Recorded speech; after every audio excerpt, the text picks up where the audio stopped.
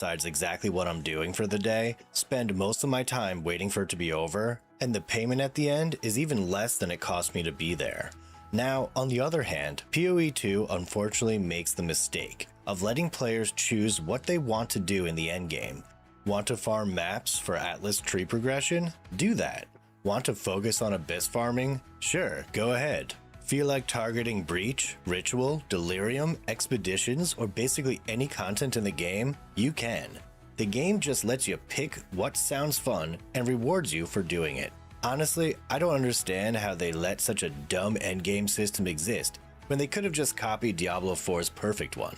I mean, who doesn't love being forced to do things you don't enjoy, for the random chance to do activities you do enjoy? Now, how does Path of Exile 2 match up against one of Diablo 4's greatest features, the ability to keep paying for the game you've already bought?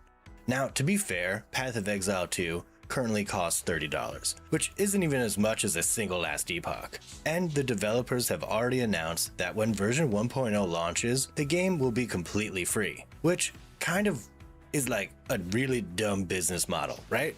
Imagine spending all of your time building a game, only to let people play it without charging them another $40 every couple of years. It's like they hate money or something. Now, Diablo 4, on the other hand, absolutely loves money. You see, I think they made $100 million profit last year, right? There was like this earnings call.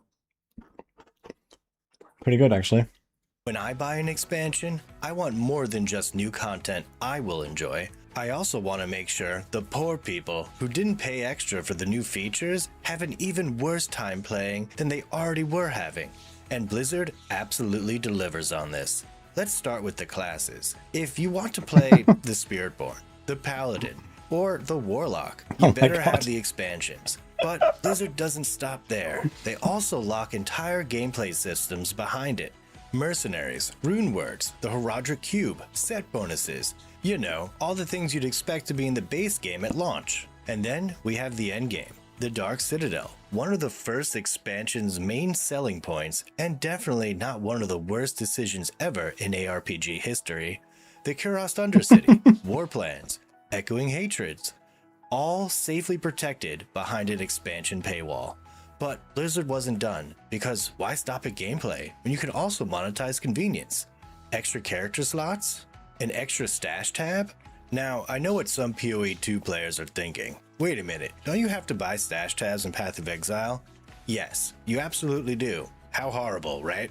Diablo 4 just gives you a stash tab for absolutely free, included with the $40 expansion. So to recap, Diablo 4's philosophy is every gameplay feature should have its own admission fee, because if a feature is fun enough, why should everyone get to enjoy it? While PoE 2's philosophy is, once the game is out, literally anyone, no matter how poor they are, can play the whole game for free. I don't know about you, but just knowing poor people are in my game makes me want to throw up.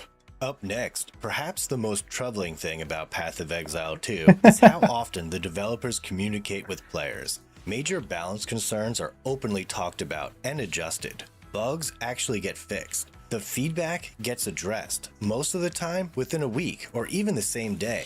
As a Diablo 4 veteran, this made me uncomfortable, because I'm used to a world where issues aren't handled swiftly. We're instead told they're hearing us. Then it's revisited in a future campfire chat. After that, fixes are either placed into a seasonal roadmap as a theme or implemented as an expansion feature. But not at the launch of the expansion. Oh no, that would make too much sense. It's brought in a few weeks after launch, when we've already stopped caring about it. Another major issue I have with Path of Exile 2 is the sheer number of viable builds.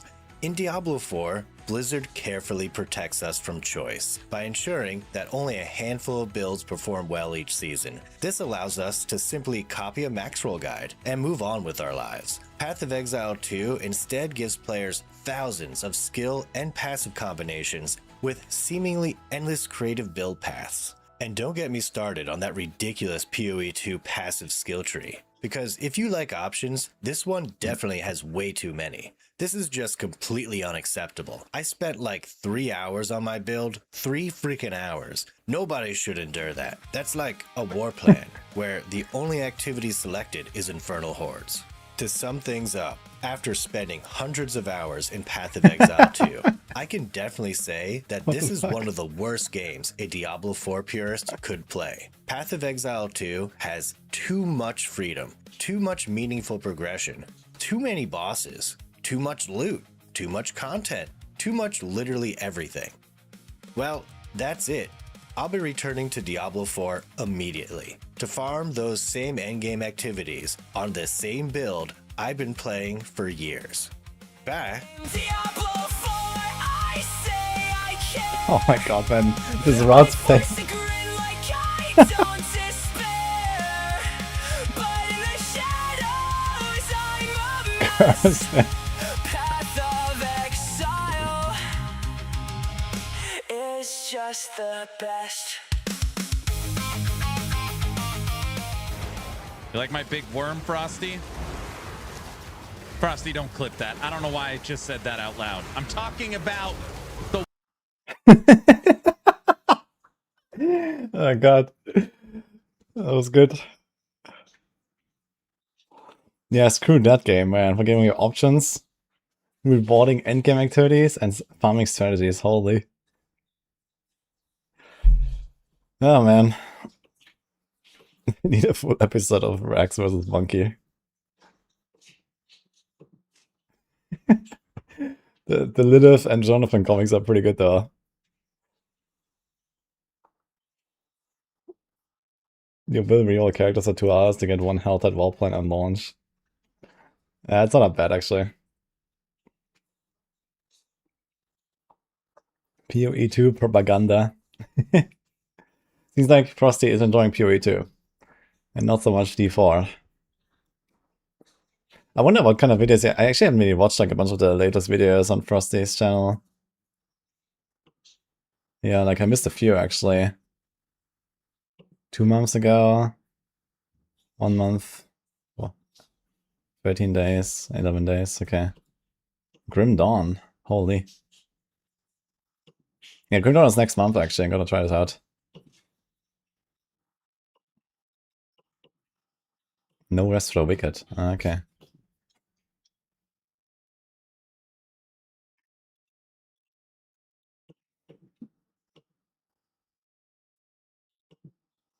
Everyone's playing Diablo 4. Holy.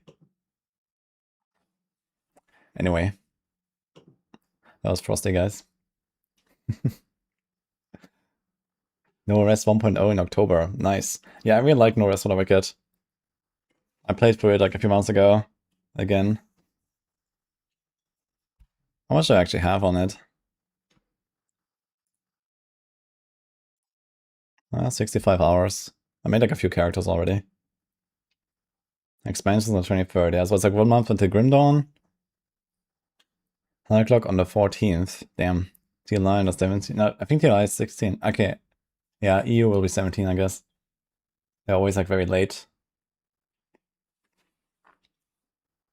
No rest for the next few weeks, that's for sure.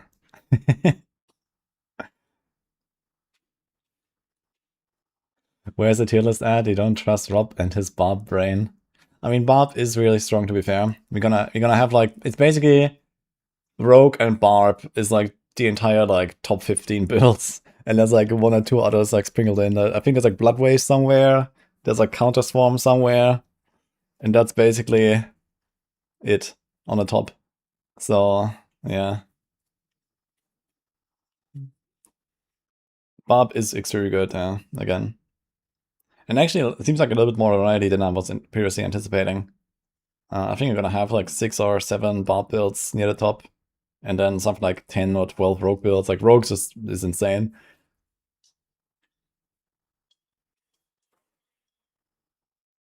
Do we put Lightning Storm Druid highly? I don't think so. 6, 7 builds, yes. Classic Rouge. Yeah, Rouge is pretty good, guys. I'll also start Rogue and go for rank 1 and stuff.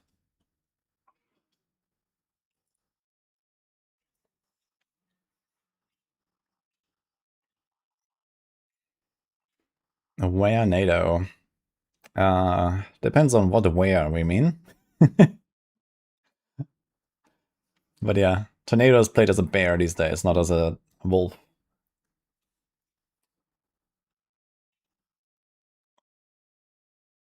What build do you plan to play first after leveling?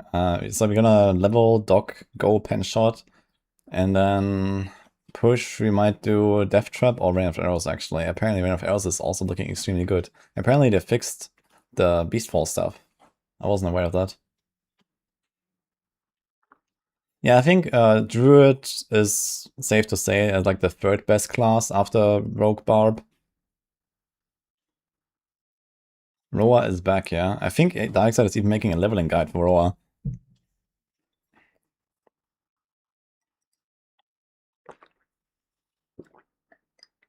Tornado. Yeah, Tornado is pretty good. I played it in Season 13 already, and I tried again on the PTR. So that's gonna be a thing. So it's also like a relatively fast build even, because it has good AoE coverage and really high mobility. Yo, Steve, thanks man for Prime. And Seko earlier as well. Appreciate it. You loved Roa back in the Witch-Tide days. Yeah, Season 2 is like also for me like the only season when I really played Rain of Arrows. I tried a few other seasons. They never really felt as fun. But these days, actually, Rain of Arrows is kind of like a core skill. You just giga spam it. It's a bit like Death Trap, basically. You just like hold down a button and spam Rain of Arrows, and this covers the entire screen. Has really high damage. When is the Max Rotil going to get updated? Yeah, probably tonight.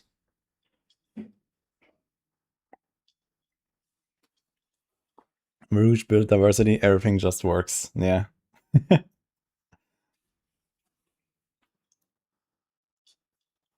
I have the ranking here.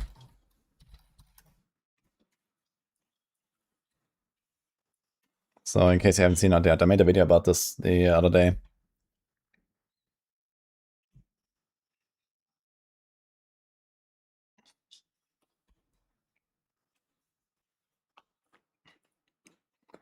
Every time we jump into my stream, I'm eating. I should be at least 300 kilograms now.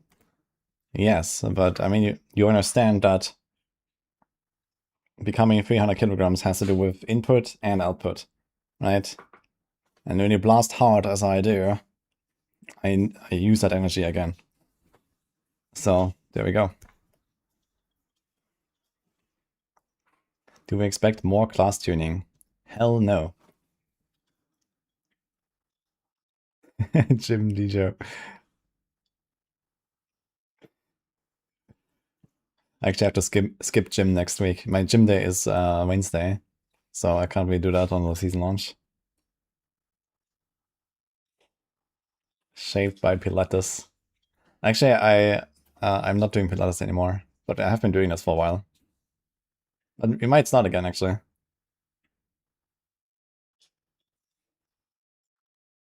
Warlock, Hardcore, T12, Math burned all the energy. Yeah, I was definitely sweating. Get yourself a walking pad. Yeah, I've seen the thing that Riker has, and I wanted to ask these guys for a sponsorship as well and stuff like that, because I'd really like to have this walking pad. But apparently they're not shipping to Greece, so unlucky. I guess I could find like an alternative like that.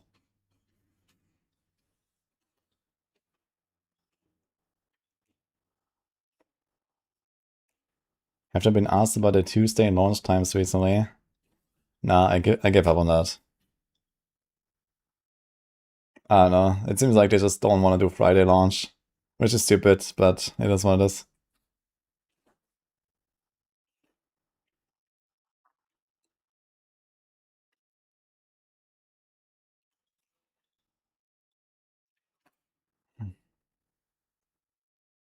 And I get the workout when I finally assemble that desk.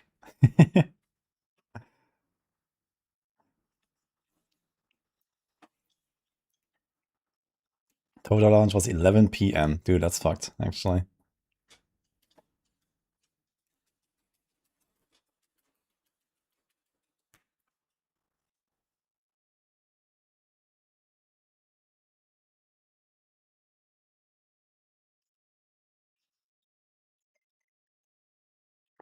A lot of jobs are extra busy end of month.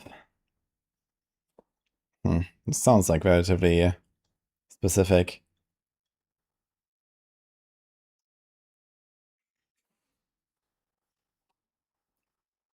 It's wudijo.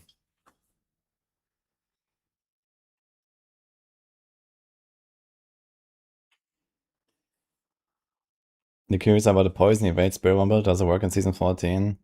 Yeah, it's nerfed, but it's still one of the best builds. Just work at McDonald's, even workload all month. Great. If we don't like crunch periods, then don't work at Maxwell, guys. I can say that. After the 27-hour stream yesterday, I had like 2.5-hour Maxwell meeting, and then I had like another 2-hour follow-up work that needed immediate attention. And then I finally went to sleep.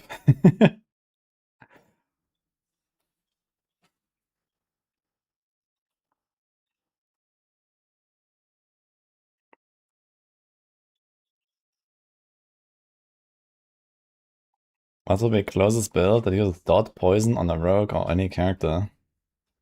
I mean, basically all of the core skills have a poison variant on rogue. Like, personally, I will also start with Dance on Knives. Actually, by leveling, you can do a shadow and poison combo. I wonder how our leveling guides are right now. Let me check that. I guess there's still like the Season 13 versions, but I don't think that will change much. But yeah, poison shadow, yeah. So that's exactly how I leveled as well. You see this here? Everything is poison shadow, basically. So you kind of do both. And then once you're in Torment, you just drop the shadow. And you just keep going with poison only and do like dots and all that kind of stuff. But later, actually, there's also cold. So they made Pelgain only work for cold builds. So at least on the push version, there's actually a bit of like a catch-up for these cold builds. Some builds are only cold, such as Heartseeker. We have a lot of cold stuff here, actually. Look, Dash, cold. Rapid Fire, cold. Yeah, where's Heartseeker? Here's Heartseeker. So Heartseeker is a kind of like forced cold, I would say, because of cold clip aspect and this kind of stuff. But yeah, actually, also like the Nilfer set doesn't actually work with poison. So in that case, for the Heartseeker, you run the Nilfer set and you have to go cold. This is actually the main reason. But either way, so there's that. But basically, there might be like cold versions in some of these guys now as well. I'm not sure if they're gonna do that. Yeah, Dance on Ice has a lot of stuff actually going on. So that's like the cold trap thing as well. And I guess there might be like maybe a cold version as well. We'll see. These are mostly still Season 13 guides. 10 shots is Season 14. Oh boy, look at us. So, poison, cold, yeah. It might be worth to split this into two, actually. There's a lot of variants.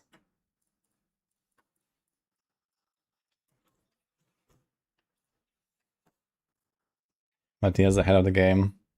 Yeah. Yeah, dude, Rogue is gonna look insane. That Death Trap apparently is like ridiculous coming up in the season. So Death Trap is actually gonna be like #1 build pretty much. Or very close. Turns out. And it's tanky too these days. So that's even more interesting. Matthias with his looks maxing pick. You heard Death Trap is bugged and might get fixed. I'm not sure what's bugged about it exactly. Yo, Fabrice. Thank you, man. You thought Death Trap is bugged. What is bugged with it?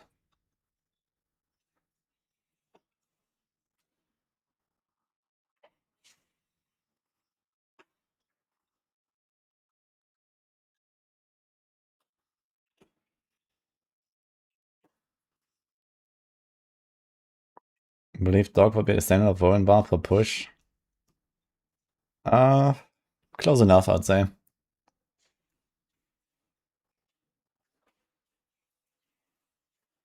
Rob just said it and he didn't recommend it for that reason. I mean, even just playing the Season 13 version of Death Trap puts it as one of the best builds in the game. And now it got a massive damage upgrade. I think Ava mentioned something like a times 10. And on top of that, you're just so powerful that it can now also just include a bunch more defense. So it's just going to be like extremely fast, strong enough to destroy everything. one of the best pushers, and decently tanky. So, I mean, it has like no weakness outside of just being hard to build. Yeah, so Death Trap is extremely good.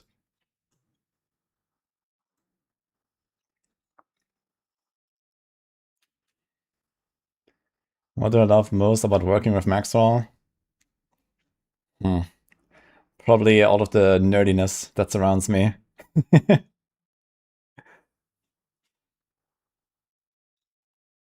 Yo, CC Lisa. Thank you. I cannot make any promises, because usually I also show the actual Maxwell tier lists once they're out. This is still the season 13 one. And here I usually talk about individual builds and stuff like that. So I'm just kind of planning to make both, you know, the class ranking and the tier list for the individual builds.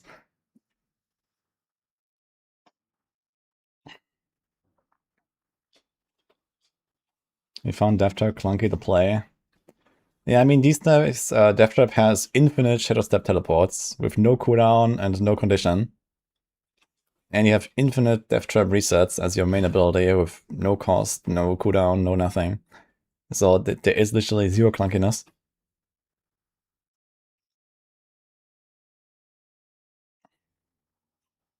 Are there any other viable Warlock builds other than Lunatic?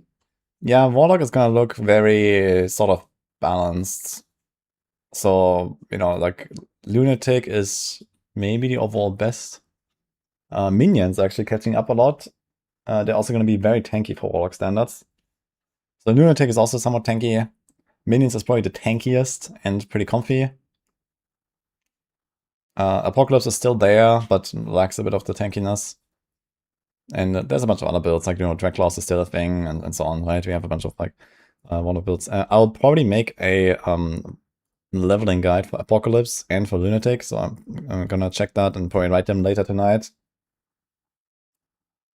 So I'm gonna have 7 leveling builds for Warlock, apparently, and 8 endgame builds, apparently.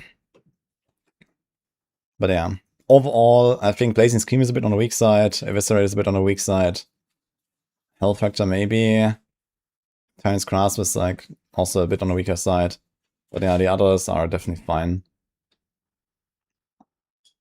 Do I have footage on the upcoming best Sorc build? I do, actually. It's Firewall.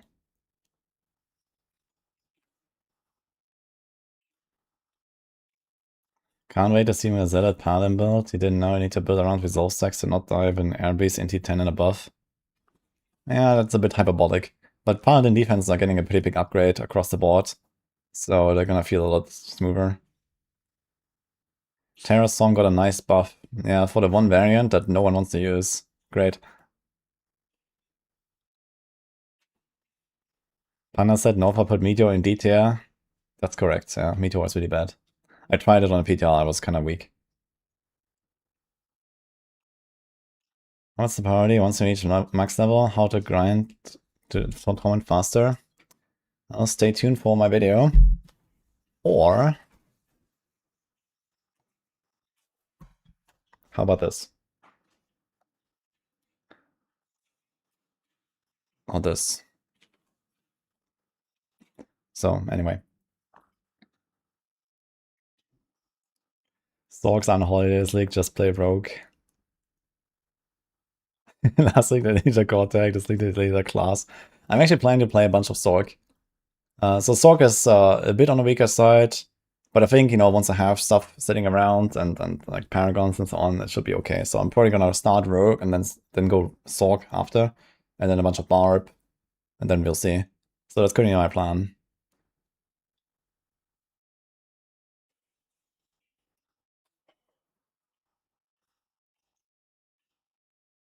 Rob thinks Barb are good.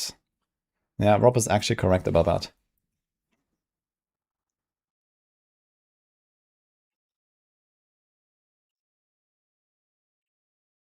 We change anything if Penchant when you farm air bosses versus open worlds? Yeah, so the way that I played this... Actually, I think I might have it here. Because I made a video about it in Season 13, so I didn't like update now, but... Poison Penchant. Okay, so this was the setup here. So basically I play the Shadow Shot version. This one, where you have like the extra clones and like all the arrows flying around. And then basically all you do is for lair bosses, you change over to Ballista. So this is how I made the setup. And this just gives you, I don't know, something like double damage maybe on bosses. And you just melt them. Eventually you get strong enough that you don't even have to do this anymore for lair bosses. But early on this can help, you just swap this 1 point basically. And otherwise it's like the same setup. Rob has a biased vision of rogues. Yeah, I don't know what Rob is doing. Nadia, updated tier list is not live yet. But I know what it looks like. I have early access.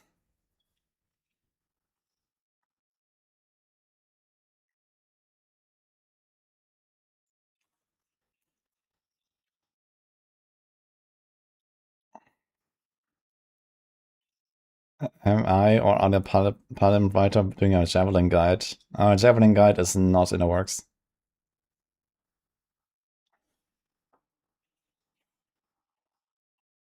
Release the tier list files. Yeah, but we have to like first, you know, black out half of it. Gotta be like this, guys.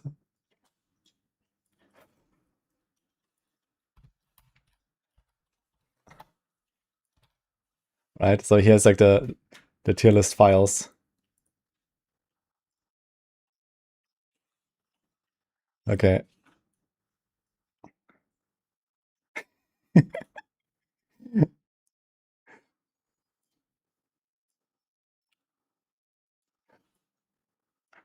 Okay, this you know, this we know already, so we can leave it there, right? But this, no, we can't tell this to the public, right? So we have to do that. So here, guys, here's our tier list files.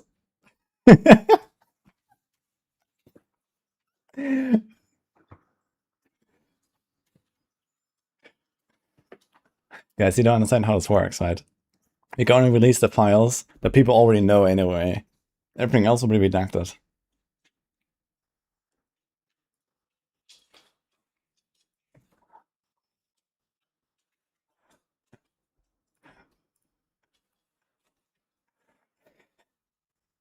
Rogue not SEO. Guys, that's what's the season 13 tier list. This is not the updated one. Basically, the way this works is half of the S tier is Barb, half of the S tier is Rogue, and then, I don't know, 40% of the A tier is Barb, 40% of the A tier is Rogue, and then there's like a few other things in A. And everything else is like B and below. So that's kind of the tier list.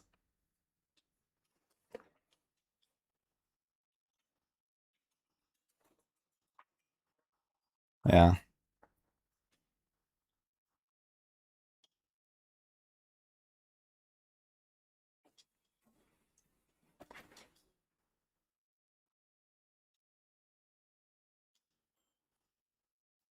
The Federal Bureau of Max Roll. Dude, we need that actually. Department of Diablo Efficiency.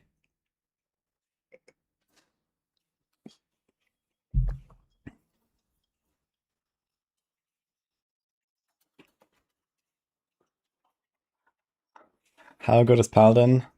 Yeah, Paladin is like alright. It's like middle of the pack. Which class has the highest potential in Paladin and Druid? Druid. How are the capital builds or payback? They got a bunch of upgrades. I'd say they're like playable now, at least some of them.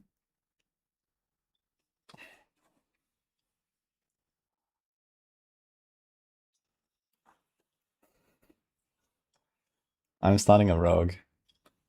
Is Druid S tier? No. Is Soul gonna be any good? Not really. Tier list investigation agency. Tier.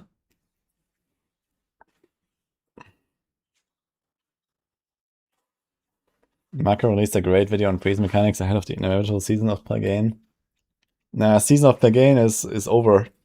Plagain is dead, basically. It's basically just rogues that have some Plagain action on pushing, and that's it. Season 13 was the season of Plagain. Now it's gone. It's only rogue, really. And I don't know, like, there's a cold build on a sword, but all of them are kind of bad anyway. Like, you know, Frozen Orb and stuff, they're like really far down. They're not gonna catch up just because of the game.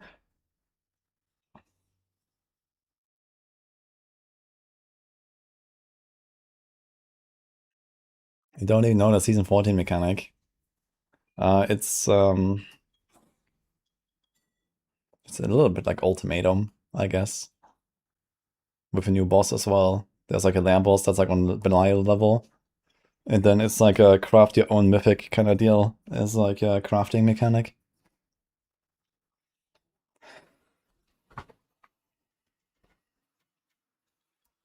LE Omen. Yeah, it's a bit like the Omen stuff, I guess.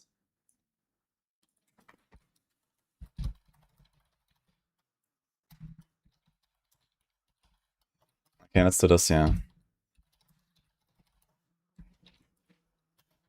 First of all, there's like one thing that we're gonna do.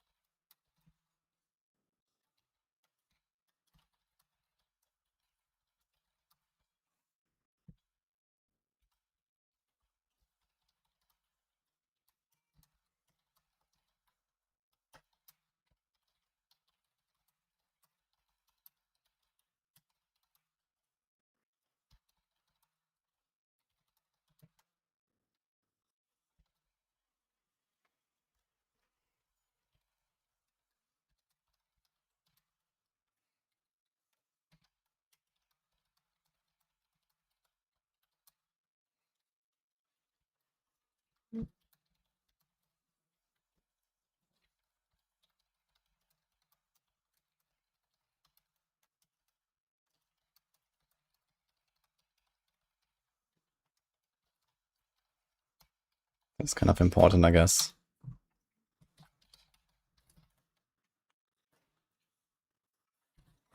Actually, how does it look like again? Let me try to find this.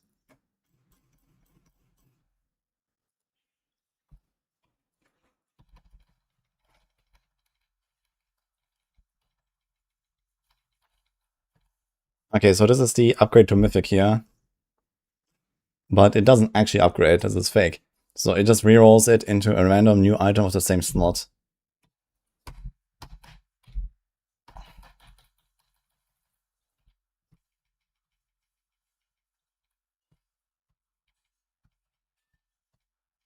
Why can't I like look at the first 10 images without any loading time, and then there's like this half-second load between... Load faster. Okay, random mythic unique, so there we go. This is... Okay. Spark crafting. Blacksmith.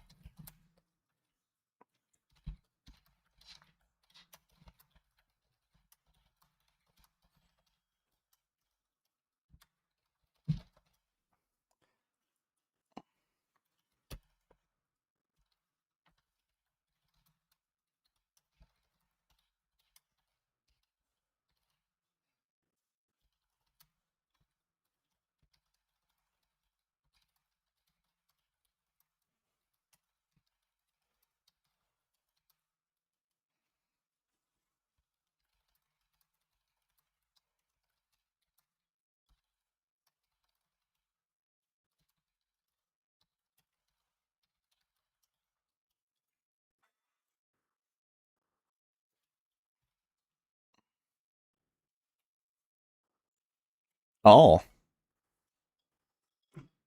I totally forgot about this part. You can actually craft sparks. Yo.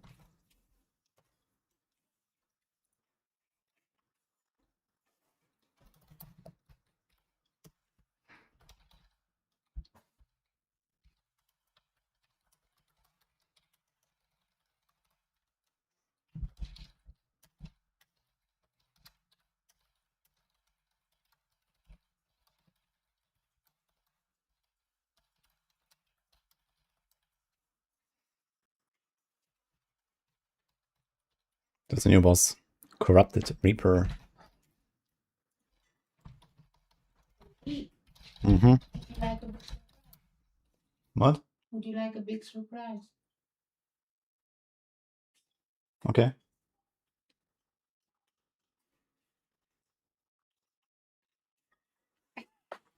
You didn't expect that? No. And Ah. now? Hi, Matt, guys. Oh, look how happy she looks. Yeah. Home. Okay. Vaderland. Exactly. Do we have a bit of salt, maybe? It's salted butter, by the way. Yeah, but that's not enough. Alright. Hmm. I'll see what I can find. Holy, guys. Okay. Vaterland. Oh, man.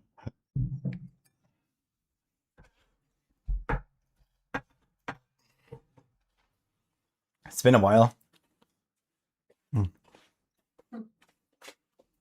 It's a grinder. Ugh. What? It's a grinder. Don't you have a shaker? It's a grinder and shaker. Okay. You're welcome. Thank you. Yeah. Yeah. No, man is sitting here. Brezel is not for you. Deutsche Brezel, yeah. Imported. The helicopter. So that's how you do it, guys. In case you don't notice. You take a little bite so that you can actually put the butter there. Brezel tutorial.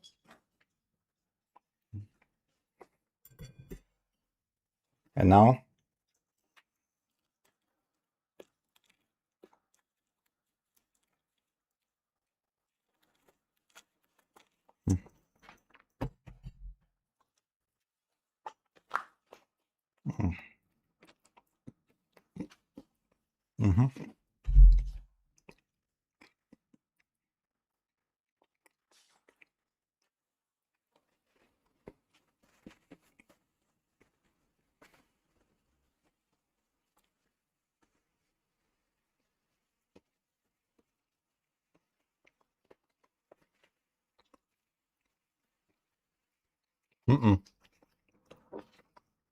I think the salt has to go on the butter when it's already on the pretzel.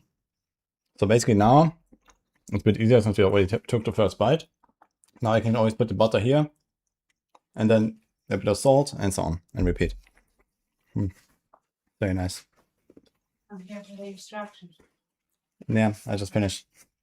What? Need to clean this a bit though, and needs like a drop. Did you manage to get everything clean again? Yeah. No, it was just like a drop of butter. I need to just fix this. Already regret everything. Yeah. It's a hot pretzel and you put a piece of butter in the middle. What do you expect? Oh, that's a good one. Melt the butter and dip the pretzel. No. The butter needs... sorry. The pretzel needs to be hot and the butter needs to be cold. Basically, right out of the fridge. That's the ideal. It's right out of the fridge. Yeah, the butter is cold, so this is how I have to do it. Yeah. Okay, I need to be a bee real quick. I need to get a white napkin.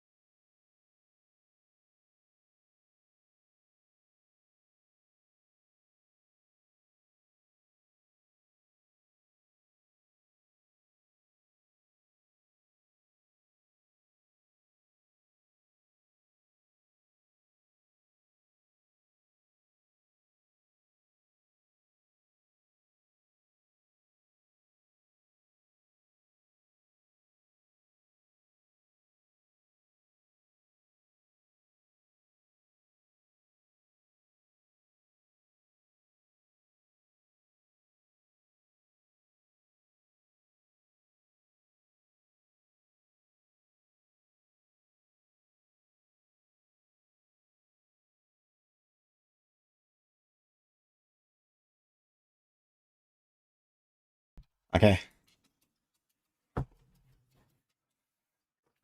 You know how to bother Woody at ExileCon? I'm gonna intentionally do everything the wrong way just to trigger him. Oh man. I mean, not like an Italian, you know? When you eat like pasta wrong or something. I won't be triggered. I'm just explaining how to do it.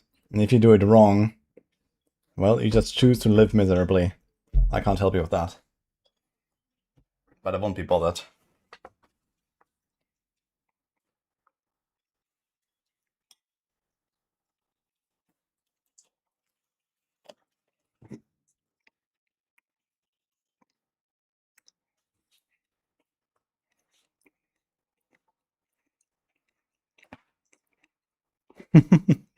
Nice shot, I got it from Nini.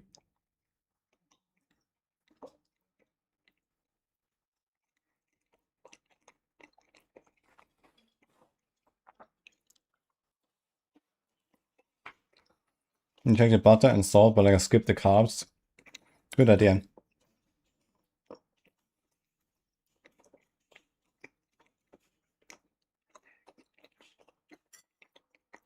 I also told Nini, don't buy me chocolate anymore. But this has not been working out very well.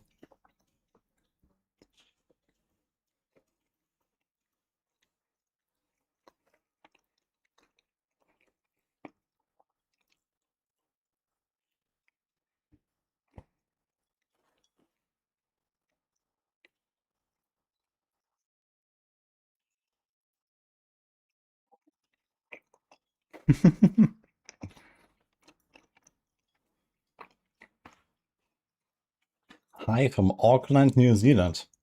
Oh, that sounds like an interesting place. Maybe I should go check that out at some point later this year. But hello back.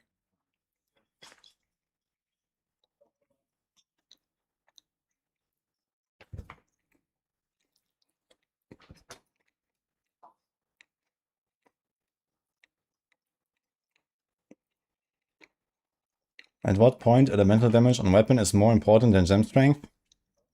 At every point.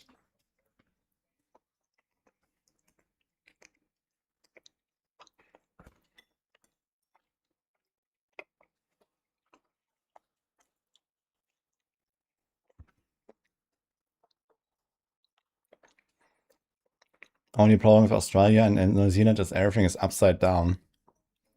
Now, do people walk on a ceiling or what?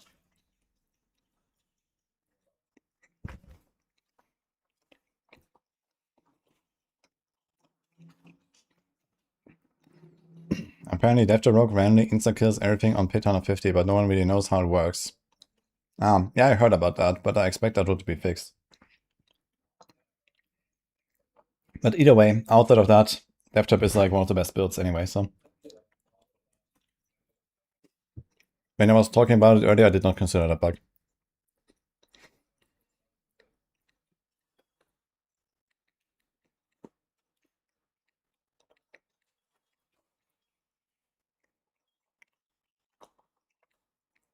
Okay, so you don't walk on a ceiling, you walk on your hands. Okay. Close enough.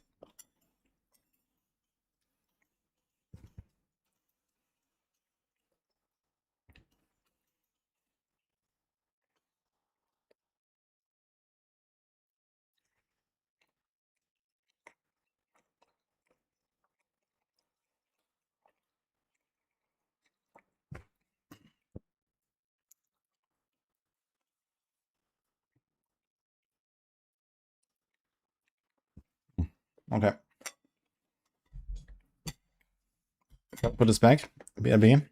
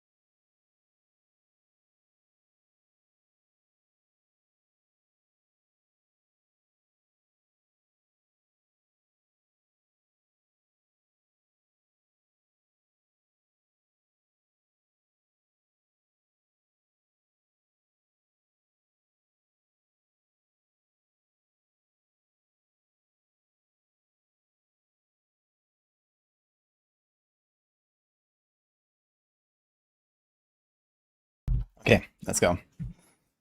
Actually, let's make like a folder and then gonna make a video on this, I think.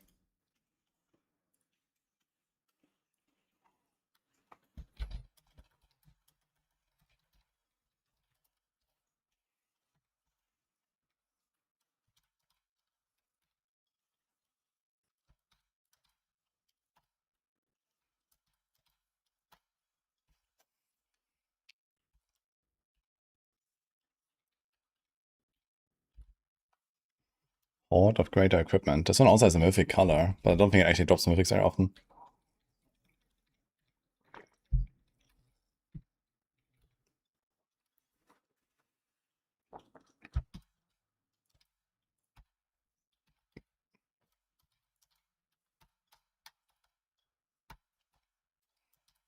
Race of Echoes has now a beam. I think this beam wasn't there before.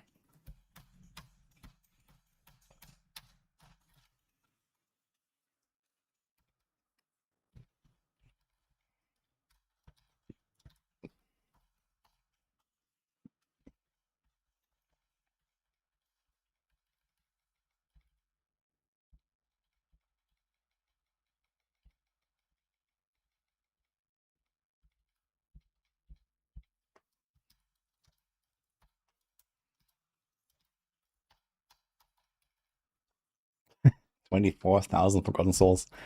Kind of looks funny. Nice fire beams, guys. What do you think?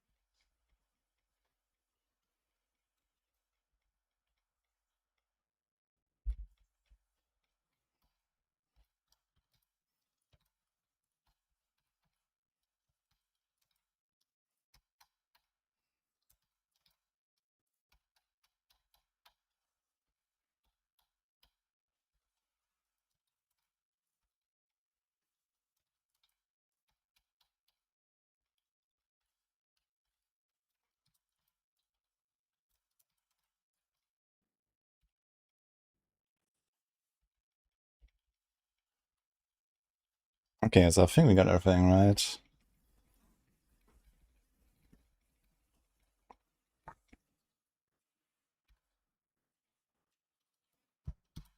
a bunch more examples.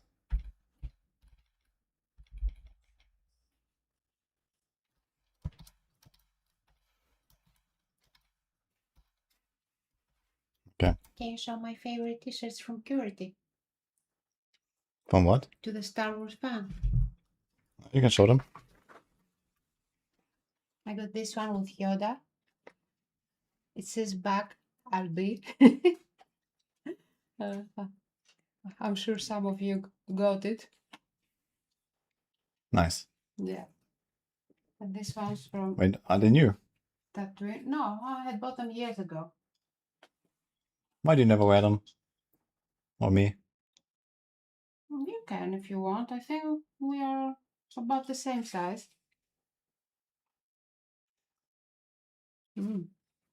This is similar to yours. It has my favorite Java. Mm-hmm. But this is not Star Wars. That's Doctor Who. Any Doctor Who fans? Oh, actually, they need sparks and runes. I should mention that. I leave them here so you can try them.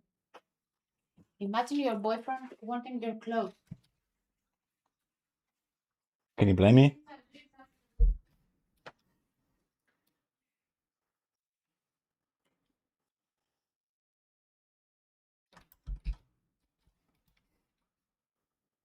What the fuck?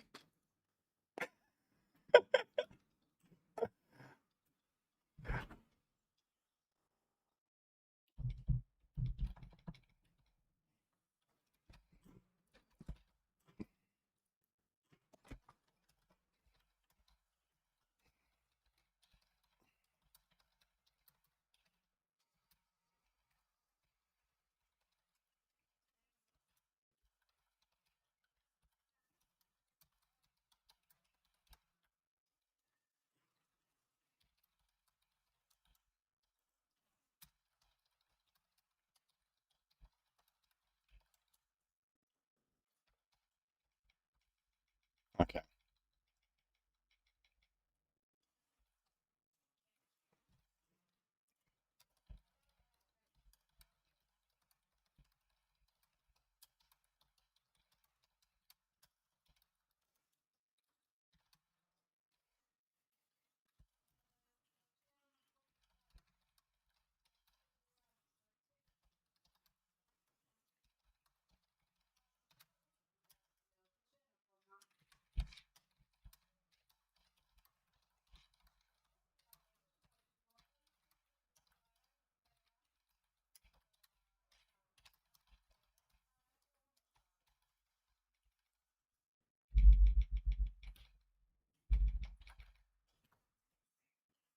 This is actually from the live server.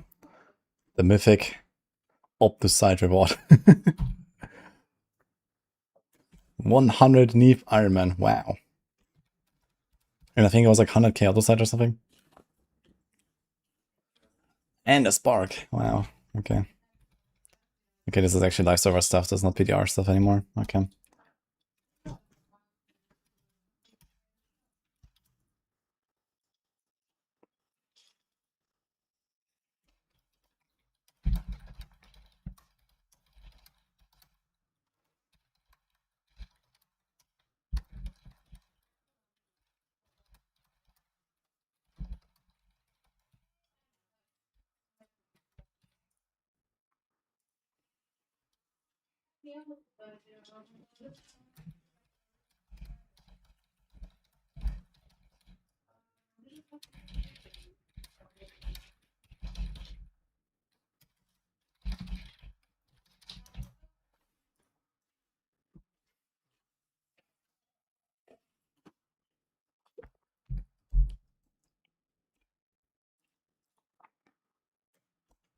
Okay, I think I'm gonna start with this. Let's make a little video about this.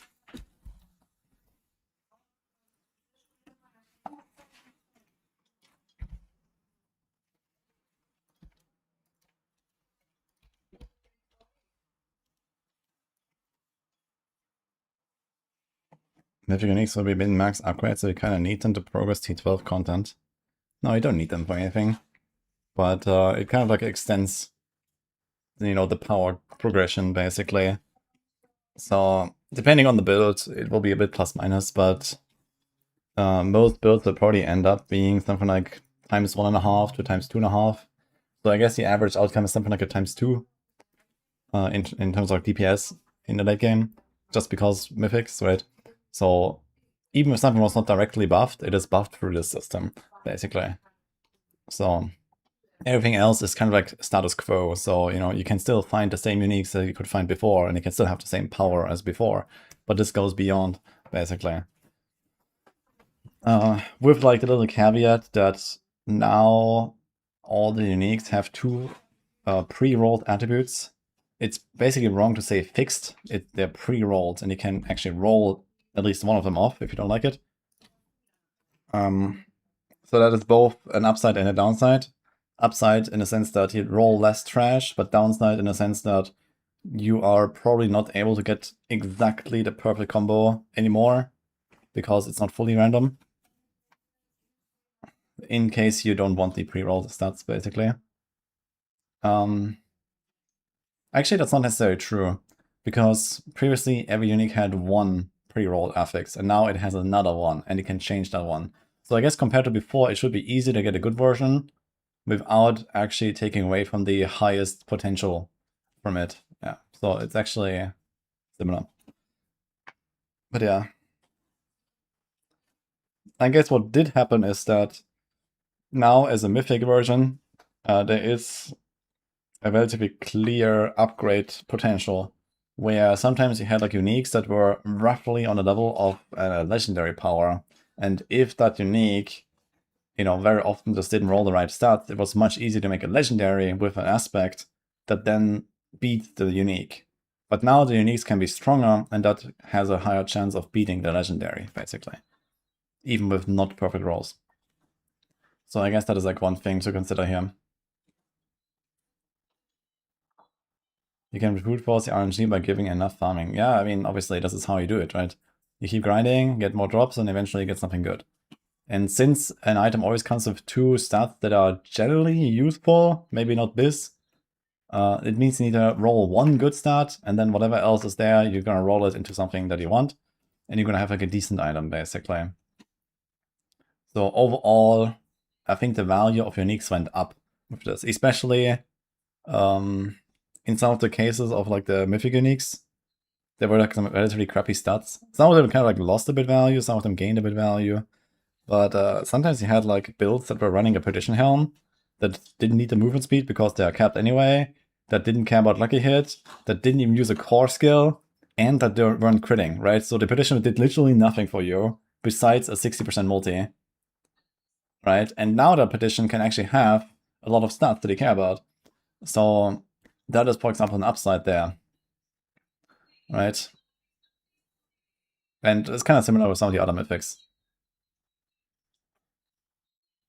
How rare are the new mythics raw drops? Yeah, we don't know. I could imagine maybe they buffed mythic drop rates a little bit, because there's suddenly like so many more in the pool, right? Like instead of like 9 items or something, you have like 50, you know? So that's a lot of different mythics, of course. And we'll see.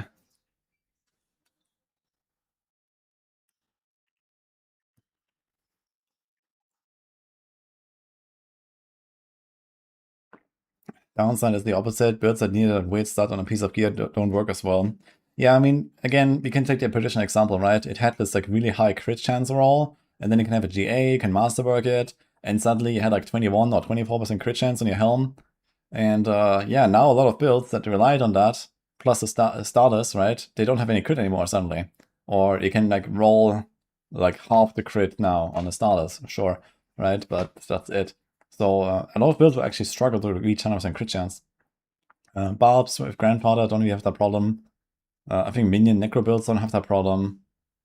Yeah, a bunch of Rogue builds also get pretty high with a bunch of like conditional buffs and like Smoke Grenade and Concealment and whatever.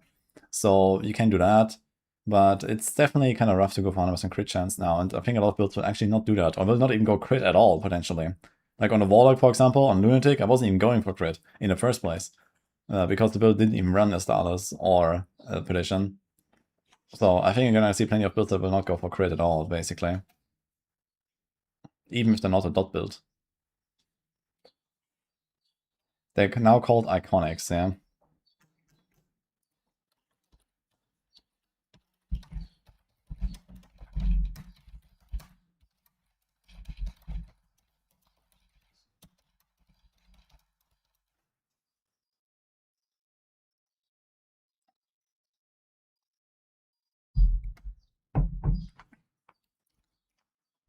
Anyway. Say hi, YouTube.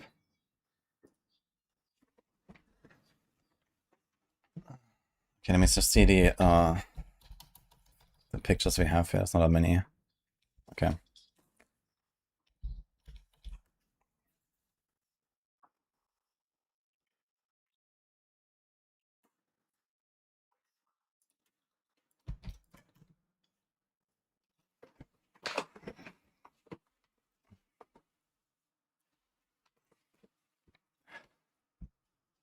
All right. Hi everyone. So in preparation for season 14, I have collected all of the information you need to know about the new mythic items. There has been a quite substantial change to uniques and mythics, and you should know what's going on in order to min-max your build once you go into the late game. So just to give you the TLDR on what happened. Well, there are new mythic versions. It's sort of a new item quality now, and every single unique in the game can now roll as a mythic. So there are the regular uniques, but there is, for example, here a Shrouded Gift. This is not a new unique or something like that. If you haven't played a rogue, this is just a rogue unique, and it has the mythic quality. What that means is that all of these stats will be maxed. This is the PTR screenshot, so you see some of the stats are not actually maxed, but that will change. Everything is going to be max rolled, basically. And the unique affix itself gets a 30% bonus. So normally this thing has a 30% damage reduction, and that now rolls 39%. Likewise, if you have an item that gives you like 100% damage bonus, that will be 130%, and so on. The TLDR on that is that an item that had a really high number, like a really high damage multi, is generally worth a little bit more now than before. So in terms of like relative gains, obviously multiplying a very large multi by 30% extra is pretty useful, where other uniques don't really care that much. If you have, let's say, a Tybalt's Will, and that goes from 20 to 26%, yeah, it's nice, but not really such a big impact, for example. However, especially on damage reduction items, the Zorks are rejoicing a little bit with their Raiment item, for example, that has 50%, that now goes to 65% damage reduction, a gigantic value. That's like the strongest damage reduction effect in the game, basically, that is widely used.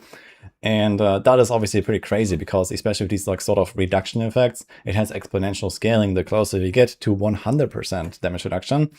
So that gives Zorks a pretty substantial damage reduction upgrade, for example. So there are some of those cases where this has pretty uneven impact. But what this means is across the board, for every build in the game, you have like an extension to the endgame grind now. And you have a higher power ceiling compared to before.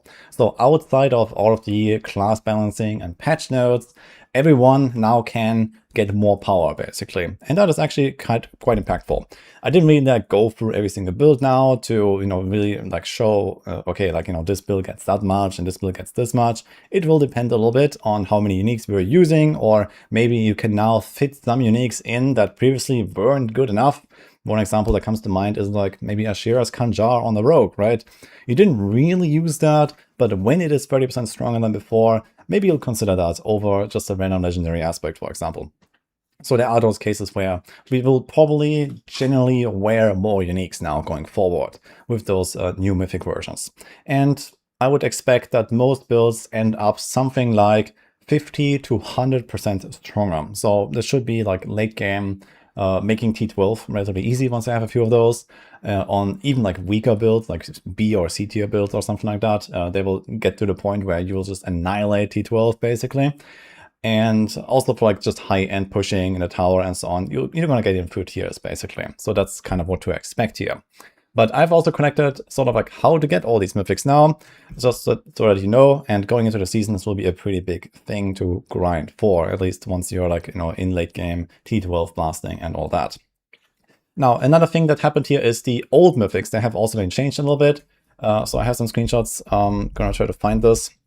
Here's Air of Perdition, for example. So Air of Perdition, first of all, got nerfed quite significantly. It is now a 15% buff instead of a 60% buff. And for example, also it has random stats. So every unique now has 2 pre-rolled affixes and then 2 random affixes. You will be able to change any of the 4, including the pre-rolled ones, at the enchanter. You can choose one and change it. So there is like a list available on the patch notes where every single unique is listed with their pre-rolled stats. TLDR on that is usually you have like a primary core stat, like your dexterity or whatever, and then you have something that sort of relates to the item. If it's like Sky Hunter, like the rapid fire unique, it will have rapid fire ranks, for example. So if there's any sort of like skill interaction, it will usually have ranks to that skill or for that skill category, or something else that kind of goes with the theme of the item. So there's a bit of identity now on some of those uniques that previously just had full random stats. and then you sort of have to hit like one decent stat and you can roll the other one basically. Or if you hit like, you know, 2 really good stats, you can actually take one of the pre-rolled stats and also change that to something even better. So it's going to be generally a bit easier to hit the stats that you want on uniques, especially those that didn't have any fixed affixes before, which was almost all of them. Just the old mythics like the Air of Perdition had its own range of custom stats. So that is gone now. There's 2 pre-rolled stats and then 2 random stats on all of them. So this is what you need to know about that. And this is also applying to the old sort of previous mythics items now. They're now called iconic uniques. They don't actually say this here. Maybe they will say this in the final version. I'm not sure if they changed this in the tooltips now when the game goes live. But at least before they just kind of said the same, like ancestral, mythic, unique, blah, blah, blah. But the devs at least call them iconic mythics. So this is like the term for that, just so you're aware of this. Some of them have been changed. Some of them get a little bit better. Some of them get a little bit worse. That depends a little bit as well. Just as an example, disregarding this nerf to Perdition, which is just not going to be used that much anymore. It was a very dominating item previously, and now we're probably not going to see many builds of it. But just as a bit of like a line of thought here about what it means with like the random stats. Previously, there were builds that used Air of Perdition just for the 60% multi that didn't have any use for crit chance or for lucky hit chance or for movement speed because they were already capped, or weren't even a core skill build, right? If you look at Perdition, right? This is the PTR version. Let's look at the existing one, right? If you look at the live version of this item, right? So there were some builds that didn't care about any of those 4 stats and that just wanted the multi here. And that means that those builds can now profit more from that helm slot and now actually roll the stats that you want. You can roll a bunch of defensive or resources or something like that. So something to keep in mind here, that this can also be helpful. And on the other side, you also have builds that, for example, really wanted that high crit chance here that is now gone on this helm. And for example, a lot of builds that previously ended up at 100% crit chance will maybe not even reach 100% crit chance anymore. So this might mean that maybe you don't even go crit at all on some builds. I've definitely played a bunch of builds in Season 13 already that didn't even go for crit at all because it was so hard to reach like really good crit chance values that, yeah, I don't really want to just crit half the time, kind of, right? So something to consider here. This will definitely shake up, especially the crit builds matter a little bit. For dots, not too much changes because you still have the same access to dot multipliers and so on. But for crit, you have to scale the crit chance height for that to even be useful. So something to keep in mind. The same goes for the starters, for example, that also lost its big crit roll. And those 2 things together kind of like made up for half the crit chance that you get in total on a bunch of those builds. Not really such a big deal for the barbs because Grandfather actually got a guaranteed really high crit chance roll. So that kind of makes up for the barbs at least. Potentially maybe for something like a Necro as well if you want to equip a Grandfather or so. But we'll see. And yeah, just kind of, you know, something to keep in mind. A bunch of other classes also have relatively easy access to a bunch of extra crit, like rogues have like smoke and the concealment, for example, for some crit buffs. Also, the Sorgs have the Azus boots with a lot of crit chance. So it's not a problem for every class, but for some of them for sure. So yeah, this is kind of like what you need to know about the iconic mythics. And now, how will you actually get them? And then also, I want to talk about this part here after that. So there's 3 ways to craft mythics. So you see this here right now. We still have the jeweler crafting. And this works kind of similar to before, where you have runes, but you can't target craft the exact item anymore. So previously you could go and, you know, target exactly the Perdition or the Shaco or whatever you wanted. Now it's an item slot craft. So you get a random mythic of that item slot. It still costs the runes. I think they haven't really changed that. It still costs 2 sparks as far as I know.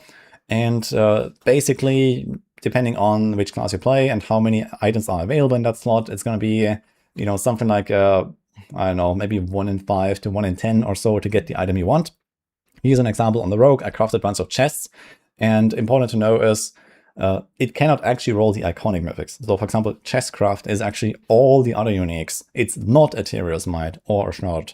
So this is specifically the regular uniques as a mythic version. Now, how do you get the iconic uniques? If you want those, for example, Harlequin Crest or so, you're going to do this at the blacksmith now. So the blacksmith still has the random craft. I'm going to try to find a screenshot here. But either way, that is a thing as well. So you can go there and craft the random iconic uniques basically. So there's not a target craft of this. Just like before, it's like this sort of 1 in 10 chance or so to get the iconic unique that you want. When you go to the blacksmith, it costs 2 sparks, and there you go. And then there's also a new crafting method for the seasonal stuff. So there's like this one here with the seasonal currency. It is called Pandemonium Fragment. So this is something you're going to acquire as you play through this. And you can have 1 of those crafted uniques. So this sounds like it's going to be way easier to get than the sparks, for example. And he's going to go into the cube. And there's this upgrade to mythic recipe. So this is what this looks like here. There's this thing. Upgrade is not exactly accurate here. So it means that you put in a unique, it can even be an 850, I think, and it will then upgrade into one of the same slot, kind of similar to how the jeweler crafting works. So you put in a chest, you get another random unique chest, basically. It is not the same item. It is not the same stats on that item. So all of that doesn't matter. But at least, you put in a chest, you'll get a chest. You do this a few times and you will probably have the item you want. And I also expect this to be relatively accessible. So I think it will be very easy to get at least your most important mythic for your build online really easily by just doing the seasonal stuff, basically. This might even happen in the early tournaments already. I don't know exactly, but since it's seasonal content, I expect that to be, pretty boosted, basically. And this also brings us to the next point, which is you can only have 1 of these from the cube. There will be a little tag on the item saying crafted, and you can not have more of those coming from the cube equipped. But you can find more mythics and equip as many as you want, or use the jeweler or the blacksmith, and all of those are not limited in any way, basically. And this means we're gonna have this mythic priority order here. So that means that you take the biggest unique that you have, make it in a mythic right away for a huge power spike early on. So obviously you try to roll a few times until you get that item, and then maybe you find that item, right? So this means that you can then equip the found item and go to the next mythic, and then just make that your crafted one from the cube, and so on. So look into the Maxwell guides. We're going to have this mythic priority order basically somewhere in the equipment section, and you kind of just go step by step depending on which items you have found. And, we're going to list them in order of priority. That's basically the most important part here. It also means don't be confused about the game just telling you can't equip that item. Always look or try to remember which one you have actually crafted. There's not really a good visual distinction in the game. It's like in Diablo 3, for example, you actually have like a different background on the crafted primals and all that kind of stuff. That is not the case in Diablo 4 for whatever reason. So they did a relatively poor job there. And you have to look at the tag. This is like on the tooltip, which I don't have an example for, but when you look at it, it will show there at least. So just something to keep in mind. So yeah, this is kind of like how you can sort of target the mythics that you care about. So there's a lot of RNG there, but at least you can target the item slots generally. And well, for the actual iconic mythics, if you care about those, you have to gamba it or just wait for them to drop basically. Now, in terms of how to get mythics elsewhere, so you can obviously still farm the same old things. So mythic tributes, especially if you're not playing solo Seraphant, I recommend to do rotations for that. There is the tributes. You can also upgrade armament tributes. So there's like a 5-to-1 in the cube. You can go there, and there is the mythic tribute. There is one warplan node in particular that is worth calling out here. I'm gonna show this real quick. You definitely want to allocate that before you do one of those runs. If you find these tributes early, maybe it's going to send it, but it's not that hard to get it. So if you look at the Undercity, there's here on the left side the Portal Prankster node.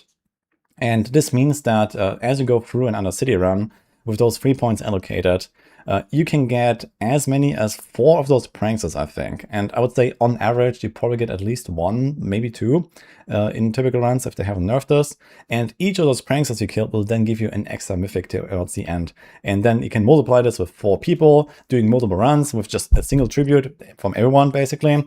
And you can get, 10 mythics or something if you find one of those armament tributes. So pretty huge. How do you get them? It's mostly from world bosses and from whisper caches. So try to do those a little bit. This can be a huge boost here early on. And this is also how you can get those mythics pretty reliably, I think.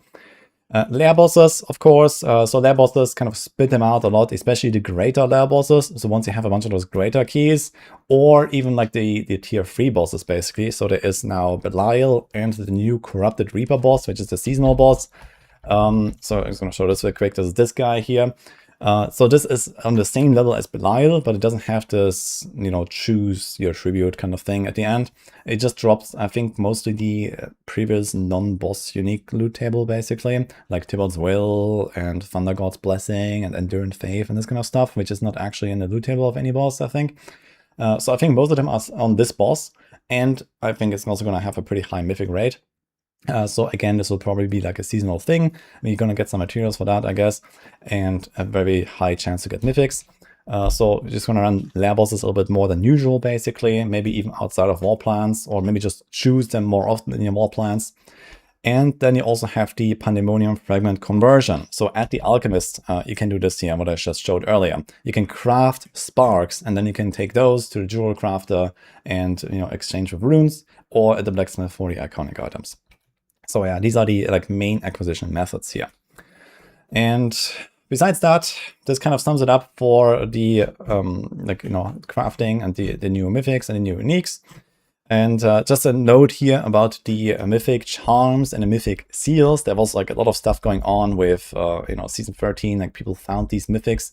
I think I have a screenshot somewhere of one of these charms. But either way, there was for example, the grandfather charm or something that people found. I don't think they're actually real. I believe there was even a note about this somewhere that they were accidentally dropping, and that is now not the case anymore. So I wouldn't really expect those to happen. And the seals, on the other hand, they are actually real now, and some of them are actually also better. I don't have a screenshot right now, but there is the Diamond Mine seal and the Golden Epiphany seal, and I would expect them to be a bit easier to find now. So it's this one and this one. The Severed Finger was removed. They said they're going to bring that back at some point once they figured out what to do with it. We'll see. But the other two might actually be useful depending on the class, depending on the build. And the Golden Epiphany was now also buffed to always have 6 sockets.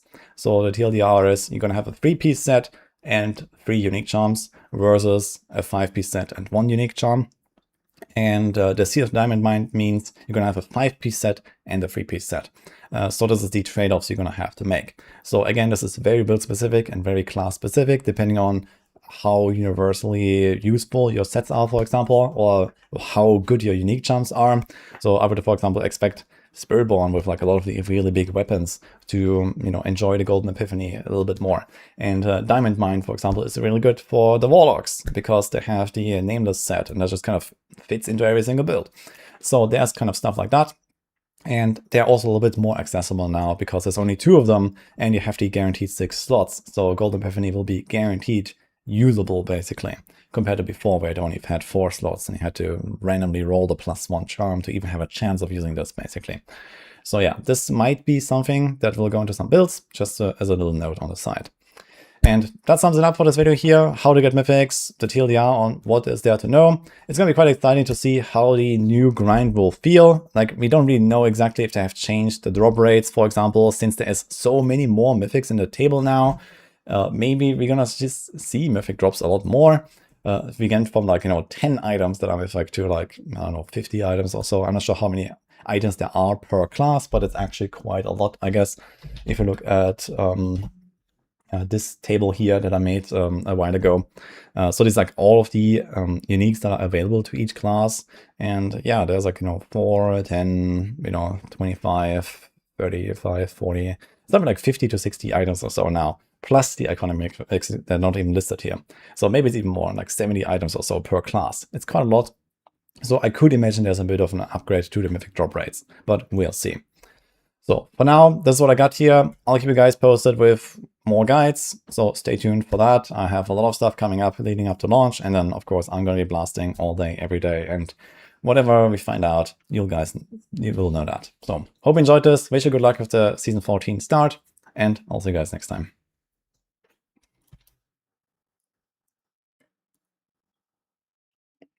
Okay.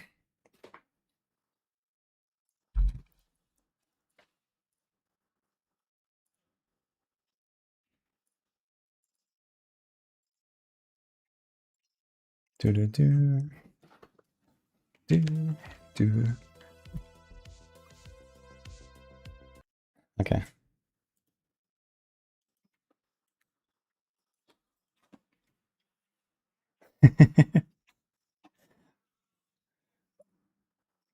When you get Mythic Unique, it's going to be automatically max rolled. Yes.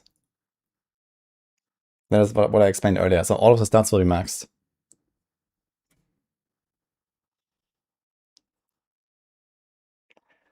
What would I recommend for hardcore as F League start build? If I too much Barb. I'll do Rogue. But yeah, Barb is definitely going to be like kind of tanky Giga Chat. I think Druid's going to be pretty good for hardcore. Paladin also got a pretty big defense upgrade, so that should be fine. Always Druid, Chedge, yeah. Rogue's gonna be everywhere this season, yeah, for sure. Hardcore Rogue is fine as well. You gotta build it a little bit tanky and stuff, but they're gonna be okay. And you're generally ranged and have a lot of crowd control. What is bugged about Aura then? Potency buffs are really weak, way weaker than it should be. I think also the Aura set itself is buggy a bit. Either way, it's like way weaker than it should be, basically. Can you mythic the iconic uniques? No, they are just always mythic, basically.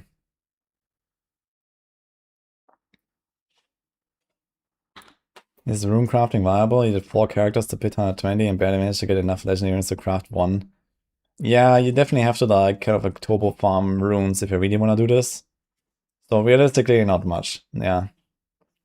For trade players, I would say, sure, you can just, you know, buy Vex runes or whatever, right? And then craft those boots. But in SSF, it definitely takes a while. Unless you're like really targeting runes a lot. You know, how many tributes are pretty easy to get. So if you really want, you can like farm other cities for that. There's also like this lair boss node for extra rune drops. Yeah. But it's not gonna be like, okay, you're gonna buy 6 jar runes and then boom, you have your starters or something like that, right? So you have to like now random craft them with the blacksmith and kind of wait for it to drop. So there's not like this guaranteed, okay, I just get everything I need. Is there any news about war plans? They did not make it account bound, but they did make it much faster at least.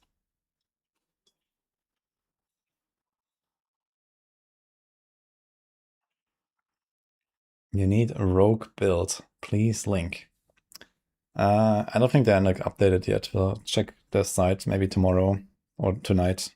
Tonight, most of the guides should probably be going live. Just queue builders for the crafting rooms and get tons anyway.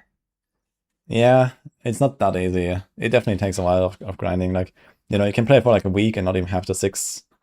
But yeah, if you farm runes specifically, you will get them eventually. I usually just don't really do harmony tributes much.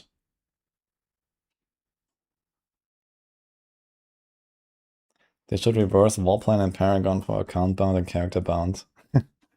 I really wouldn't mind to not have account bound levels. If they made like Paragon 300, like a lower like grind basically, but then it's like per character, I wouldn't mind that actually.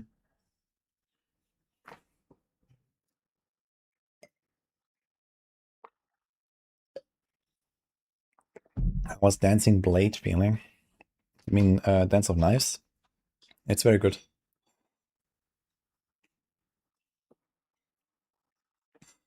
Will I be doing Helltide leveling? Maybe.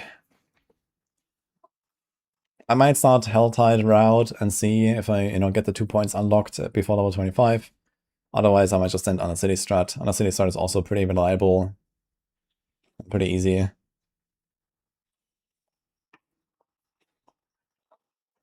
So yeah, you can kind of like, you know, pivot over to the other strat, basically.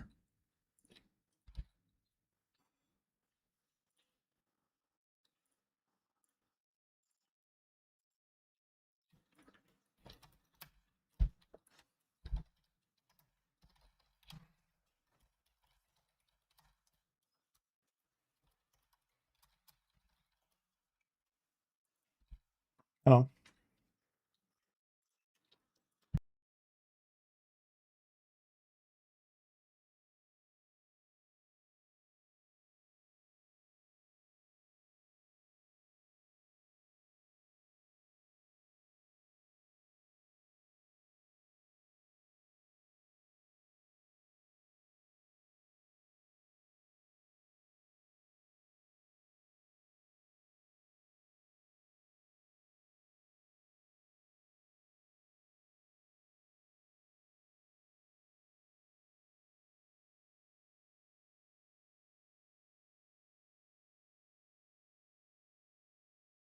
Let me actually put this info that I wrote down in like the sheet.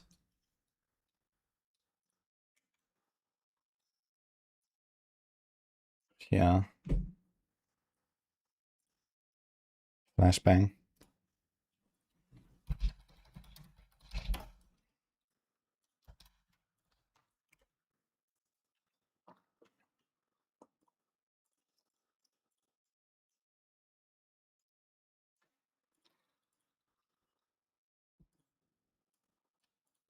Okay.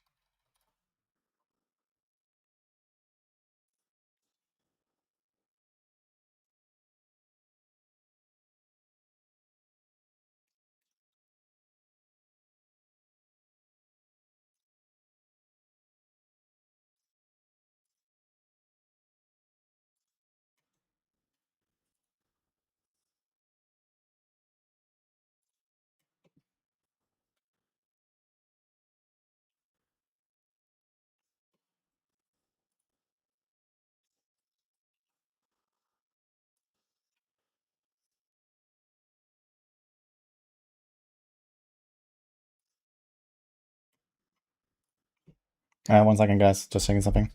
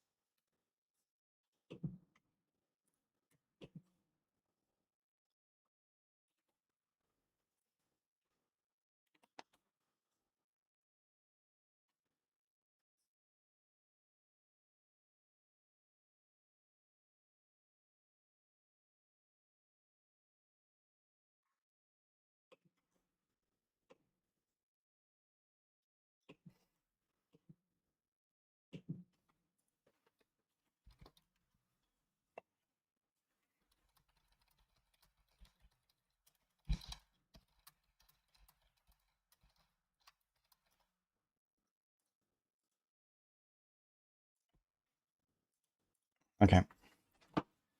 And we got a sub earlier from Momo Sapien. Thanks, by the way. Can SF still play with people, just no trades? No, you cannot. That's dumb. Well, I have good news for you. You can just not play SF. How about that?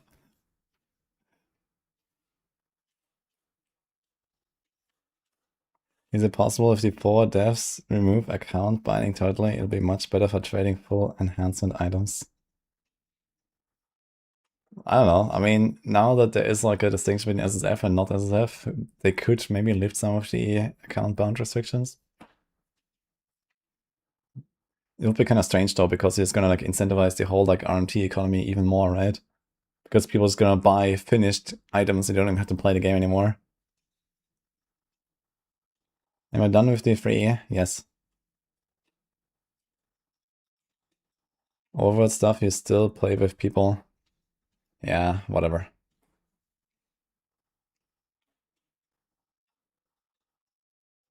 When is the max Tiers live? Probably later tonight.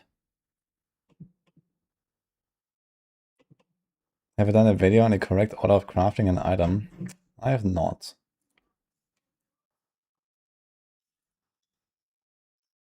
But we have an updated article, I think, that Ava made. Where is that item crafting? It might not be in the menu yet, but he has it written in it. We're gonna update this menu here a little bit. This is already updated. Our getting started section. Okay, but he doesn't have the item crafting here yet. But it's basically like an item crafting thing that explains, okay, like the whole, like, you know, socket, imprint, whatever, like the basic steps. We also have an updated to the cube article, I think, that talks about Yeah, the tips and tricks. So there's a bunch of stuff like that. And then everything else about all the recipes.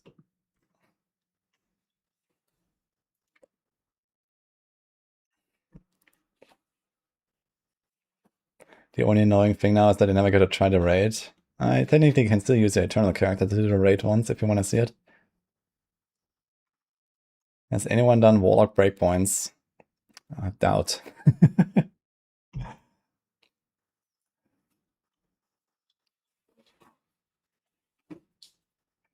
Would it be possible to put preferred transfiguration outcomes on the most important items on the guides? Well, there's exactly one preferred transfiguration outcome for every single build in every single slot. And that is elemental damage. I guess there's like one exception, like Death Trap Rogue needs like one item with a transfigured cooldown or something.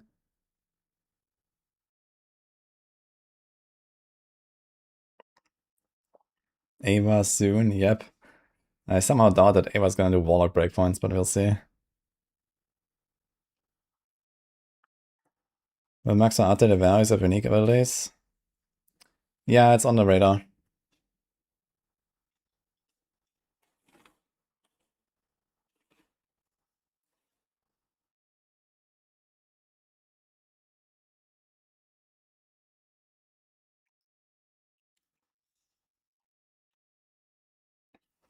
You're afraid it gets boring since there's no alternative build on Spiritborn? I mean, Spiritborn does have a few alternatives. We're gonna have like a bunch of guides. I think like Rake, Quill, Crushing Hand, they're still gonna be okay. There's the Counter Swarm build, and then there's Rock Splitter.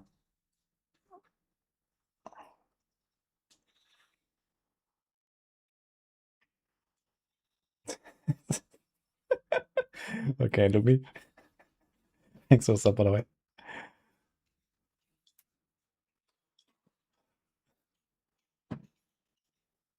Does Ava have a choice?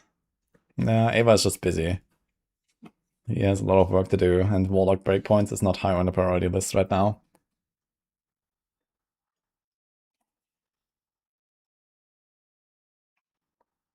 Is Poison Pension Rogue a good Season 14 starter? Yes, in fact that is my starter.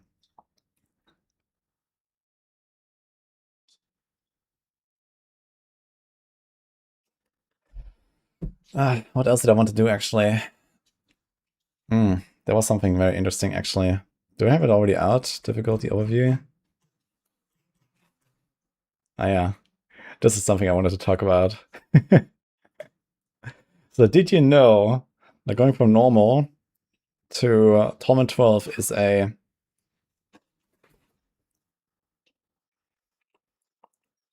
2, 4, 6, 8, 10. A roughly 11 million % multiplier?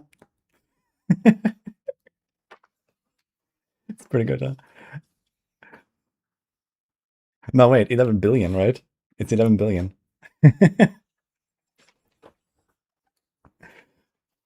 Pretty good.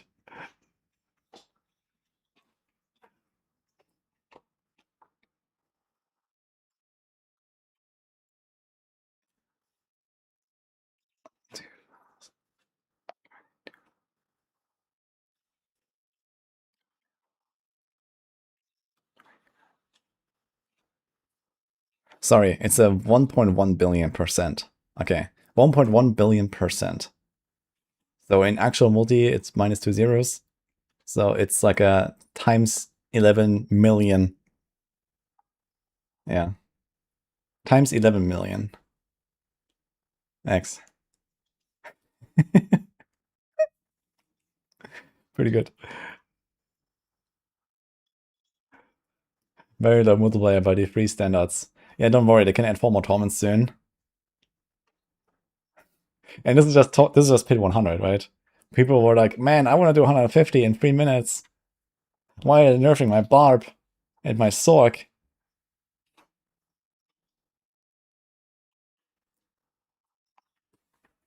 Is that bad or good? Yeah, it's obviously completely stupid design, right? But it is what it is, I guess. Yo, Panda, hello. What tier is Warlock next season? Can I predict? I can predict. And I can confidently say it's not S. And it's also not A. Heck yeah.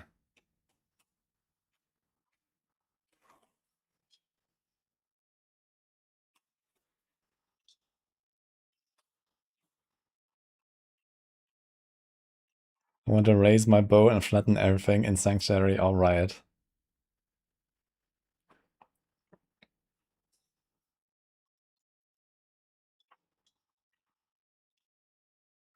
Like every season, 2 weeks in, every build is an S tier. I don't know what you mean. I think the death failed us all with Warlock. I mean, to be fair, Warlock has, I think, gotten the most bug fixes by far. And it is also the most balanced class, I think. I mean, okay, Rogue is kind of like the Barb, but just generally better. But yeah, either way, I mean, the Warlocks are... they're like a relatively good spot. It's just that a bunch of stuff is like way stronger than it, like the Rogues and the Barbs. And like the main issue that I really have with the Warlocks is that everything is just kind of too slow. It's not really like a blaster class. They did do some upgrades though on like making longer timers on a lot of the upkeep buffs and so on. Like also Paragon nodes are easier to keep up and that kind of stuff. So that helps.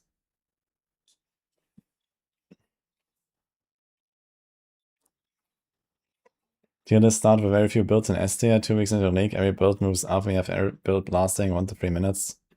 That's not really how it works. But of course, you know, we make updates to the tier list because sometimes we don't know.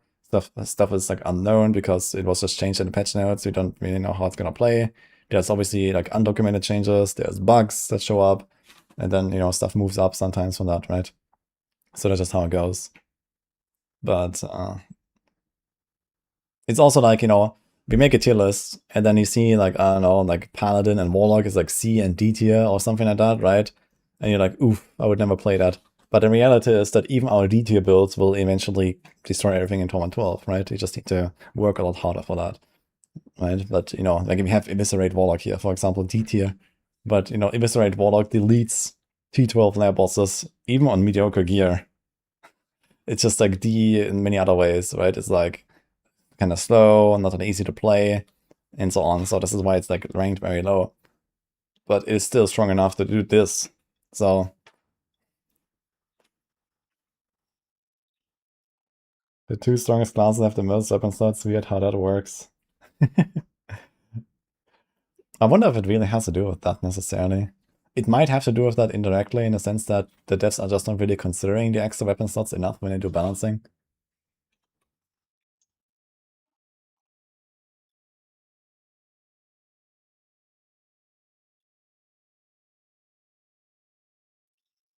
Is Rouge faster than Barb in the upcoming season?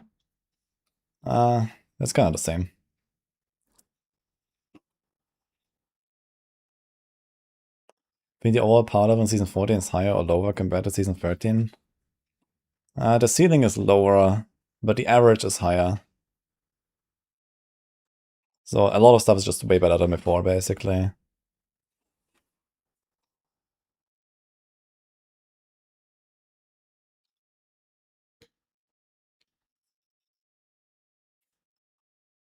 Insert generic 60 to 120 damage multiplier. Yeah, something like that. Just from like the mythics.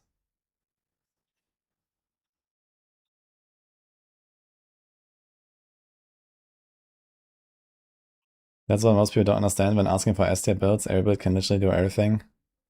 Difference is sooner or later. Yeah, but this is why we make these tier lists, right? You know, this is why people want a ranking. Because, you know, some people don't play the game very well, or they don't play it very much. Or, you know, there's other factors holding them back in some way. So they want to have the strongest build available to have an easy time. And there you go, right? So this is why people want a tier list and a strong build. Because it's easier. And faster. So yeah, obviously, you know, if someone like me goes in and I play, I don't know, Frozen Obsorg, eventually I will also destroy the game. But I just need to try it 20 times harder.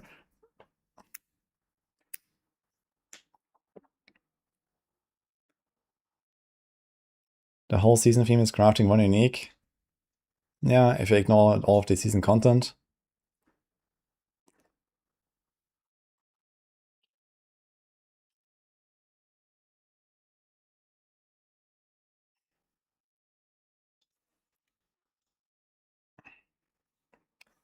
They still have not established a base game to which season mechanics are added in a controlled way. They have lost control of the code in some way. Yeah, the tier list is still the season 13, by the way, so this is gonna be up there later. We have it already ready internally, I think, so I think we're gonna do it tonight.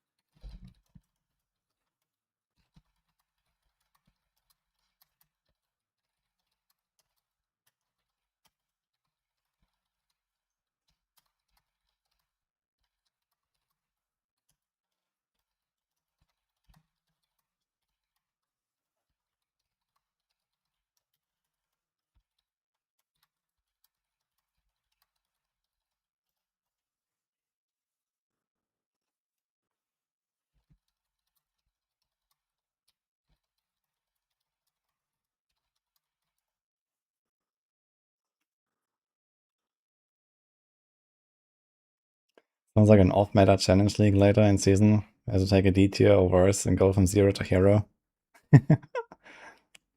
Maybe I'll do something like that. I'll play a lot of Sorg, and Sorg is looking like one of the weaker classes. So I just want to like explore the Sorg and, you know, do the new build that we have since the expansion. There's a lot of stuff on the Sorg. So I have not really gotten around to playing Sorg very much in season 13. Just on the PDR bit.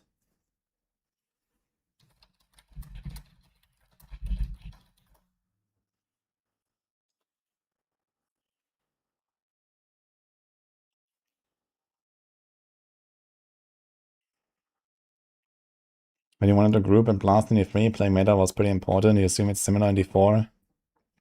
Not at all, actually.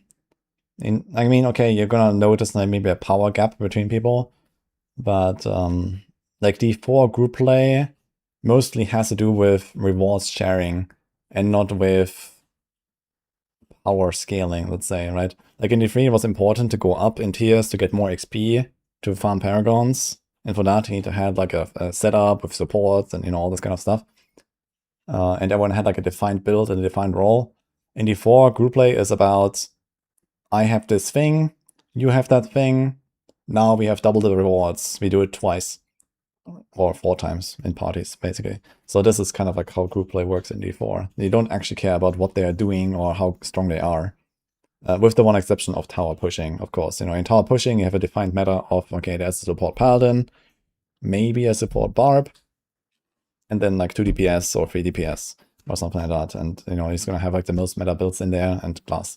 And then you get rank 1, enjoy your halo, and that's it. But yeah, outside of that, you know, there's not really a group meta or something like that in D4.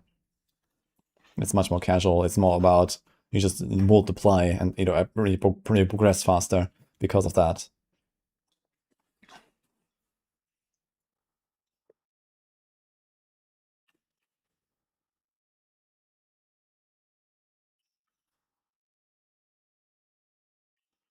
War Lightning Sorg felt like it took a while to start to ramp. Was it me or is that how it is?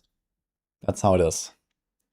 I mean, if you look at the mechanics of how War Lightning works, it had to do with like this, what's it called, unstable occurrence aspect.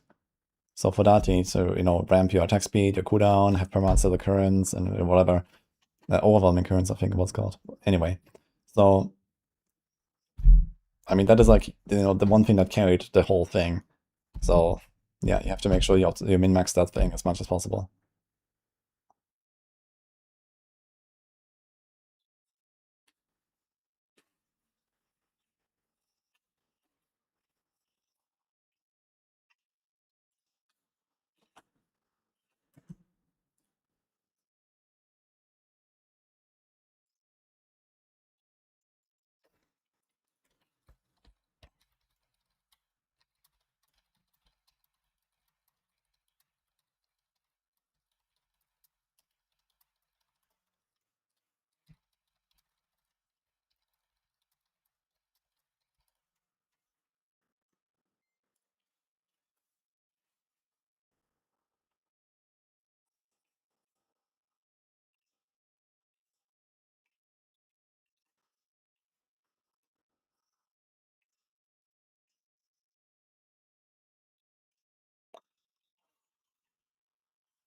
Predictions repeatedly have been wrong. See season 13 where many thought Warlock would be OP. I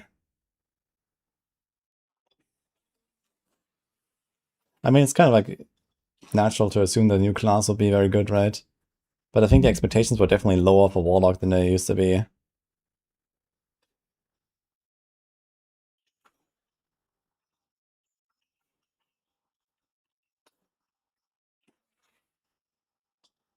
Someone should make a Diablo spin-off game where you play as one of the demons and this buggy, screen white, clear character comes chasing you.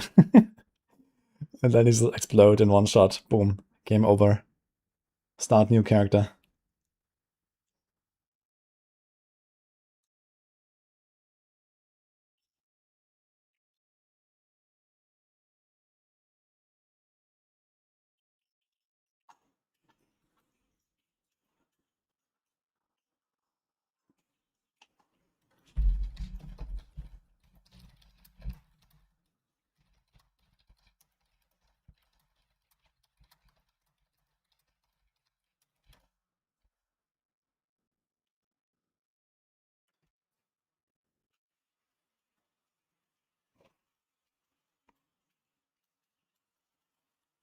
You assume that make Warlock OP to help sales. Yeah, I guess the idea was probably to have Warlock a little bit on the strong side, but I just like kind of miserably failed at that. And I think it just has to do with like Warlock was like the most known and understood class going into the expansion, which also leads to Warlock just being the most balanced class, right? A lot of bugs have already been caught, and a lot of feedback has already been implemented, and that usually means it's more balanced, right? Where all the other classes were like complete wildcards going into the expansion. So it doesn't really surprise me that Warlock didn't end up really strong compared to the other classes.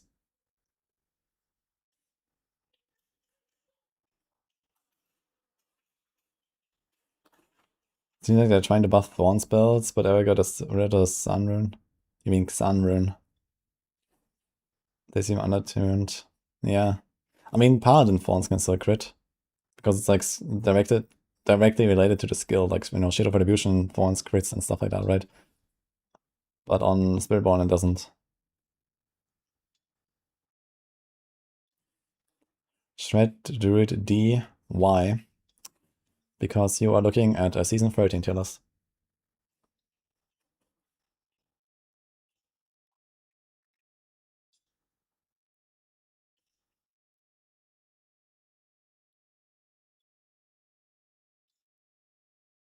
Bliss undermines their own game by leaving OP bug builds untouched. Yeah, I mean, now that we have the official tower leaderboard and stuff, there's definitely a bit more pressure on like fixing bugs way faster, or at very least disabling stuff, right? You know, they should have just, like, for example, with the rogue, right? If they can't fix the bug immediately, at least just like disable the one thing that's causing it, and okay, sure, you can't play pen shot, shadow shot anymore, or something like that, maybe for a week until they fix it. But at least, you know, you don't like break the entire game. So I think that's kind of important.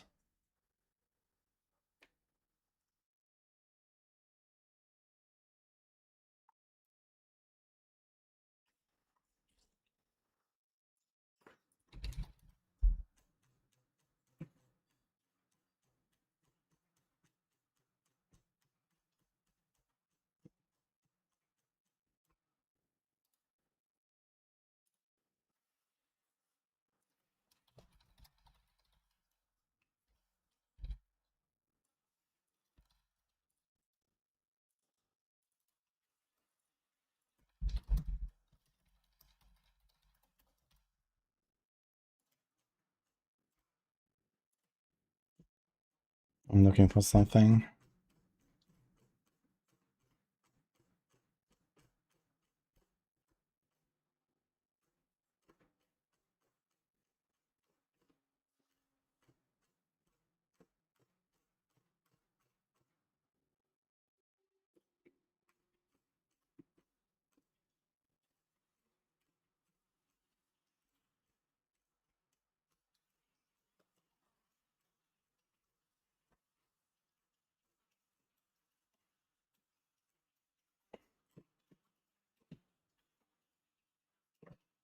Okay.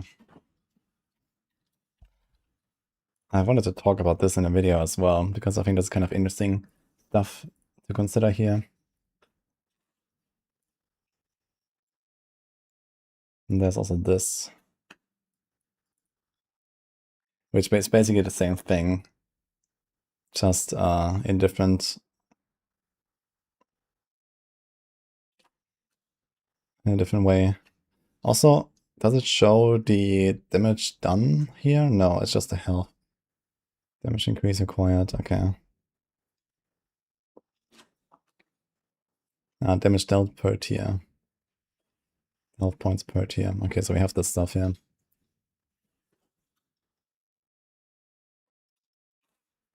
This looks very funny here.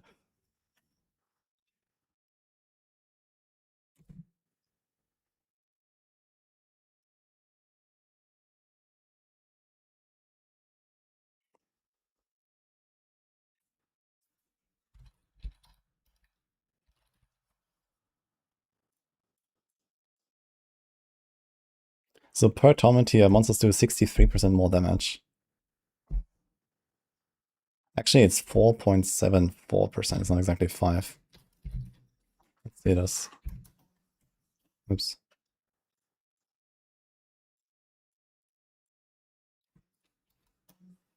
It's 59% actually.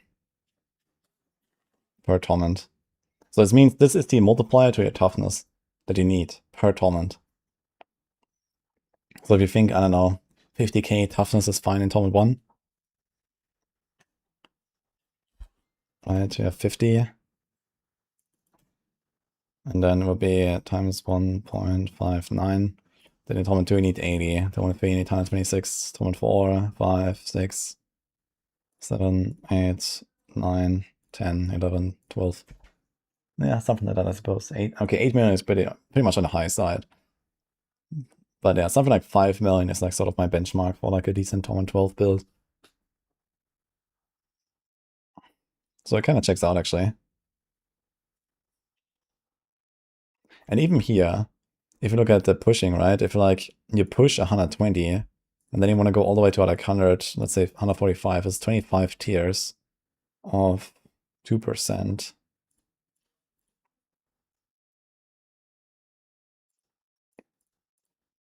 So that gives an 80% extra damage. Didn't I make some notes about this somewhere already?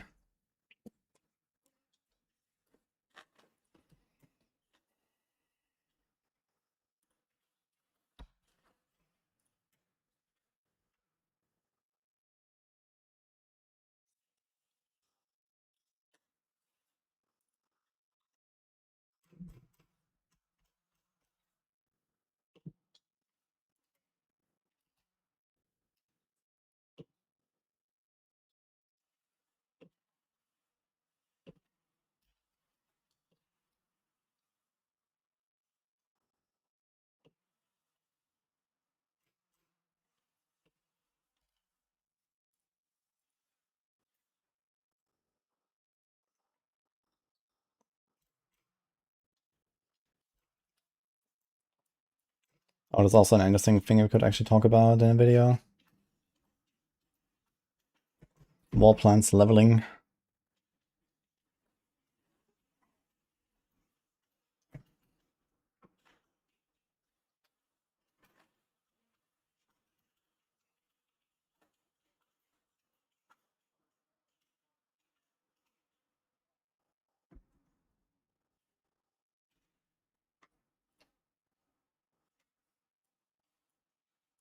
I thought I had some notes about this, but I'm trying to find them.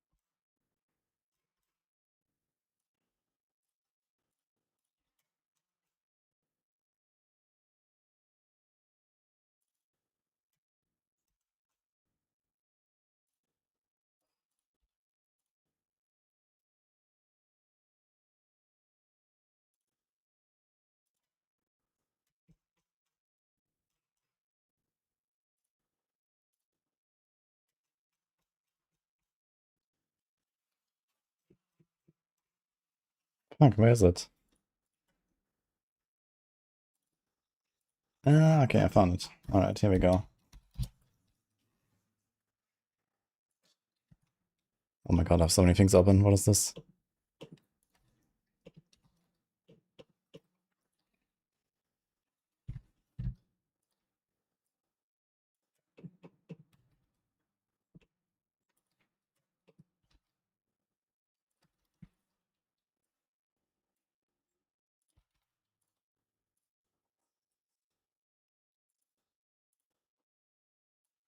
Alright.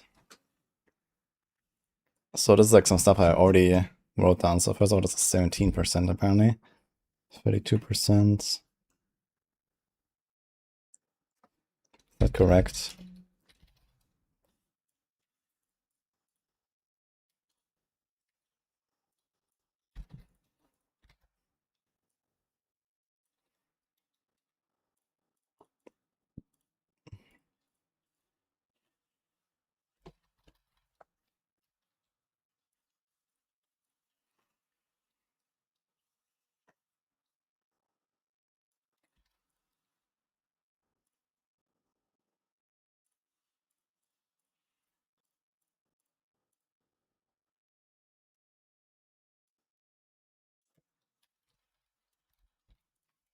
Okay, so something like that.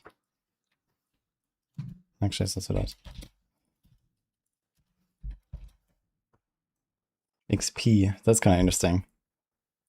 So going from Torment 10, which is paid 80, to paid 110, you get 25% more XP, but it's like 100 times harder. Actually, more than 100 times. 111 times harder.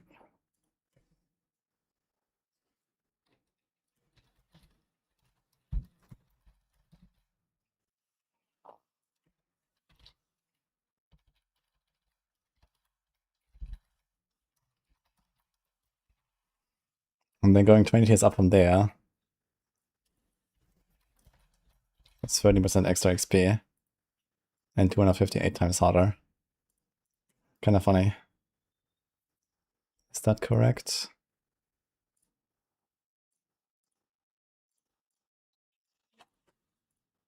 $23 times HP.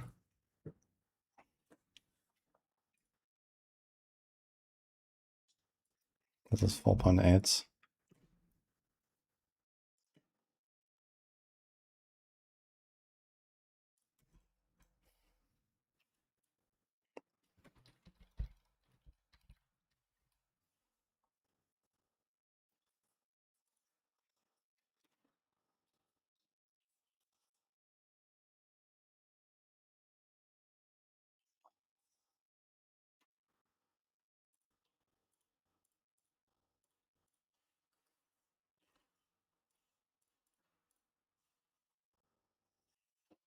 Oops.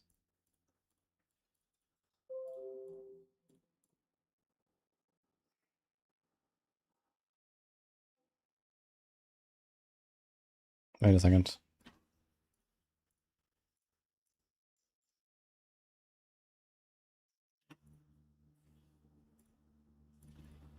This is it. 59.8, okay. Basically like that. 60% extra. And then like this. 55. Is that correct actually? If you just take a square of this. I want to try this.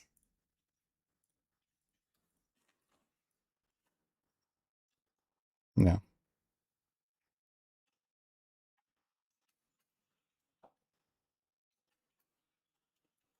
This would also be just 60, right?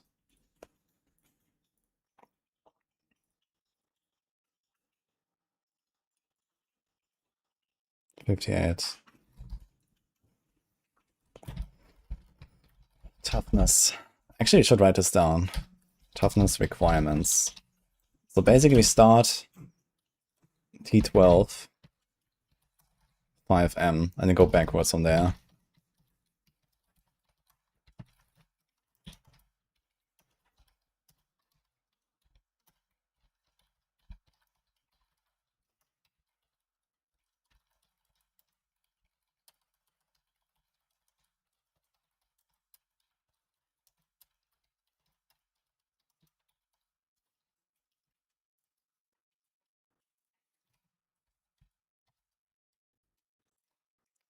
1.583.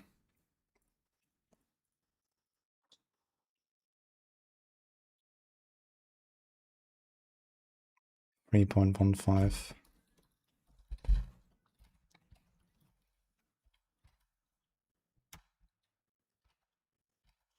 Let's just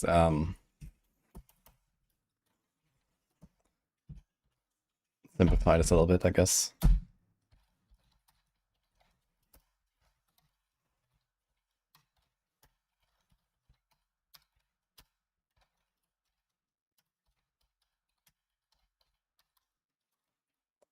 Is that the same for all the... Yeah, seems so.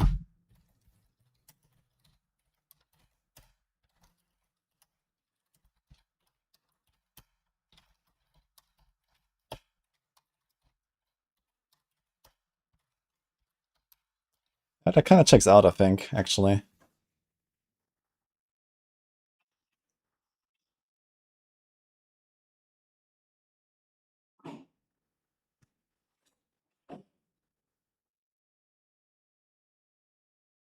Are pit and tower scaling identical? Yes.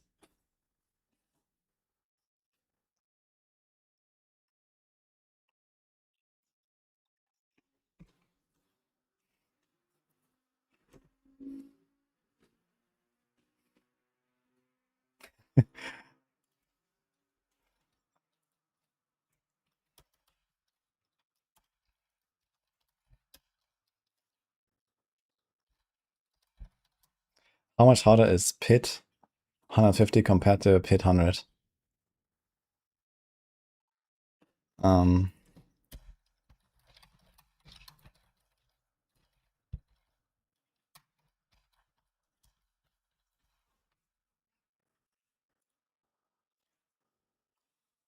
it's basically 10 tiers of 17%.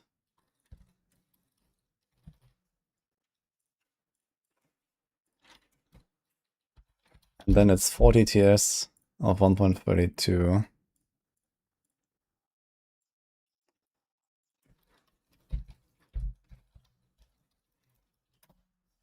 Okay, so it is 13,800 times harder.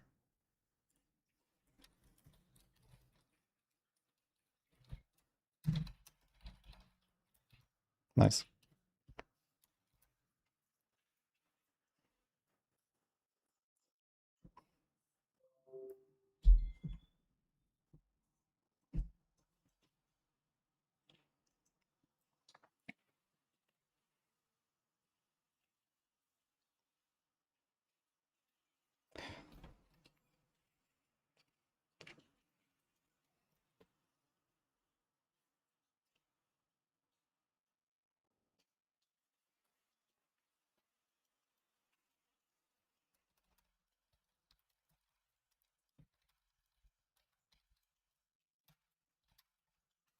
I think 800 million XP per hour is doable with like Mephisto farm or Helltide farm. So we have 58 billion. Divided by 800 million. So it'll be 72 hours. 2010. That would be not really such a difference, actually. Do we have this health scaling here? The XP scaling? Wait, let's see. XP. It's basically you have times 13 and there's a times 11, right? No, it's this 1100 bonus, so it's times 12. And this is 14. Yes.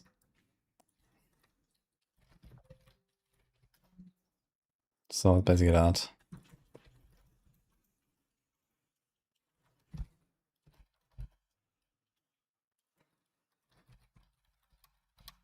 If you just farm Torrent 12, you can do it in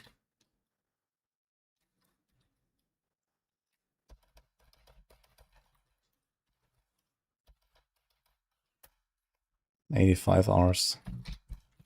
Not too bad, actually.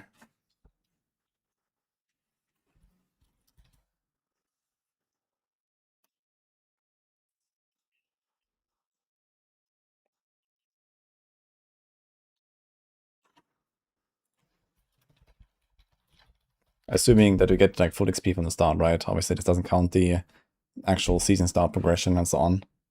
If you say, okay, it takes it like 20 hours to get online, and then you start blasting, then we're talking about like roughly a 100-hour grind to Paragon 300.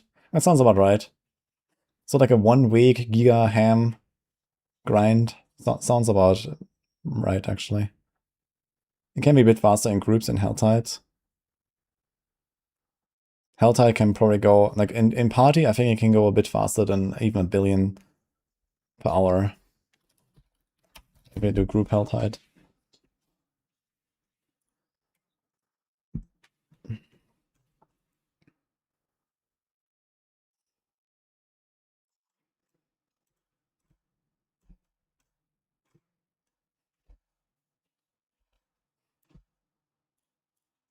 Okay, anything else?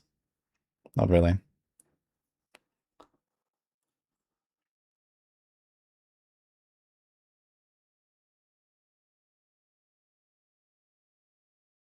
What's my starter for Tuesday? Dog Rogue and then Pen Rogue.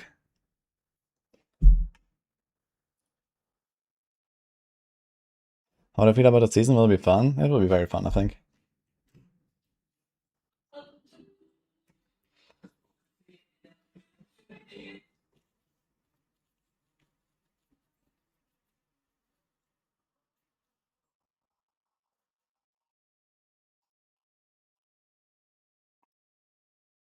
AAJ cleared 125 as full Abyss Warlock.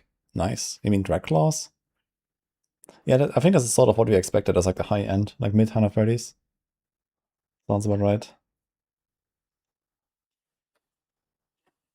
You feel like Pen was never a bad choice for any season? During Wrestle of Hatred, the ranged rogues were not great across the board, pretty much. Outside of some exceptions. Pen was kind of bad for a while, but Season 9 was like a really big Pen. Was it Season 9 or Season 7? The Azure Wrath? I think it was Season 9. Azure Wrath Pen Shot? Oh man, that was fun. Will Dog Rogue be good in endgame? Yes. And the max OTS is probably live later, guys.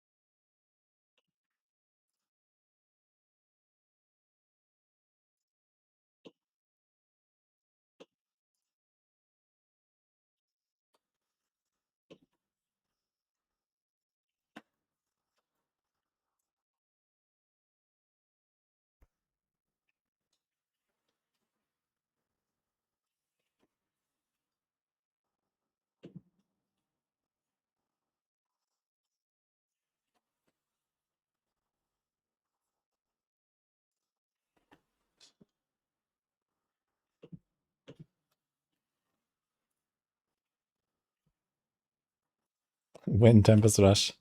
Yeah, we got Tempest Rush at home. It's called Shield Charge Paladin. They buffed it. You can now Shield Charge at 250% speed. I might try it actually if I play Paladin. I mean, I will play Paladin. I wanted to try Fist of the Heavens. That should be okay. I'm not sure. Do we actually have a guide for it? Not sure if the Paladins are making one. There's nothing here at least. I will try Fist of the Heavens.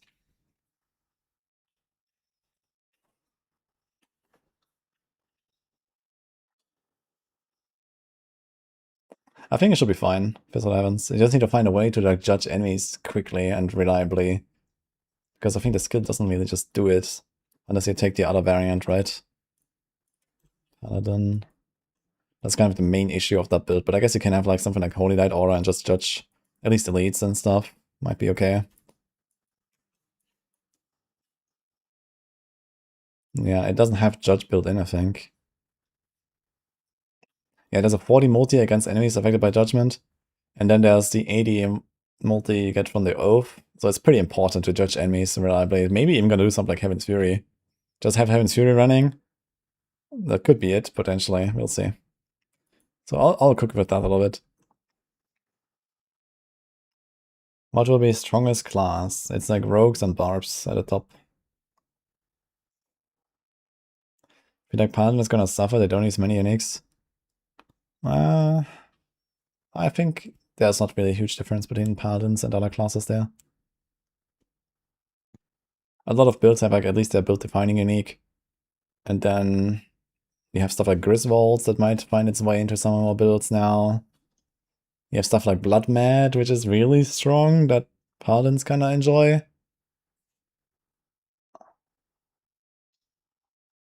You think DevTab is still bugged and will be top tier? I don't know about the bug, but it will be top tier.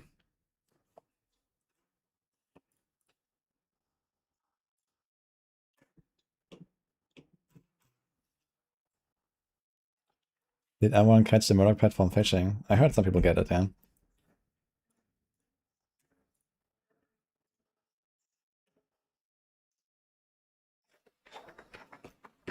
Anyway, time for YouTube. Let's do that. The Ragnarok link in the pin is not working. That might depend on where you live, actually. Where do you live? I think it's not available in some regions. But either way, I'm gonna play this game later. UK. Okay. That surprised me. I can ask them about it.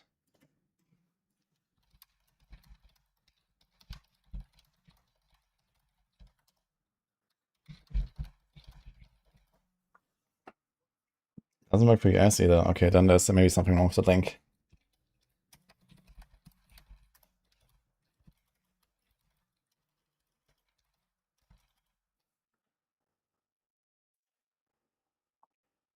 Bye, YouTube.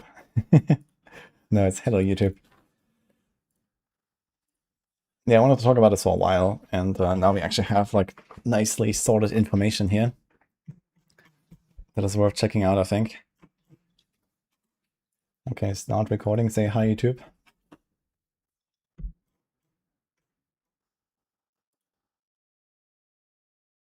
Okay, by the way, they just got that back to me. They said they're gonna check the link, and maybe I'm gonna get a new link or something for Ragnarok. Anyway. Hi everyone, today I want to show you monster scaling in Diablo 4 since the expansion. So first of all, I want to highlight this difficulty scaling article that we have here, freshly updated by Ava. This is up here, you can find this in the mechanics section. And there's a lot of really interesting stuff to know about how monsters progress and kind of what it means for your character and your own character progression as you go from normal difficulty all the way to Torment 12 and then beyond that in the pit and in the tower. So TLDR, did you know that monsters scale by around 1,000,000,000% in hit points, going from normal difficulty to Torment 12, right? That is not even the final difficulty in the game. It's a very funny number, and this is sort of like, to put this into perspective a little bit, it's a ridiculous amount of scaling as you go through difficulties, as you find item multipliers with aspects and uniques, and then later you have the paragon multipliers, you have the glyph multipliers, your skill multipliers, all that stuff ramps up to ridiculous values. And this is just kind of how the game works.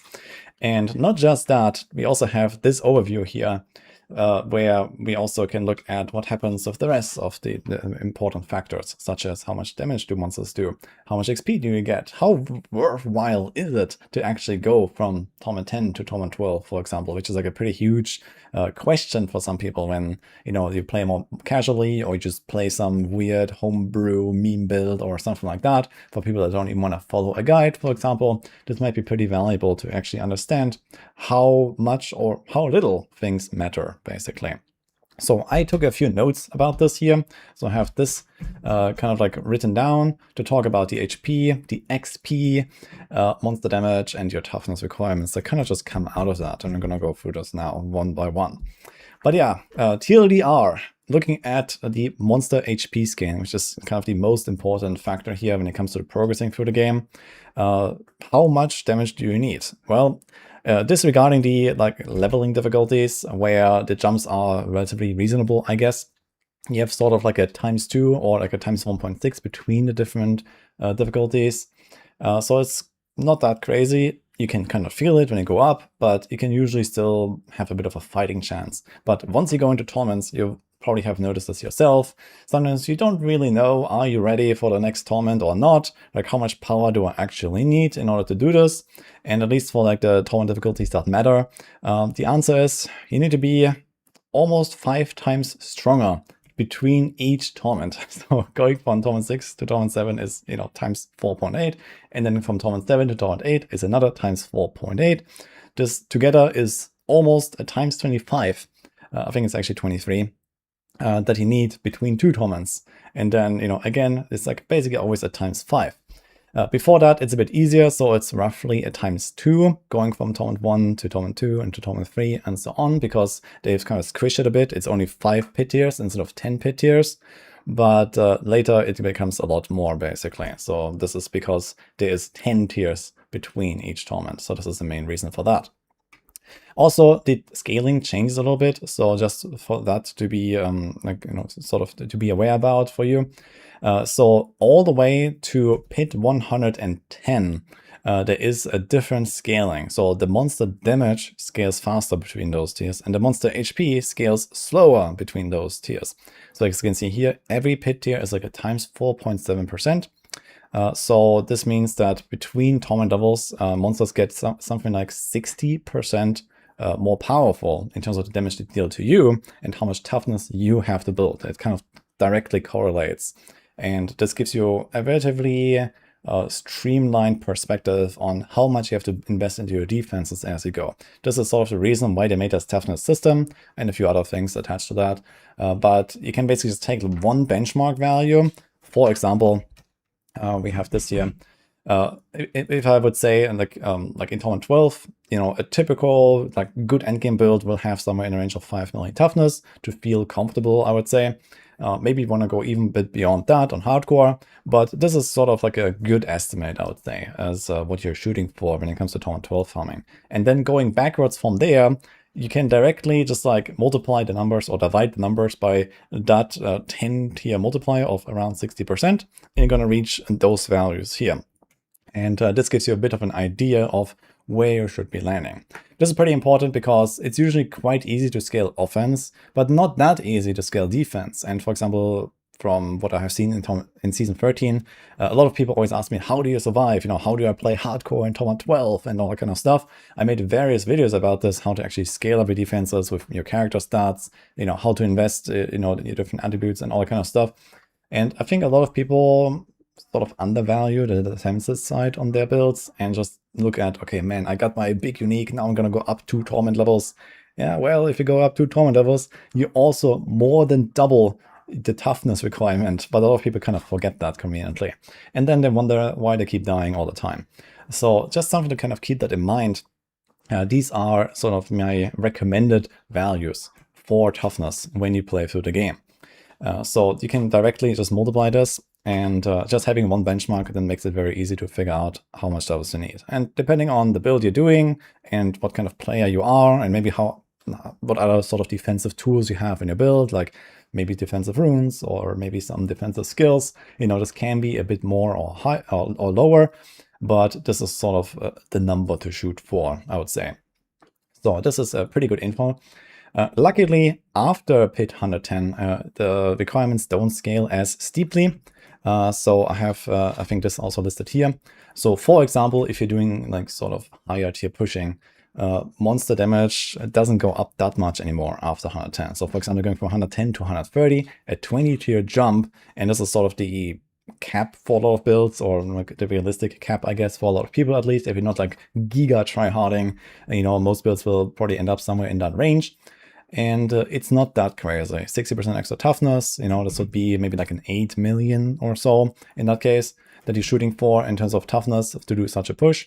And then only like the really top end builds, they need maybe like 10 million or something like that to then survive like 140 or 150 if you really want to try all the way up there. So this is like, you know, the really top tier pushes basically. So these are some of the numbers to shoot for and to put that into perspective. However, the monster HP gets kind of crazy. So I already showed you like the torment jumps, right? If you want to go and push like beyond pit 100 or like torment 12, you know, for example, putting this into perspective, pit 150 that some builds were actually able to do in season 13, and we currently don't really expect anyone to do in season 14, but who knows, maybe some builds will go all the way. That is 13,800 times harder than Torment 12 content. So with Torment 12 already being like the final difficulty, so to say, in terms of like the overall game, it gets kind of ridiculous, right? We're adding like another 5 zeros to our damage in order to achieve that. Just to kind of keep that in mind, how ridiculously overkill some builds can be when you go not even to 150, right? Even 140 or even 130 or something like that is so much crazier than Torment 12. That is sort of the finish line for the game, basically. So this is also why, you know, maybe not everything should be buffed to the level of being able to complete pit 150, but that is a bit on the side for this video. And personally, I'm, you know, not really in favor of seeing this completed. But yeah, either way, I think this is kind of interesting background knowledge here, and gives a bit of an idea, like if you go through the torments, what are you shooting for? If you find, you know, new aspects, if you find new uniques, you need to know you need to be 5 times stronger between each torment. And obviously, it doesn't have to be always like this one big multiplier that you find. You know, going from torment 7 to torment 8, you know, you're gonna get maybe 25 extra paragons, and maybe that unlocks another glyph, or, you know, another legendary paragon node, or just some random rare nodes, or maybe you find some better temperers, and so on, right? So you kind of like incrementally upgrade your gear as you go, and kind of like build it up, not just from one single thing, but there's a 10% here, and a 20% there, a 50% here, and, you know, when you combine a few of those, then you are strong enough. Generally, I would say that if you need a bit of a benchmark, when you can progress to the next torment, either you try to do like a wall plan and just, you know, go into the pit and maybe go up a few tiers, go like maybe 5 tiers up and see how it goes, or just sort of, you know, unlock the next torment and see if it's like a fast enough run.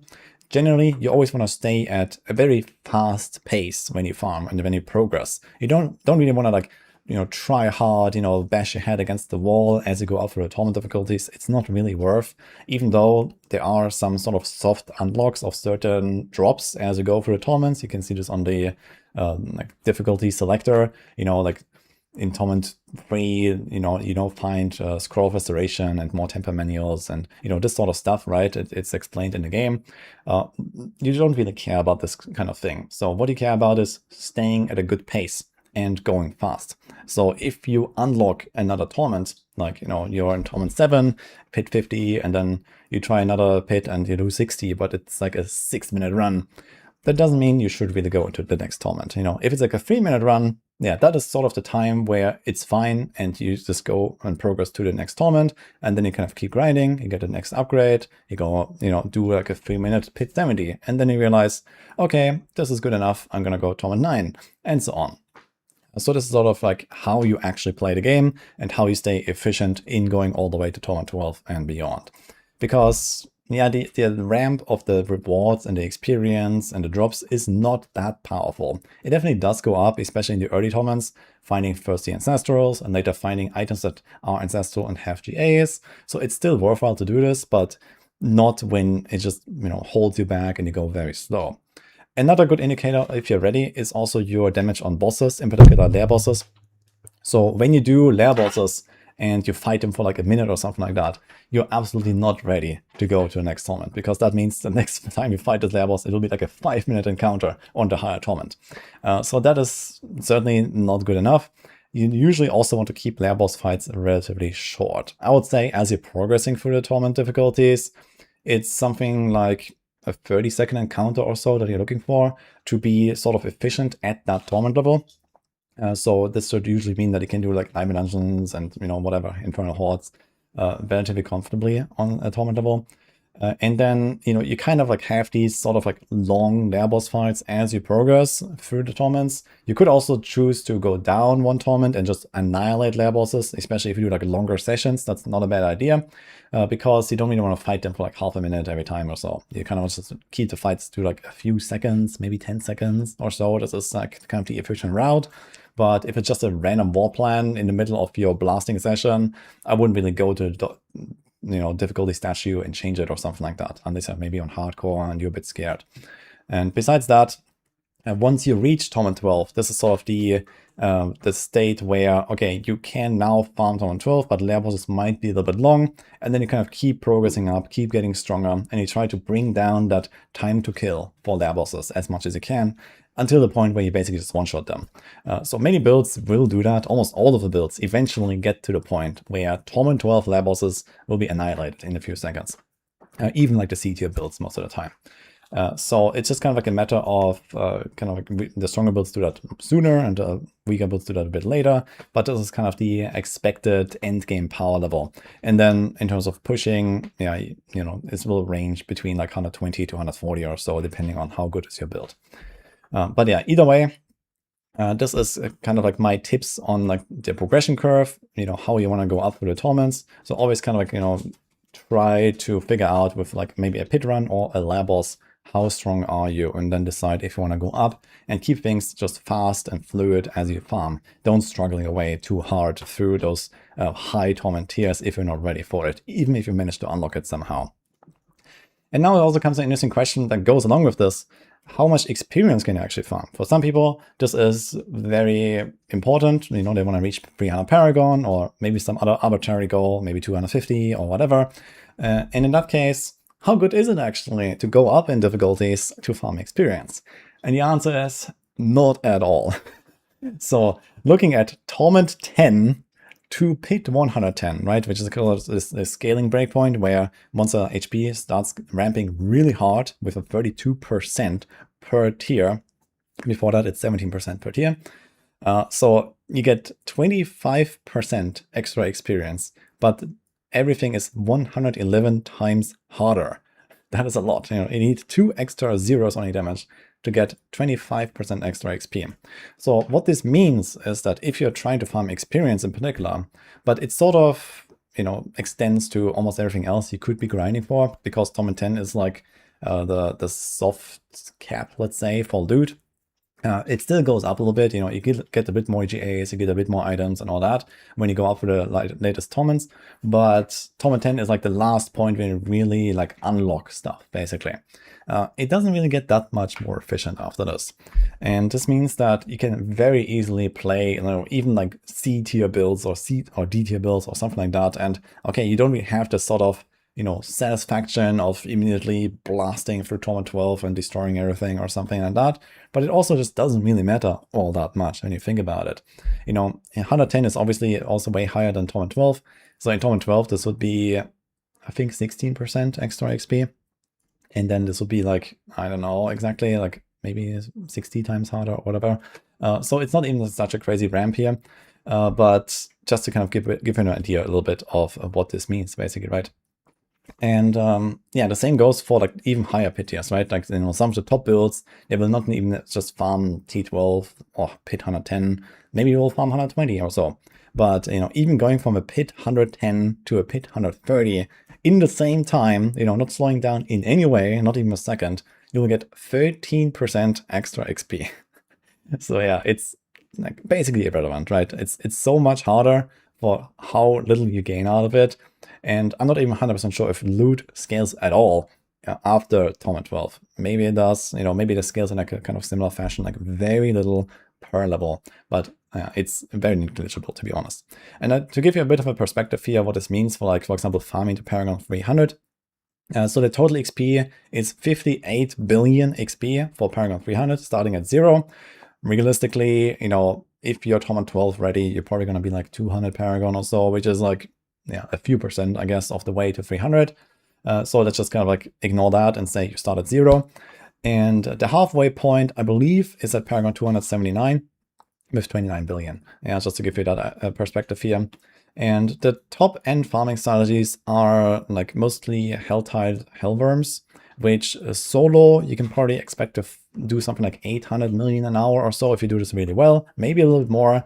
And the alternative would be like Mephisto farm if that wasn't nerfed, because we can now skip the cutscenes. That could even reach more than that, but is obviously kind of annoying and stupid to do because you have no loot and all that. In Helltides, at least there's something going on and it's a bit more exciting. But yeah, something like that is probably what to expect, maybe up to like 1 billion per hour. But yeah, this would be like 72 hours to get Paragon 300, or like 35 hours for like 280 or something like that. So usually this is kind of the point where you have everything unlocked you care about anyway.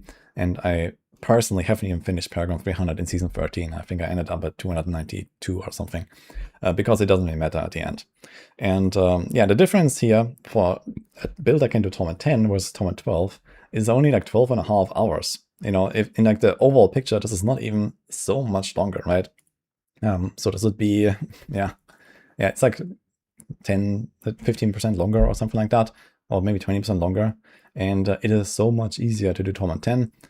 You can potentially make a build that just goes away faster, right? You can do like Jar Rune, lots of cooldown in every slot, have all of the speeds, you know, everywhere you can get it basically. And that is most likely the better way to farm experience. You know, even if you can't even do Torment 12, maybe you can do Torment 11, you know, at a pace where you just absolutely one-shot everything. And that is potentially the best farming strategy for whatever build you're doing.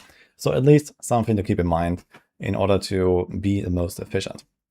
So yeah, this is sort of the TLDR on how the game works right now, how you scale up, and, you know, like also, you know, what is the toughness requirements and how you go through the game. I'm planning to also make a progression guide, like 1 to Torment 12. I can do this in a day basically. So when I'm doing the season start, I will finish my first day in Torment 12. So that is happening basically.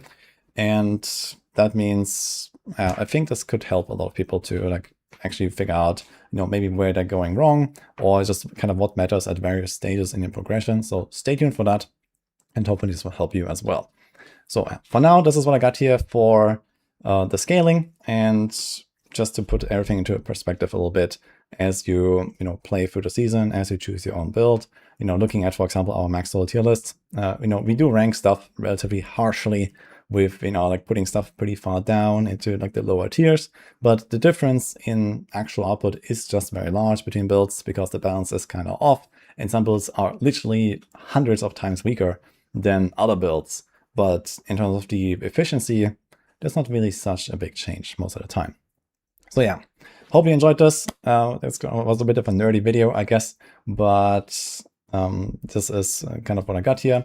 I'll link this down in the description as well for you to check out. Here's, for example, the graphs as well that sort of have all this info I just talked about in this notepad, but everything will be down there as well for you to check out if you want to look at it at your own pace. Hope you enjoyed this.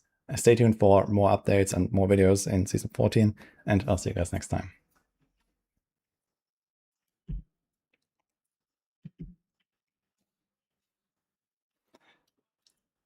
Okay.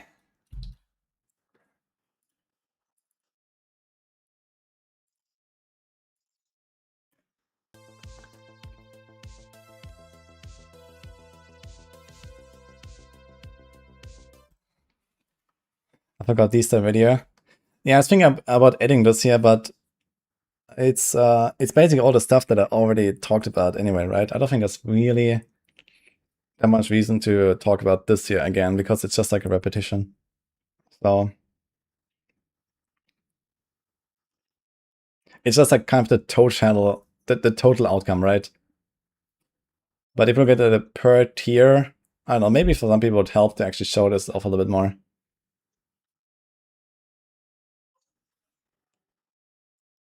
85 hours of grinding T10 isn't even bad. Yeah, it's not that long. Some people will do this in a week or something, if you like really go ham. So it's more the problem that it means you play the same build for this amount of time, just farming Helltide non-stop, which is not really what people do, right? You do war plans, you might reroll and all that kind of stuff. But yeah, if you really want to go after the XP, if there was like an XP race to Paragon 300, right, you would blast 70 hours of Helltide and you're done. So in that case, it's not even that crazy.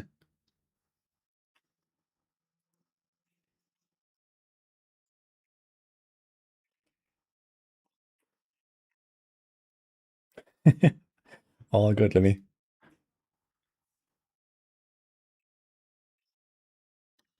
Yeah, adding SSF in season 14, yeah. Yeah, okay, maybe I'm gonna make an addendum for the video and we can show these graphs a little bit. Let's see. Here's also a separate way to display this of what I just explained. This is the sort of total accumulated multiplier for HP, damage, XP, and so on. This is just like a different perspective. So you can see the difference per tier here on the bottom, and here the total basically. So this is the same distribution just as a graph. So this is something you can check out as well. I'm gonna link this down there. And it will like maybe give you a bit better understanding of, how it ramps. And you can also for example, compare, okay, like how is, this tier versus that tier a little bit better without doing all the math.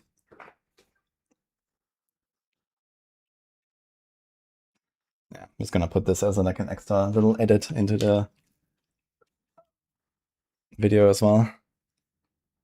72-hour stream on Tuesday confirmed. The damage taken scaling is way too low. You mean this part? You think monsters should do more damage or what? No, monsters do a lot of damage, to be honest.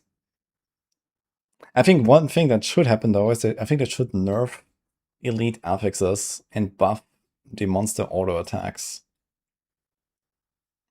I think that would make the game better and the combat better. I think like the only thing that's really dangerous is like just elite affixes, right? Like crackling soul and stuff like that just annihilates you. And I feel like what the monsters actually do, you never really care about that. And I think this ratio is just kind of off.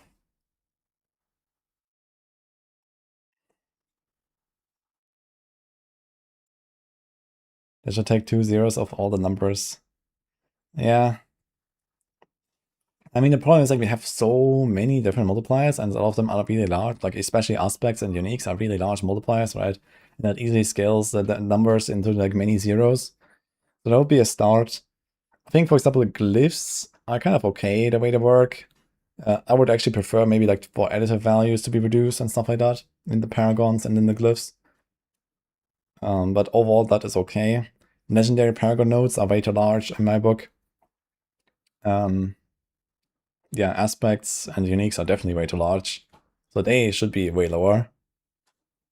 I think like a typical defensive aspect should be maybe something like 15 to 25% damage reduction, and a typical offensive aspect should be something like 20 to 30% damage. And that would probably be much more reasonable in terms of also like the trade-off, right? Like offensive aspect that gives you 30% damage versus a resource aspect, or an offensive aspect that gives you 30% damage versus a defensive aspect, if you're talking about maybe amulet slot or something. I think would be an actual choice in that case. Versus now, yeah, you would never do that, right? No one puts resource aspects on the rings unless you're really desperate for a specific effect. No one puts defensive aspects on the neck, right? It just doesn't happen. So why even have that option in the first place when it's not really an option anyway? So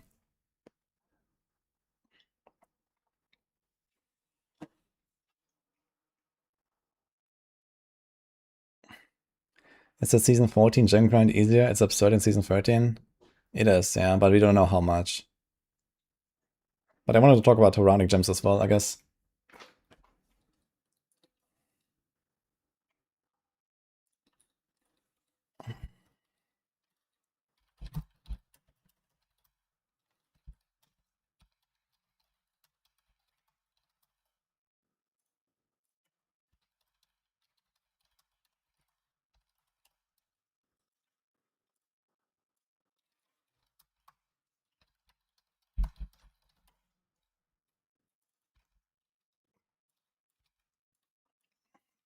Do we have this here?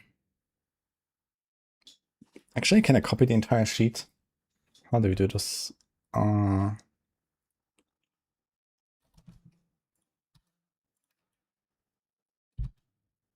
I close it? I think I closed it.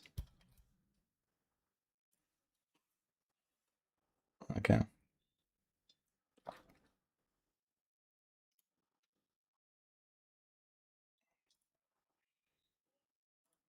Okay, 1 second.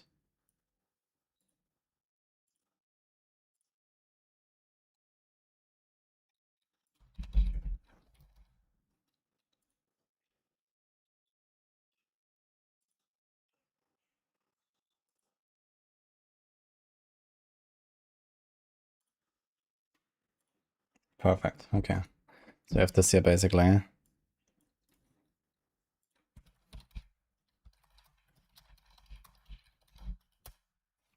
So we have the class ranking, the leveling info, the mythics. And let's do the scaling.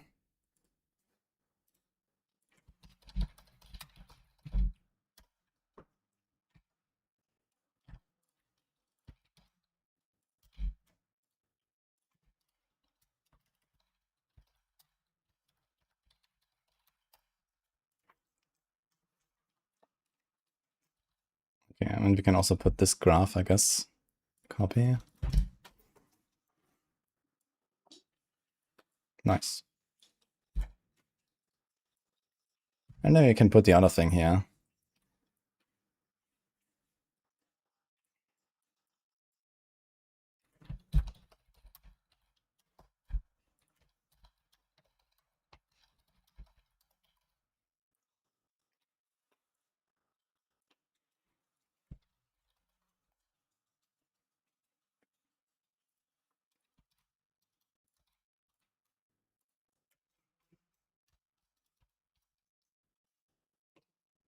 We actually had the unlocks here as well. It actually shows that here. Could have shown us in the video.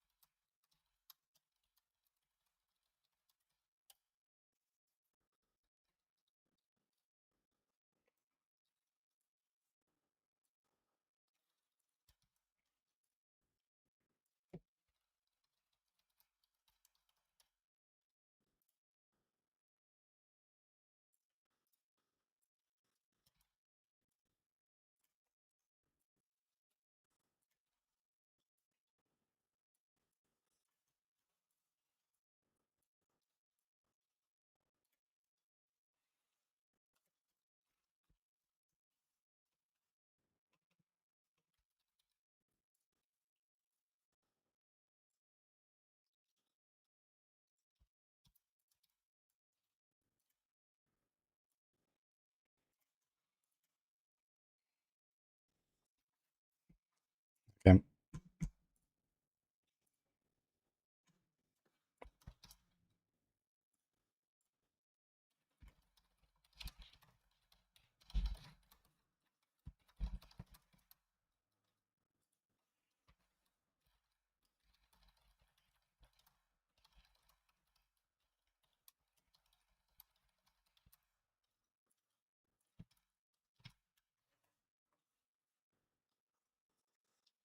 Is Barb usually good just because they have 4 weapons to get stats from?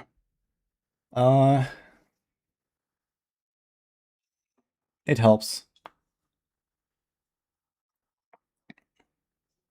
I think it's just that they are really bad at balancing in this team.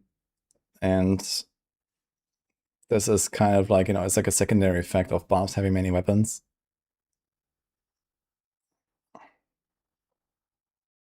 I don't think that just having more weapons is necessarily the reason why Bob is so strong, and it's not unsolvable. It's just that I think the devs like literally don't know how to solve it. So that is more the problem, I think.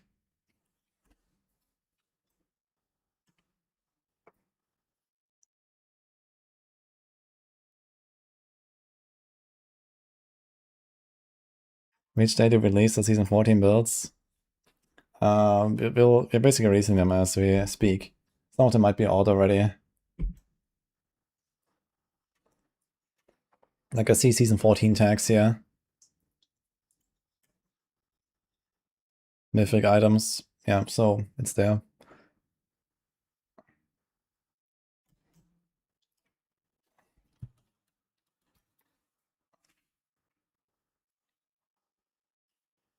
I still have to cook the remaining planners. Oh, we had a nerd glasses redeem. I guess that's on point though for this topic.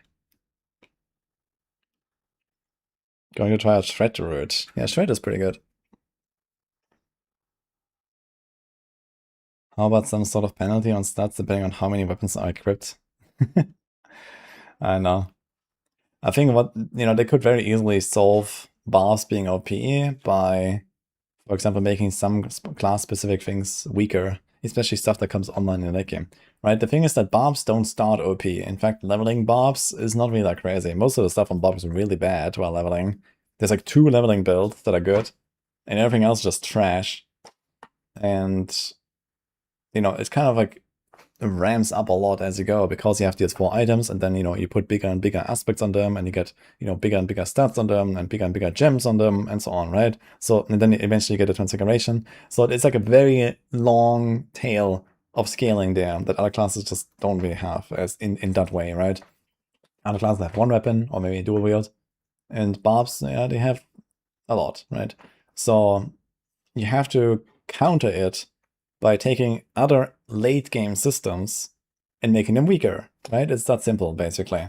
And which is that? Well, how about Paragons, right? Paragons scales up almost the same, at the same pace as your weapons, right? So as you get higher Paragons, you also usually have bigger aspects, or you have more unique weapons and so on. You level up your glyphs, you unlock more of the legendary Paragon nodes, and you just take that from the Barb and make it all a bit weaker, right? And so, the Barb's like overall progression curve is gonna look kind of similar to the other classes, because they get more power from the weapons and then get less power from the Paragons, and you could solve it in that way. And then, a bit of fine-tuning elsewhere, I think. So you have class-specific uniques. You have the Paragons, and these are sort of the tuning knobs to target here. And the same maybe goes for the Rogues as well, right? Rogues don't have it in such a noticeable fashion, but obviously they still have more weapons than the other classes. So you can do the same thing on the Rogues, and just, tweak the Paragons, tweak the glyphs, and just make them a bit weaker than other classes' glyphs or something like that. And there you go. Maxi, hello. Thank you, man. Halving the stats on secondary weapon will do the trick. Yeah, this is kind of shitty though, right? Because in some cases those stats might be like sort of like impactful for the build in some way, right? Let's say you take the grandfather crit chance and now you halve it, and suddenly you have 100% crit chance when you have that weapon, but not on the other weapon. This is kind of weird. Or like same with the aspects, or I don't know, stuff like the resource procs and whatever. So you can't really do that. There's unique effects like Azure Wrath. Is your Azure Wrath explosion gonna do half the damage? So kind of weird. It would also be like very hard to grasp exactly the impact. Like, you weapon swap and now you have less HP because there's life on your other weapon, So kind of weird. I think that does make sense.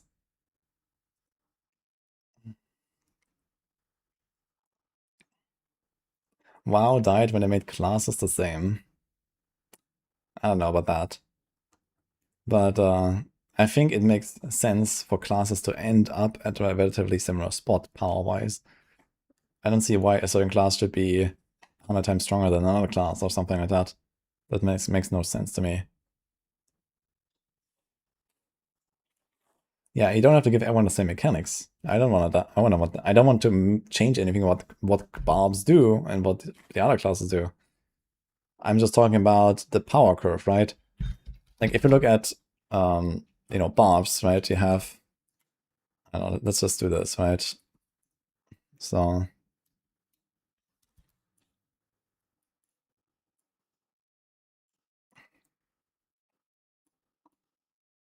let's do a bit more maybe.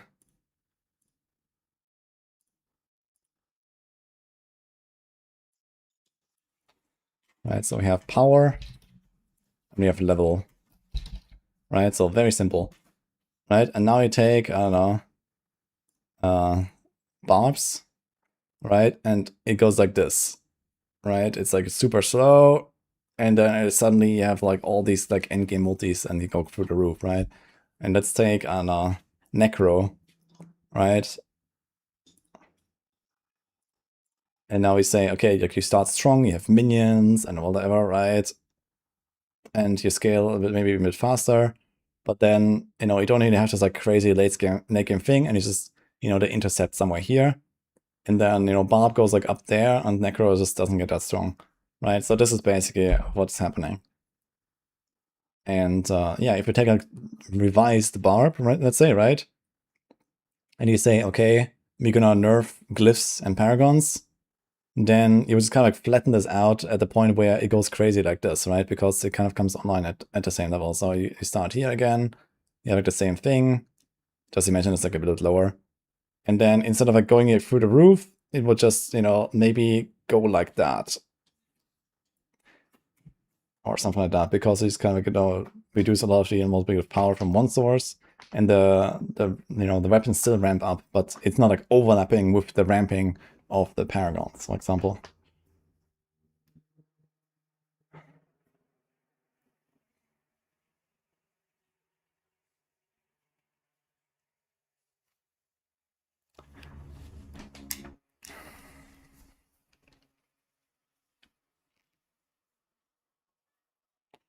Bob is the best at launching rockets.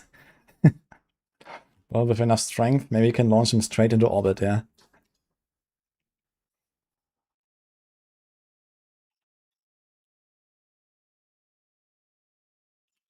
Necromancer should have the highest damage to make up for low mobility. Boy, do I have news for you. Have you heard of Lord of Hatred expansion?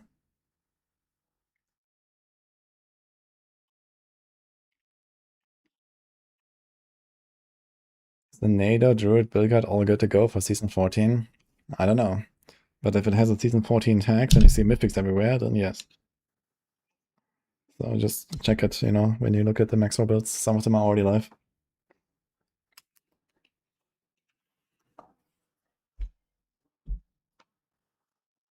Warlocks are basically stationary. Yeah, pretty much. If you include Tortured Wretch and Rampage, you definitely are stationary, actually.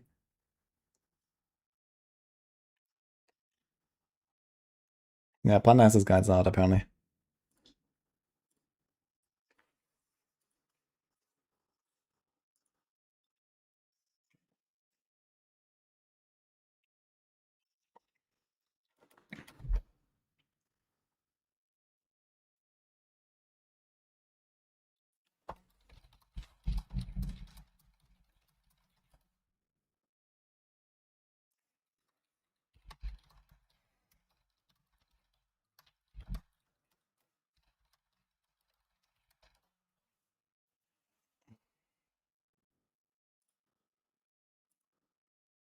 Yo, biz handlers. Okay, I think it's time for me to finally do my Warlock planners. I have a bunch of Warlock stuff to take care of. Let's start with that.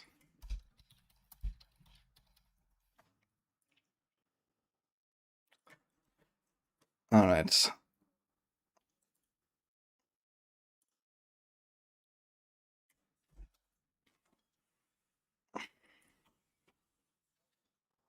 What happened here? It reloaded.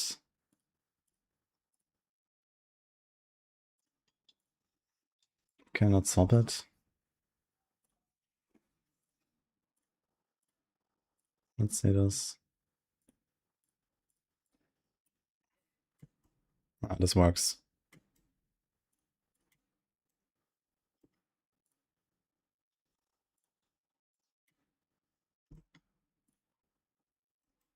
This is the per game tag.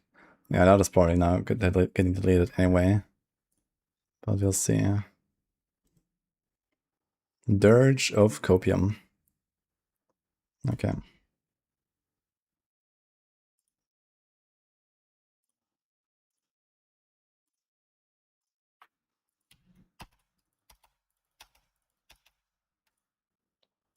Let's start with this here. Mythic.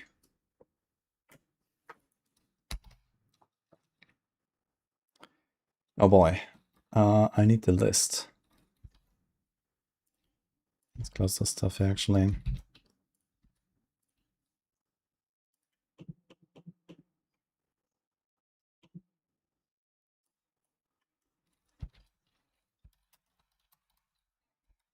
It actually has ranks to command Fallen. Look at that. That's kind of cool, actually. Which means you probably can't also have demonology skills. That's a good question, actually. It's a different category. But I guess you cannot have an item with double skills. So we'll see. That means I have to remove this. We're gonna have willpower, we're gonna have life, we're gonna have resource. Okay, so everything is there. Don't think you have to change much else. But I guess we can remove this part here.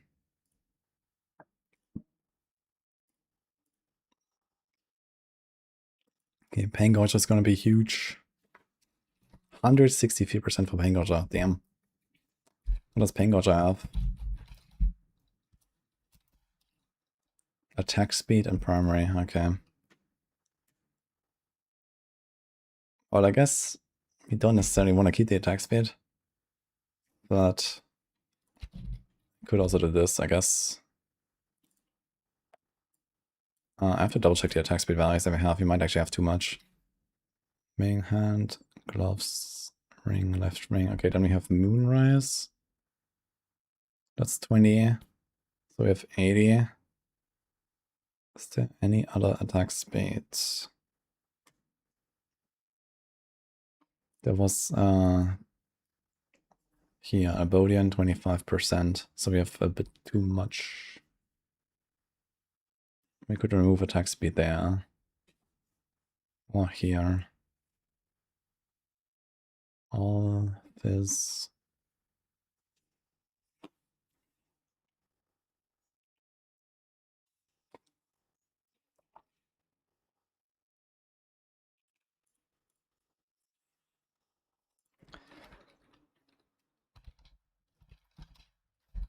Actually, I want to do this after all, I think. Because it's just larger than the ring roll. And the attack speed is the same. So I kind of don't want the attack speed here.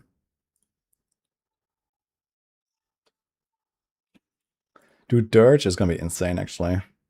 As mythic.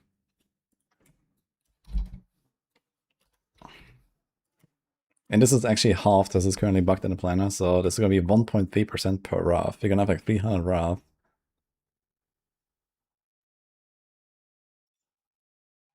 Who's going to do Whirlwind Guide this season? Miko is doing Whirlwind.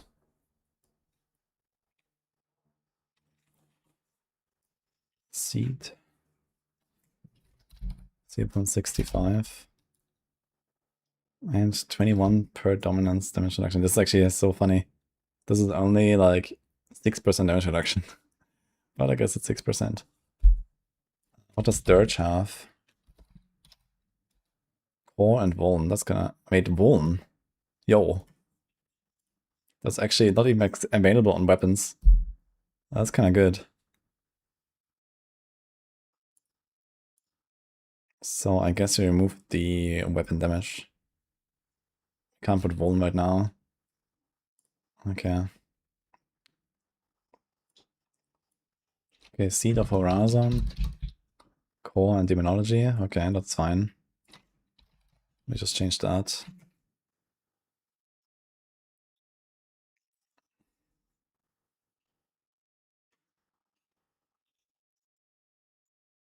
Now, is there any other uniques that I need to consider that we want to add here? We have Tybalt's Will as well, actually. What does that have? Primary and life. Okay, that's actually very good.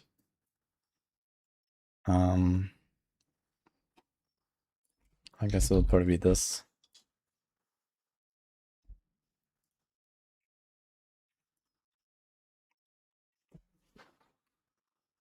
Alright.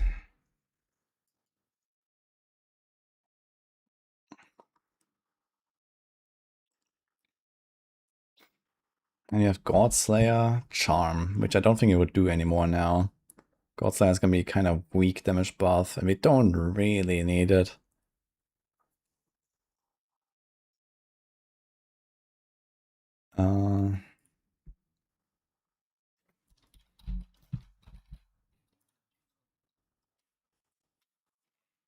This looks kind of fucked.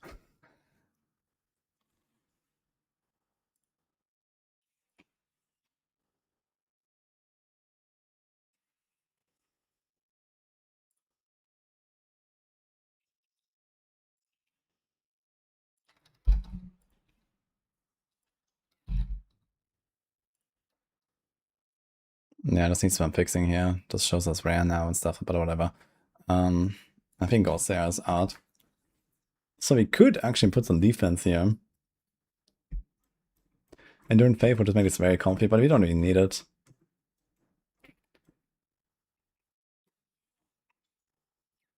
We could do Anathema and just like jump forever.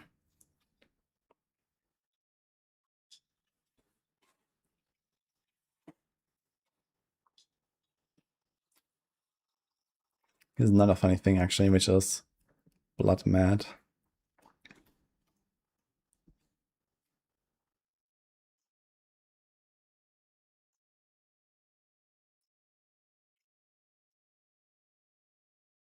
Rust Bitten is actually not such a bad idea. I think I might do that even.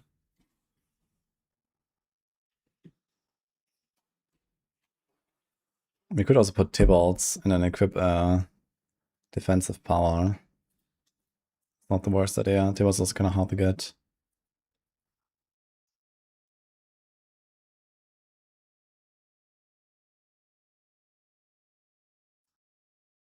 I wish that Wendigo brand would be fixed, but it's not bug fixed as far as I know. There was nothing about the Wendigo brand, right? Like they changed his item with like the extra stats and stuff, but there's no bug fix, so it's unlucky.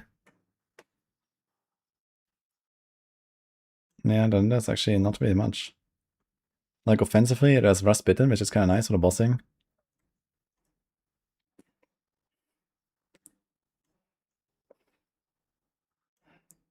It also helps sometimes against elites and stuff.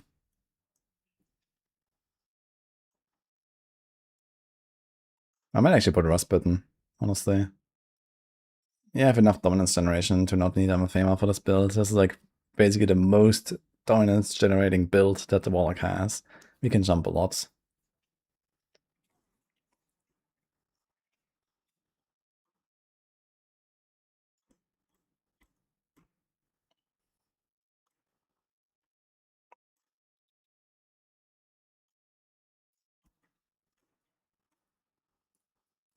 Rust Bitten.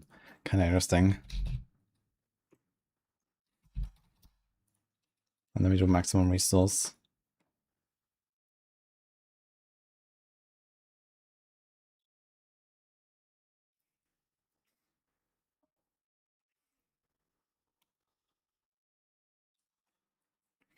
So Seer and Say is not a thing anymore. How do we actually get vulnerable now? I guess we have it from the Horizon set. Just kind of takes care of it anyway. So we don't need the wolves at all. So we can do something else here. Which is probably just luck.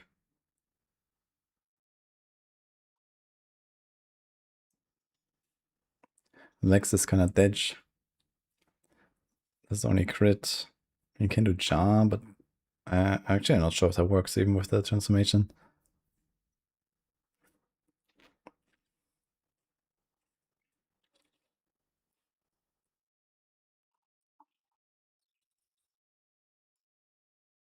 We already have Q. We have Cry.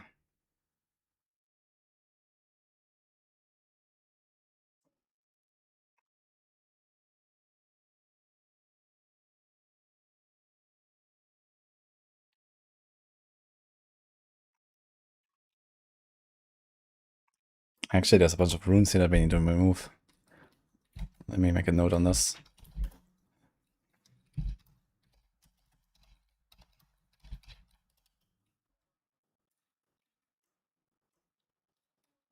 Who is gone? Liv is gone. Soul is gone.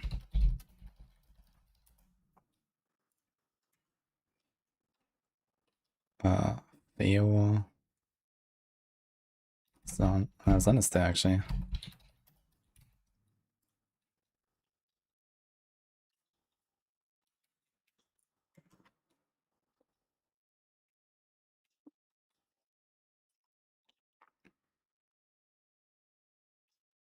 Arbre. Quarks. Xale. Zack.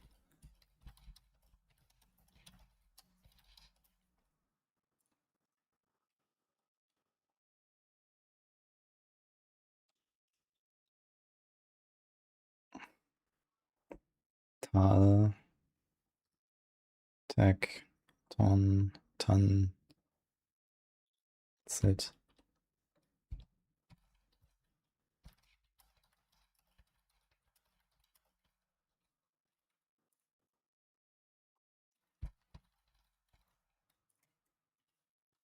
Lam as well.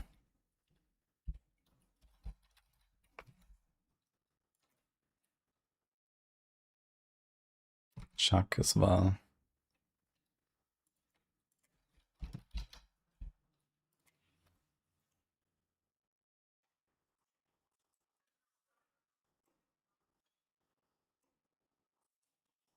I think that's it, right?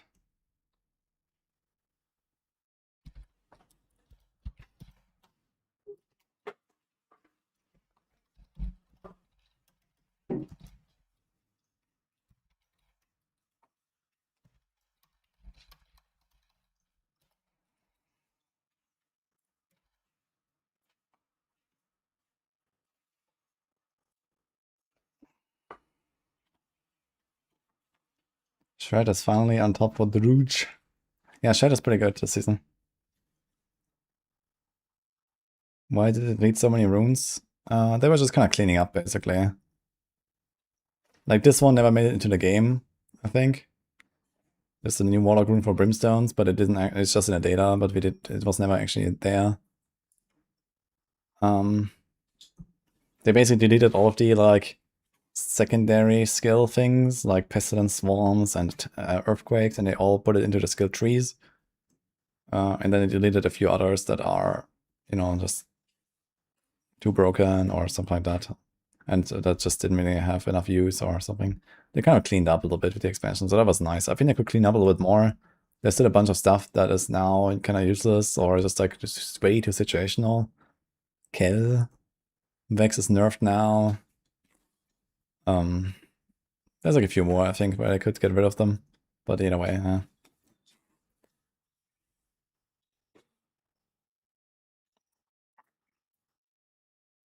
Will Zeal Paladin be good? It's like, okay. Is Sauron still a play even with the Wolves no longer playing Vuln? I mean, the CC is not terrible from the Wolves, but usually only something for like builds that really want to have like some sort of CC that don't otherwise have any. I think Sauron will not be used very much without the Vuln. They also nerfed the freeze of them. Okay, how much of a damage buff is this build actually getting from all these mythics instead of not mythics? I'm kind of curious. So let's assume how much resources. They have like 100 here, 135, 170. And then we have like the paragons.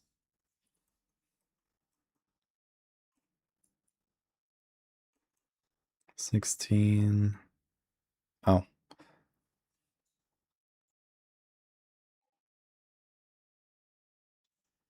It's like 6.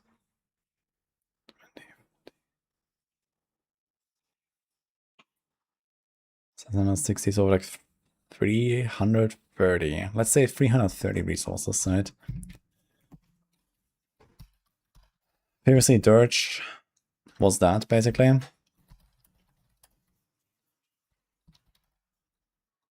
Now Dirge is that. Actually, let's just put it into a sheet. I'm kind of curious about it.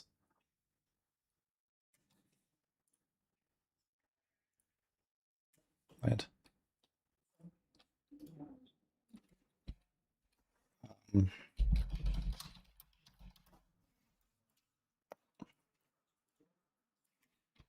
That's resource.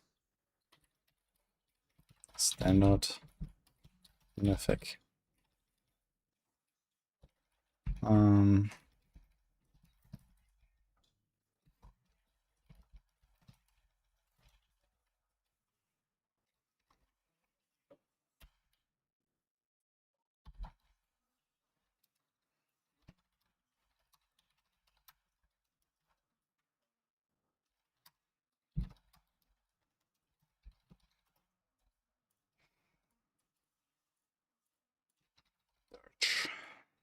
Multi.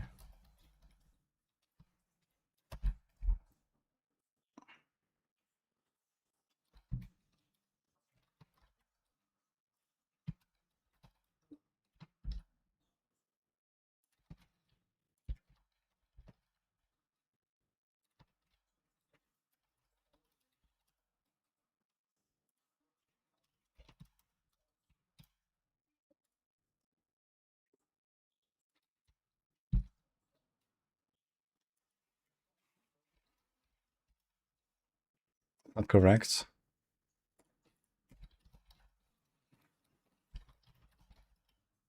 Yeah, okay. Seed multi. So this would be, this was 0.65. No, 0.5. Wait, is this also bugged in the planner? I want to check this actually.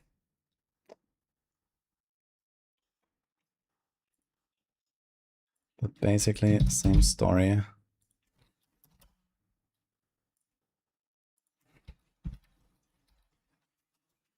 I think it was 0.75 actually. Yes.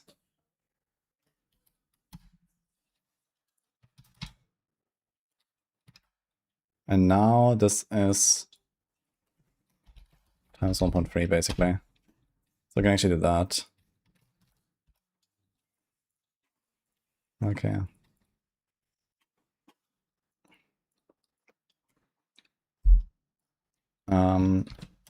Lunatic ranks. How much would we have? So we have 15 base.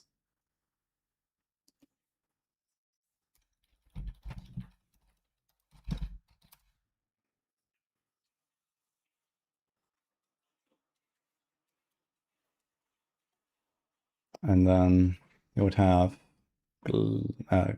pants and helm. And amulets that have ranks, and then potentially charms. We should probably do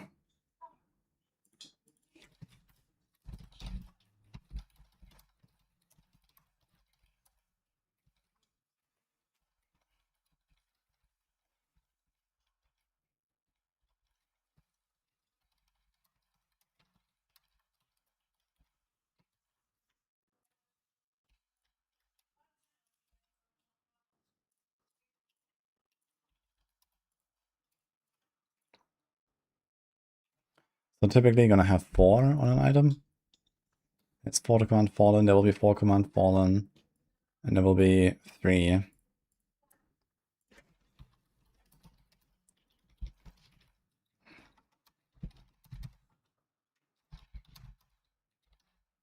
And I guess nothing here. So let's make this, 50.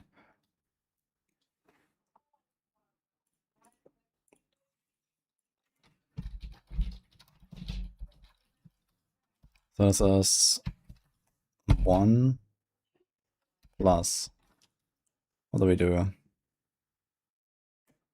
This minus 1 times 0.1. Is that correct? That is correct, okay.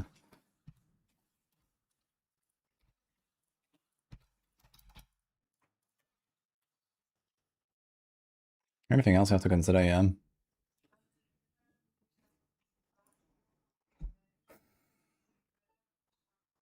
I think either way, we would like to have maximum resource and the glyph and all that. We don't really change much between the different like stats or something. We wouldn't really put like a defensive stat anyway, because we, no matter what, we have seed. The question is the dirge. But now with the mythic version of the dirge, and it has wound multi on it, which is kind of sick. I think there's not really a question about it, to be fair. So the main question really is, do we put like 20 resource or 3 ranks on one of those? Total. Let's see.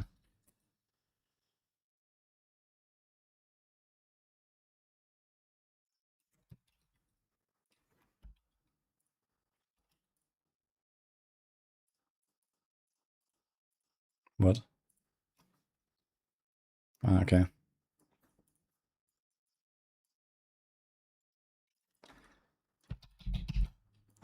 Let's see, Pangorger.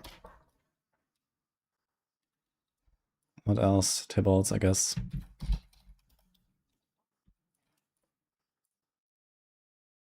And there's no other Cage of Mana, so this would be 4.3 equals.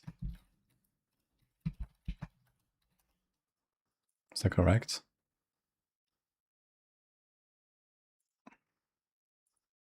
Oh, it's 340.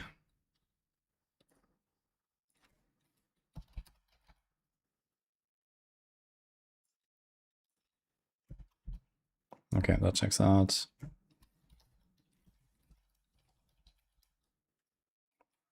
No, this is a bit tough.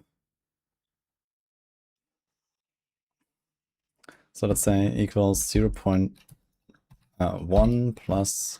Let's say Pangorger is like doing half of the damage, or like.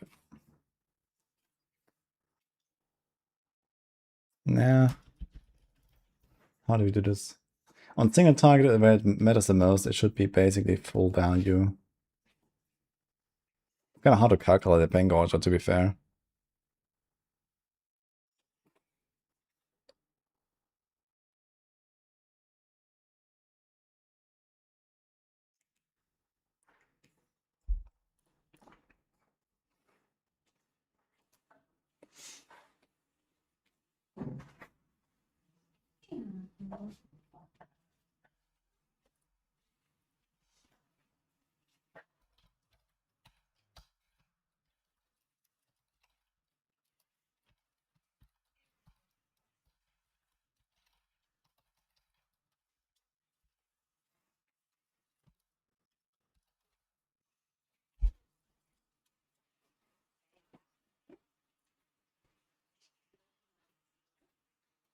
Is there a formula where I can just say like, okay, equals, and then like basically a product of all, is this like a thing, product? Like, you know, so I don't have to like do everything manually. Is that a thing, guys? Don't know what. What's going on? Hi, Rasta. Do you need to start a new character in season 14? Yes. But you can keep playing your old characters on Eternal, but no one really plays Eternal.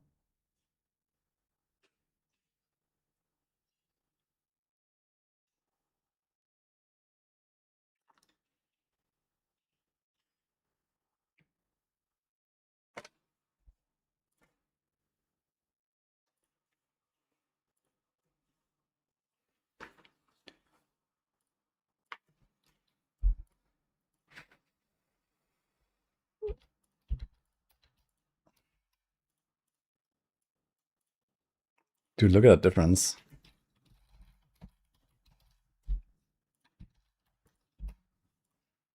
Kinda crazy.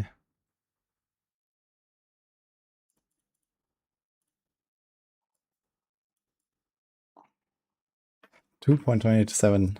So if you have Mythic in every slot, you are more than twice as powerful on this build.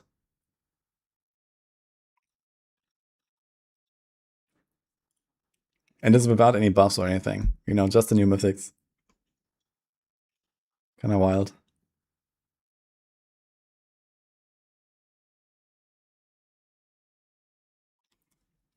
What if he changed this? So this is 15. Let's write this down. 15, 36, 6, 7, 8. So let's replace one charm resources to skill ranks, right? So we do 330 and we do 23. It's like weightless. And really? Yeah, resources scale is so hard, man. Look at this. 15, 30. So this is how much of a difference? Yeah, one resource charm is 10% damage actually. And this is the last resource charm, right? Wait, is it actually more or less? 310.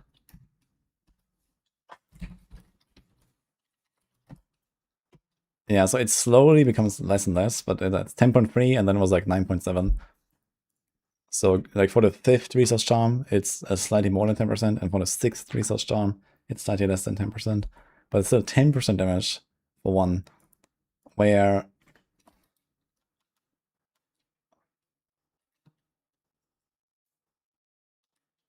no, we were here, right? Yeah.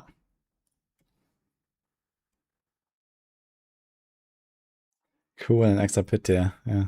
Actually, extra pit tier is 32%, so you would need 3 entire charms to get 1 pit tier. But anyway.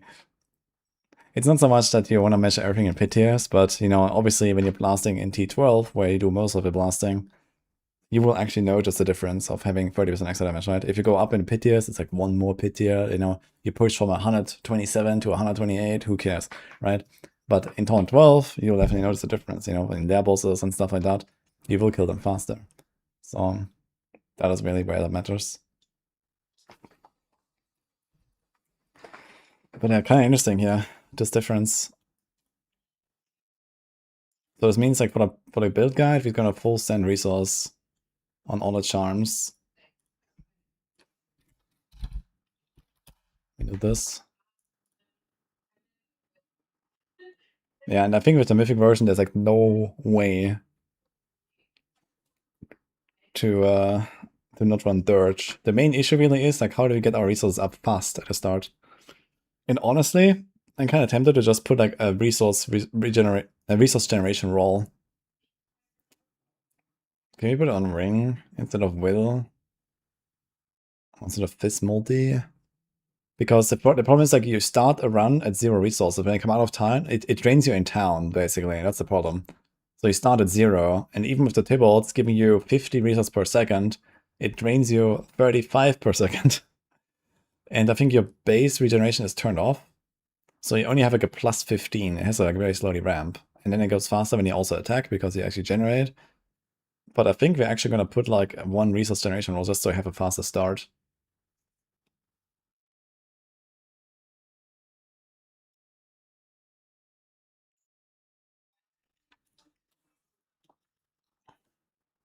And then we give up like 1 willpower roll. That's fine. This is 350% increase. This is 330. Let's see the difference. Yeah, it's 4% damage. But you're gonna ramp it way faster to start. I think that is okay.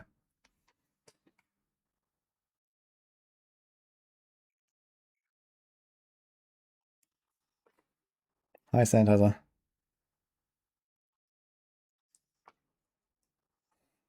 Maybe you're gonna do this here as well. We have Hellbent Commander. Yeah, the problem is getting a good Dirge, especially a Mythic one. And the Tybalt's is kind of tough. So I think For the mid game, I still do this. And then, you know, you have to get the right charms. And it definitely takes a little bit.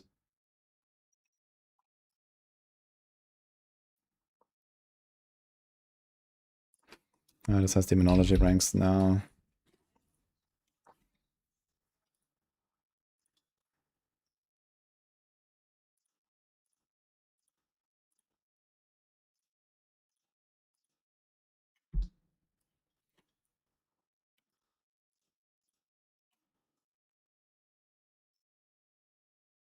I think that is fine.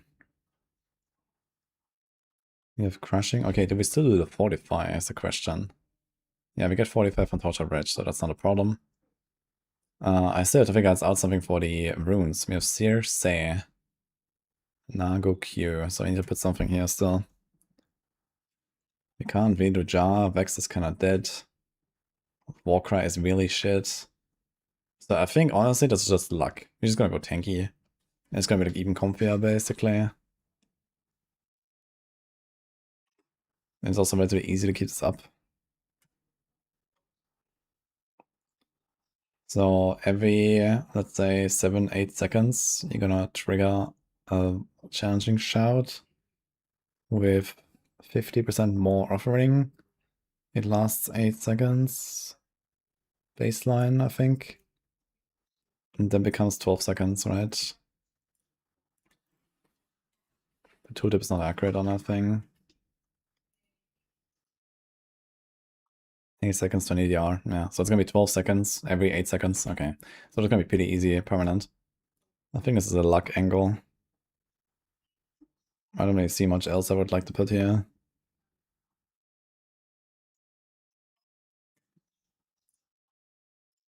I'm gonna do the same here. Here we have Circe, Nago Q.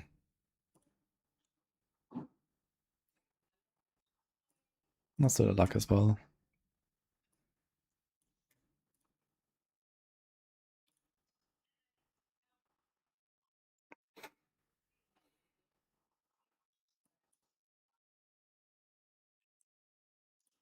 How high is the vulnerable temper?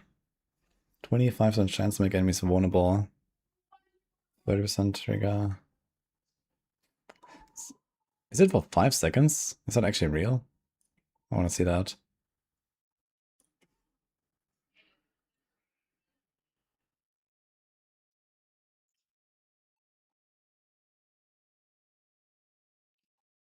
What is the best build to start with? I don't know, anything on Rogue, I guess.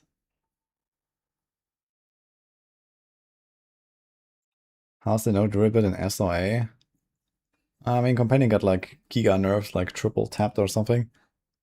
And that kind of just leaves a bunch of other druid builds as like the best options on the class. Druid is like the third best.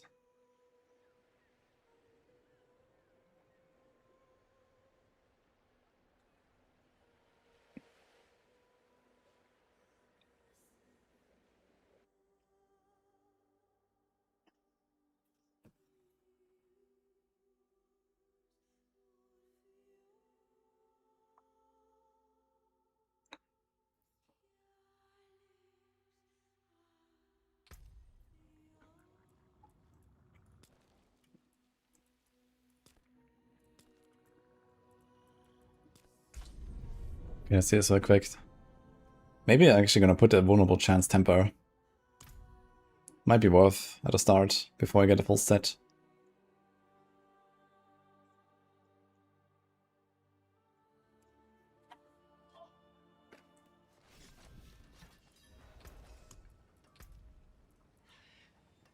Okay, this is 10% chance to make enemies vulnerable for 2 seconds. Yeah, this is actually not accurate here. For some reason it shows 5.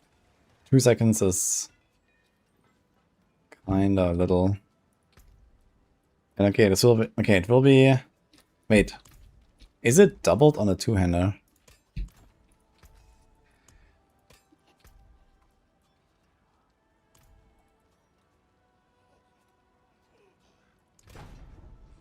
No, the chance is doubled, it's still 2 seconds, okay. So 25%.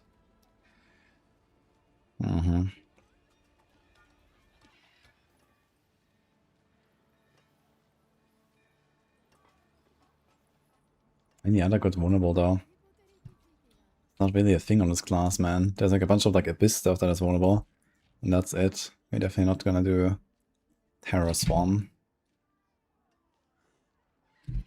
And we could be Metamorphosis. Nope.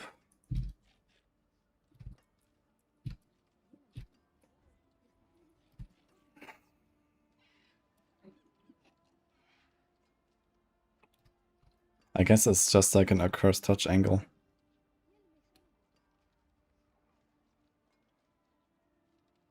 That's actually what we're gonna do on the starter variant. Because instead of, yeah, if I wanted to replace the attack speed temper, Rattling Reversal is the same. It's the same 20%. But Accursed Touches is way better to apply vulnerable, so we do this.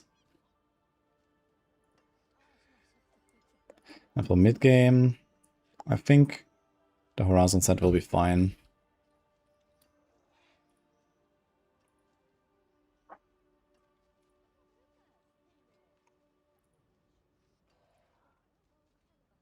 Steel luck, Nago Q. Okay, so everything is kind of fine here.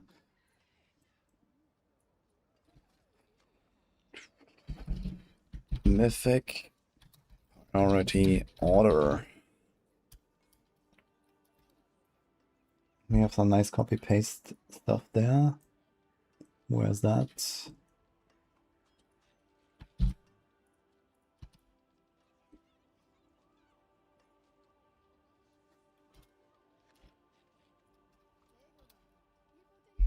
Okay.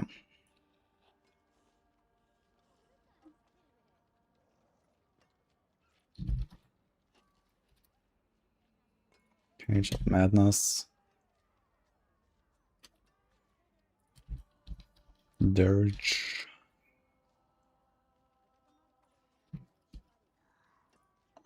Seed.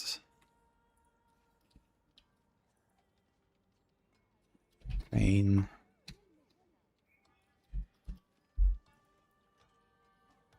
Tables.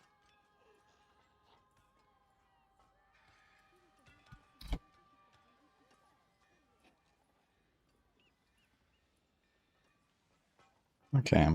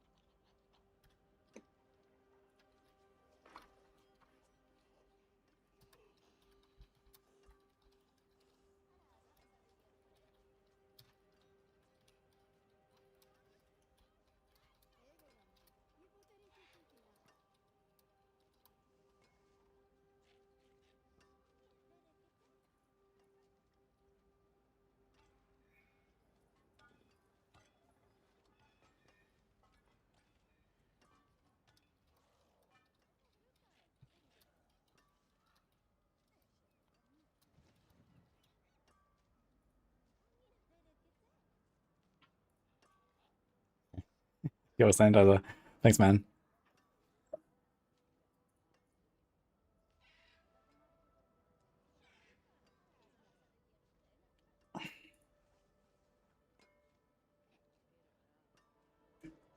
Okay.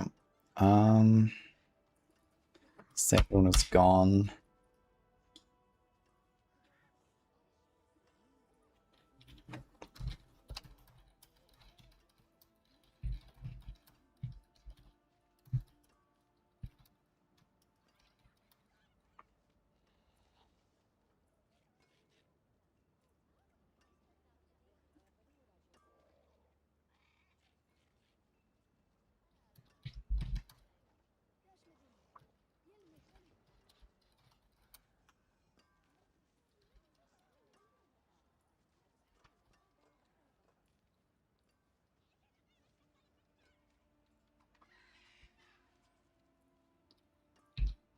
Let's talk about Dirge a little bit.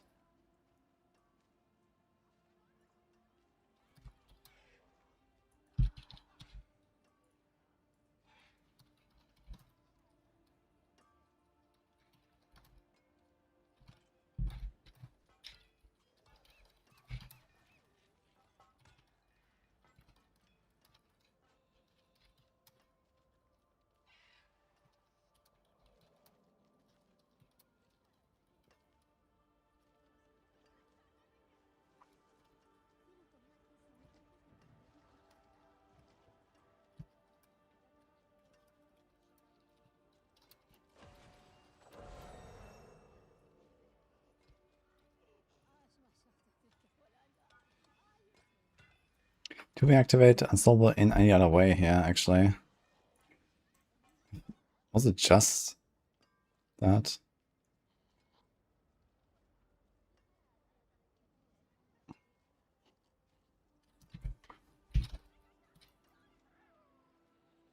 Ah. Yeah, okay, actually, we have the perma Unstoppable there anyway. We don't need it.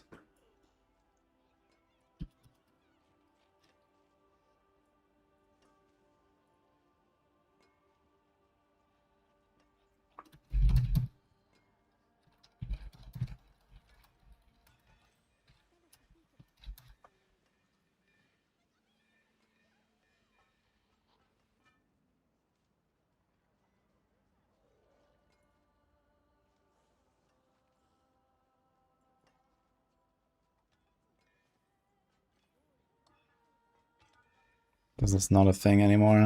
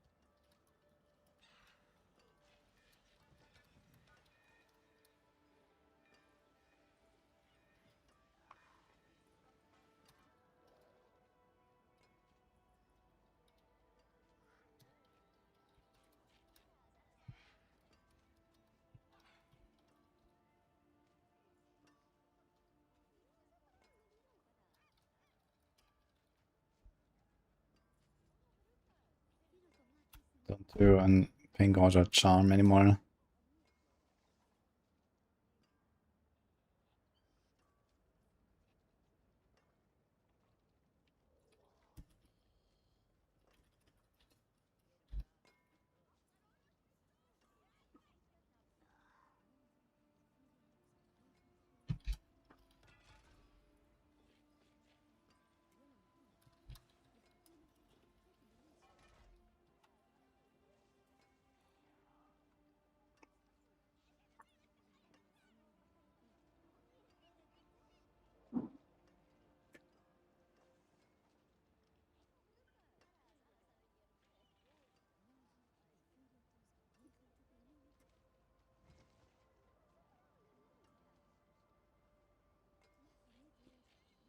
Okay, I think that's kind of it, actually. Not such a...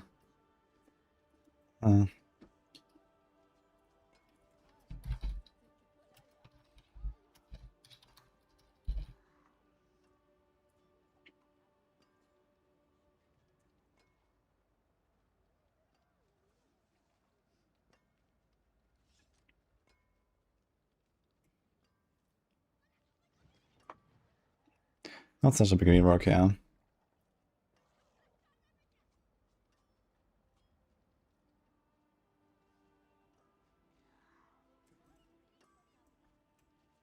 What about a skill tree?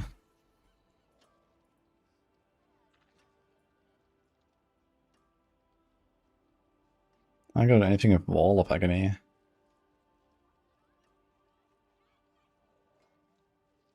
No, but I definitely want to try this out for other builds, I think. I think Torture Wretch is nice.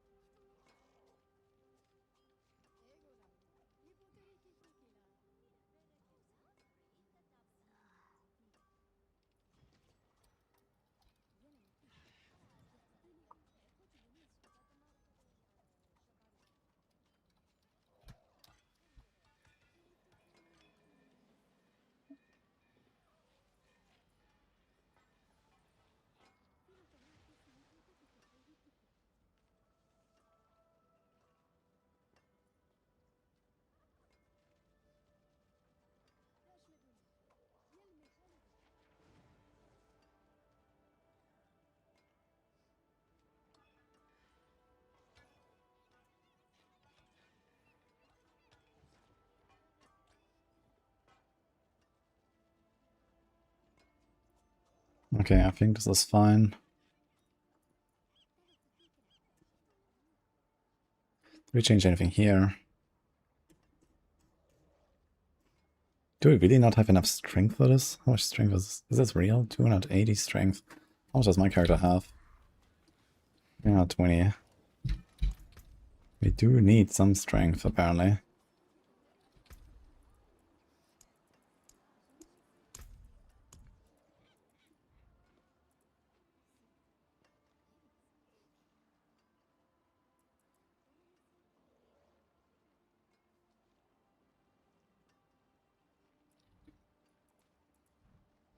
I might have to put this as a second board, actually. It's kind of crazy. Where else would I get a strength?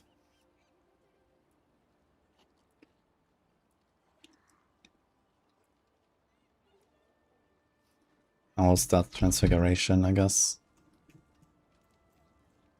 Do we really want to do this?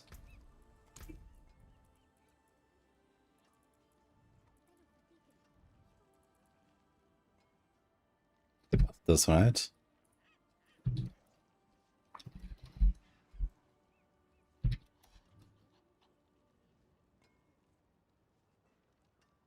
"20 seconds. Okay, that's, I only buffed the duration. And this, yeah. Do we do this? Generate 2% maximum units per second.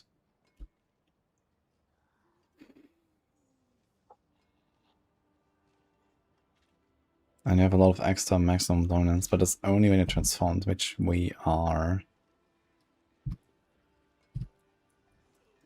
So we have 7, 14 extra maximum. And then this.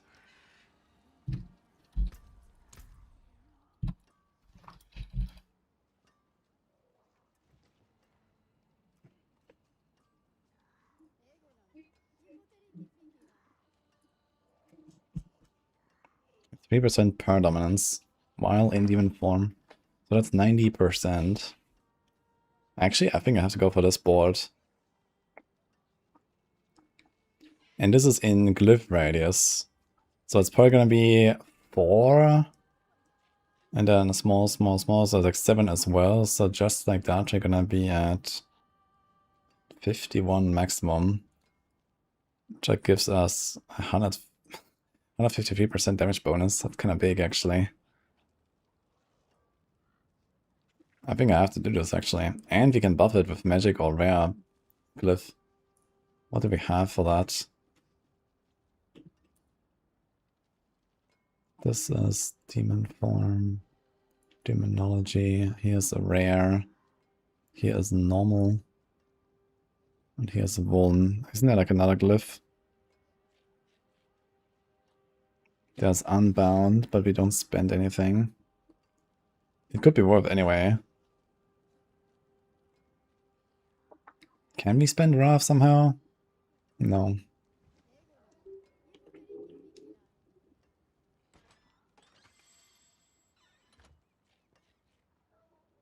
Hits from Arc Fiend skills. That was really bad. But either way, we will use that, I guess. So which one can we remove? I guess this one. But then we also lose a lot of our maximum here.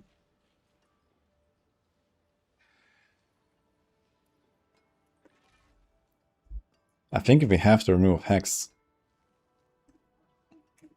Boah. We're already pretty tanky and we added Challenging Shout, which kind of makes up for it.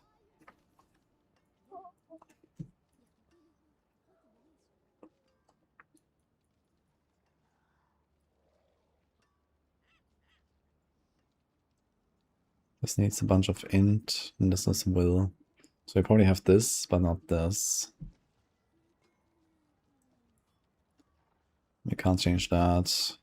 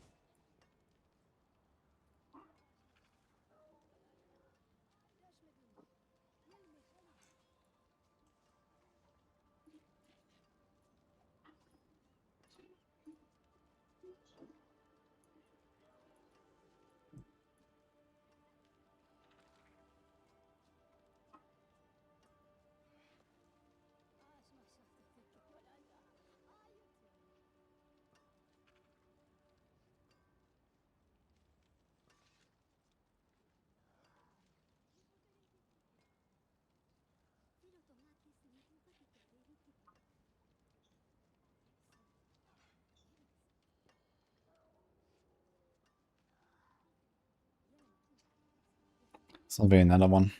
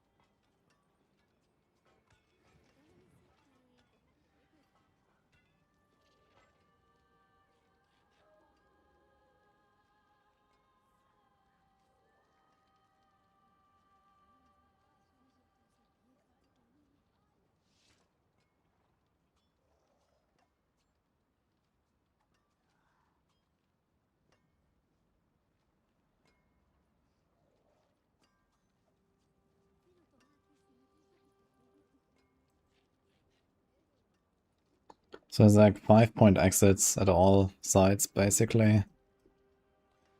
2, 4, 6. So for example, we could remove this one and put a 5-point exit here. I'm missing 8 points now, so it's a bit rough, but I guess you can do something like that. You want the maximum points there.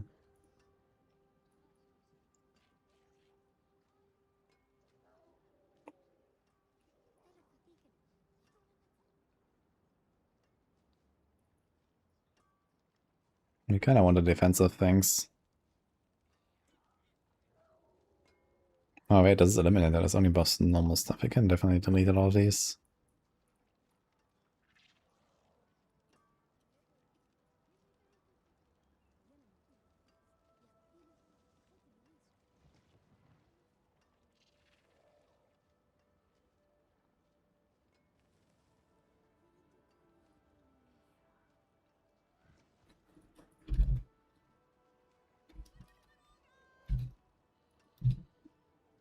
Okay, that has enough anyway. Alright. So I think we do this. Even if we don't get the doubled note there, but the big question is what about this? This basically requires one all stats transfiguration.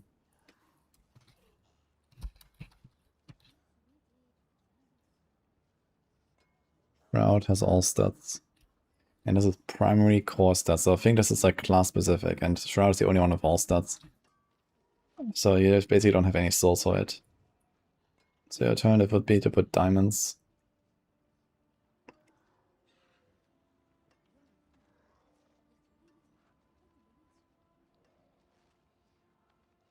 How much would that change?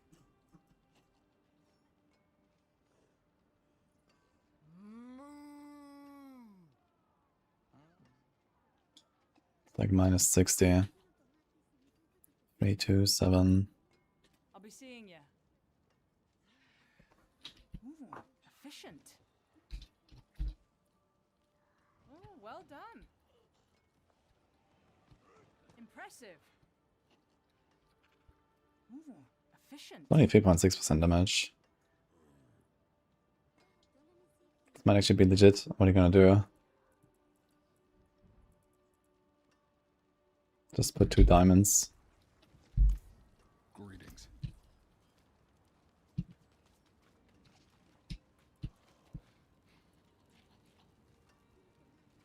Gemstone is not gonna be a thing anyway.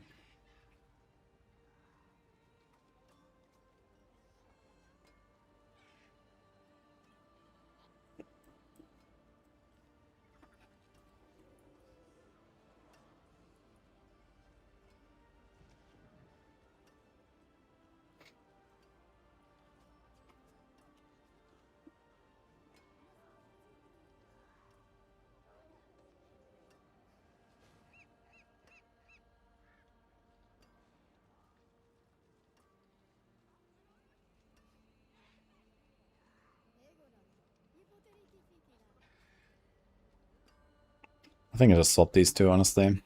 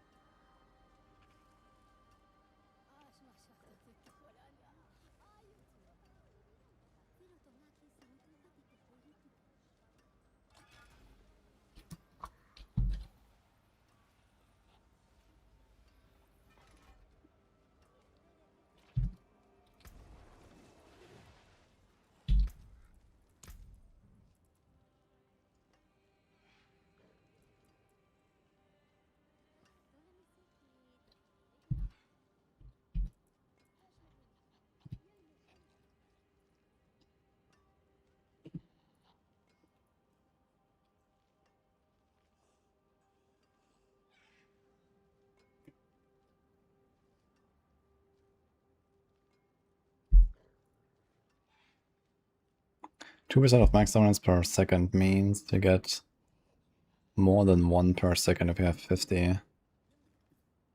So, and then we get 50% extra. Okay, we can actually kind of like regen it fast if we just swap out as a form. It's actually kind of like a strat where like you swap out if you know it's just like jumping around for the 10 seconds straight. But you kind of don't want to do it, so you kind of want to stay in the form, so... Okay.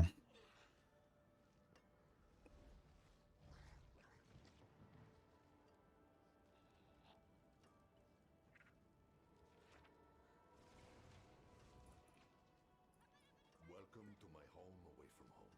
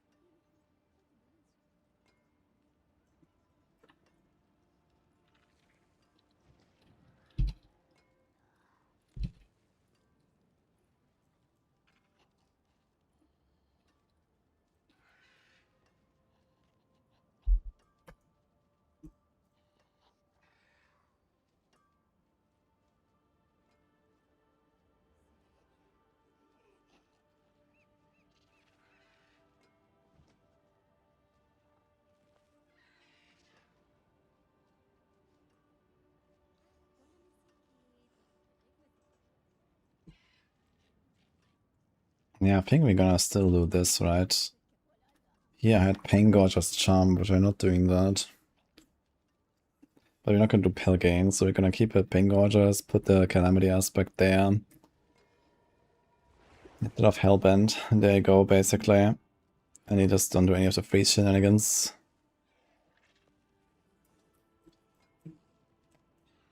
Anything else you would consider changing?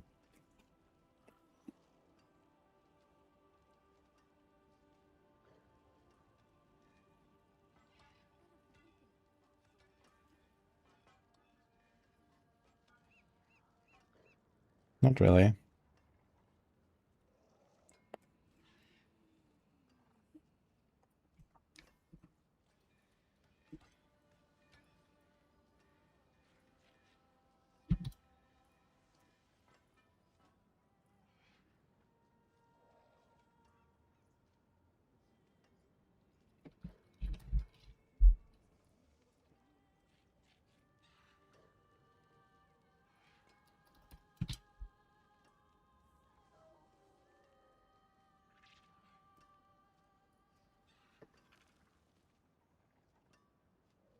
Ah, shit. Okay, the tree.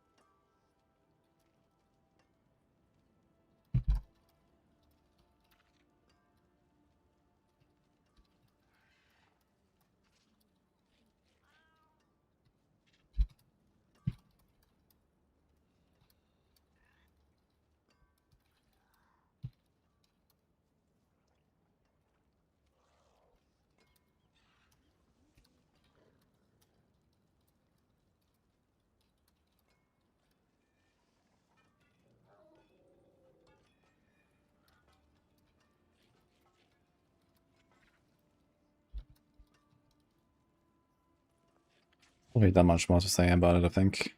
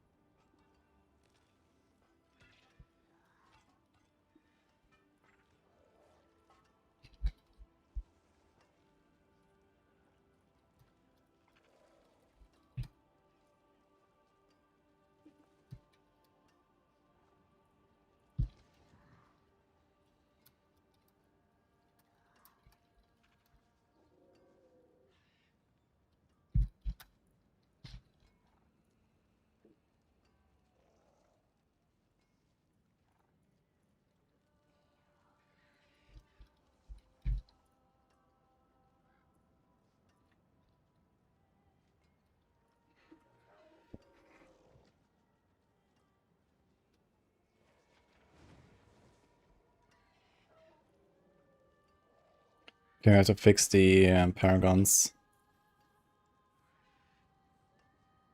Also, Bolt Rush looks a bit different now. We don't going to do Greater Hex anymore, I guess. Dominion. More conspicuous. Fathomless.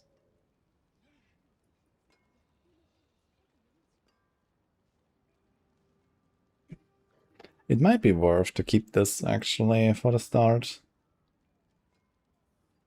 And then we do the dynamism later, because we don't have any maximum extra resource anyway.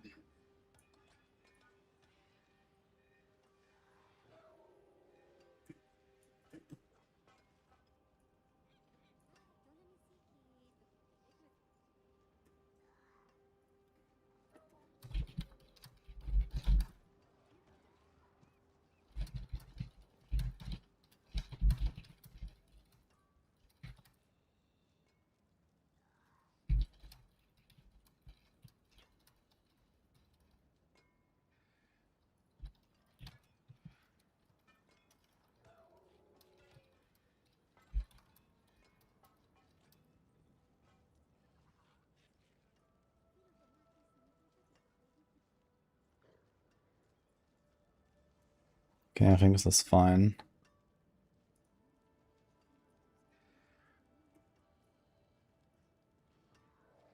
Fathomless, demonic. Demonic, fathomless. Okay, we're basically gonna swap them and then put dynamism there.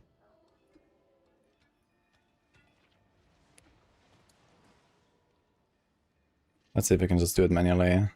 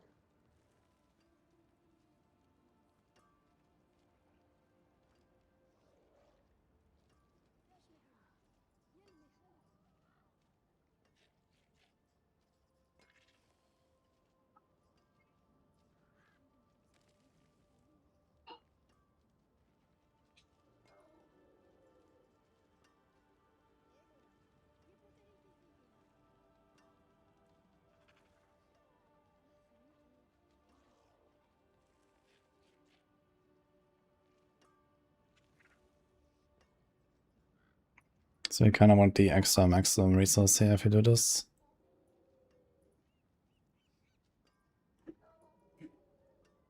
This is pretty far. This is also pretty far.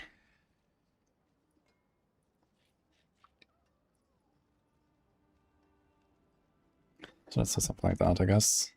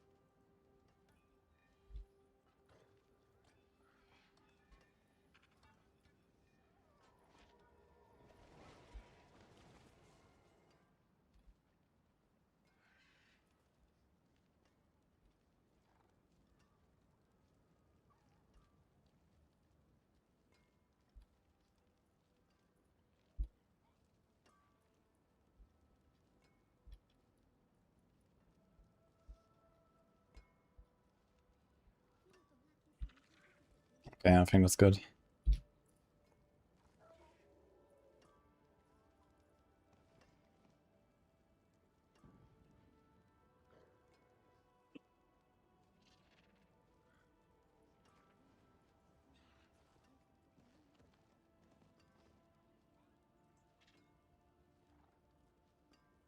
We could do this actually.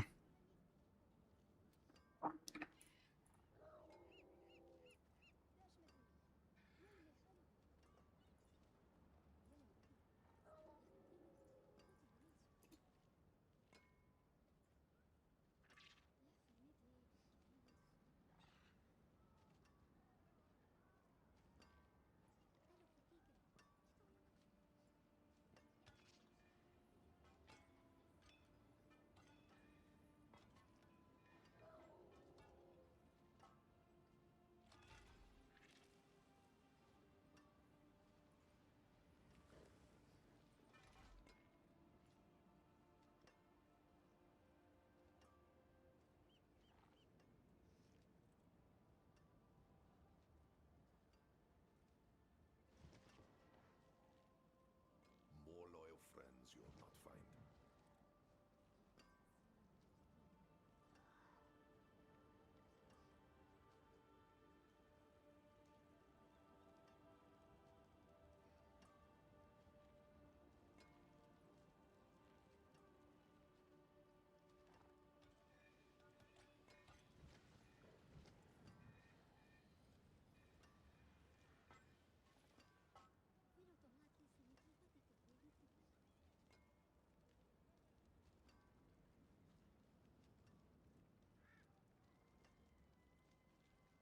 Yeah, the Bloodseekers just murder everyone. And Dario doesn't really show up often. I want to see doing hordes, I guess. I think it might not be that bad to just go for the exotic armor and get one random unique. Can be for any class, but it's basically just like more salvage. And that's actually not bad. Also the lair bosses.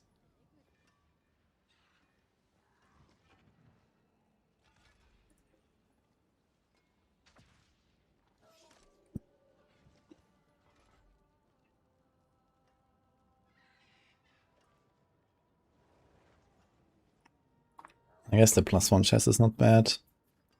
Just like gives you more stuff faster.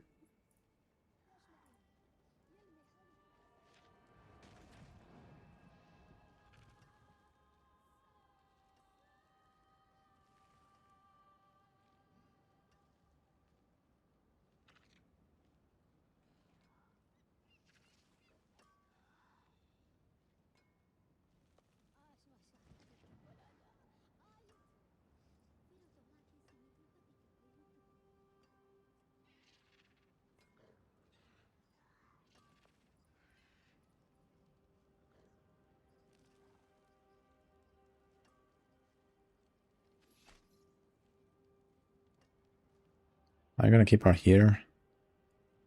Yeah, I think we're here and this is fine.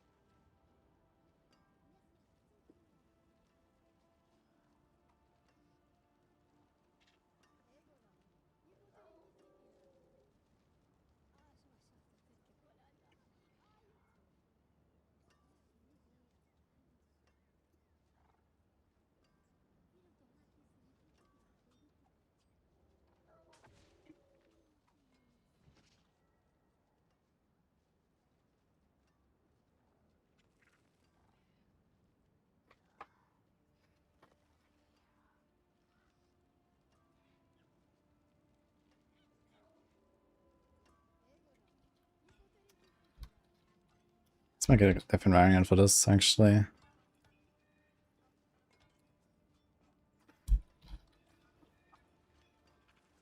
Ah, fuck, it's bugged right now. Okay. Nah, then let's leave this out until this is fixed. Diamond Mine had 0 charm slots on the PTR. So there's also 0 charm slots in the planner, unlucky.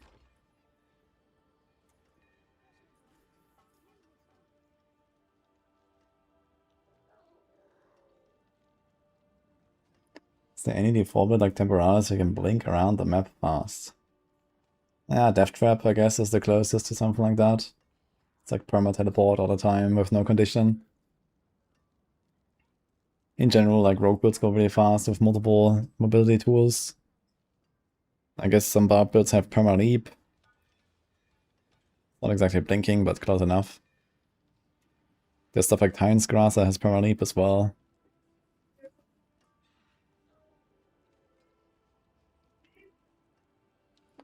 Did I fix the uniques? Yeah.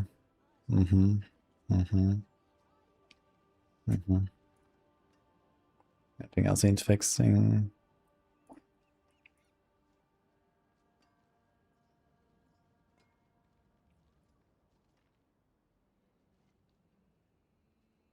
I think I put Rust Bit in here.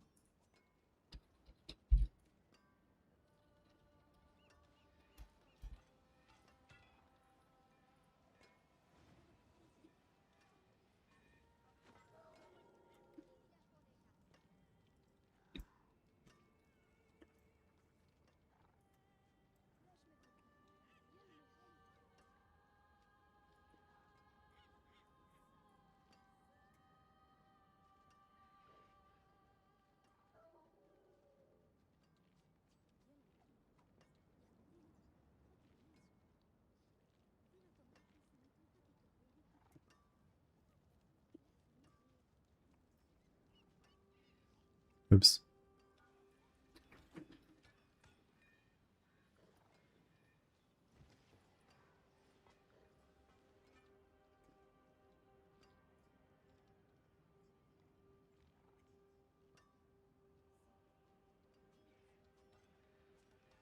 Shit. I actually overwrote the tower push stuff.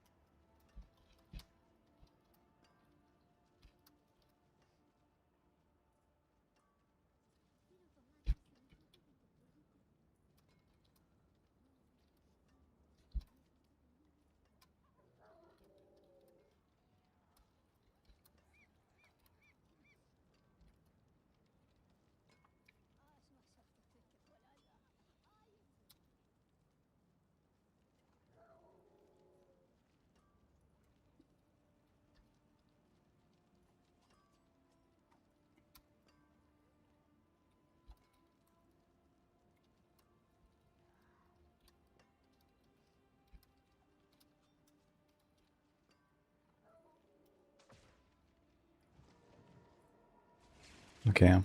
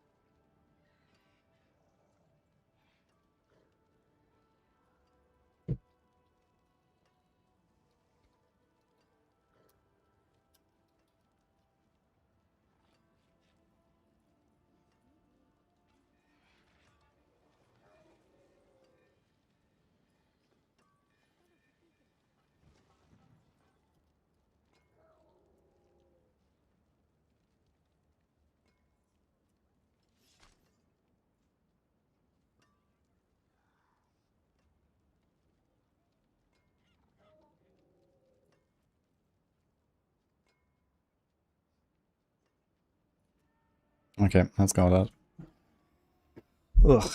Alright. Anything else? I think I probably want to do a bit of a write-up here on FAQ while we add it.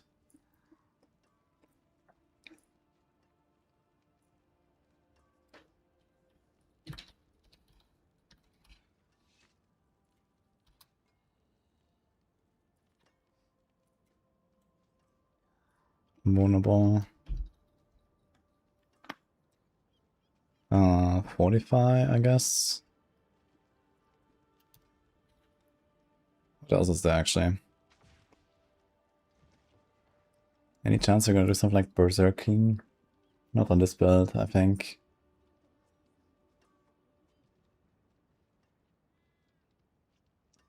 Seed of Horizon is really strong, right? Wait, what do we have for it actually? Seed is a 4.4 in the mythic version. Kinda crazy. So that actually beats the other emerald.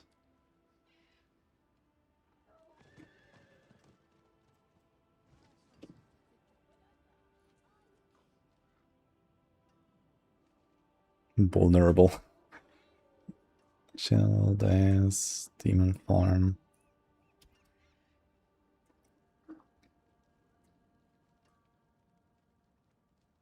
Welcome to my home away from home.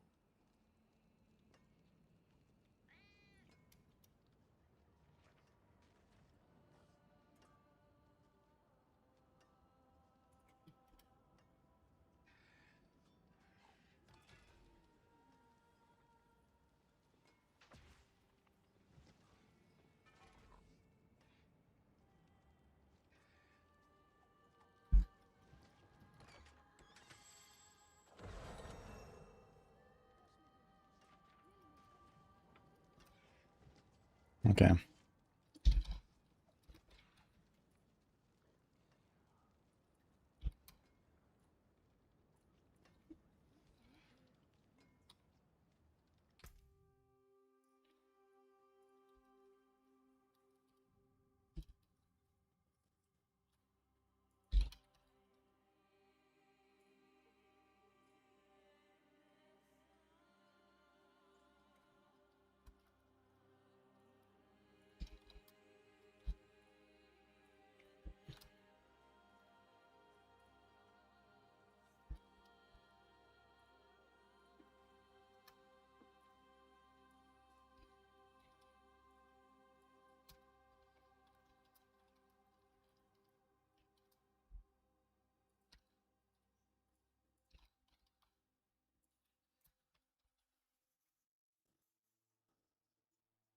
Oh, the good question is, are we actually triggering rallying reversal at all? Do we even have any CC? Yeah, with the torch and red, right? Okay.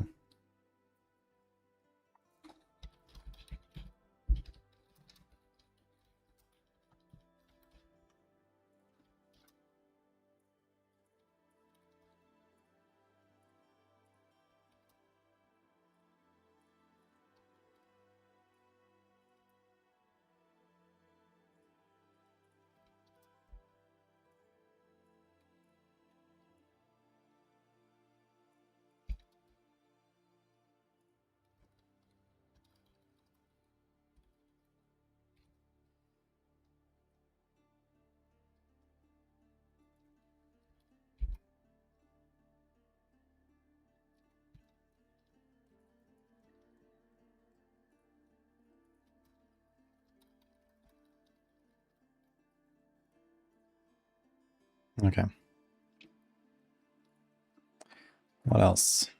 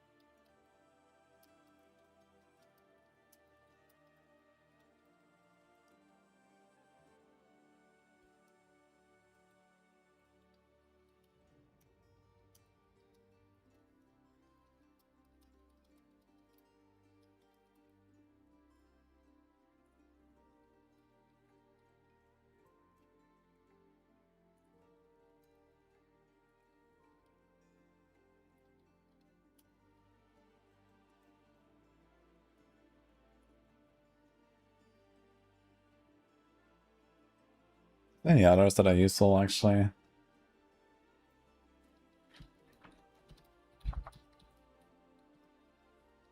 I mean, this build already runs both anyway.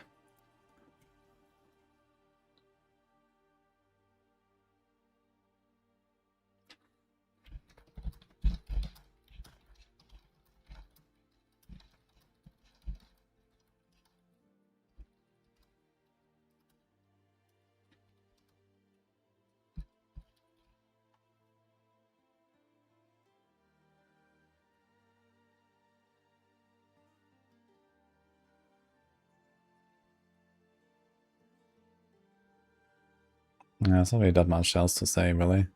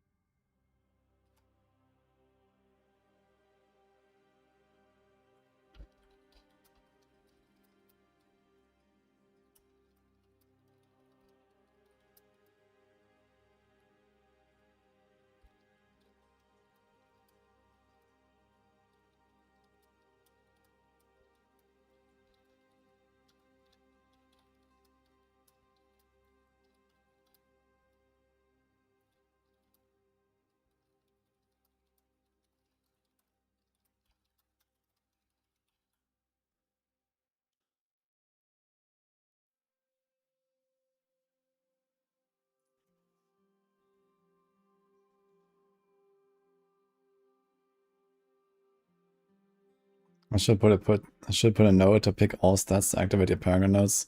I mean, activating Paragon nodes is usually not really so important. There's just like this one Paragon node in particular that you kind of want to boost, which is the one on the Demonic Spicules board in Glyph range. It gives you extra maximum resource. And we also have a glyph that buffs that, and you definitely want to show you double that, but I actually moved it to the second board now, so that you guaranteed get it, so you don't actually have to have any stats. You actually don't really want all stats in over like other transfigurations, but it doesn't hurt to have an all-stat transfiguration somewhere. I guess I could make a note about this though.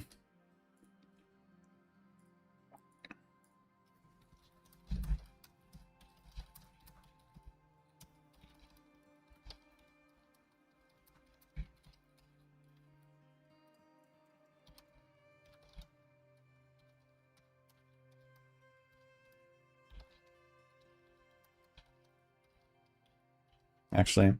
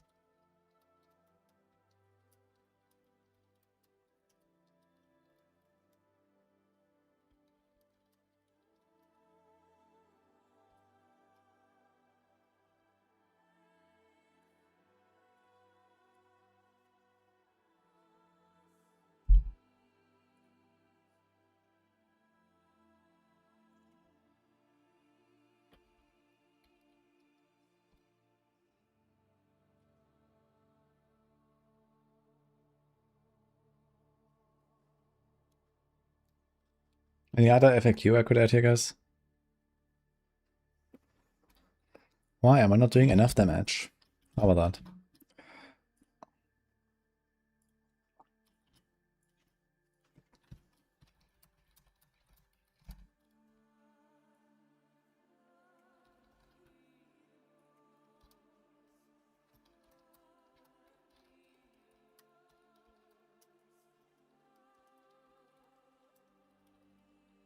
We'll talk about this in a little bit.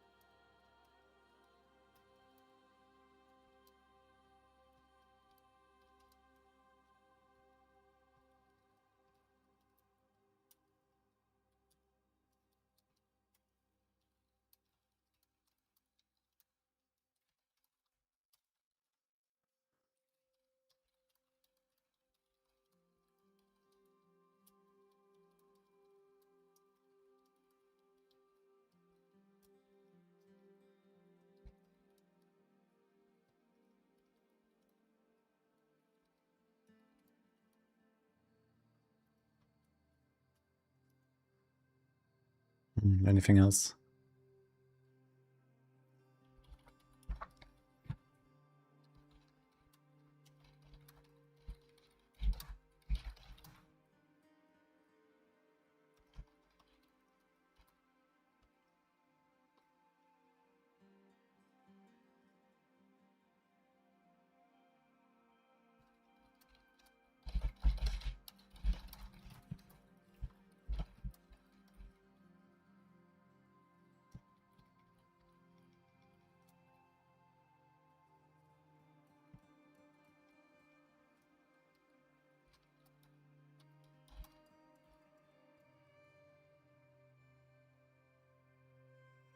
The Season 14 Lunatic Warlock use crit? Only the push version does it. In push you have Calamity Aspect and that makes it worth. But I can't really do this in like regular gameplay. So you don't go for crit. It's just like making a general like creepypasta I think that I'm gonna put into all of my guys. This is all like Copy pasta, besides this, needs to like adjustment, but I guess. It's just like general questions that I get very often, so I figured why not just like, you know, write it up once. And people can maybe find something to check in their build and see.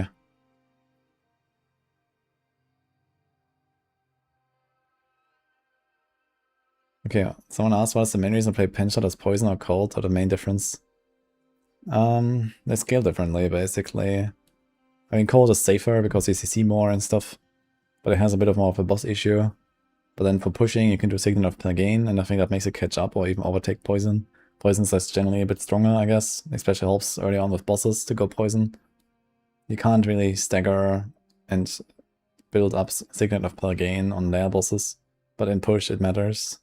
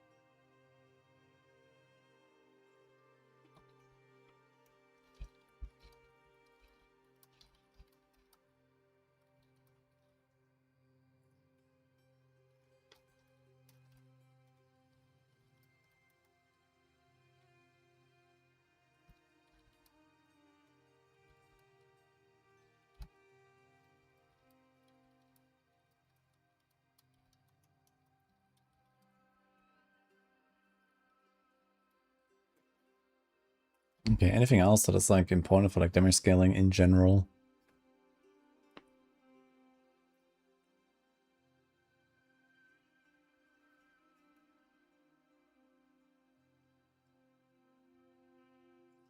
Maybe Paragons.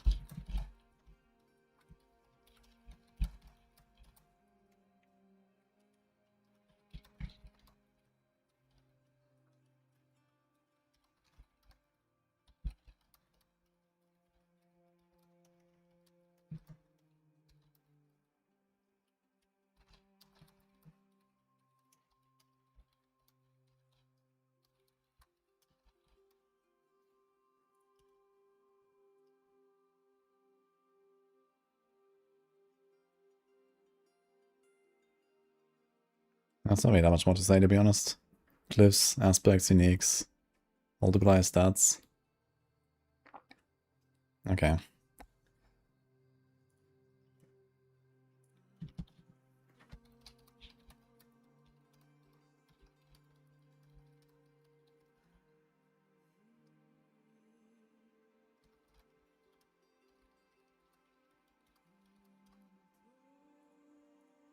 I guess we can mention this. That's not really a build without vulnerable.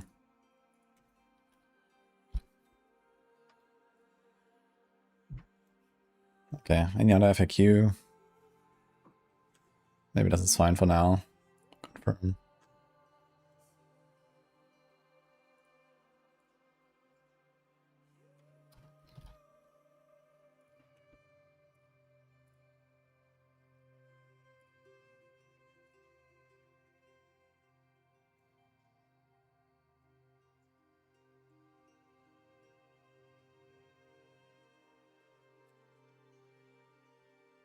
I did play a round of Doom.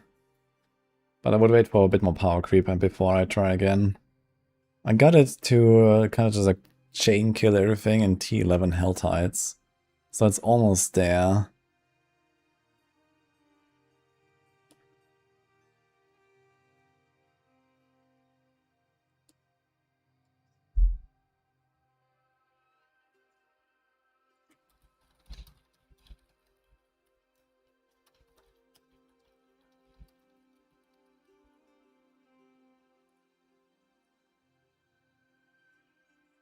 These are shared, right? Yeah.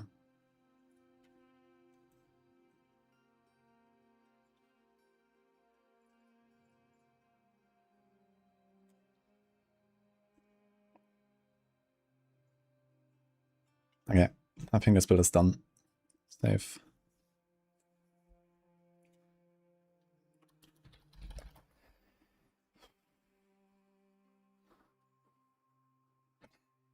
What about leveling, actually? Now that I think about it, I think I have to do a leveling thing here.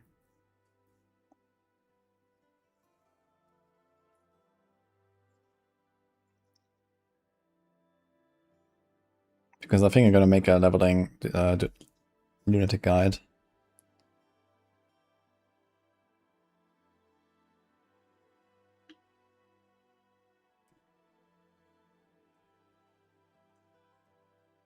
So we have this, for example, in Dread Claws. So you have this and this. Okay.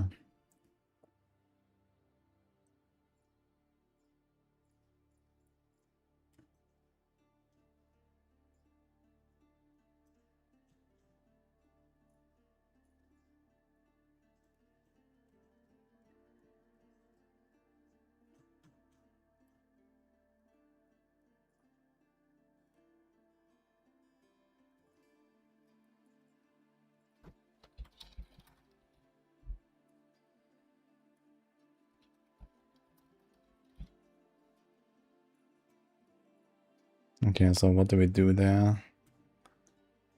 Rare Seal. Practice Technique. Venom Charm.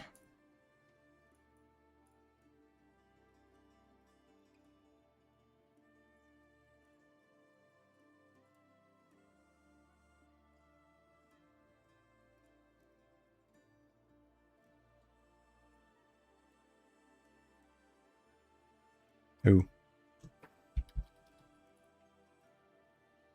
That seems a bit buggy, actually. Okay. I guess we do this.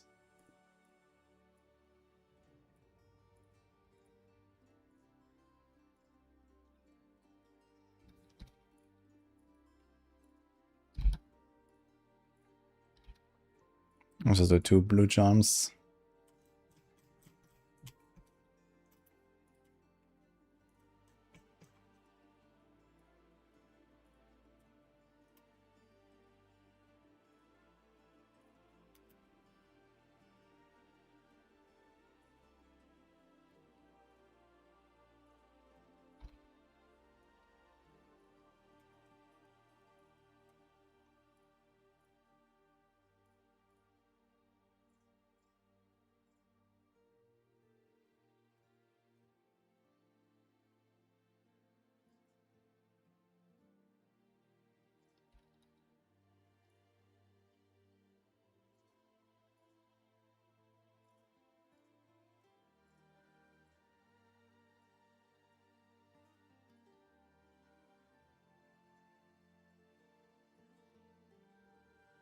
Did I mention the overpower thing?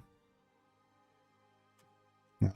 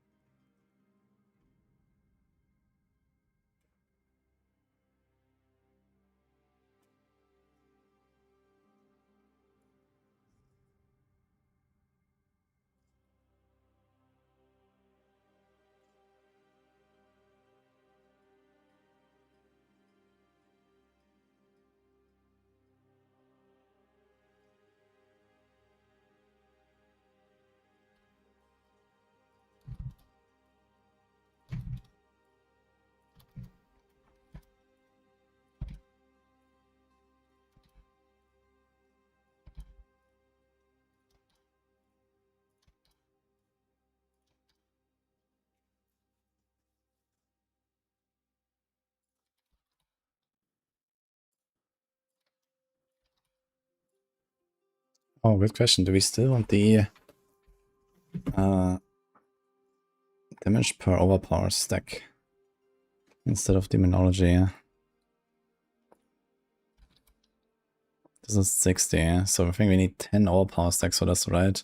Will we have 10?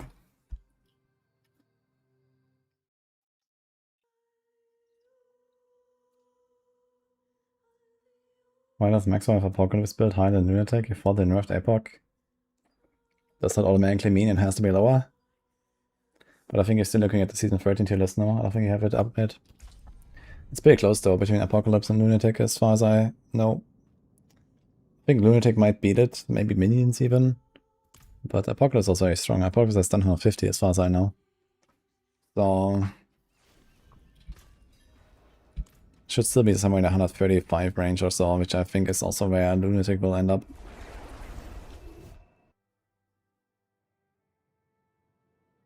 Enabled easier to gear compared to others, but still strong. I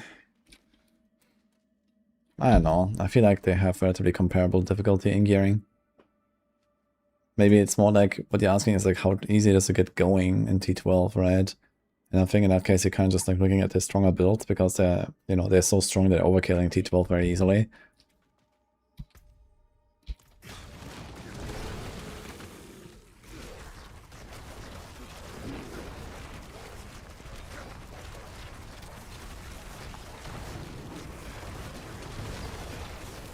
Okay, we have 8 overpower stacks, so that is not enough. Go for the damage per overpower. Actually have to change that. 8 times but yeah. So just go straight for demonology.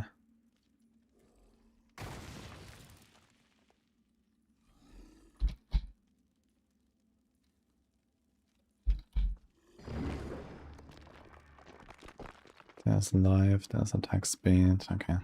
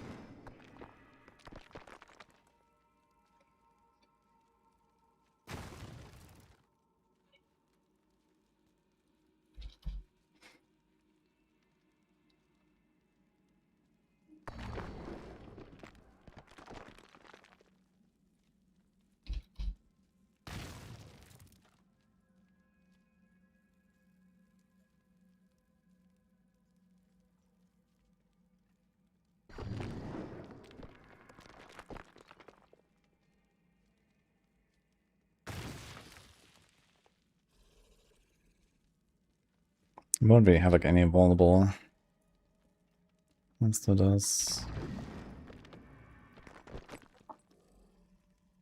My god, the fucking sounds. Okay.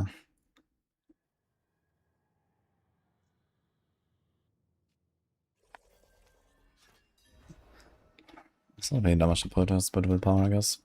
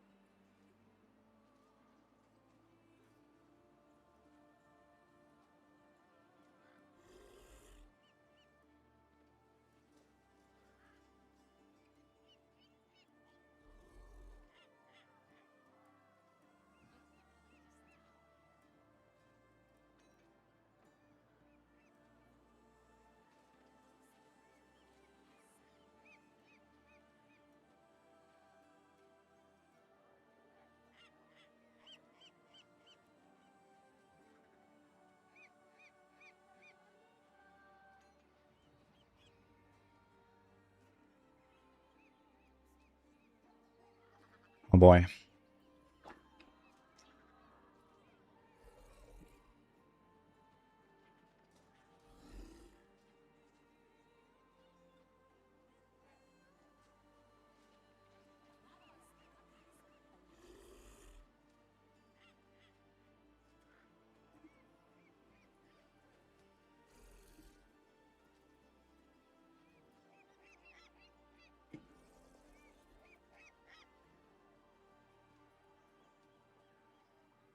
Like actually any difference?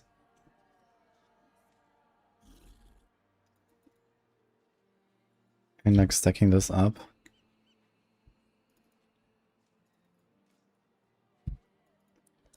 I guess this also doesn't matter. And this also doesn't matter. Does this actually change?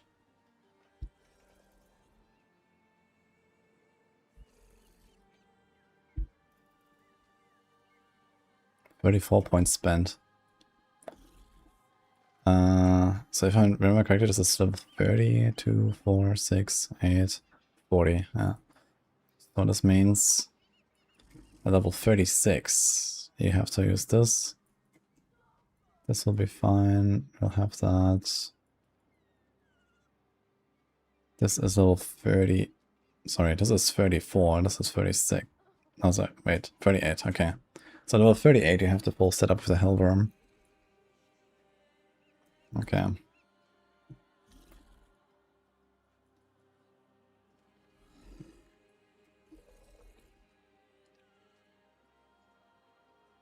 it's kind of funny because we actually don't really... Do we even have a need for this? Demon form increases maximum life and demonology skill damage by 30. So just being a transformed to demon form for this stuff is actually already kind of helpful, even if we don't really scale this and this because we get the additive there. And at low levels, this is actually impactful. Like even with tempers, if we have them, we're gonna easily get like 15% multi or something. And if you don't have any tempers, that's 30% multi just for being transformed. And reduces dominance cost. So I think you can actually play the full build pretty early. And you kind of want to do this. Just to like permanently do a lot more damage.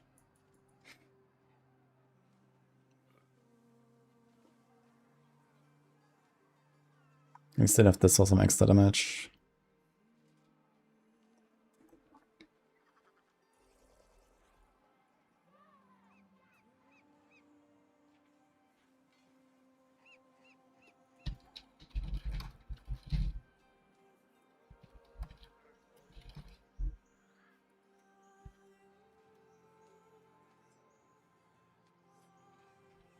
This is Rampage and Worm.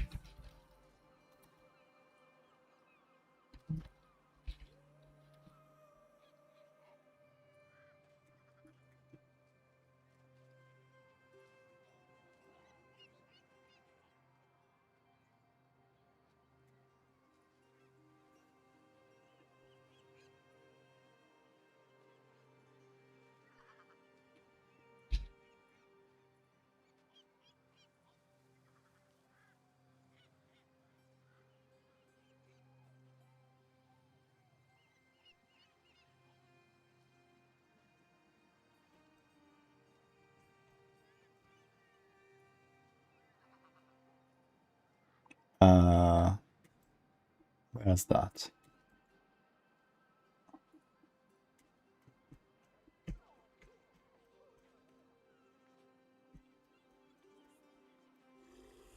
I found it.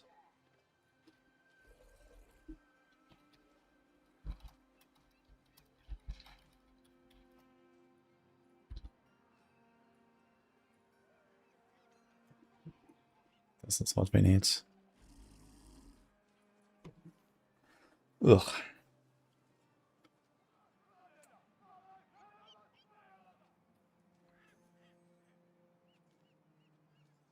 I think now we're gonna work it backwards from the start.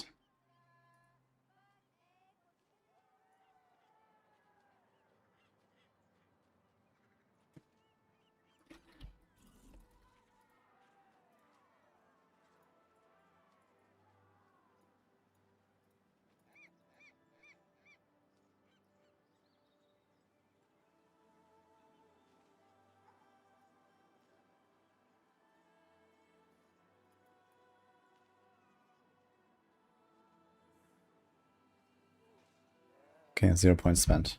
Perfect. How do I do this? We have the core.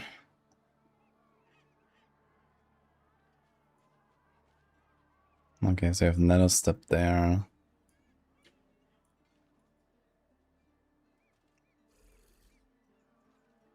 Then we have this. Okay. Ding, ding, ding.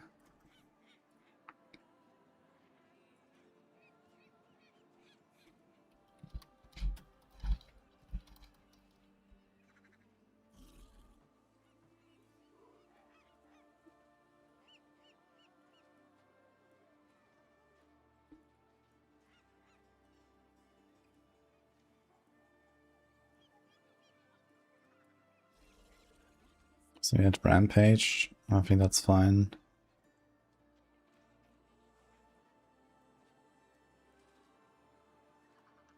Visual summons, I think that's fine.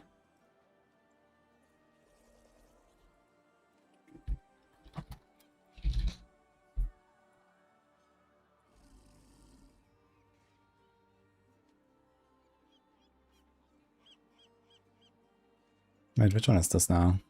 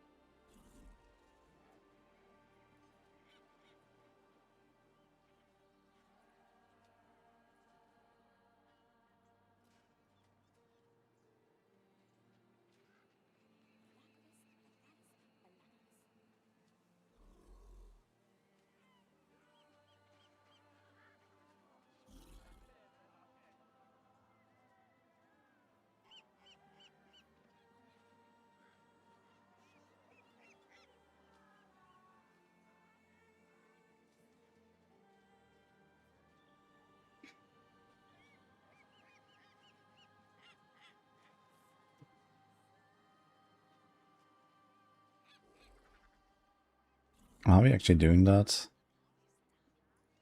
I think so, right? Oh no, we go to Dominance, never mind. Okay, yeah, we do this.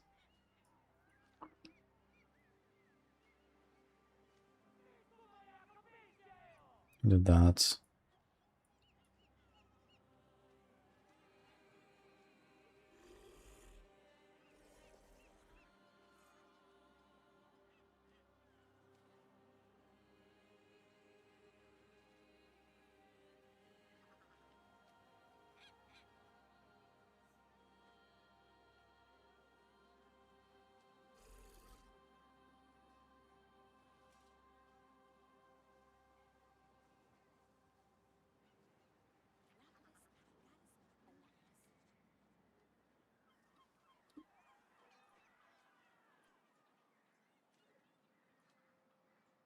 Okay, now we caught up.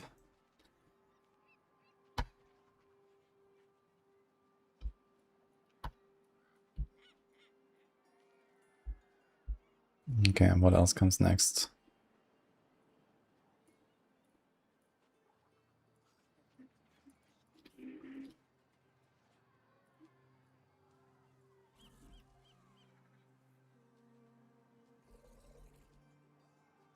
Finally, we got the Mega Lunatic. We can do this.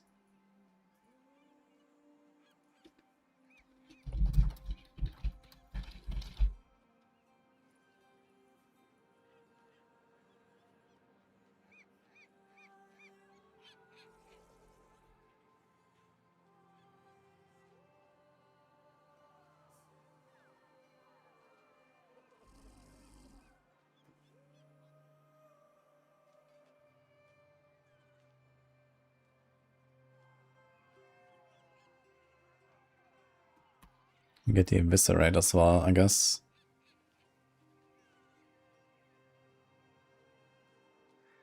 Maybe we include that actually. But this is level 17, so I need one more point somewhere.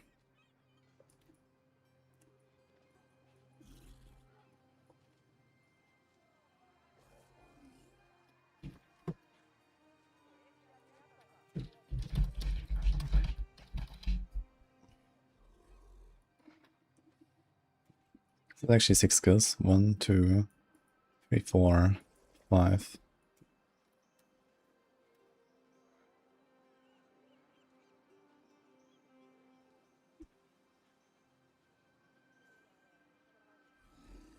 Should probably do this as well, actually.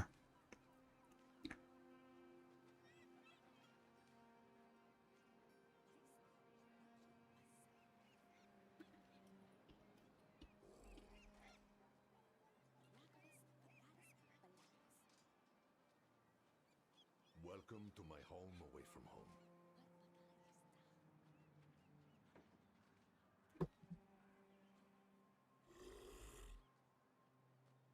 Level 19 has no unlock, actually. I know ultimates unlock at 19, okay.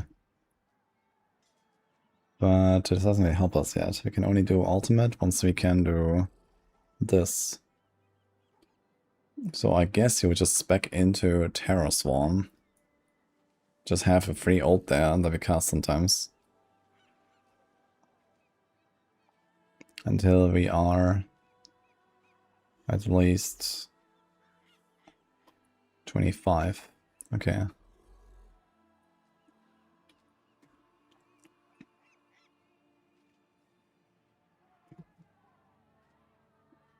What else?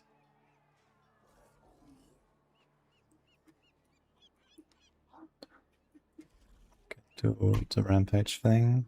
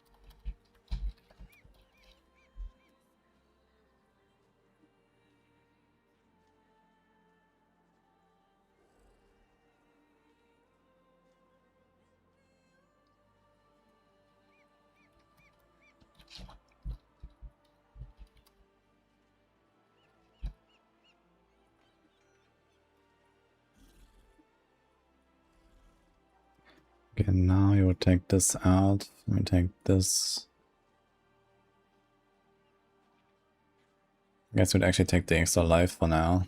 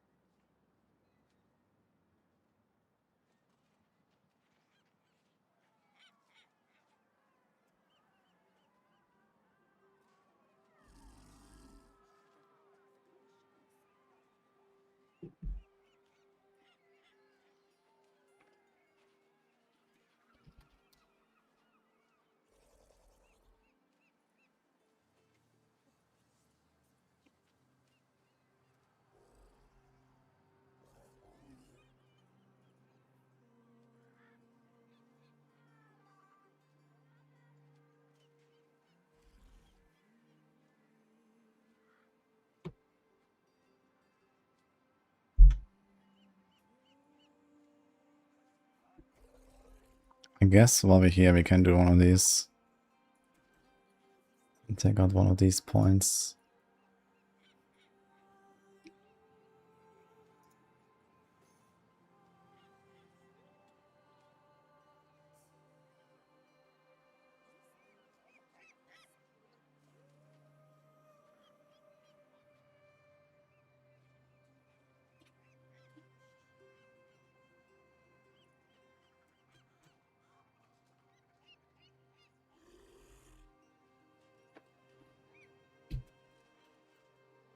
Does it actually show properly? Yes.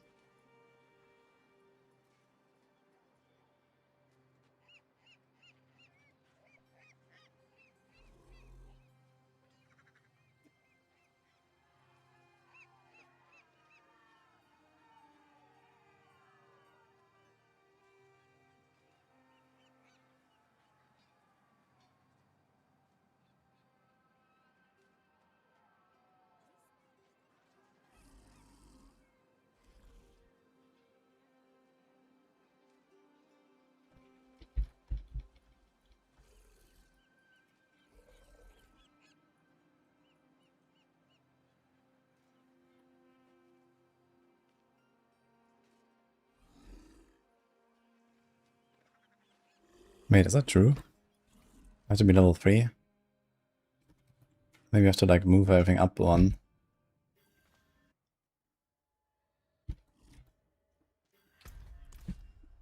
I know what this is. Okay, you get 1 point level 2, 1 at level 3, 1 at level 4. Okay. Basic and core. Okay, this is fine. Alright.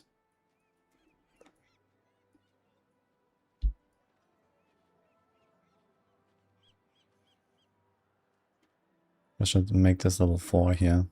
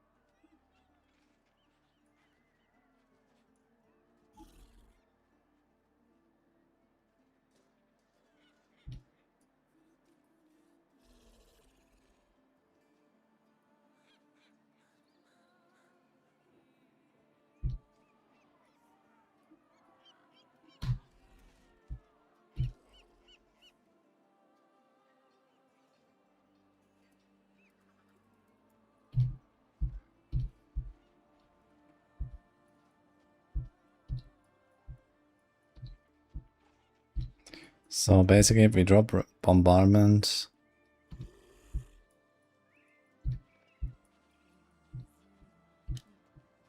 we drop nether step for tortured. We drop bombardment for what actually? 1, 2, 3, 4, 5, 6. We also need the demon on the bar actually. So how do you actually do that? We kind of want Agrom right from the get-go. So wait a second. I guess you don't do the Terror Swarm.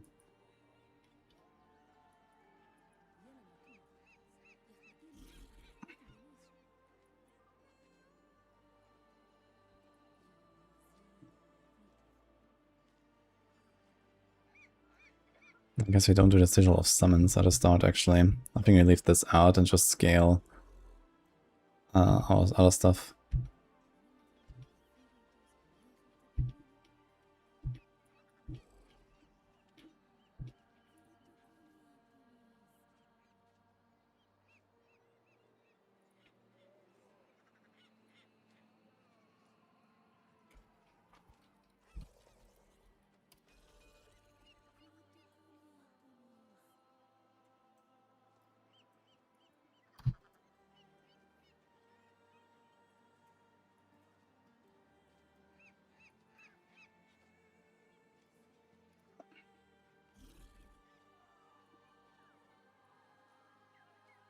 What?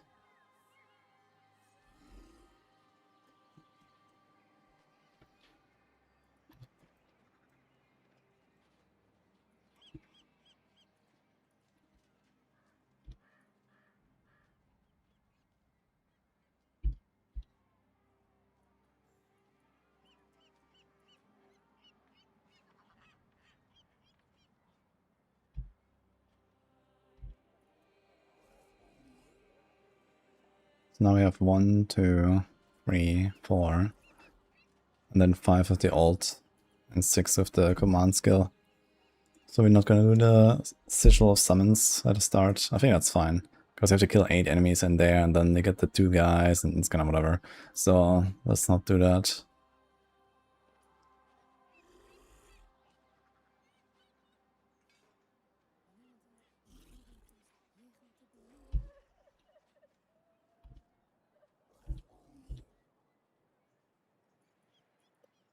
One, 2, 3, 4.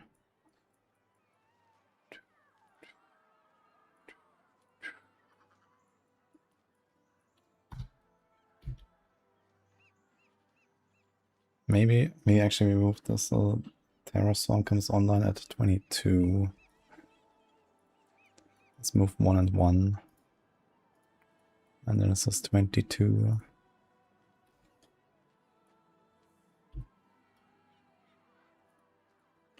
And then you have to Metamorphosis respec. 1, 2, 3, 4. Ding, ding. Ding, ding.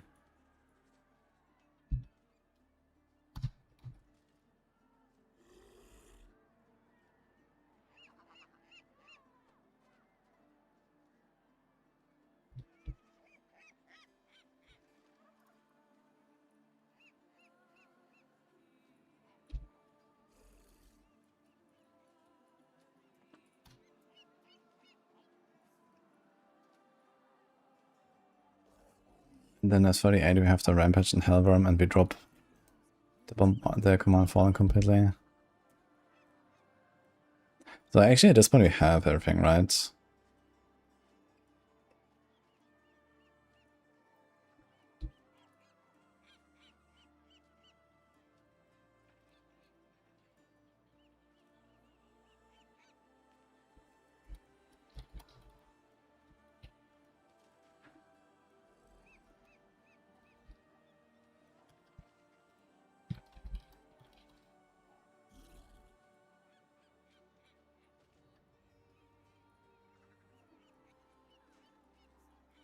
One, 2, 3, 4, 5, 6, 7, 8, 9, 10, 11, 12. So just get those 2. And then we have to respec. We take that. We take this. We drop the Nether Step shenanigans.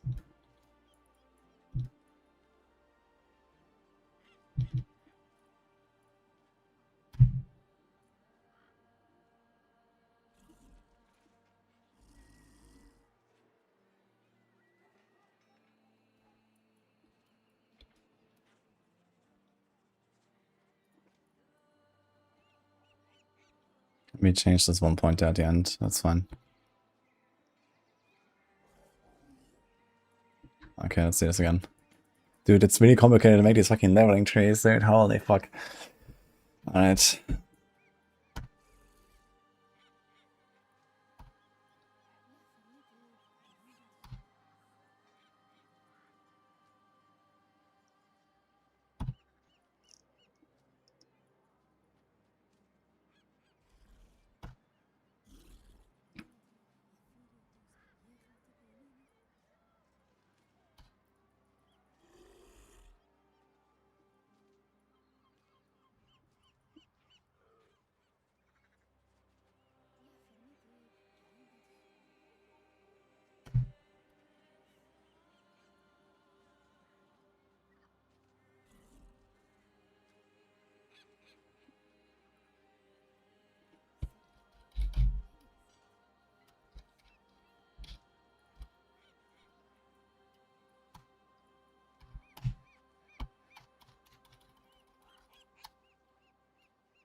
Okay. Blech. And now...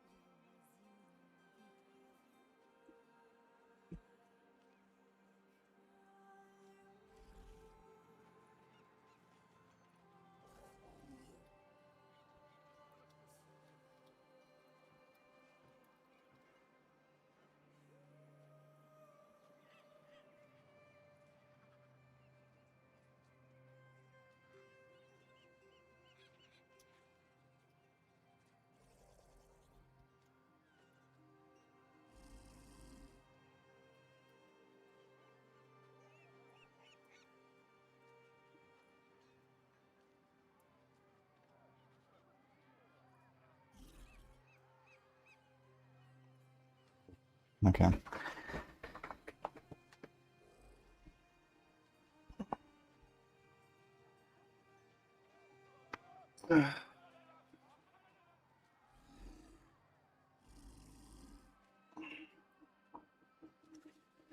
Should we play Apocalypse or Lunatic for pit pushing in Season 14? We'll find out. We have them ranked at pretty much the same level, so we'll see which one might actually be better. My money is on Lunatic though. Oh, J Rocket, thanks for sub earlier, by the way. What's the cap for number of resolve for Season 14? Oh, discounting item quality transfigurations. It's like 6, 12, 18, 24, 32, 34, 42, I guess, with a shield and a paladin. Hello, Toki, by the way. Will Rogue still do 150s? No.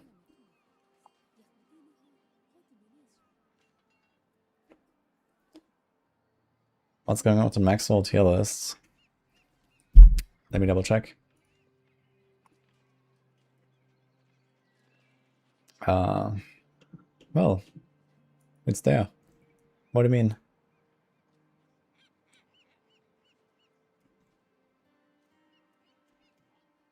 Is Oradin back? Hell no.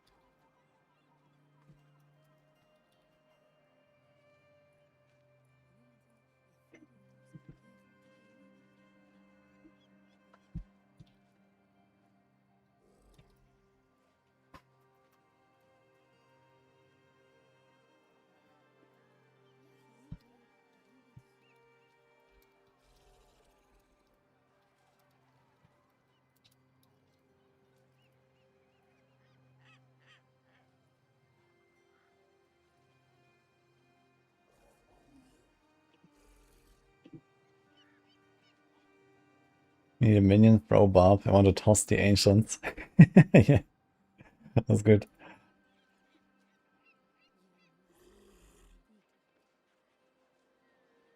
The builds at S tier and the bug build on top tier, Penshot A. I mean, we sat down, made a tier list, and in my opinion, this all looks relatively where it should be. I mean, I don't know every single detail about every single build, but gut feeling wise, everything is kind of where it should be, from my perspective. One surprise for me was the Blood Wave being relatively high, but apparently at least that one build on Necker is pretty good. Besides that, nothing really surprises me here, I must say.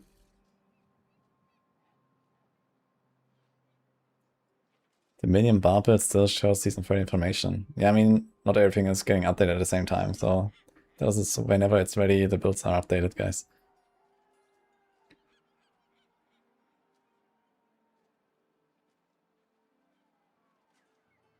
I thought the mythics would help it a lot because they got so many damage modifiers. Yeah, I mean, you have to see that the tier list is not necessarily an absolute ranking, right? So the tier list is a relative ranking. So the best builds are at the top and the weakest builds are at the bottom. If everyone gets the ×2 from the mythic changes, no one moved relatively, right? So this is like one thing.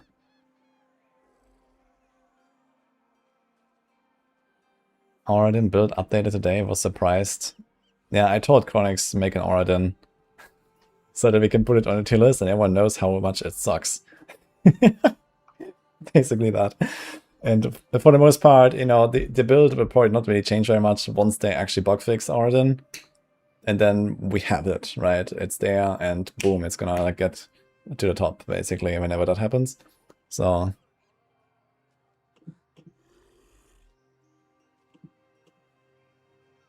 the death trap build isn't strong, it's just bugged. Are you sure about that? Because last time I checked, death trap is pretty good.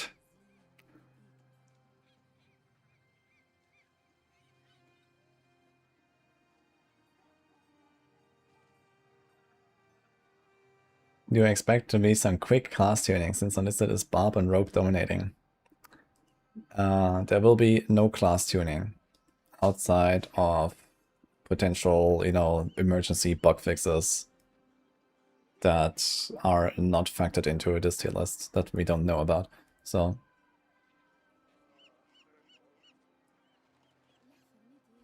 Rogue certainly has the best build diversity, yes. But I guess we knew that before. So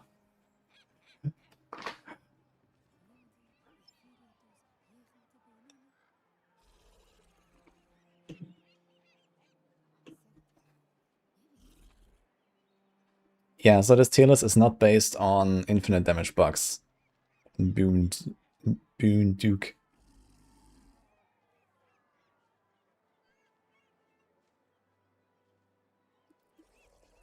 Was Cold Soak meta at any season?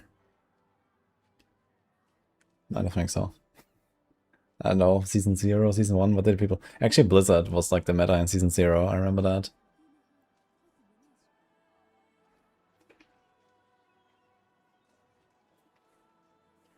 What do I think about Death Trap Rogue? Oh, I think login.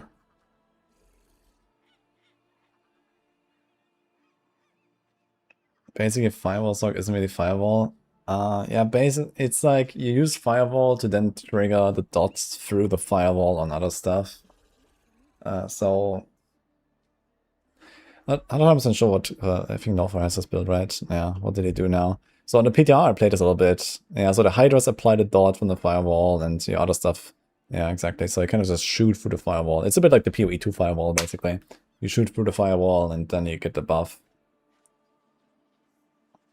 But the damage still comes from that, and you still scale the Firewall, because that is actually doing the damage, basically.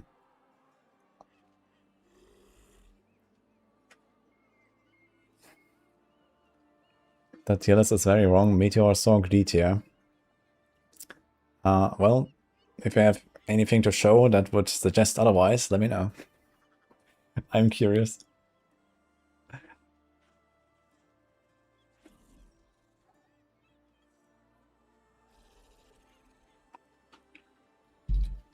Let me double check some Meteor Sock, actually.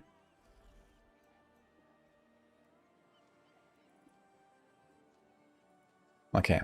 Tier 110, Meteor Sock, guys. We're blasting, look at that. I gotta make it times 16 so maybe you can actually see the bar move.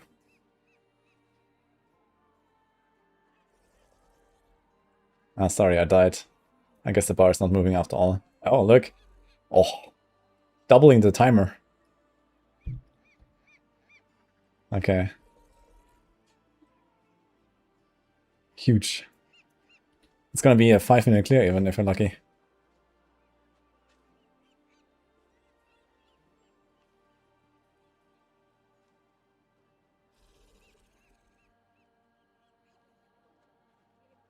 Oh, 4 minutes almost. Crazy.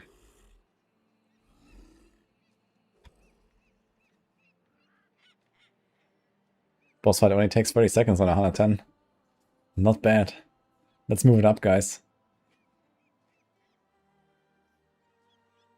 Only took 300 meteors. Okay. So here's Meteor, guys.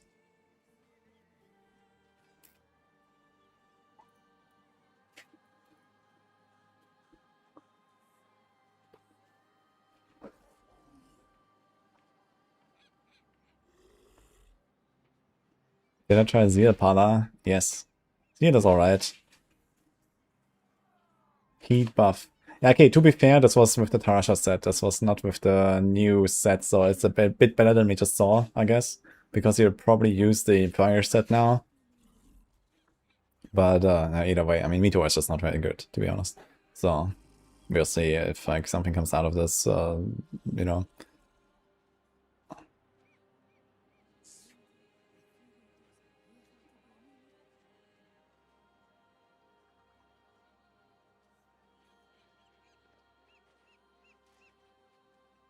You want to try other classes, but you always regret not making a rogue, so I go back to it. Or you can always like start a rogue and then play the other classes. Nothing wrong with that. Did Pelgain Meteor not end up being good?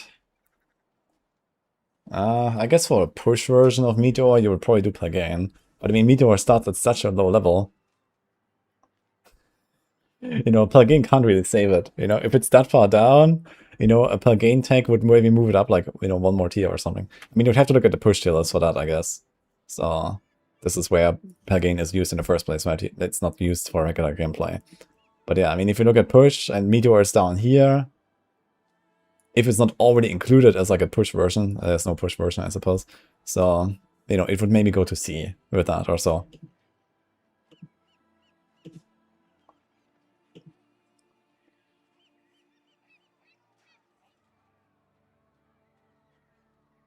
Odin fell out so bad, rank D. Yeah, that's because it's just bugged his shit, basically. So they need to fix that at some point. Is the season basically Firewall or nothing?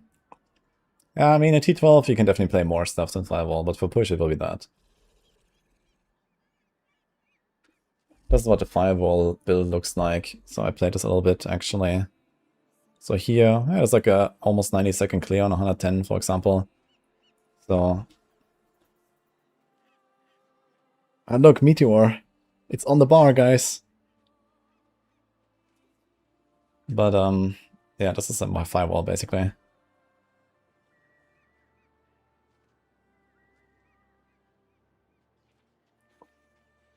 Every other streamer is shot and Color Druid at least 8 here. Well, I guess we're not like every other streamer after all.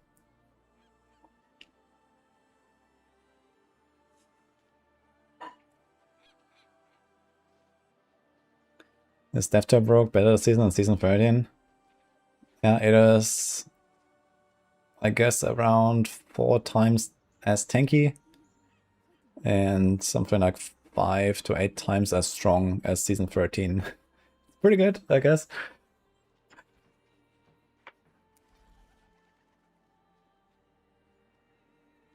Maybe more than that, actually. Maybe it's like 10 times as strong.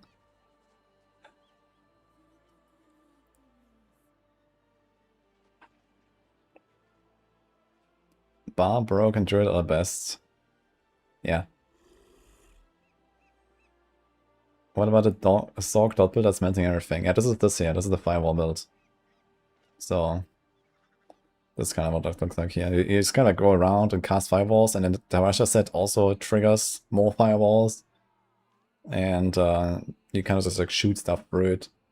And this can probably be more optimized. So I think the Northfar build now didn't actually have the Meteor on the bar.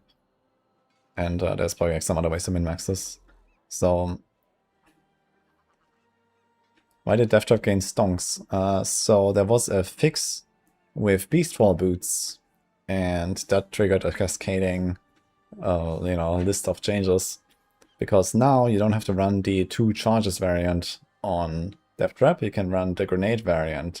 And the grenade variant gives you big damage. And it gives you in fact so much damage that you can just run a defensive power on your neck. So you're suddenly giga tanky, and you have still like gigantic damage multis out of your ass, basically, from all the grenade stuff.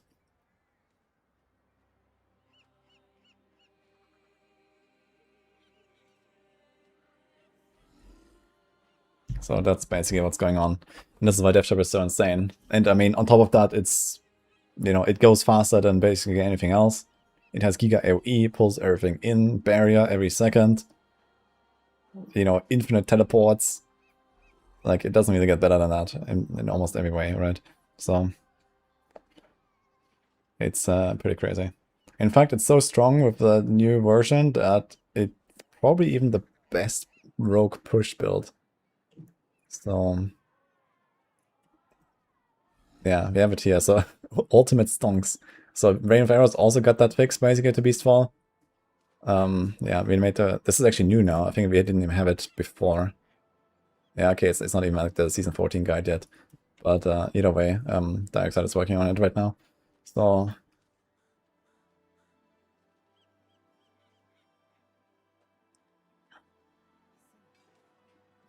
Only downside of DevTrap is the gearing. Yeah, the gearing is hard on DevTrap, so you can't really start it.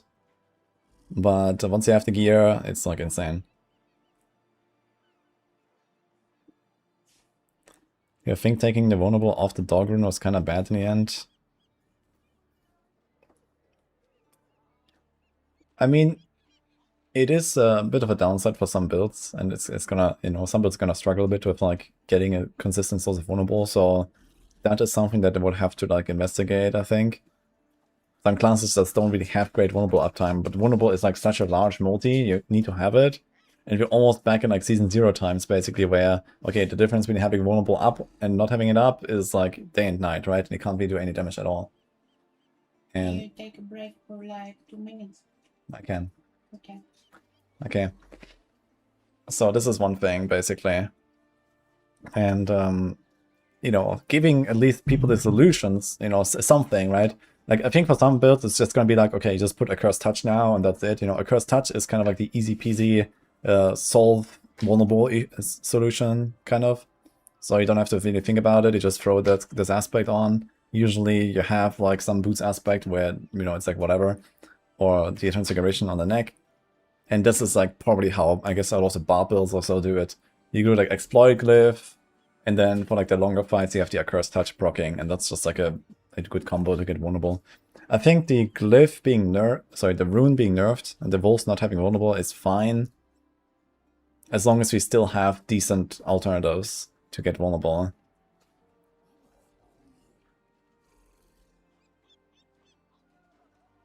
The charms and left builds still show plus skill and resource. Well, it also says season 13, so we should probably wait for the update.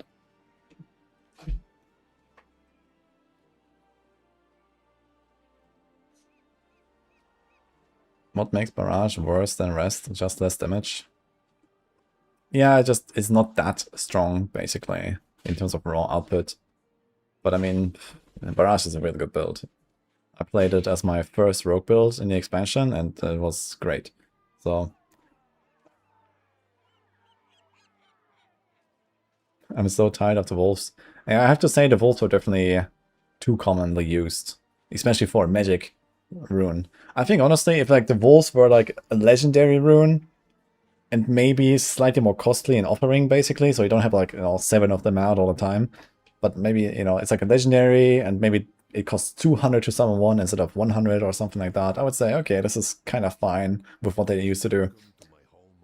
But yeah, they just nerfed them now, and it still has a chill effect, and that can be valuable in some builds.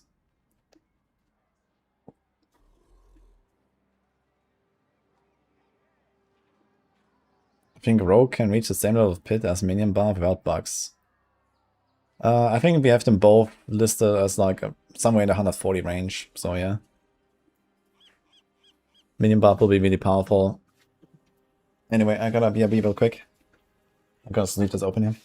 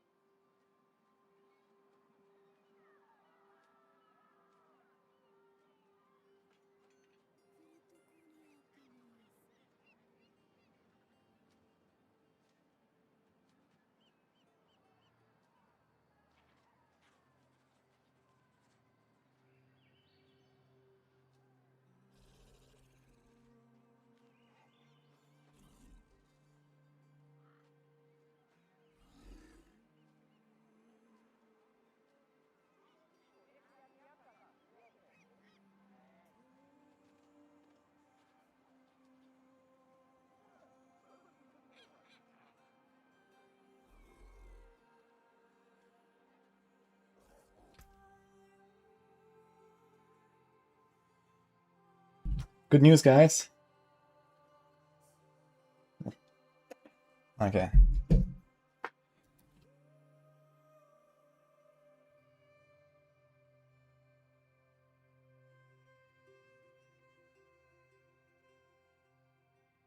Ah, suddenly a dog is here. What do you want, man, huh? He's sitting under my table and looking at me with very big eyes.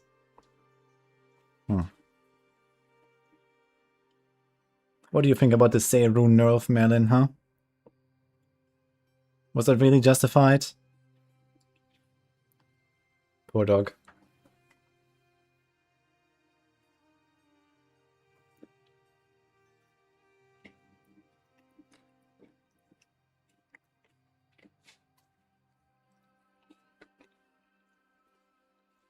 Is it possible that some other builds will be meta after 2 to 4 weeks in Season 24? Yes. In Season 14 as well. I mean, realistically, the only big surprises we could expect is like some bugs, right? So you never know, you know, some stuff might come up and it's just like not working correctly or something. Some weird bug they brought back from an old season. You know, every other season we had like infinite damage on Berserk gripping aspect on a barb or some shit. Who knows? So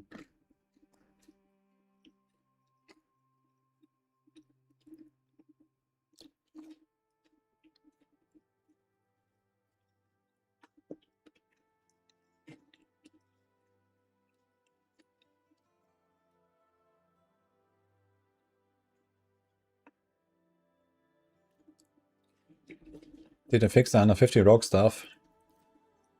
Probably.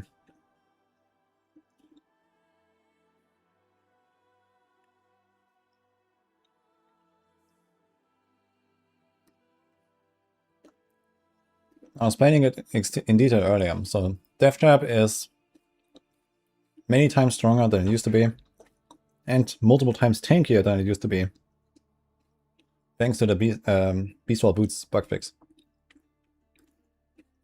So now you play the grenades version of Death Trap, and not the 2-charge version of Death Trap. And you can benefit from almost all of the big grenades multipliers, including some of the aspects. And that makes it extremely powerful. So it gained a huge amount of damage. It gained a huge amount of toughness. It lost none of the infinite speed. And there you go.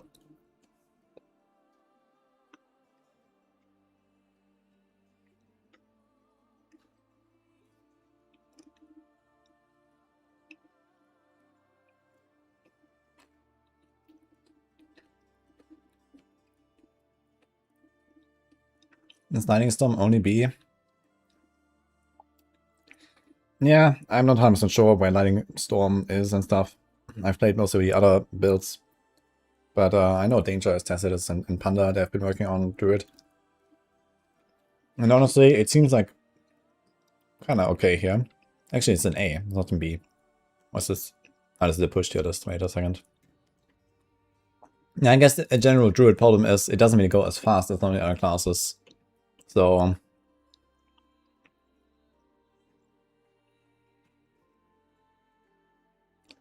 sounds about right to me, to be honest. You know, like it's very hard to be an S or an A when you're not flying, basically. And Druids are not really flying. And they do have this Wolf set that they could play with Lightning Storm. But it also is like kind of clunky with its uptime sometimes.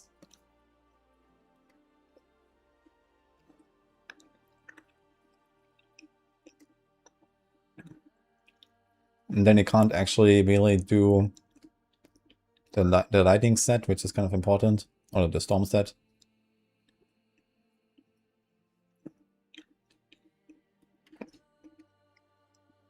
Star and Lance really hold here above Seal. Star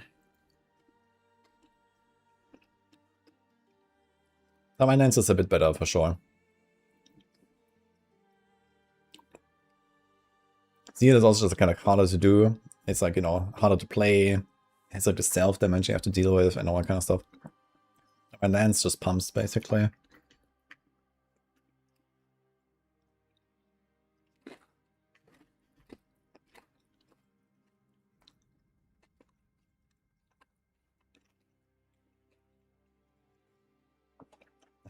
Who are these other tier lists? That's a good question, actually.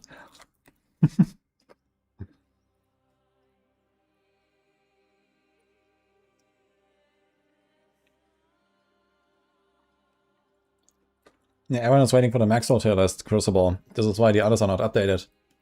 Makes sense.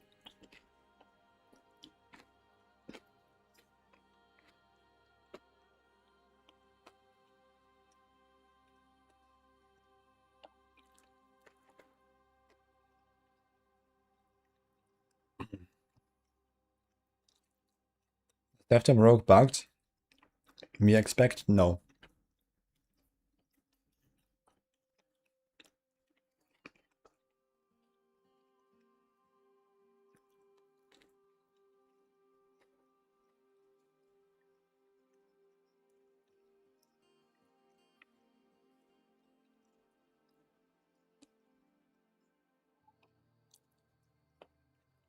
When will the dev chat be updated? I don't know, I guess in the next few hours or something. I mean, I'll finish my updates after the stream as well, for the Warlock. We have our hashtag sponsored Ragnarok segment soon. But I guess I'm gonna go back to more cooking afterwards. It's gonna be for an hour, so not too long. We have some more work to do later.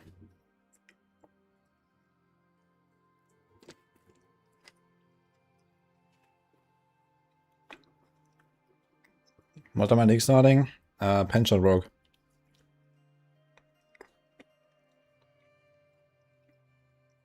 You're thinking a dev job rolling in 15 hours of season start. 15 hours might be a bit optimistic, but maybe. Dev job has relatively strict gear requirements.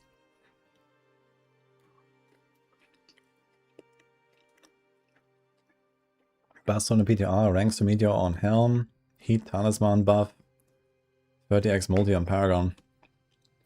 Yeah, all of that is like not really crazy to be honest.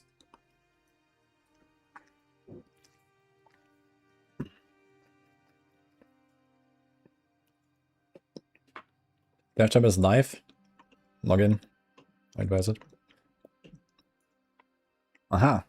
There you go, guys.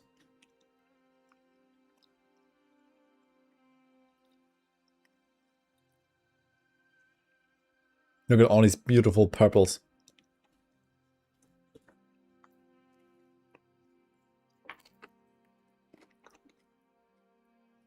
Is it confirmed you need to have crossplay on for Tower leaderboard rewards? Yeah, so apparently, PSA, you do not get your Halo if you have crossplay off when you log in during the weekly rollover from the leaderboard rewards. So you need to have crossplay on at that time. Like, I don't know what the fuck they did, but it's yikes. And the best part is they wrote exactly the opposite in the patch notes before the season. So now everyone is being confused. Even better.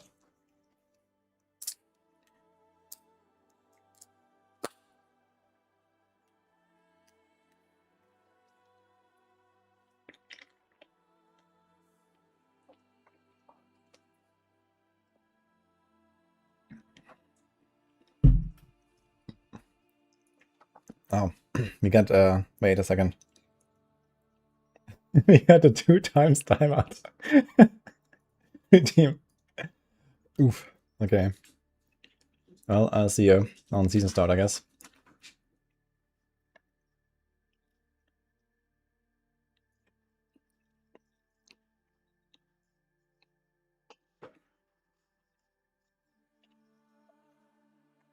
What I'm sipping on? The same thing I was sipping on yesterday. Hashtag not sponsored. Lemon Pepsi. Pretty good.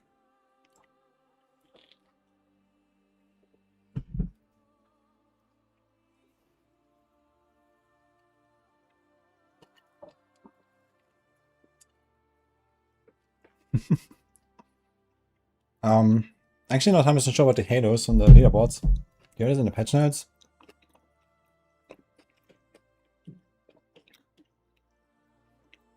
It's not in the patch notes, right? I think it's like in the season overview.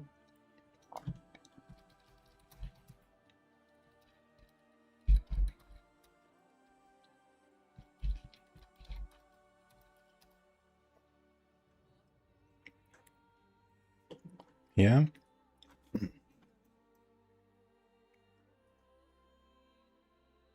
So this is what the halo looks like. There you go.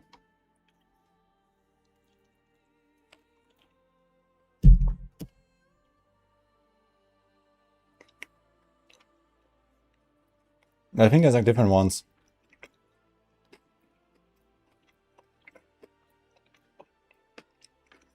Okay, each cycle you earn the following rewards based off your best rank. Halo Cosmetic Prestige title. So I think any of the top 1k gets a Halo, but there's a probably like smaller and whatever.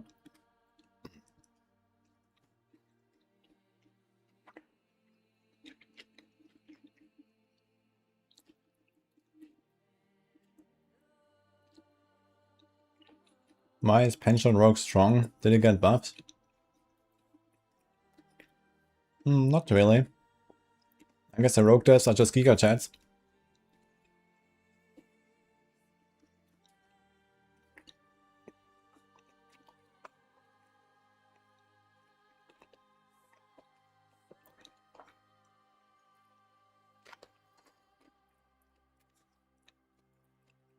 It's leveling fast now. Yes.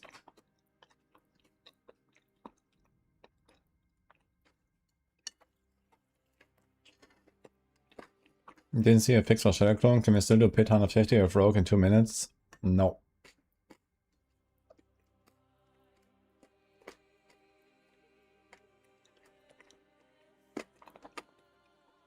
What are you guys talking about? It just redeemed a timeout. This is like one of my chat redeems. You can time out anyone you want. If you have enough points.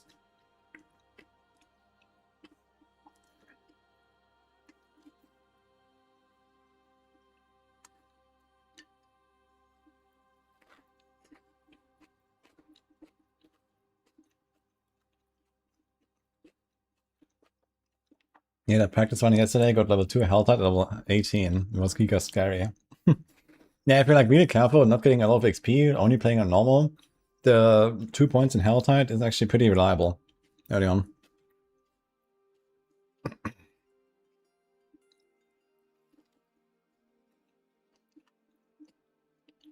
Why you put Druid only to B tier, others think you'll be S?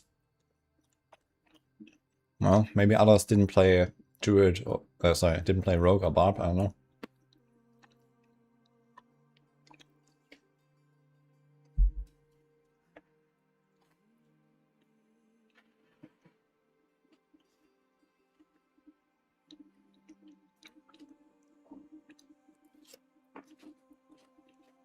You have content to download, what is that? That's the new season.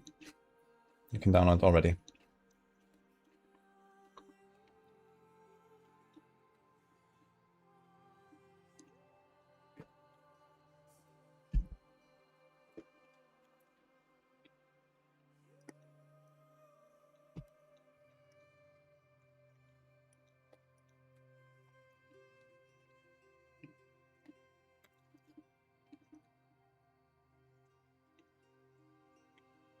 Yeah, there's actually no 48-hour button sanitizer, so you have to like manually input the number, I guess.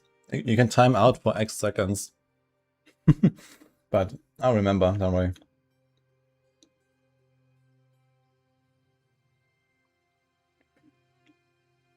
Am I done with the free? Yes. Okay, I need to get a napkin.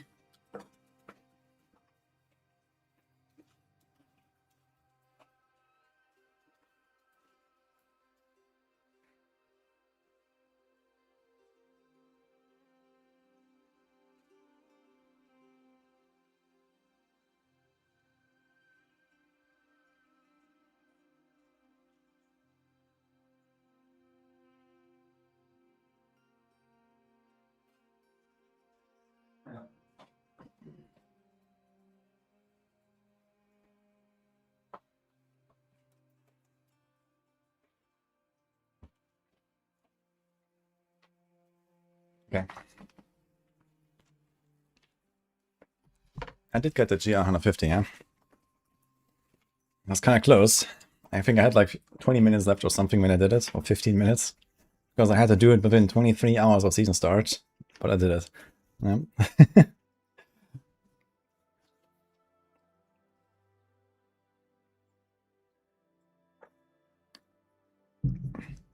Okay, guys.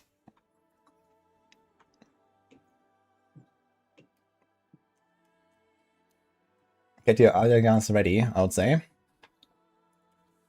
Because we're gonna do a bit of RagnarokX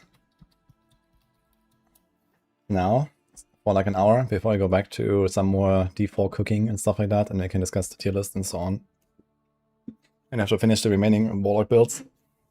So I want to do all that tonight, and I didn't really get done with it yet.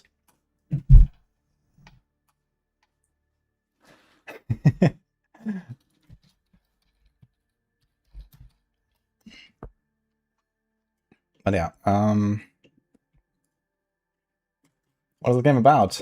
It's basically like a MMO.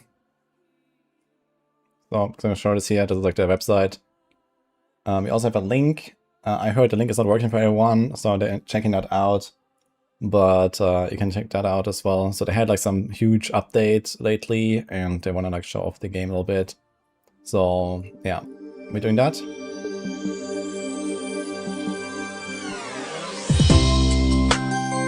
Oh, it's a bit loud, holy. And yeah, more D4 later. Good old Ragnarok.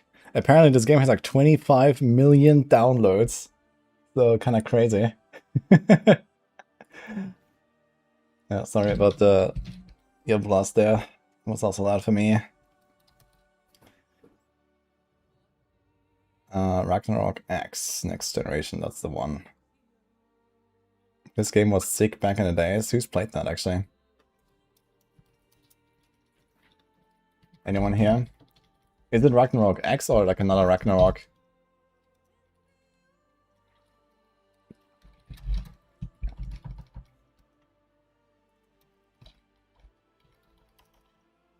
Okay, we do this. Changing category. Alright. It's still running the sock here. Alright. Close this. Close that. Close this. Close that. Okay, we can do this here.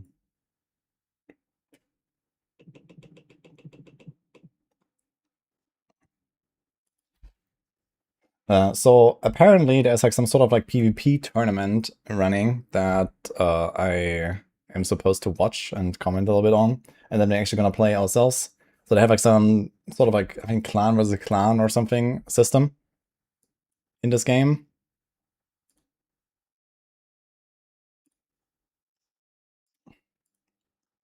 Is it working? I tried earlier. Oh, here we go. New game, yeah. So this is like a mobile game. This is like the PC client here right now. So it has like a bit like this mobile interface and stuff like that. Sign in.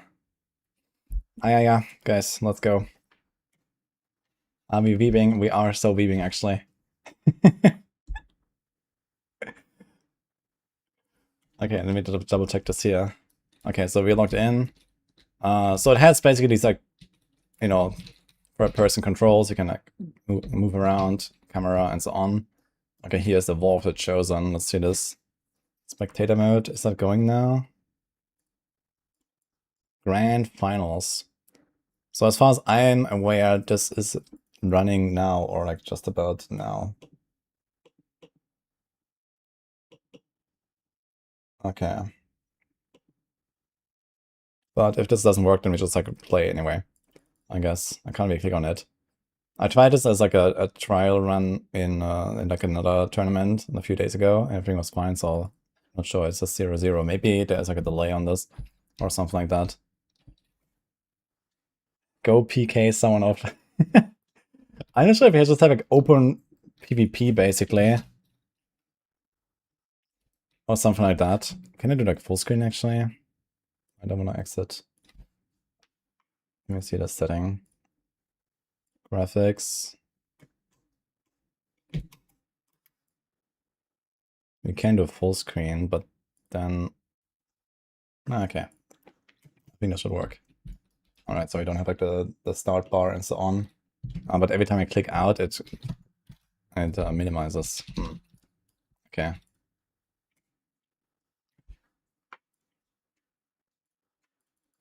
Can I do this now or not? Okay. Let me stay in the windowed mode for a little bit until we figure this out. But yeah, anyway, so this is how the game works. We have like our character here, inventory, you can find items and so on. There's all kinds of stuff. So MMO style, basically. There's like crafting, gathering, and so on. And yeah, lately I had this huge update with like some PvP tournament and some stuff like that, so we can check this out. You can actually just follow the main quest line right now that we have there on the top left. Let's do that. I think I still need to change my YouTube stuff actually. Oh yeah, this. RagnarokX. Okay. So RagnarokX Next Generation is the title. Okay. What's going on with me? I don't know. I was expecting like Vikings or something. I'm sure there's something like that here. They gave me like this account here, so it just has like official 3. Okay, so that's it, I guess. Register. Okay. Stamp of approval. And now?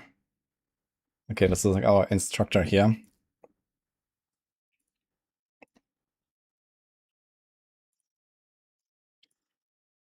Okay.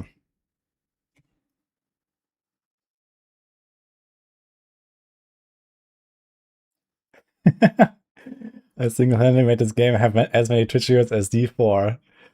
Yeah, I'm not sure like how big this is on Twitch or something. I guess in D4 there's also not much going on right now, so as I said, later we're gonna go back to some cooking and so on. I'm just gonna do this now. I was supposed to do this like a few days ago, but it didn't really work out of the timing. And now it's kind of close to the season launch and so on, so it is what it is. Okay.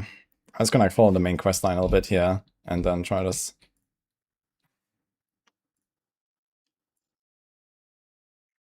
You like how I picked a cute girl? Yeah, there's certainly no shortage of cute girls and waifus in this game, I guess. So this is like just the NPC here, and this is my character. So they actually gave me this account, but it's like a level 1 account, so basically doing the starting stuff. I have a second account later that is like a high level character, so we're gonna play that as well. Take photo. Holy man. Selfie with the girl. Let's go. Boom. Okay. Yeah, we can share it as well. Look, there was a share button. Share to Facebook, guys. Okay. Anyway.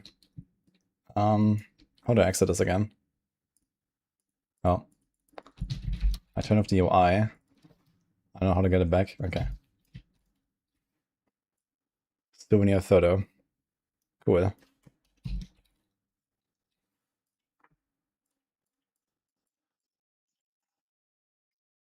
Okay, selfies.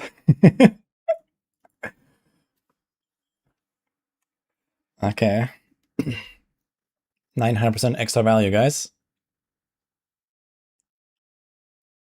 Equip. Okay, we got our dagger now for some auto attacking here. And then they do also get abilities here. Okay, where are we? You have auto navigation, so you can just click on the quest and you can actually just run there. That's kind of chill. You want to see a commentator PvP battle? Yeah, I was trying to. And as far as I'm aware, it was supposed to run now at like basically 10:30 PM my time, but I don't see it. Ah, here it says, Water Chosen about to start in 5 minutes. Ah, there we go. Okay, so I guess it was probably slightly delayed or something. So you can also just kind of chill here and then we check it out. This is here, this NPC that I started with. I wonder if you can... Ah, here look, there's a lot of people now, so... You can actually see everyone in town and stuff, right? So there's everyone running around here. Spectator mode. Yeah, okay, I'm just gonna like chill here, I guess, so make sure we don't miss this. But I can walk around a little bit. Do I have a mount? Do I have a mount button? Let me check. Settings. Pets, skills, party. Switch mount. What is this button?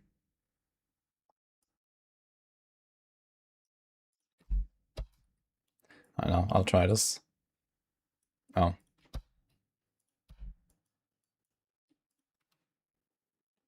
I don't know. Okay. No mount in use. Okay, so I'm level 1, so I guess I don't have a mount. But my other character neither has one. I have like a high level character. But either way, there's like, you know, plenty of stuff. This guy's on like a floating... What do you even call this?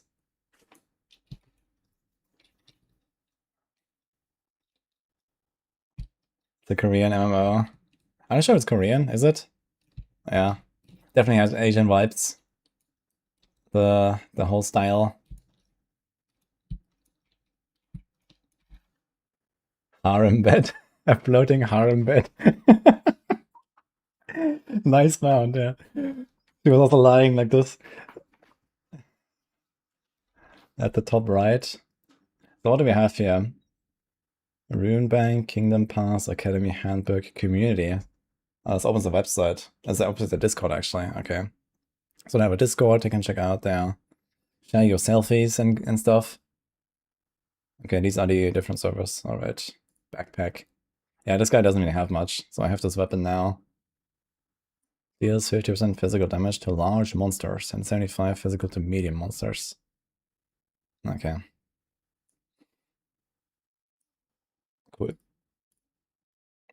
I think the other character I have is like some sort of archer. I have like some bow character that I'm gonna show later. How this looks like in a bit like high level gameplay. Literally left of that. What? Ah, mount. Yeah, level 8 unlock mount. So I guess, yeah, that's what I mean. Yeah, I don't have it yet. So. Okay, base level 5. We have some, do we have some stats to spend now or something? Can we up this? 1 of everything, cool. Details. Okay. Let's see, can we spectate now? I mean, to be fair, you know, I'm not an expert in this game, so I'm gonna try to commentate with my best knowledge. I mean, I've played a lot of like arenas in WoW or something like that, so I generally know, you know, strats, I guess, right? But obviously not really super specific to this game, so we'll figure it out. This is the 3 remastered. The close, yeah, Bonkers, very close, with a very larger amount of waifus. Are there Asian games without pay to win? That's a very good question. I'm not 100% sure how important it is in this game or like how impactful. I always kind of check it out a little bit beforehand, and it didn't seem like crazy. But I don't know, since, you know, it could be that for people that are like really high-end blasters, you know, it's like very impactful, but for everyone else, it's kind of whatever, right? And if it's something like that, then I'm like, okay, it's fine. Like, if a game has like a good free-to-play experience, then for me, this is kind of like, okay. If it's free-to-play and a free-to-play player has a good time, then I'm kind of okay with it, you know? Especially for like mobile games, I guess that's relatively standard. It is what it is. But if it's like a free-to-play game and then has like some energy mechanic, and you can play it for like 30 minutes a day, or else you get kicked out, you know, this kind of bullshit. Or like, you know, like 80% of the game is just locked behind some unlocks that you have to pay for or something, then it's like, okay, you know, what's the point, right? So I really don't like this sort of systems. But if you can do everything in the game free to play, then I don't have a huge complaint. And then it's just kind of up to the person to decide, basically, right? Diablo Immortal versus Lost Ark. Yeah, this is probably a pretty good comparison there. And Diablo Immortal, like, pay to win is like really bad, right? And that's also why we dropped the support for it. And you know, I also didn't really want to play it anymore and so on. It was just like too crazy. I guess a good example that I can relate to is like Torchlight, where it's like, okay, there is pay to win there, but I feel like, at least for like how I play the game and for how I think like most other people play the game, it's like really not a thing, you know, or not really like an impactful, noticeable problem or something like that. Unless you're like a really high-end blaster. But yeah. Okay, can we go in now? It's at 1 minute. So let's see. And look, there's other people. Look at it in the world chat. There's someone else on Twitch. Commentaire français de la VOC. Yeah. So this is the War of the Chosen, yeah. WOC. I can commentate history. Let's go. It said 1 minute, so it's getting a bit sus here. How do I do this? Can I click on this? 3:30. Ah, okay, so I guess here it says... Yeah, it probably starting in 3 minutes then. Okay. So I saw all these people that just vanished now, so I guess they went in. So these are the grand finals. So there was like this was already starting like a week ago or something like that. So, you know, they asked me to kind of check it out and make sure everything works, and I did like a test run on this. So I was able to get in and spectate. And that was like some days ago already. So there was like, you know, many more teams. And I guess they kind of just battle it out, and this is like the last one now, basically. So that's why we're doing the stream now.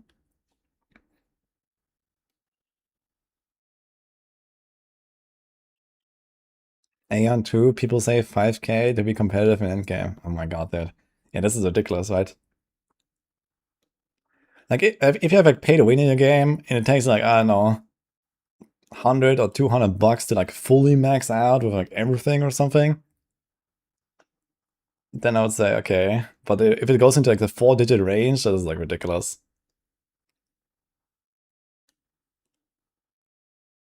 But yeah, I'm not sure if such pay to win games actually exist, where it doesn't go into 4 digits or 5. Unfortunate, I guess.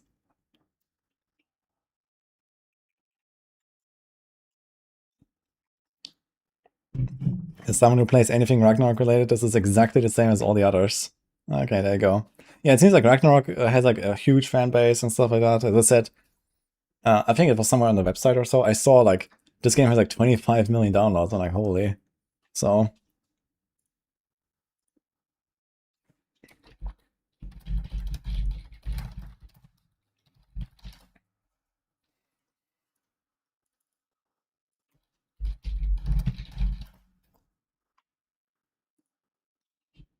you're so old, you're used to buying a game and playing it, not getting it, and think how to learn to be competitive. Yeah. Like, you know, when I play games like this, I'm also like, you know, I enjoy the challenge of being free to play. So, for example, also when I played Immortal, I played it free to play. But then, you know, it can only go so far and then it's over, right? And okay, maybe you just play it until then and you're fine, you know, and you had a good time, and then it's time to say goodbye. There's also a way to do it, right? And good enough, I think, in some cases. So, you know, for example, I didn't have a bad time when I played Immortal, but obviously, like, at some point I just couldn't really play it the way that I normally play games, right? Like, trying to be high-end competitive and whatever, so, you know, that was just the end, basically.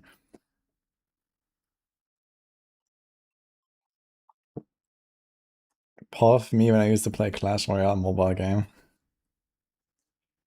Does RNT count as part of how good the game is? Well, it counts because, you know, it can really seriously like kind of poison the economy and like the community even, right? Like if you're talking about D4, RMT, and all that kind of stuff, yeah, it is a problem, right? And SSF kind of solves that. Okay, so 8 seconds.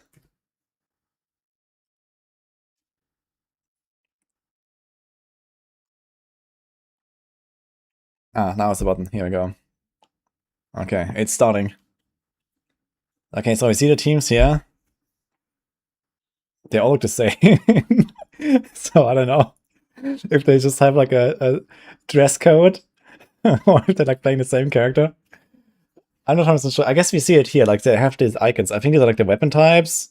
So there's like the dagger or something. So yeah, this is part like how, you know, it defines your moveset, which weapon you have. So he's like a bow. He has like a sword. I'm not sure what this is here. It's probably some caster thing. It's the B team, yeah. What are they called? So we see the character name or like the player names. Okay. Deploy 5 fighters, deploy settings. Okay, 15 seconds. Wait, they even have substitutes here. So they have like, you know, they it's like in soccer, you know? At some point they do a switch. I don't know how this works, but we'll see. Okay, do you have any RagnarokX pros in chat? And feel free to comment as well, guys. Also, where's my sound? I just realized I don't really hear anything. Spectator settings. Okay, I'm not really sure if I can change my gameplay settings now. Oh, the movement is very fast on the cam. Holy. Okay. Oh my god, there's a lot of stuff going on, so you have the red and the white names basically compared to each other. Dude, there's like really a lot of stuff here. Then I was stacked here. Look at all the characters like with the shoutouts. Freeze! Sonic Boom! Holy. Okay, so they all shout what they're doing. Okay, got a double kill. Double kill. Alright. So you have the points here at the top, 45 and 30. It seems like there's like objectives as well. Small pillar has been operated, red faction earns 100 points. So there's like not just an arena, but there's also like something to fight over basically. Which I think is like one of these things on the side. Here. I think this thing, so I have to like click it and I guess not get interrupted. It seems like this is really malleable.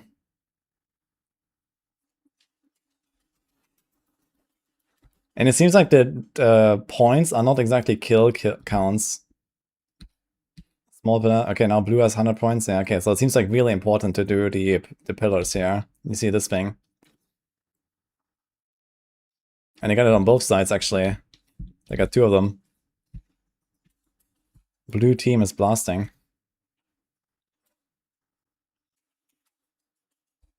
Okay. Yeah, I mean, I can't really tell all of the effects apart, but I see Meteor is big here. So Meteor slot, guys, log in after all. Huge. This guy is spin to win. Yeah, it's basically what we discussed earlier, right? Meteor, spin to win. Where's the death trap? Okay. Small pillar will be activated in 10 seconds. So you can see this here. Now they're probably gonna go there and fight around it. And this guy is just channeling. And it seems like they're just getting it. Boom. Yeah, blue team is dominating here. 580. They're like absolutely destroying the B team. They look good. But the Bs are not that strong, it seems. Yeah. Can we inspect individual like player characters? Ah, we can follow these guys. Okay, so we can do that as well. Yeah, this guy's playing with Bo. So that's like a bit of a preview of what we're gonna play later. I recognize these spells at least. So it's like the big, I don't know what the abilities are named, but it's like some rain of arrows kind of style ability. Something like a pen shot ability. Some auto attack arrows. Yeah. Yes, Vanna. We did that yesterday. PvP arenas and next D4 DLC. Some people would rejoice, I guess. But I don't really have any hopes for that to be good. Like, a game like this usually has a much easier time making a better PvP system, I think, than something like a D4. Like in D4, like where would you even start, right? How do you balance it? Like, you know, these RPGs are like way too crazy. MMOs usually have way better PvP for like RPG games, basically. Because usually stuff is like better balanced. And, you know, the combat just behaves very differently, right? Here I don't have this like large scale, like mass decimation. But usually it's more like small scale combat. Oh, it's gonna get blasted. Hiding is going stealth. There's like a bunch of like tactical trap spots here deployed. You see them here on the left.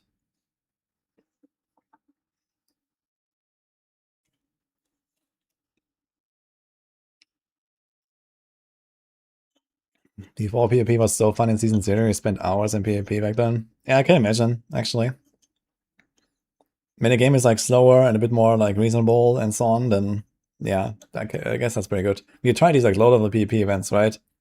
With like just like level 10 characters or so. It's also pretty fun. But then it gets out of control really fast. I haven't done any since the expansion, so maybe we should do that at some point.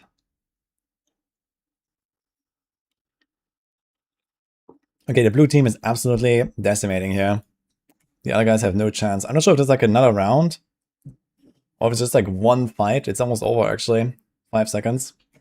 Let's see. It might be like multiple rounds. Maybe they have to like swap out their characters or something. Maybe the B team went in with, you know, the secondary setup first or something. Okay, but they absolutely deleted them, man. 21-2-4, this guy. Crazy. This guy was zero. Oh. Ah, these were the substitutes. Okay, they had 0-0-0, but these were just the guys that are are they getting switched out now? I guess so. Chat.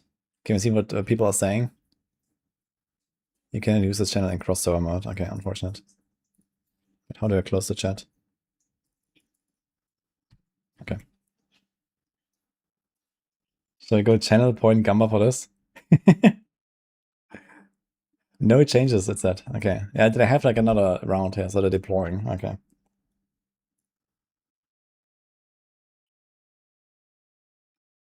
Joe is always playing Sniper. There's the one that we were spectating now, I think. But now they swapped actually. Look. This looks different, right? I think. But it's still a bow. Okay. So I think these are like casters. I'm not sure. This is like a whip or something. I don't know. It looks like a whip. And some dagger character. I'm not sure what this is. It's like fist weapons, I think. This guy. look at this character, man. With the B helmet, man. So funny. Oh, this guy's in stealth. Okay. Let's see if it's gonna go differently this time for the red team. Dagger's assassin. Okay. Who am I rooting for? Well, I'm definitely a bow enjoyer. So this guy was like absolutely dominating in the last game. But the bees, I mean, they have their style game on point for sure. So let's see what happens here. The dagger icon is broke using triangle bow, shot bow. Okay.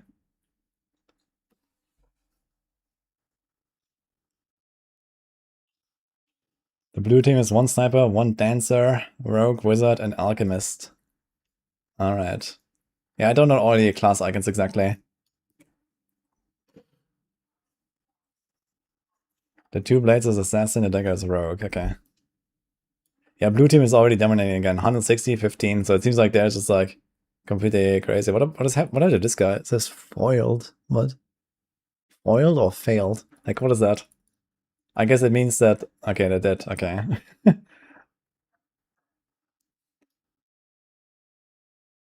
mean, the red team is kind of hanging on here. They're getting some of the pillars as well. It seems like everything is just... How do I stop spectating?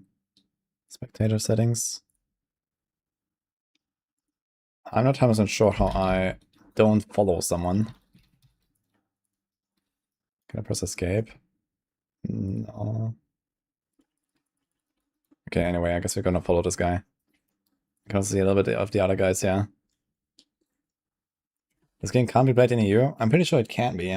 I think there's just something wrong with my link. I mean, I am in EU. I don't have VPN running right now or something like that. So, yes, it works. Something's wrong with my link right now, and they wanted to fix that or check it out. But either way, if it's not now in time, I will have the command up. You can just come and type the command or just check it out yourself. Like you can just Google it, right? It's there. I can show you the site that I had earlier. So here's the official website.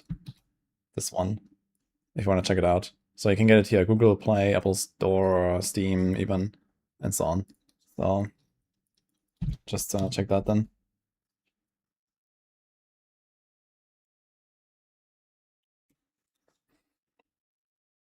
Oh, yeah, I think I remember that actually. They might have nerfed. We don't know how much they nerfed it. Maybe it's not guaranteed anymore, but it should still be very good. Jozo seems to be dominating, but this time it seems like it's a bit closer. You have the red team and the blue team. They have like half the points. And this guy, look at this, he's standing behind the wall, shooting through the wall. Look at that guy. What is going on? He's just he's just blasting there into the middle while they're all fighting. And no wonder that he's like dominating everyone, man. He's just standing there. Holy, look at this machine gun. Oh, they just CC'd him now. Okay. I can see the abilities here, actually. We don't have the tooltips though, so there's like the stealth thing.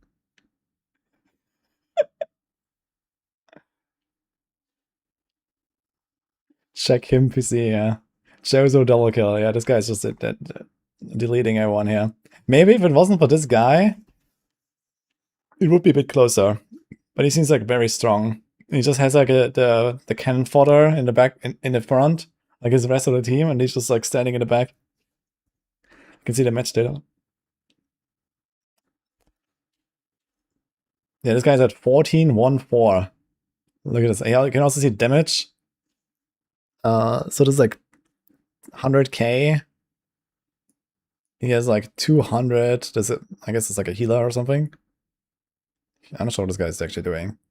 He has a lot of damage taken. 0, 3, 17. So this is like their their tank, I guess. And yeah, this guy's at 57k. Yeah, it's basically like this and this guy. They're doing all the damage here. You see this? 7 kills, 14 kills. The others have like nothing. And here it's a bit more even, but way lower, right? 30k, 13k, 19k. And then, okay, these are like the substitute guys. They have 0, 0, 0. Okay, so they have like these kind of roles here, I guess. Yeah, healing guy. Like this, like 40k healing, this guy. Dancer. Okay, he's actually called Dancer. Funny. Oh. MVP, Katoshi. Yo. Yeah, blue team absolutely dominating, yeah, so that was not even close. I can't imagine this shouting in the red team's Discord. No! Oh, there's another round. Okay. Dancer is playing Dancer, yeah. And look, they swapped him out now. What about these guys? Are they ever gonna swap? Like, we need to see one game where it's not Jozo. Best of 27. Oh boy. Wait, for real? I guess it's not that many. So if there's a third round, that means like best of 5, I guess. 13 round. Oh my god, dude. I'm not sure if there's like some forced, you know, okay, you can only play like 2 out of the 3 games and you have to swap the characters around or something. Jozo is still there though, and as long as Jozo is there, I think blue team is winning. So that's my expectation right now. But who knows, maybe the other bees? This guy doesn't have a bee helm. He has like some other helm. What is this? Everyone has the bee helm there, and I guess he didn't get it. He was best of 27 over the entire stream. Yeah, I kind of want to play it as well, right? But anyway, they specifically wanted me to show off the finals here, so they're doing that. More likely they were Wales which cached heavier. Yeah, it could be. Maybe it's like too impactful or something. Can we see this in real time? No, it's not updating actually, but okay, it's like a snapshot when I click it basically. Okay, it's more even this time. 30-30. Let's see when the pillar activates. He has the pillar on the top. So now I guess someone is gonna go there and channel on it.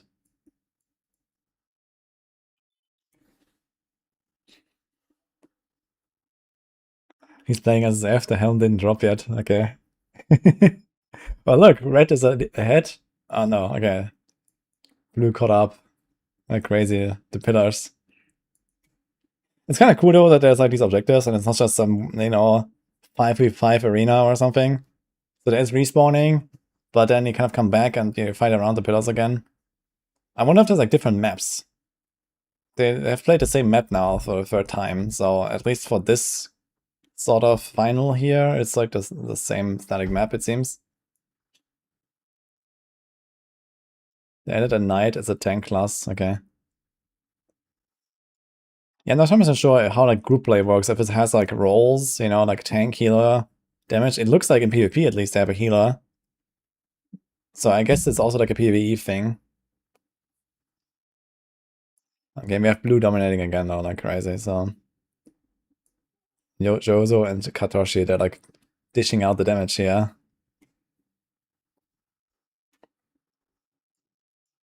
And here we also have this guy with 5 kills. So the red guys are also getting some kills, but it's not the same. The blue guys have like double.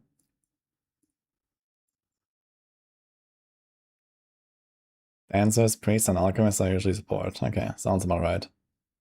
So support means healer, I guess, and like buffing and stuff. Yeah. Okay, so it's like the relative, like standard, like trinity of roles, I guess.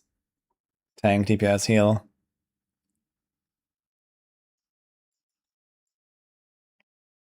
Hiding. I like that the character shouts hiding with 2 exclamation marks when you go into stealth. That's great. I'm not sure if they actually, this might just be a spectator thing actually. I don't think a character necessarily actually says that every time you press a button. This might be just a spectator thing actually. So I actually see what they just pressed basically. So I have a better overview. He's using gear that gives him the ability. Okay. Good to know.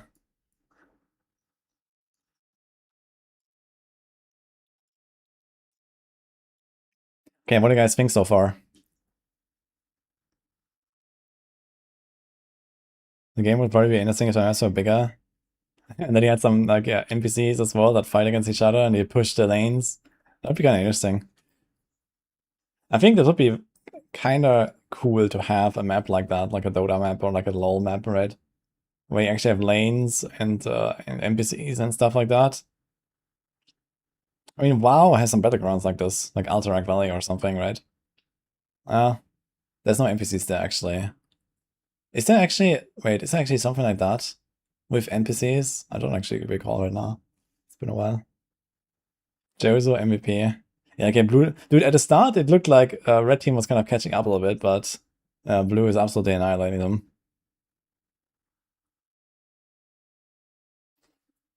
Dude, I think what they needed to do is, like, this whole red team just needed to, like, focus down Jozo.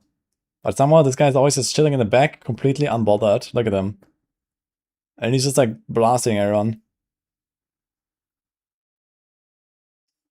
He's playing a different game by himself at this point, yeah. The safety zone on both sides is gone. Time for the final showdown. Okay, so now it's just, you can't hide anymore, I guess, and they'll come for you. 20 seconds left. I think this is Ogre, guys.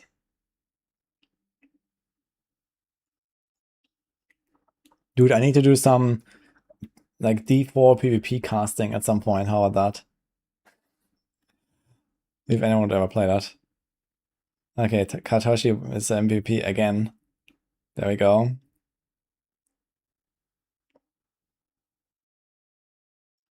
Alright. 3-0. So I think that was the last round. The bees didn't win, guys. Unlucky. Okay, it kicks me out. Okay, that was it. GG to the blue team. Okay. And we are so back now. And okay, so there you go.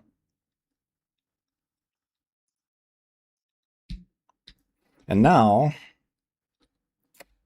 well, we could log into the other account and actually like play a little bit, because this guy, I have like only like level 1 skills, so I have like some abilities here and stuff, but well, my character is actually shouting. Look here.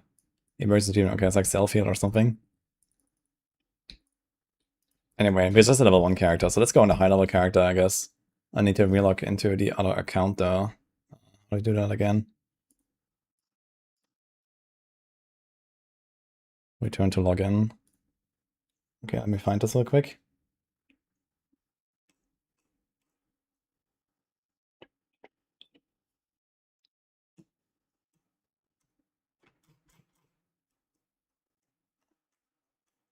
Have it saved here.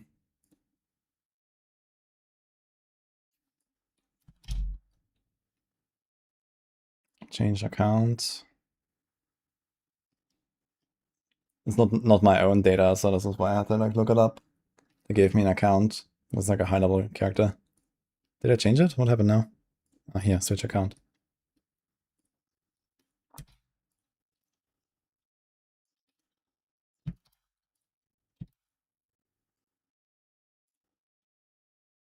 And there we go.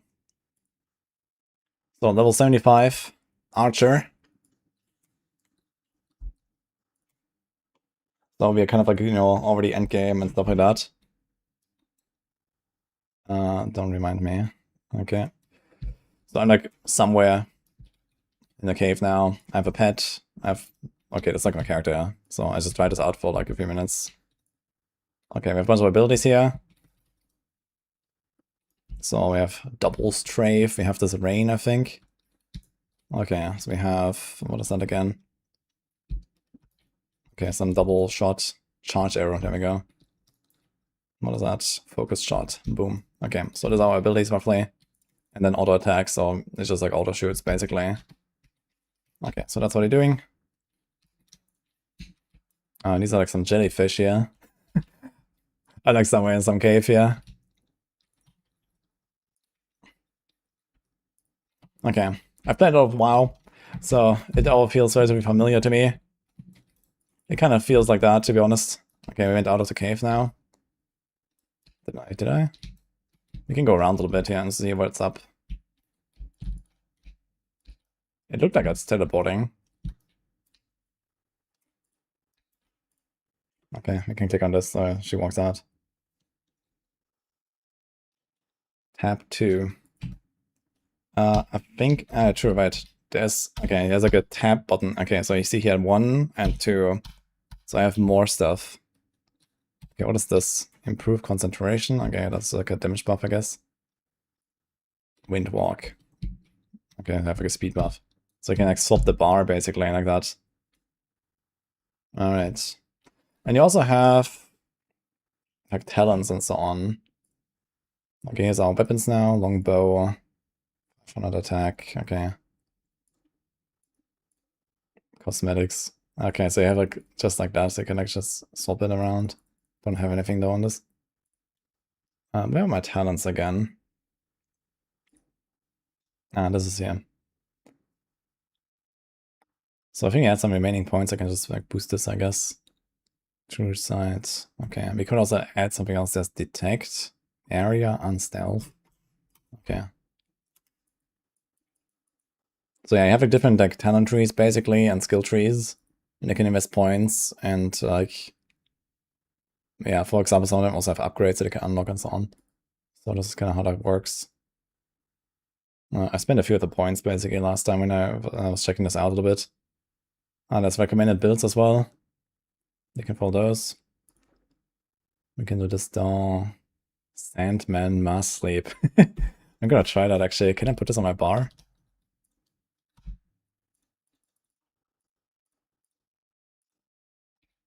How do I do this?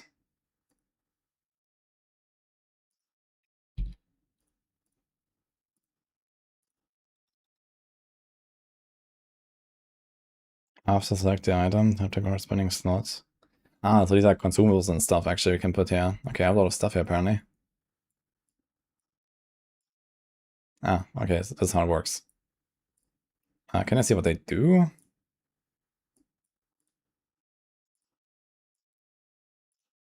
Okay, so I guess you have like... Okay.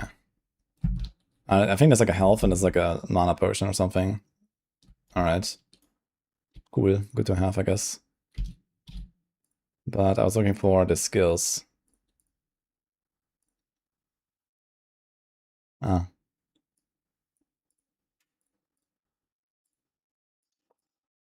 okay, that's how we do it. Okay.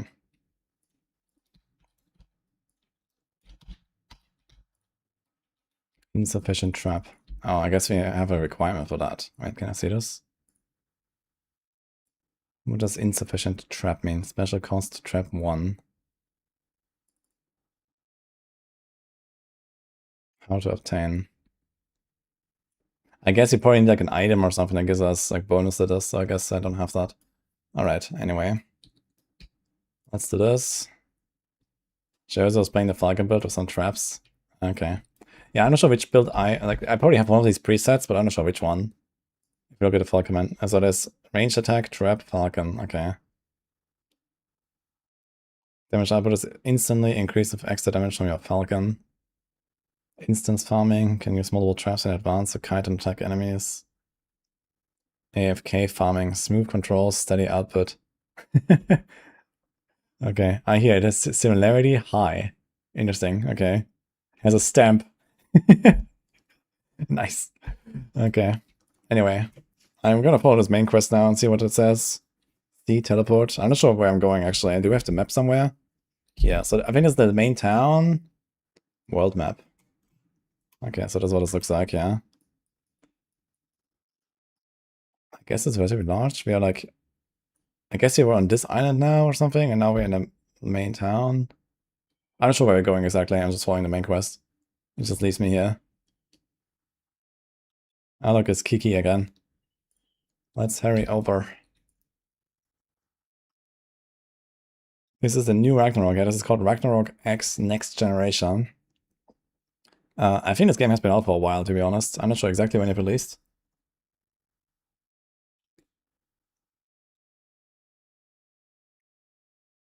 The most recent one, yeah. Do you know when it came out, 7?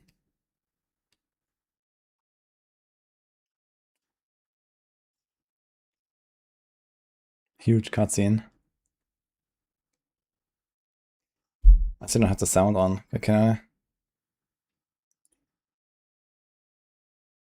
Okay, yeah, we're gonna skip the cutscene. So, just follow this. Backpack 62%. It actually tells you how full your bag is. Interesting. Cool. So you know when you have to go and empty, I guess. So I talk to this guy.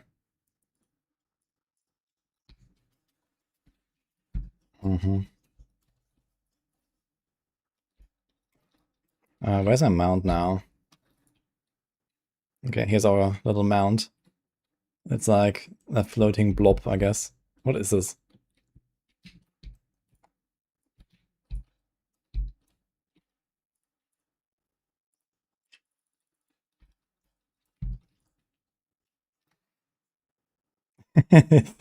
Season looks weird.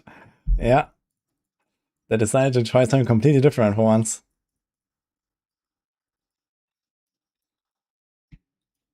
Being bold, you know? Tap the minimap. Okay, what do you want me to do? Cultivation and crafting. Alright. Let's do that. I got a bunch of like potions and stuff. Actually, I think that this is like a high level character and I'm supposed to have done these quests a long time ago. I think these are like intro quests I'm doing actually. So maybe I shouldn't do this. Maybe I'm just gonna go out and like farm something. A new adventure, yeah. I think it's like probably all the starting stuff, yeah. When I think about it. Since it's like actually like a high level character and stuff. Okay.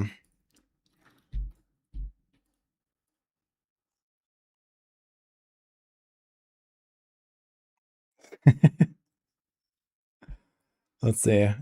If this doesn't lead me out somewhere to adventure, then I'm just gonna go somewhere myself. Oh my god, quiz. My reply has been met with approval. Pog. Let's go. Board the airship. Alright.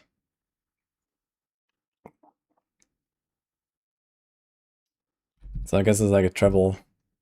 Doesn't it move? They're gonna Zeppelin.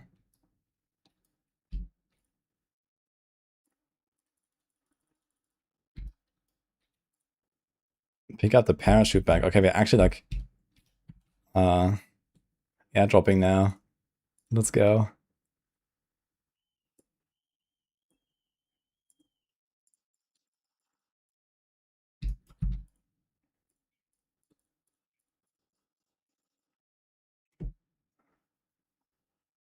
Oh, cutscene. Alright, let's go.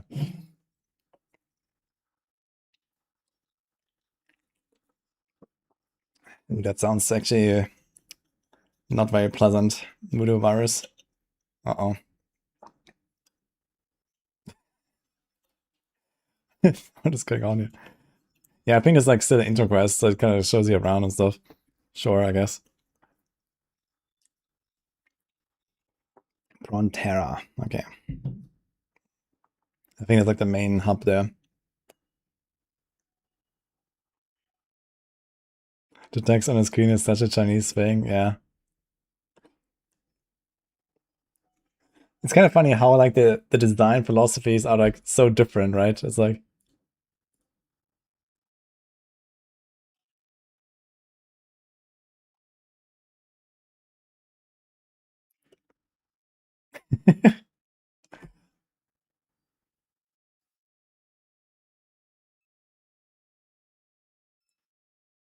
jump. Okay.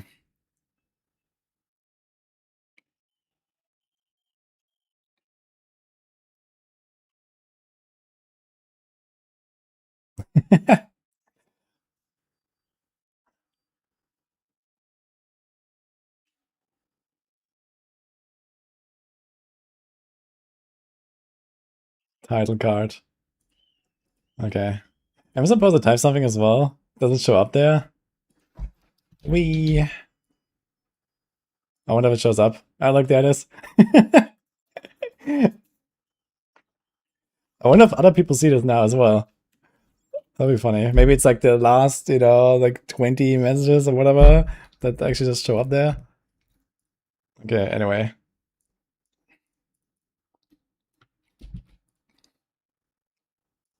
World teleport.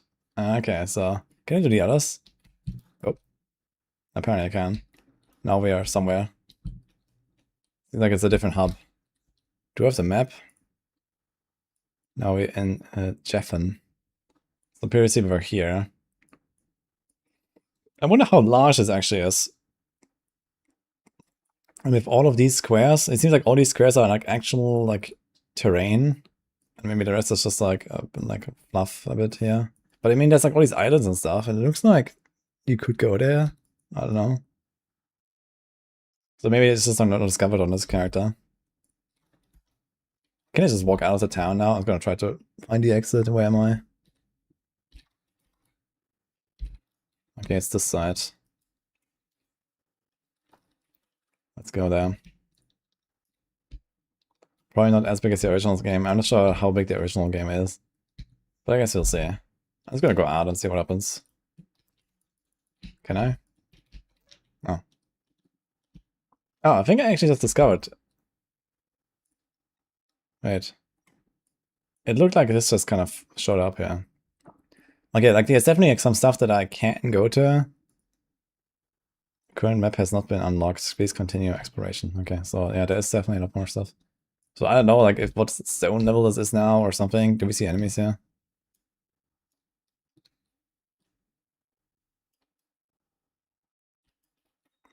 Are they doing dueling here? What is this guy doing?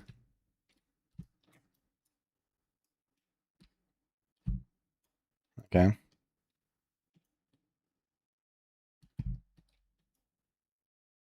Holy strike. These guys are farming here, actually, these guys. Ah, level 79. Okay, that's actually kind of my level. So how strong are they? Oh my god, they're blasting me. What the fuck?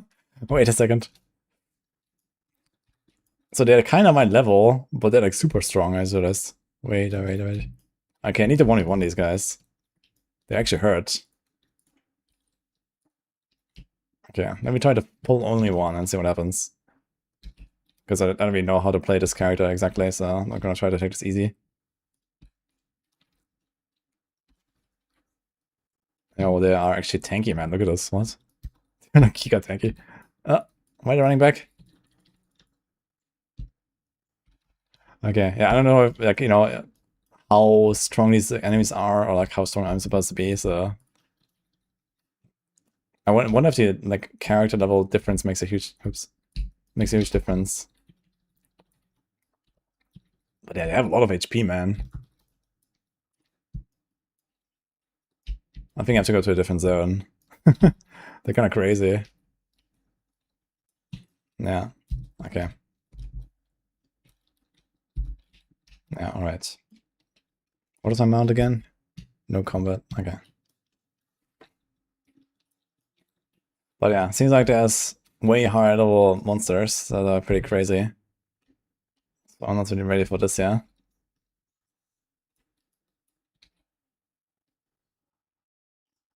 Wonder if the character has points to distribute. Yeah, I mean, I checked out the skill points and stuff. Most of the stuff was assigned, and I just kind of like, I added like 30 more points or something.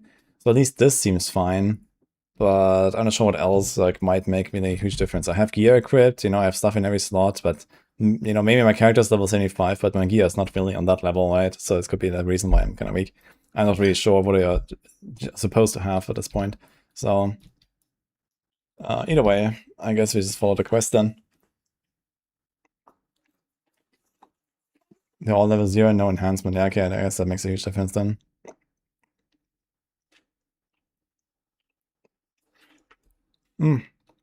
Maybe you can figure out how to do the enhancement stuff and then actually get a lot stronger. There's also this here, Awakening. I guess it's like some sort of endgame stuff. Okay, Awaken tier 1 could here, upgrade 2 pieces, plus 30. Okay, I'm not sure what this is exactly. Set save point, okay. She's just called W. Okay.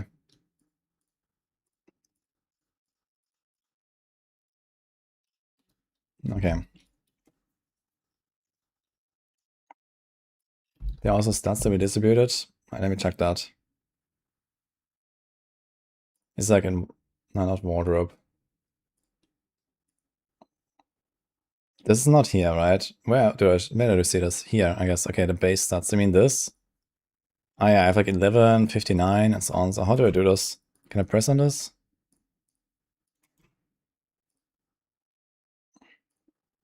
I'm not sure how I can actually assign the points.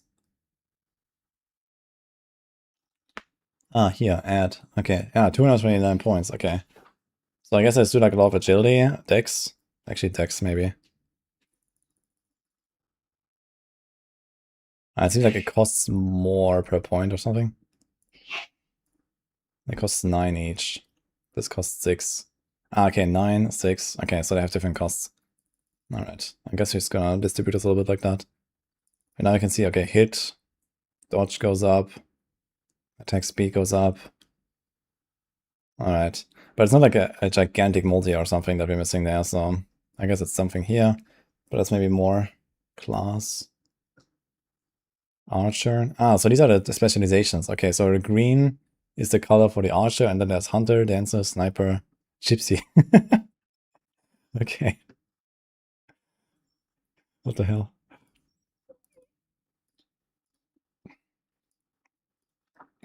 Funny. What is there actually? Solo ensemble. Okay, so there's like a more the support thing, I guess.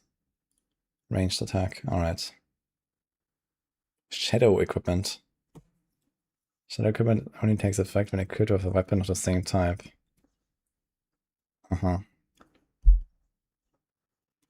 Replace the current weapon's appearance with the appearance of shadow equipment. Alright, we don't have that. Pets. Okay. Life. Here's the life, guys. Okay, these are like the different gathering and stuff professions. Okay. Anyway. If you were male, you had the bard option. Oh. So there's dancer and bard, or what? Do they have the same skills and stuff?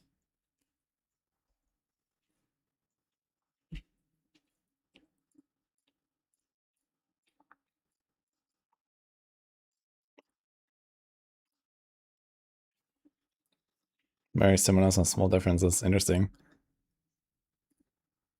Red potion. Use auto mode. Okay. Restore 2000 HP, 800 every second for 5 seconds. Okay. Cool. Already have some bigger potions anyway. So does upgrade. Okay, here we go. Success 100%. Ah, look, so this is... Okay, we don't have more now. Unlucky. Main hand offense. So this is level 6. Going to this. Max HP. Okay. I guess we don't have more.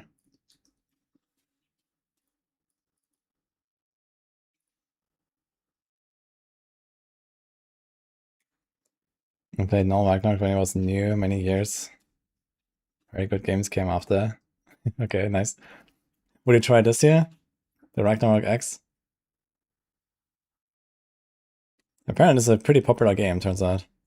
Also, I realized I have like no passive health regeneration. I'm still kind of like half, I don't know, 80% only. Yes, Captain, okay.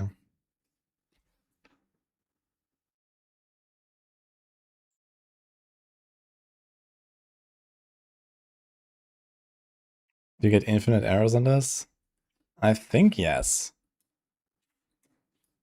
Oh, I think we're phased. Like, we probably have like our own instance right now for the quest or something. Kill. Kill mutant Mandogara. Oh. Okay. Yeah, I think there's like a lot of quests I'm doing here right now. So now I'm like super OP because I'm doing these lot of quests. Okay, I need to find a zone. Doesn't it show what level this zone is? 11, 14. So I guess this is probably the monster level.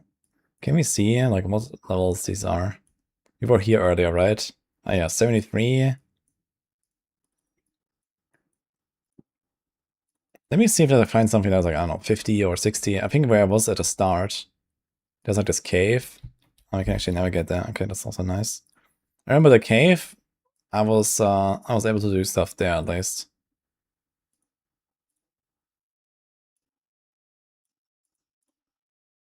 Yeah, these guys are too high for me. This is too low. He's like 50, 30. This has like all rounds, like everything, yeah. Interesting.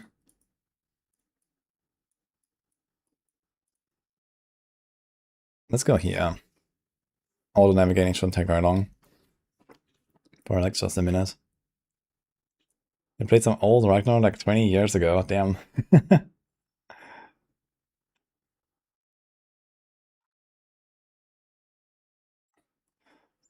We're about to check out the stream and it says it looks like Ragnarok and it's Ragnarok, yes. Ragnarok Olan was your first MO. Yeah. 2002, damn. That is actually a long time ago. When was WoW? 2004, I think, right? Like end of 2004, I think.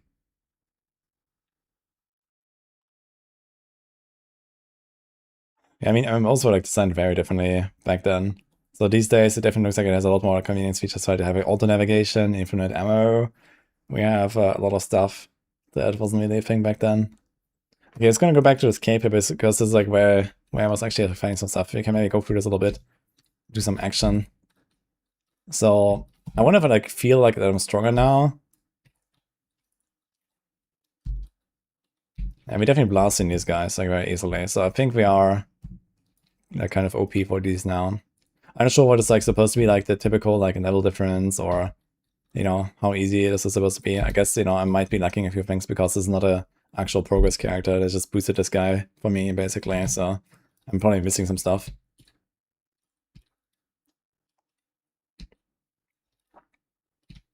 But this feels like a relatively typical like archer playstyle here. Boom. This thing also immobilizes or stuns. That's kind of nice. What does that here? Crab. Vardon. We can do like multiple of them at once, yeah. Boom. Let's do the rain of arrows. Oh. Also somehow turn around and show the other guy.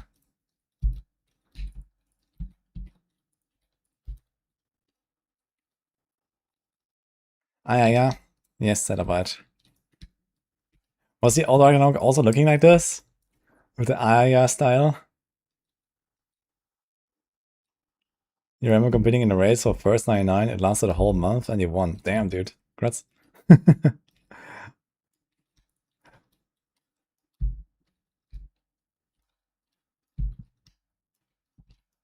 let's see if we find anything else here. These guys are a bit higher. 55. The other guys were like 50, 51. So let's see.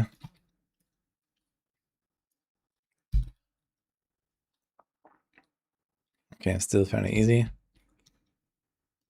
Ah, corners. Basic information unlocked. So when you defeat them, you also get like, I guess, some sort of like library entry or something. And okay, we get XP there. So there's like base levels and job levels. I'm not sure what's the difference exactly. I guess this is probably like for the actual skill layouts that we have here, right?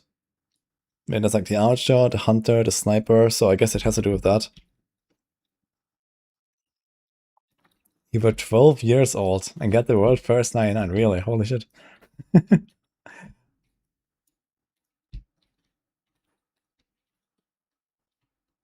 That's a big cave.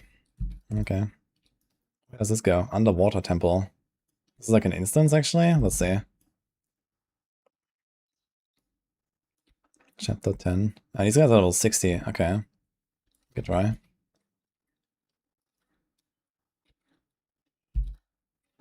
Okay, still kind of easy.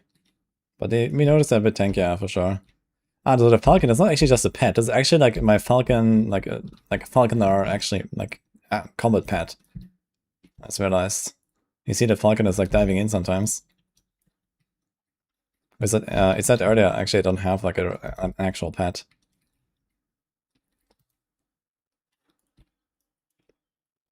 I still have this thing open. Okay. Oh. Okay, when you kite too far away, these guys actually just run back. And they also respawn very fast. They're all respawning again. Holy. Okay. Interesting. Oh, skybox looks kind of cool. It's like some maelstrom, but, you know, at the ceiling.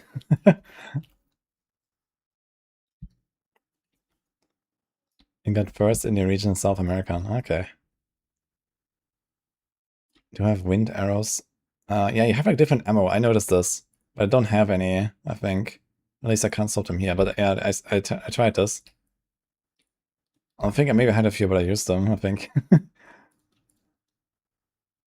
Is it under consumables, maybe?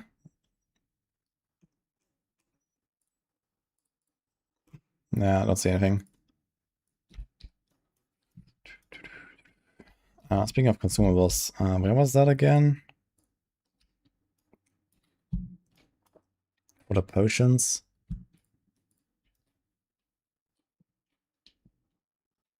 Which... Dude, there's a whale swimming up there, actually. This maelstrom is kind of funny. Interesting dungeon here. I think it came from this side, right? Let's continue here. Can I go on the horse? Let's call it horse, right?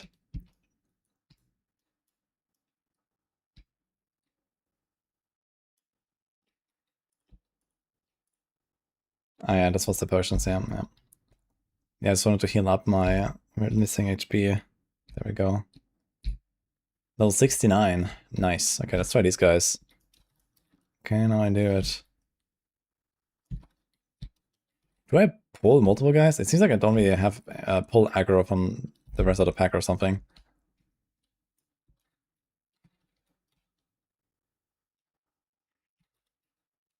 Do I pull them at all when I walk to them? Oh, okay, we do. Alright. Now they're all coming.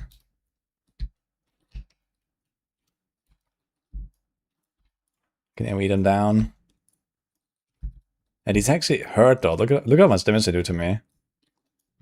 I definitely need to be careful.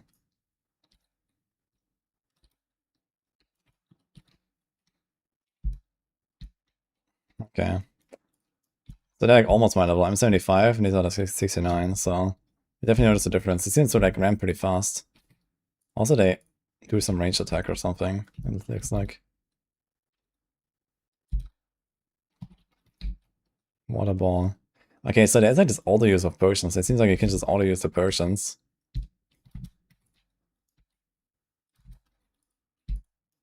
What was the other bar that we had here? Windwalk, okay.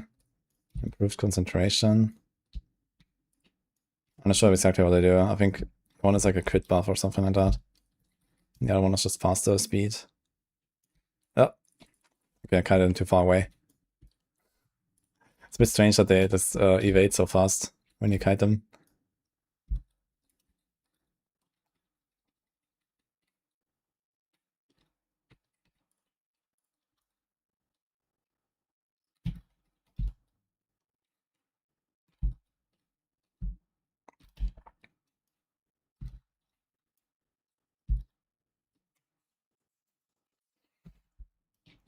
Permanent TV with Sorg is still possible, they removed that completely. Yeah, complete permanent TV, not really.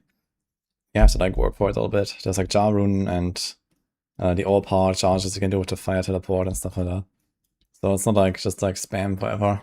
But you can get it pretty fast. There's also still the Eldarin. That is like a way to do it.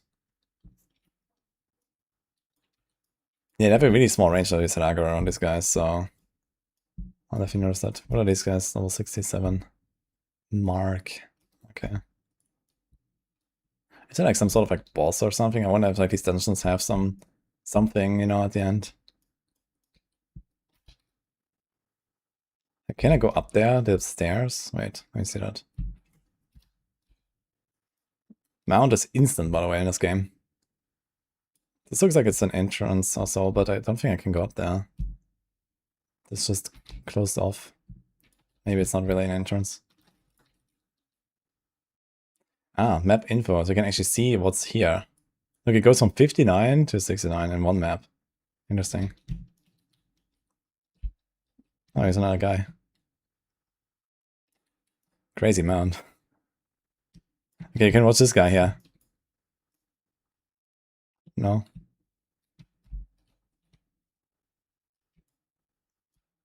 Okay, I'm not sure what is he doing. He's just following me or something. Uh-oh. Okay. Probably teasing something for a future update. Yeah, it could be that maybe that at some point it removes the blockade and this becomes like an extra zone or something like that.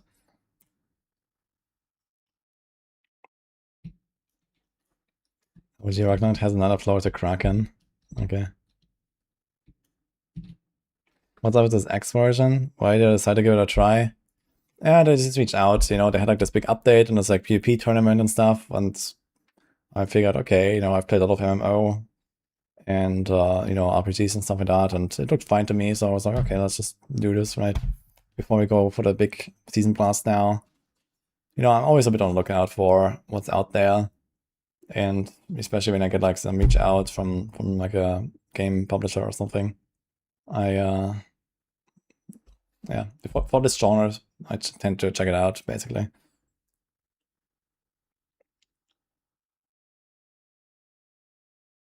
And I know Ragnarok is like a really big name. I never really played Ragnarok games or something.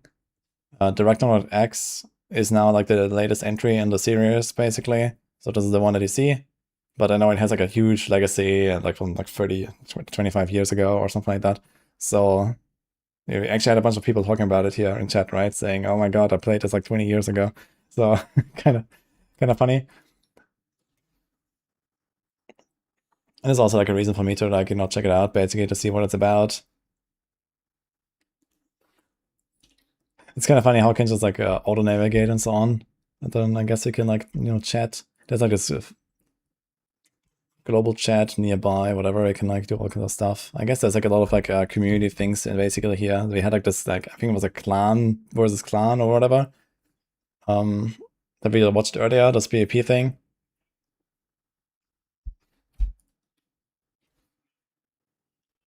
The Ragnarok is a classic, yeah.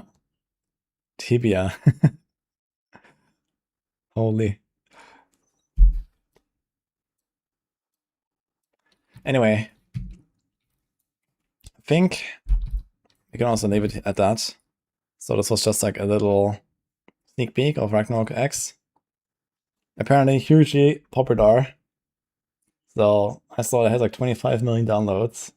So I'm not sure if the link is working right now that I had here on the pin. Let me check. But at least I can give you the website. We had it here earlier. RagnarokX. Yeah, this is the official website. I'm gonna link that since the other link is not working right now. But I'll update the link with a working link so you can come back to the stream and type !RagnarokX if you want in the next days, I guess, and we're gonna try to fix that. But yeah, shout out to them. It's kind of interesting with this like group tournament stuff. It seems like they're like regularly updating this and have a lot of community stuff going on here. News, you can see like this like, oh no, the sound. We don't want to A-blast everyone again. Can I lower the sound? Can I turn this off? Okay, I think I can turn it off here. Okay, looks like we're fine. So, War of the Chosen. Dude, is that did this actually start like almost 2 months ago? The War of the Chosen is the thing that we expected at the start. Okay. Select some info, how this works.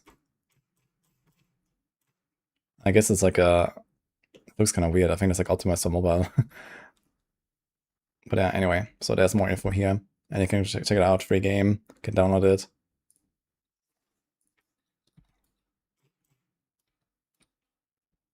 That nostalgia Frontera sound.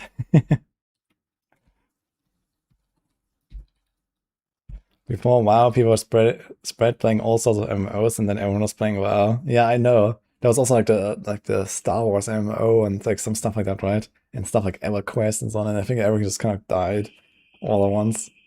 But I mean, these days it seems like it's diversifying more again. And the MMO market seems relatively decent, I guess. So, you know, we see this with stuff like this here, right? RagnarokX. Seems like there's a lot of people here. So, there's that. Okay, that was RagnarokX, guys. You're gonna go back to a bit more cooking and so on.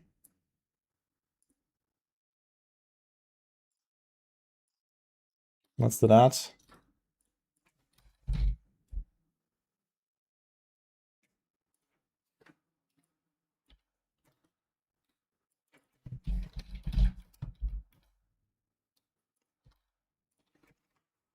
You want meat for dinner? Okay. I guess you can do that.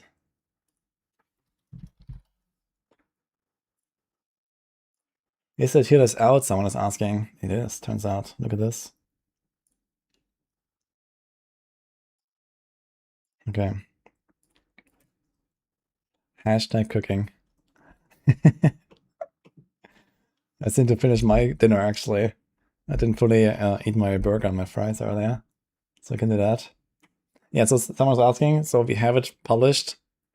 There might be like some slight tweaks or something, but I'm relatively confident that this is kind of like where things land for the most part. It's gonna be exciting to see like how much you're gonna like move stuff after the season launch. You know, a few things are definitely unknown, but I think the mostly unknowns are more on like the push tier list side of things and less on the like overall and stuff. Because, you know, pushing changed quite significantly. And like previously every single build was like, you know, Pelgain and this kind of stuff, right? And now we don't really have much of that anymore. It's basically just rogues that use Pelgain on some builds. I think if arrows goes for like just, you know, cold and then blast, and that's it. Only one rogue in S. Yeah, but that's here, holy man. Look at this. Kinda crazy. Rogues are eating good here. I need to change my YouTube stuff again. Go back to D4.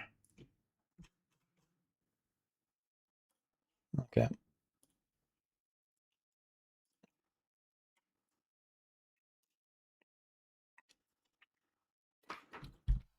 Do I have some footage of like Death Trap Rogue or something? Let's see, from season 13.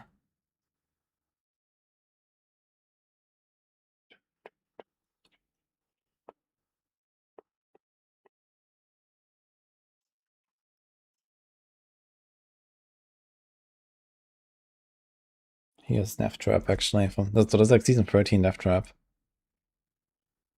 And now it is a lot stronger than that. Let's see, this is 116, 2.5. And then some other cities and some other stuff. So I think now, like, you know, I'm not actually like insta-killing stuff here, right? Yeah, so imagine this build like doing 5 times the damage. Basically all these elites would melt in like 2-3 seconds or something like that. And then this whole run would be like 90 seconds on 116. So I think this is something what we can expect actually. And the city is probably like a better example because we actually have like, you know, instant kill. Yeah, that's enough. So how long is the entire run actually? So let's jump 1 minute. 2 minutes. 2 minutes, done. This is with full achievement. Yeah.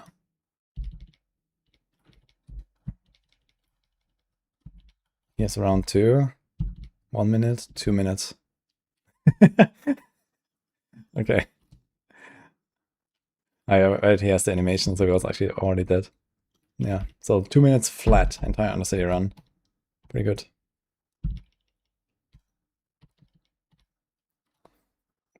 It's hard to beat that.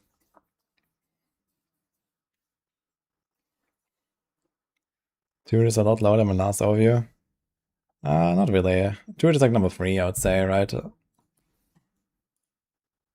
Druid has a lot of B stuff. Everything is B. It's brew it, guys. Brew it. And Paladin.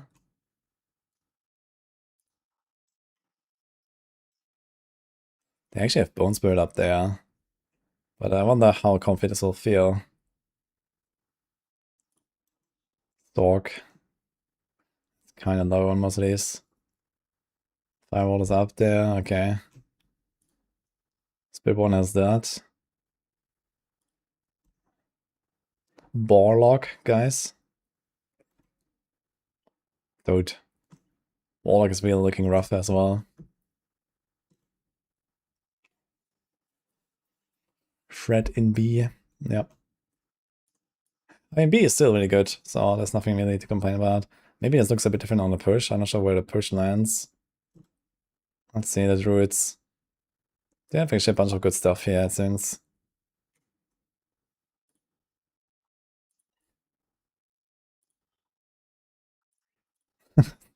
Dude, Rogue is so strong, man. Crazy. And Barb. Kinda interesting. Like half-half, and then like a little bit of other stuff. Spiritborn apparently is still really high to counter Storm, we'll see. Okay. In terms of push, it actually seems like way closer than it used to. So the only class without an A is actually a Paladin.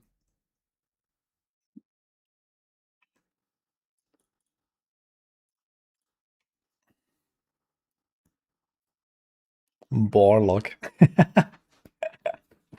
Oof. I wish Frozen of Sorg would get some love. Only. Frozen would be cool. But they also, like, I think people actually even dislike how it plays now. I'm gonna try Frozen Orb actually this season. I definitely want to do a lot of stuff on the Sorg, so I want to do this. What do we have here on the Sorg actually? Let's go to the overall. So, yeah, maybe I'll do the Firewall a bit. I don't like Blizzard that much, but it's like, is it like the Lightning Blizzard? It is a Lightning Blizzard, okay, so maybe I'll try it, we'll see. And, okay, Chain Lightning I will probably try, Ice Shots I will probably try, Charge Bolts I will probably try. Frozen was like really down, holy. Yeah, I didn't really enjoy Meteor too much. It definitely felt a bit weak on the PTR. It was better than maybe, but it also just doesn't feel as good as D3's Meteor, man. Like, you know, I've played so much D3 Meteor and that just feels nice, and here it just doesn't really feel the same. And Frozen Orb, yeah, we'll see. I hear people complaining about the, you know, the actual skill behavior, so.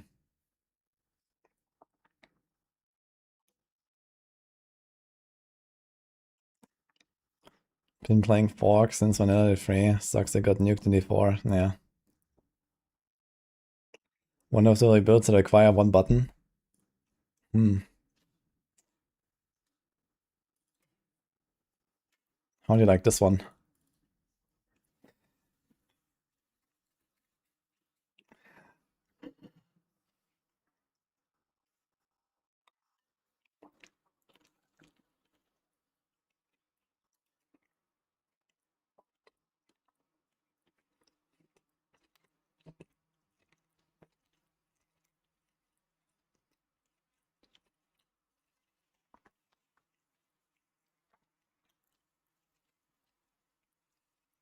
And 20 shot doesn't show a helmet.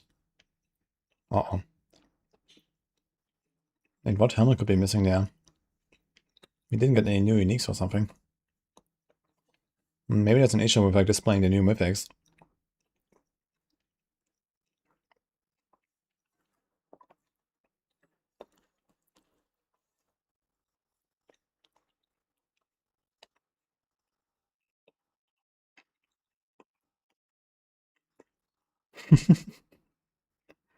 How do you like to build, guys?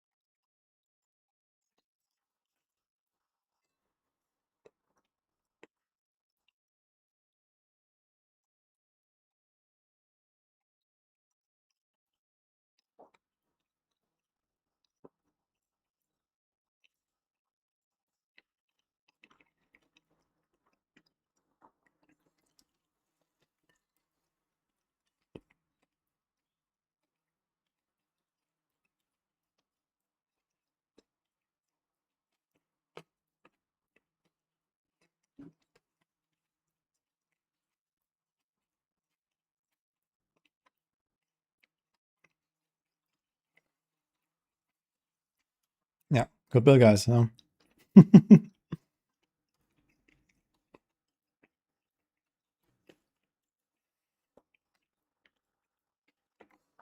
Very complicated build, eh?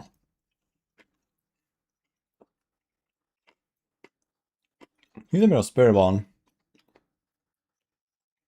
Tried a bunch of stuff. There's a Counter Swarm build.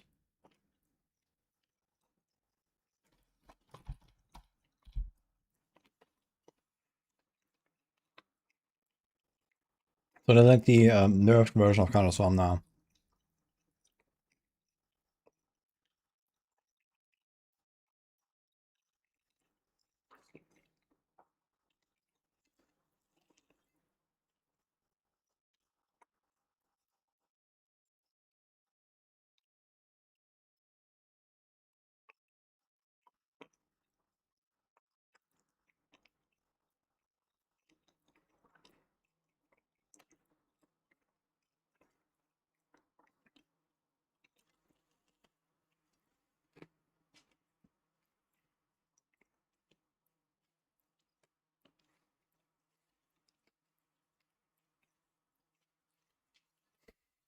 How much toughness is this? I think I buffed it after PDR actually. 15 million. Pretty good toughness.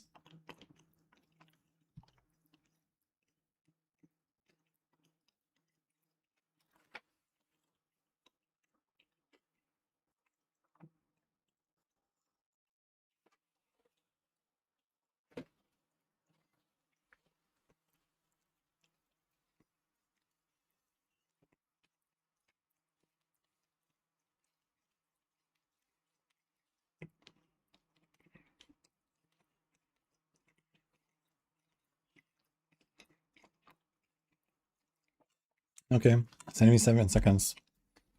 Do you have another one? These are not 15. A bit longer though.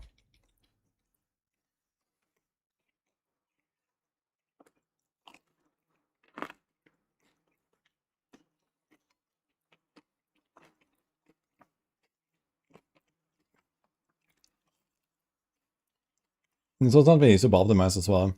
So it's gonna be better. I think I didn't really have like much of the new mythics and so on.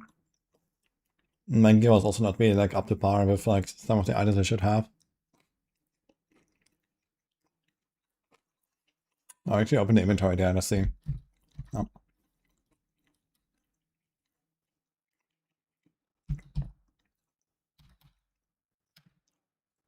Okay. Yeah, so look, this is not a mythic, this is not a mythic. Yeah, this one wouldn't really make a difference anyway. But the Harmony Helm would definitely make a difference. And maybe we could even like fit other stuff. Like I could run the Blood Mad Idol even. Would be kind of big. We are berserking anyway. No, maybe not. But either way. It's tanky enough to run Blood Mad.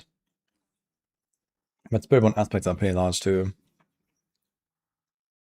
Dude, 17 million toughness.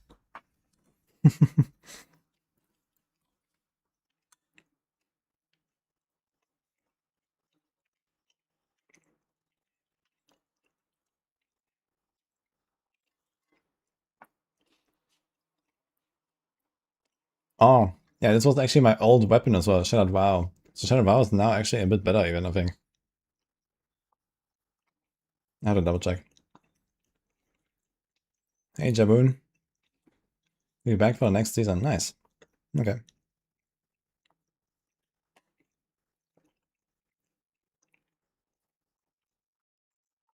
Am I playing a rogue in season 14? Yes. He's a bit of pen shot.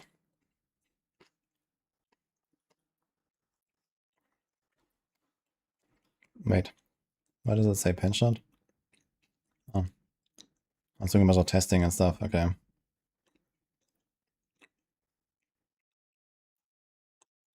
Let's see, we're doing a kind of 30. Easy peasy. Look at this, man. Doubling the timer on 130.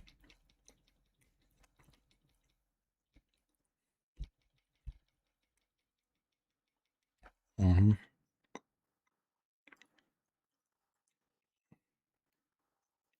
Here's some speedruns here. He's at 125. It's like 3.5 minutes boss spawn. And then the boss.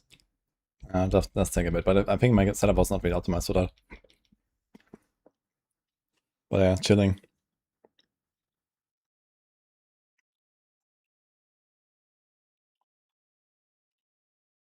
We have some lower tiers.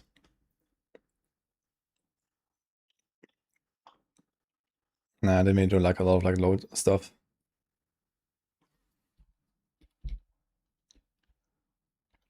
I can see this, huh? Am I going to Gamescom this year? Yes.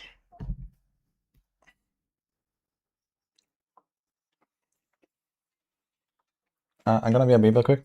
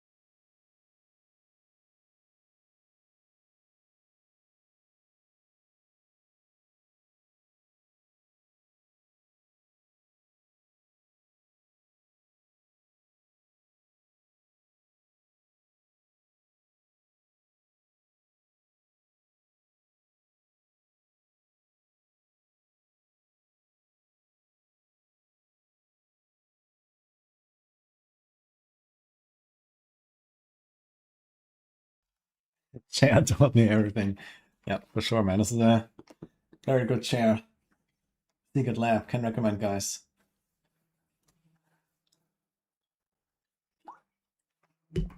Okay, anyway. I wanted to cook some of the remaining Warlock builds. Let's do that. I don't think this will take too long. Most of them are not really changing in a big way, but we should definitely check them all out a little bit. So let's do Tyrant's Grasp, I guess. Save.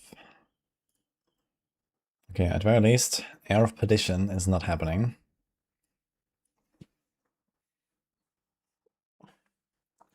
And we also have to check out how we get crit here. How do we get crit? That is a good question.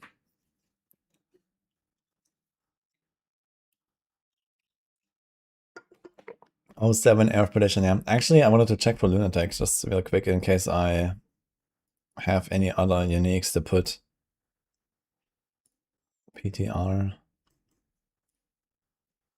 Is there like any... Okay, like, I mean, obviously we have this here. Chest. It was just a normal chest. There's not really anything. Pain Gorgers, Tibalts. This is fine. We had the Dirge, we have the Seed, we have no ring that really works. Okay, so there's not really anything else. Alright. Looks fine. So yeah, this one is a 07. Also the same rune. Oh, we have to actually check now. They buffed the demon set, right? So how do they compare now? Patch notes. What's this thing called? Not Memphis. It's the Abaddon set. Okay, strength bonus increased by 150 and will persist after you leave demon form. While you have volatility, you deal 66% increased hellfire damage and gain infernal hunger stacks twice as fast. So I think for tyrants this might be kind of interesting. If you look at the different sets here.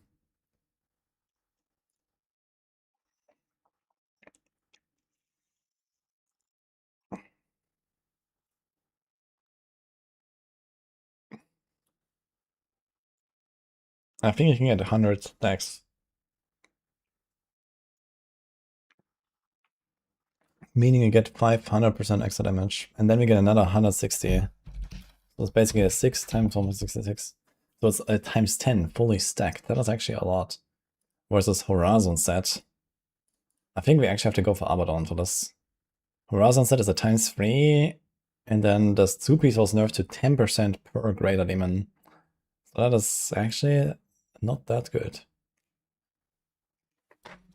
I mean, this build in particular will actually have a bunch of these. What can we do? Let me think.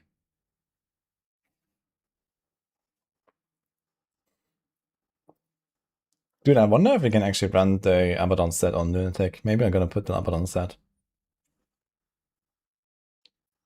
But it's not a Hellfire skill, I guess. It needs to be Hellfire. Tyrant's Grasp is Hellfire. Yeah, this is like a times 3, and then we have 4 Greater Demons, 5 of the Hellworm, and we can summon a few guys. So let's say like 8 demons. 1.8, 5.4, we have a bit of attack speed. Let's give it like 12.5% for that. So times 6 maybe, plus the generation, plus the execute. Let's give the execute like 8%. Okay, Horizon set is still relatively good. It's not just, okay, go for the other set or bust.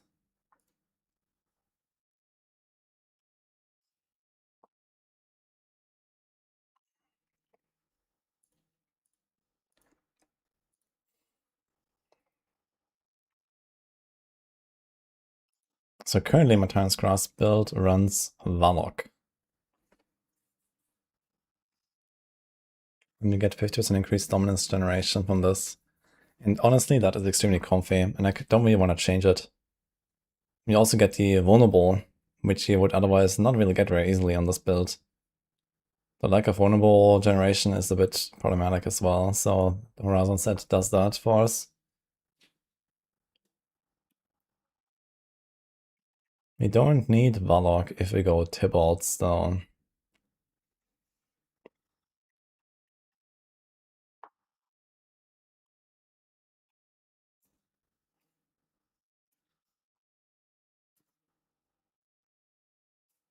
I wonder if we're actually gonna equip Anathema now. They nerfed Cremators.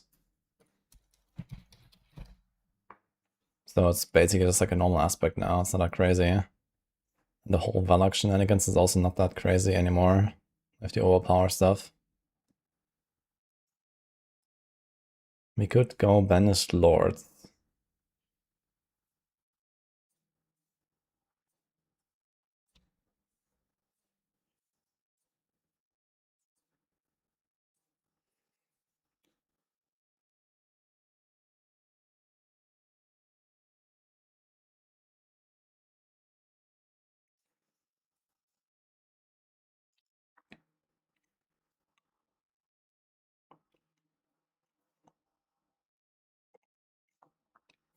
How would we gain the Unstoppable though? We don't really have good Unstoppable. We can get Unstoppable from Metamorphosis. So maybe this is okay. Actually, I think I have that selected, don't I? No, we took this, but we can do this.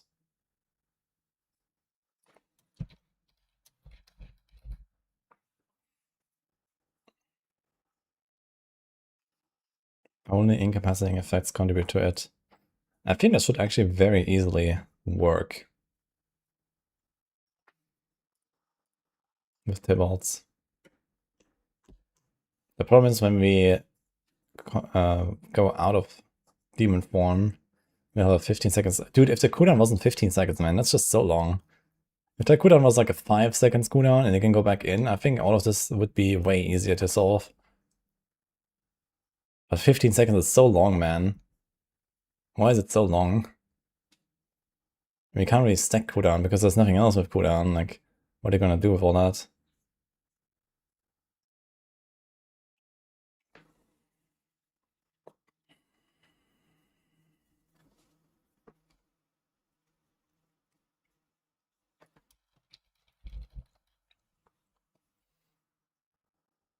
Duration increase from 6 to 10. Dominance costs increase from 20 to 25. So it's actually easier to keep this up now.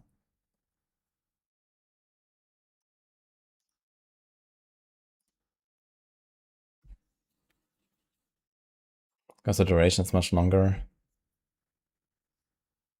We have the 20% reduced cost. So it's 25. Right. Like this. So it costs 20.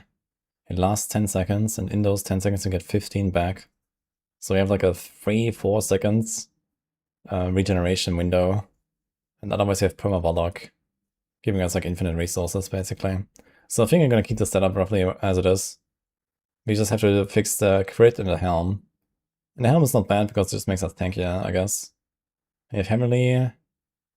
Oh, would we still run Tyraels? Probably not actually, right? Tyraels is now just much worse. What does Tyraels do? Grants 20% damage reduction as part of the mythic power. Blech. That's actually just terrible, right? And it has primary stat and all res %. If it is the same, this all res % is not even that crazy, I think. It's not even like much better than just like an all res roll, I think. Because you have a lot of all res % from the paragons, you know, you have like all these like 1.5% res nodes and stuff like that. It's actually kind of whatever. I think just a life roll would be kind of competitive. So this is actually not even doing anything right. I think I tried it briefly on PTR and it was like really terrible. So I don't think I'm even gonna run Tyrael, so it's gonna put like a Juggernaut and then something else. Maybe there's gonna be like a triple damage reduction aspect, and it's gonna be very tanky. I just realized.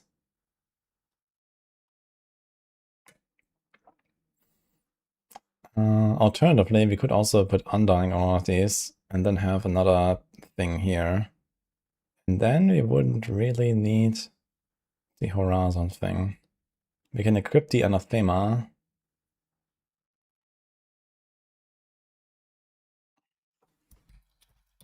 Anathema is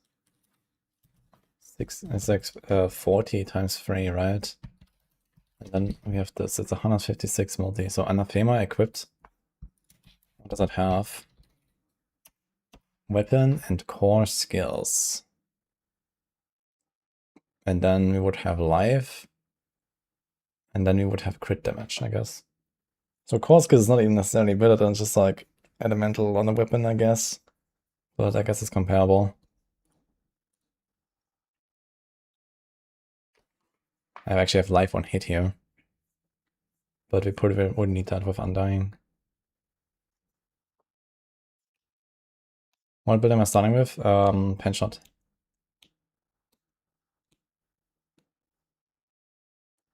I think having crit on gloves and neck is usually gonna be must-have for crit, because these items give tempo and 6 compared to rings of 6. Well, actually, the rings is the most valuable roll, because all of the other important stats are halved on rings, but crit is not exactly halved, basically. So the crit rolls on a ring are actually worth more than on the neck and the glove, but realistically, you need all of them. And then the weapon temper, and then you're kind of most of the way there. And then you have to try to find some other crits from like skills or something.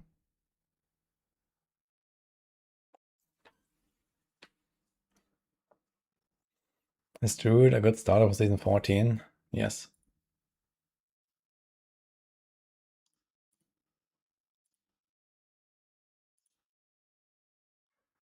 It's kind of funny how this build, the starter variant, has Anathema, but then later we don't do it. It's hilarious.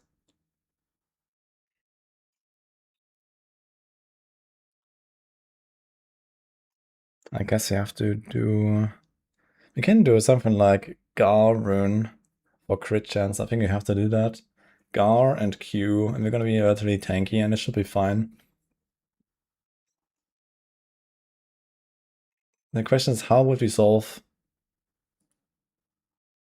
vulnerable? We only have a cursed touch, basically. We have to do a cursed touch. We have Vending Reversal here.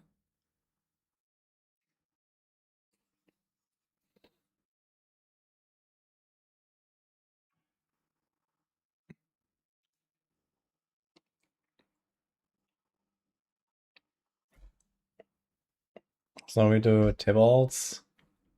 No Terrials, we do like, I don't know, Juggernaut or some shit. Which is kinda okay. And then we do a Cursed Touch on the Helm. We keep Undying. Or we do another defensive power and we do a Cursed Touch Undying with the neck. Anathema equipped. No Cremators. Abaddon set. But then we have the problem of the downtime. Like, you have to swap out of Metamorphosis pretty frequently. Wait, maybe it's fine. Abaddon. Now persist after your demon form while you have volatility, deal 66 to increase damage. Gain Infernal Hunger stacks twice as fast.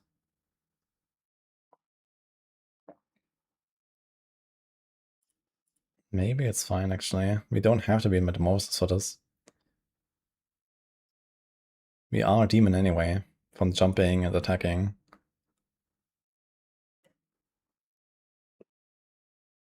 Would we keep the Valk though? Is there anything else? There's the 2 additional hands. So there's also more damage there.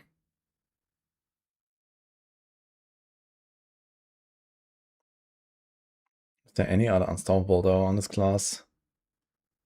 There's not really any unstoppable.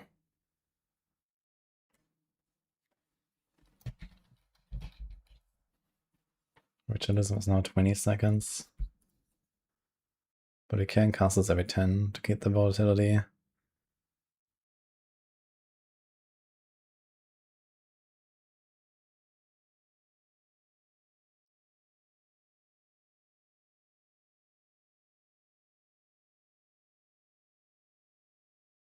Imagine having starter variants. Ava's only doing like the builds that have endgame only. Dash, Death Trap. Starter variant? No. Just play Doc, boys. Do I have some footage of this when I've still played like the super early Tyrant's Grasp? Oh boy.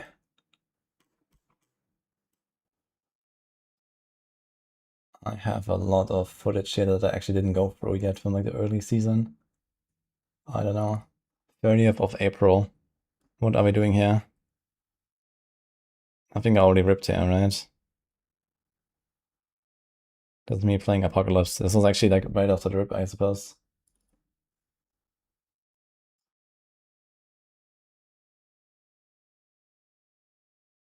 Okay, so I used the command fallen here. This was like the command fallen tech. I definitely don't want to go back to that. We're not doing that.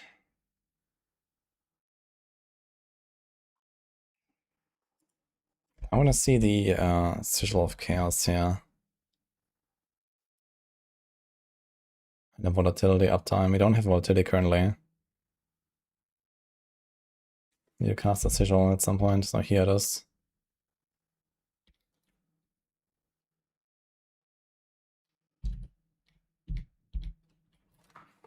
Yeah, this whole thing would only work if you actually have permanent volatility.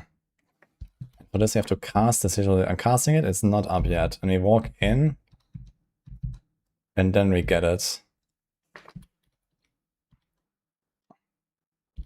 And then we walk out, and this is this buff here, this is volatility, the flame thing. And it's gone. We just don't really have consistent enough volatility, I think, for this.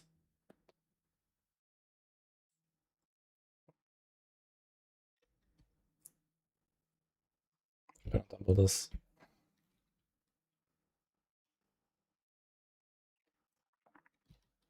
And here it just dropped. Look. It's just gone. What? I guess when the sigil times out. How does it work?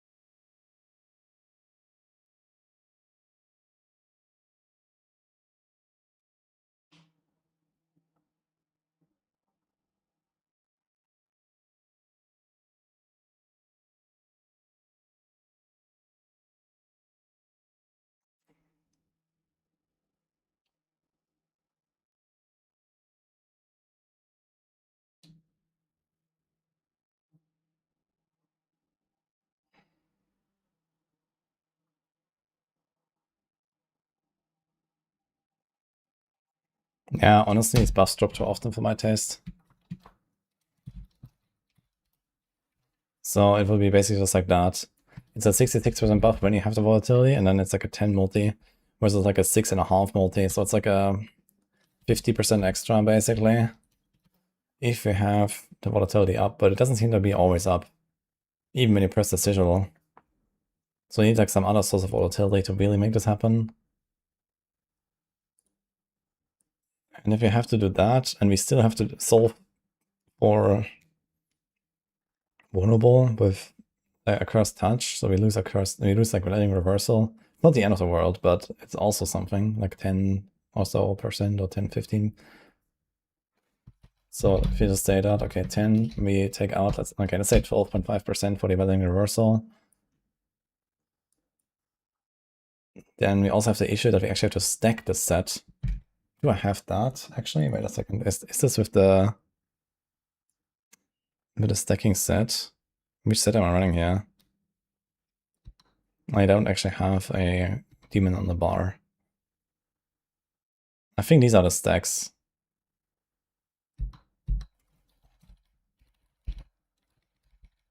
We had a pit thing.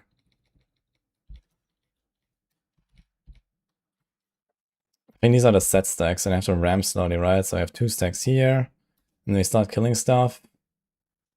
And now we convert it over. So now we have 13. Okay, how long does it take until I have 100 stacks? Let's see it. 21, 40, 50, 60, 80. So now 100. Dude, we are 1 minute into the run. And I have my stat bonus online, guys. Nice. Oh my god, dude. Oh, that was painful, man. And people ask me, why is Warlock in C tier? Okay, and now they made it stack twice as fast. Wonderful.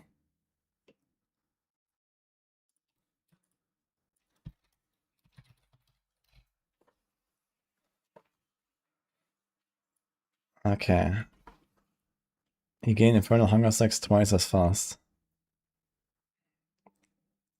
So we could be online half a minute in.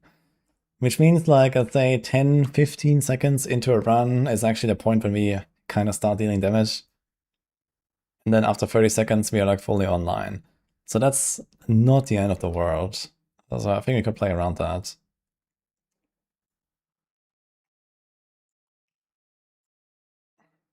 I have to play 100% attack speed dash at some point. Okay, I think I'll do that.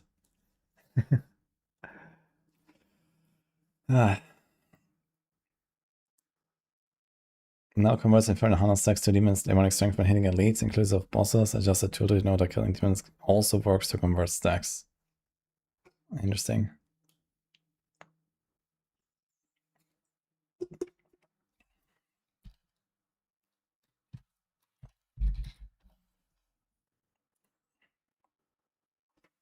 Okay, they didn't actually buff the 3-piece bonus though, right? It still has this extra life thing. Each stack grants 0.25 additional maximum life. It's 150% stronger. So we get in total 62.5% life. So that is probably slightly better than an average 3-piece bonus. And Metamorphosis bonus is a buff from that. So maybe I think we're gonna go back to the Abaddon set actually, now that I think about it. I think we're doing it. We go Abaddon set. It seems like it's gonna be worth it. You're fully ramped after 30 seconds, which is not too bad. And you can start doing damage with less than full ramp. So for typical lair bosses, you'll be relatively close to be ramped. Now the only question is how to resolve the resources. It's Tybalt versus Varrock. With Varrock we have a bit of a problem, which is the dominance generation. We get 1 dominance per second, and it costs 25 for 10-second uptime. Actually, it costs 20 for 10 seconds uptime, right? Yeah.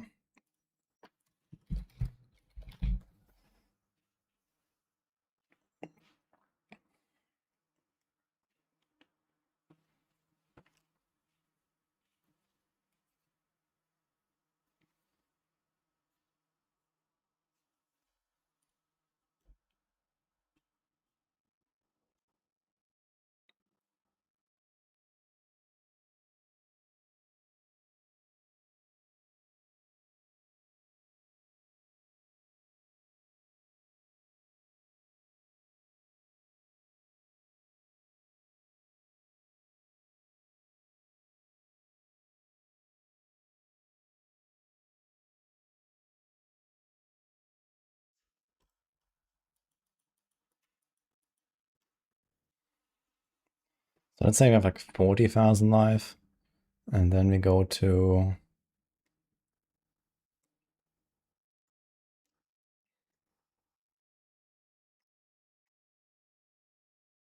like 52,000 life. Okay, it's not such a crazy change, but it's also a bit of a bonus here. So that makes up for something like going a curse touch instead of running reversal, I would say.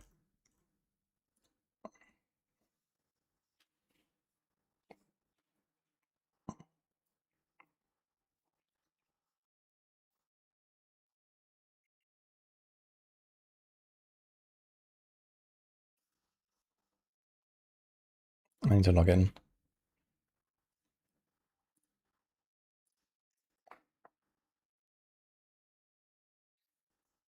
We played 100% AS Rushing Claw in Season 13, don't recommend. I don't think they know what they're doing with Warlock. I think they mostly just need to like make it faster and smoother and stuff. And that's about it. You know, make the nether step just like behave better and a fast animation. Give you like some more tools to like jump around with Rampage. And then, you know, some of the like upkeep buffs, like maybe they can be like longer, or they can be more on the character instead of debuffs on enemy or something. And I think it will be generally okay. It's just like all the other classes have these like crazy tools to like go fast and all that.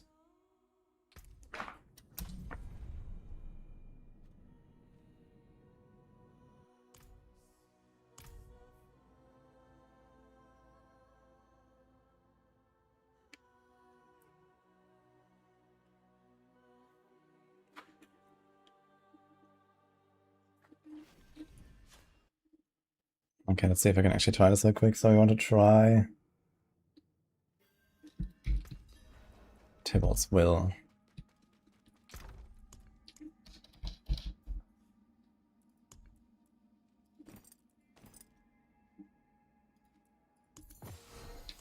This is actually rather add it. That's 220 maximum resource. I also want to check this for Lunatic.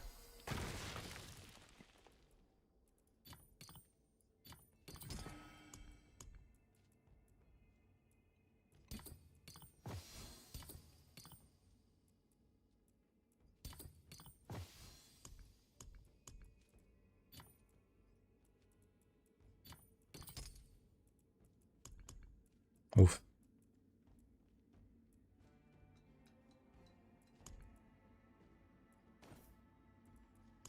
You have a chest of maximum resource or something? No.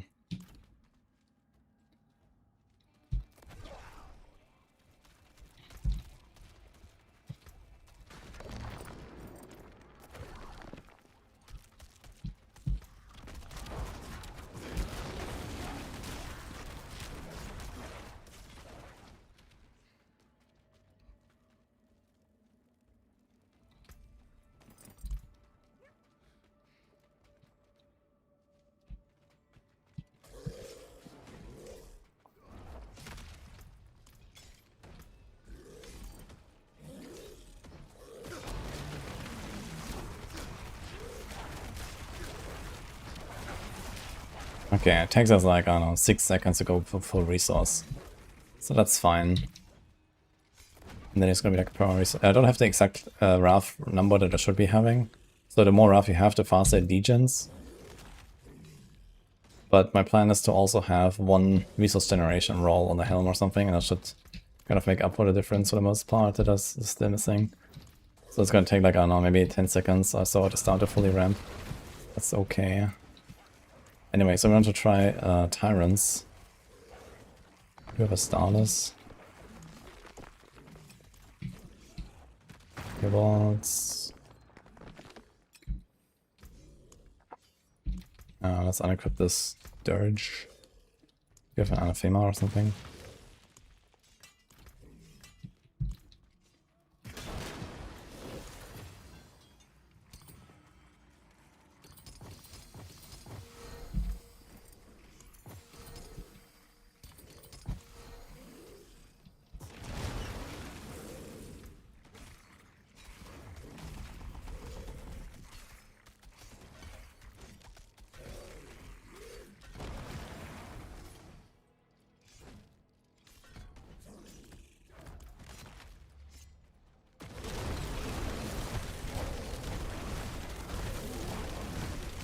No problem with the starters. How about that? A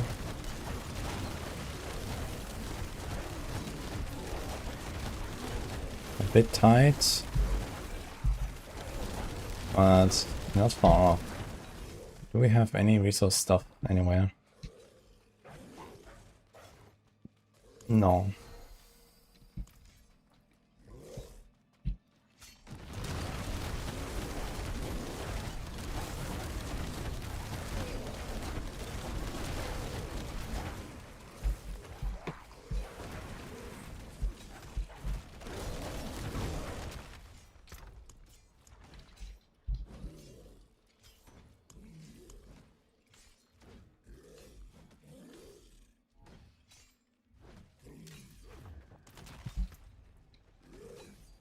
I think it's 20 resource generation, so we couldn't try something like that.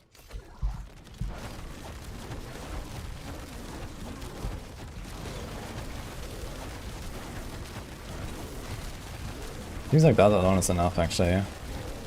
One resource or all.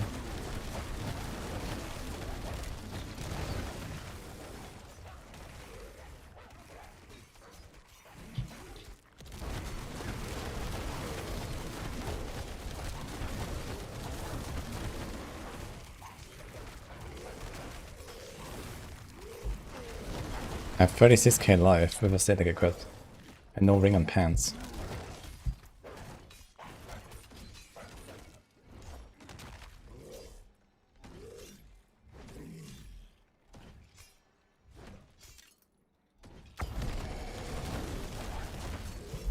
Kinda funny.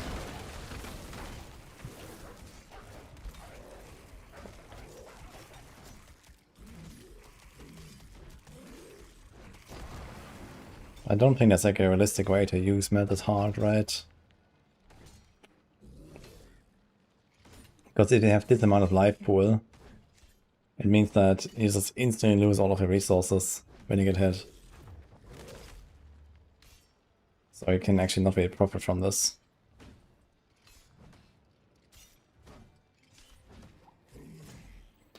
Okay.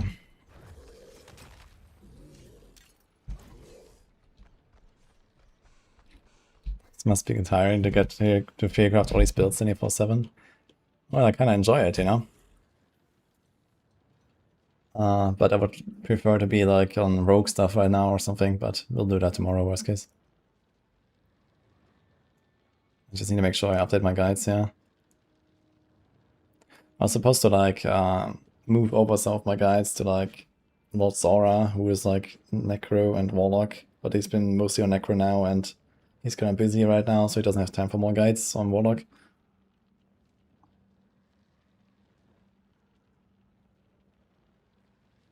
You wish Melted Heart or Resource Taking was actually good in E4. Yeah, I mean, it's good on Barb.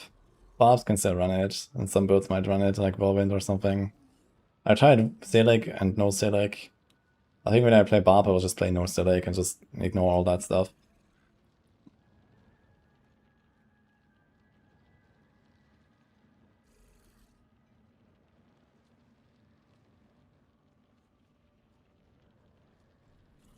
Do we have any other good unstoppable in this build?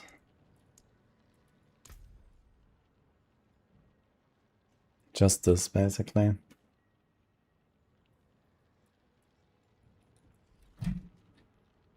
Bombardment, Rampage, Tyrants.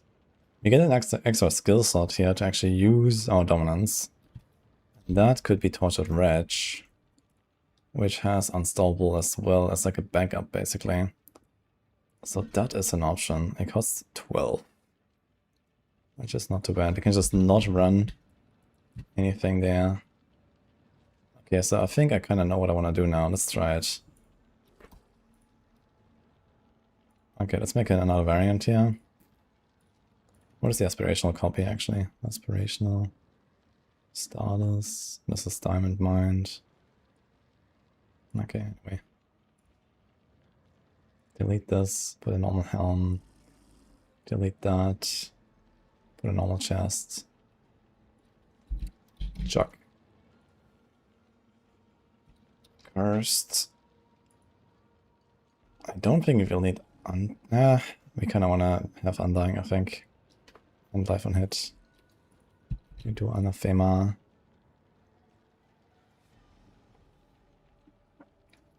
We drop this. We do that. Even form increases the damage of the Hellfire Demonologist has 30% damage multi as well. And here we don't really gain any damage multi at all. We gain a bit of all power, but that is now nerfed. So we do this. What do we have here? Demonic, Fathom, Greater, Futuralism. Okay, we don't need any overpower or anything here. And we put Torch of Wretch, and we have Unsolvable. Is there any other Unsolvable that is otherwise useful? This. And that.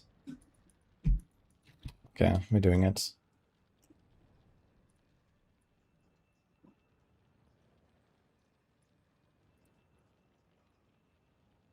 We can take out some points here. Can extend the duration, makes it unstoppable. They do punching back. We don't do this thing anymore. Dark Prison is kind of dead. With this.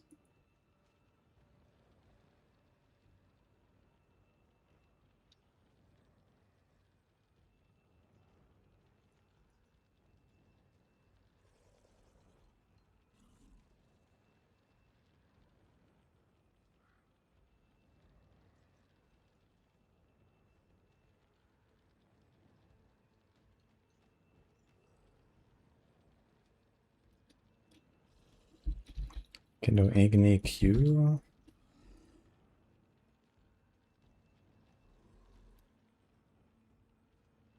Yeah, can do Seer and Gar, but I want to double check if there's anything else. There's a Jar. So like this, you can also trigger the Unstoppable pretty easily. You wouldn't need the Tortured Wretch if you don't want the Tortured Wretch. But we definitely don't want the Abodian. We don't really want any other skill, I think. There is one other thing though, which is this thing here.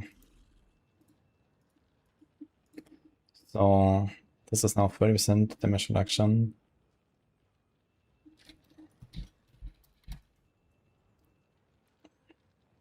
On a 20-second cooldown with an 8-second duration.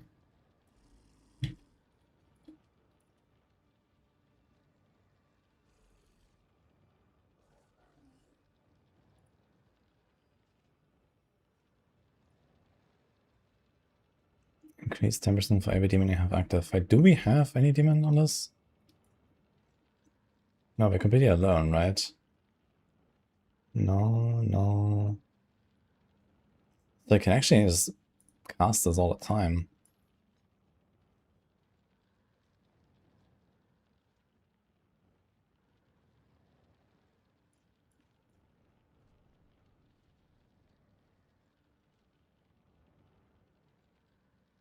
So it's almost permanent uptime on 30% damage reduction.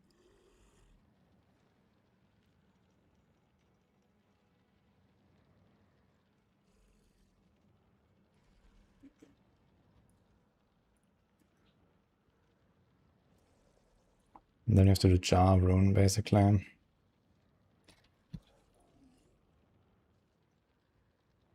Is there a better way to trigger it?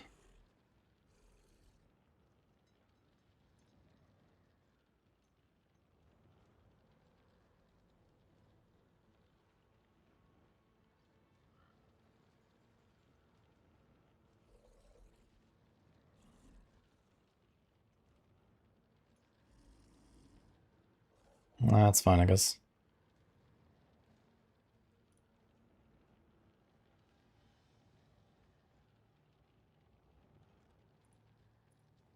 There's nothing better here. 45 generation, damage reduction, demon form. Mm-hmm.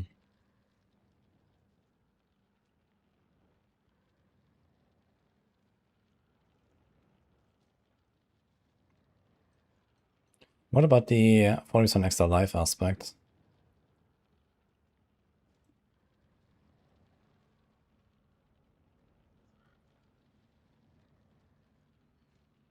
This one. The problem is it's so shit defensively, right? It's 40% extra life. And we already have like a 100 something percent bonus, so it's like 20% extra life.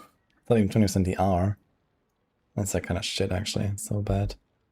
So I think Juggernaut it is. Juggernaut is like it's like a 33% or something last time I checked on like a setup that I was playing. So I think that's okay. We delete. We delete this.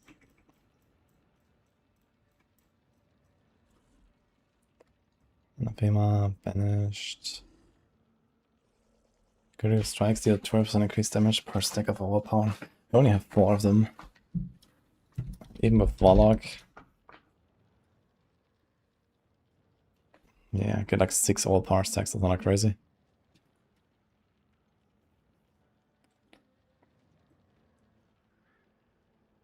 So Fist of Fate is like a 50% average.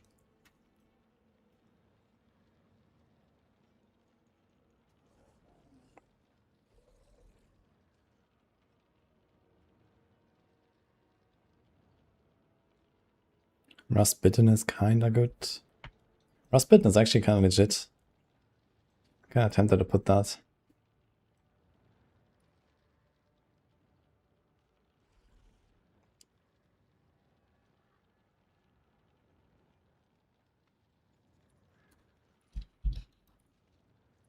We do Rust Bitten.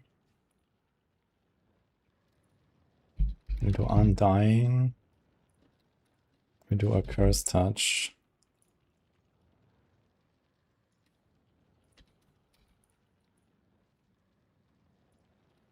We do Juggernaut.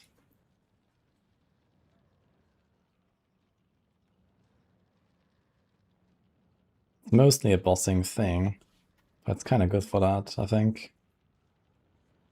Like this, you can always like very easy peasy clean up stuff. That's kind of nice about it. Rustbitten is kind of good, I think.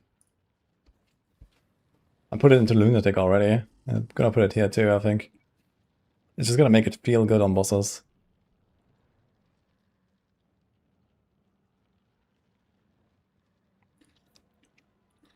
And this becomes Tybalt's.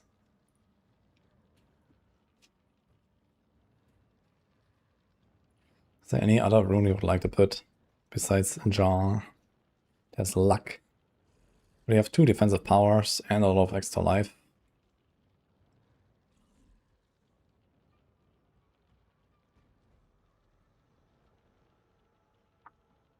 So I think not. How do you make the crit chance work though? That's a big question. How much crit chance is this? 65% crit, and this is with the Stardust to the crit. Oh my god.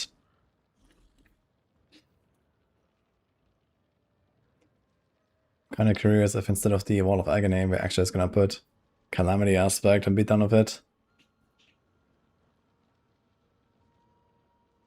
You have to cast more sigils then though. But I want to cast the Wall of Agony anyway, so...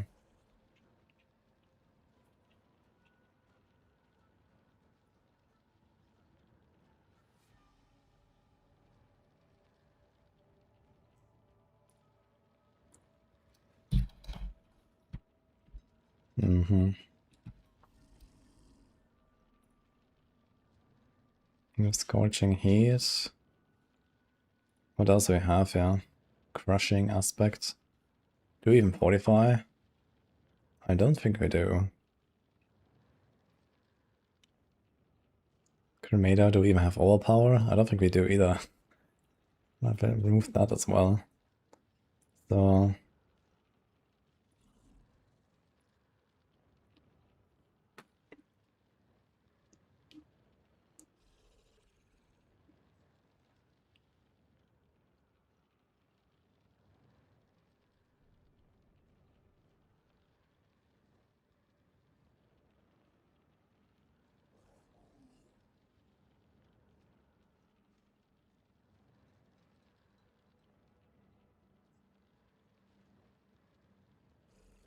Can do Demonic. Can do Edge Masters.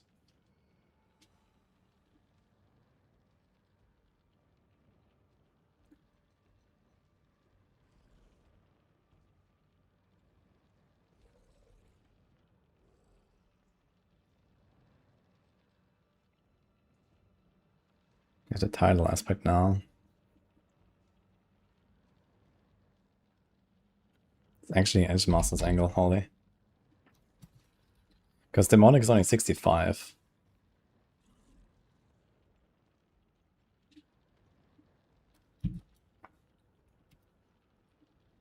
Yeah. I think we can do it. We ramp it pretty fast. It needs 20 hits to fully ramp. Most of the time you won't be do 20 hits to everything. But again, it's like pretty good ramp.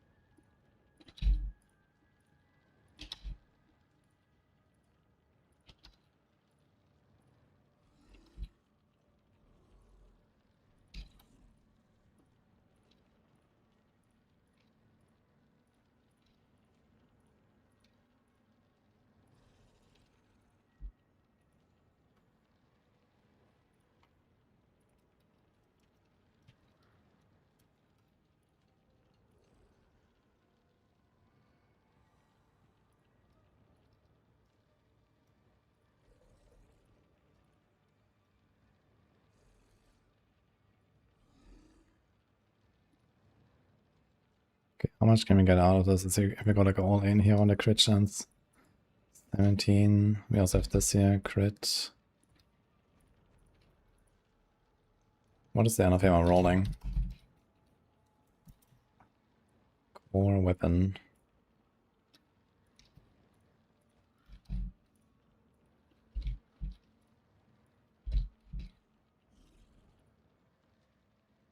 I guess I actually want to roll off the core and put life on hit there. I find it is pretty valuable on this thing. Wait, why is this 8? Oh. That's more like it.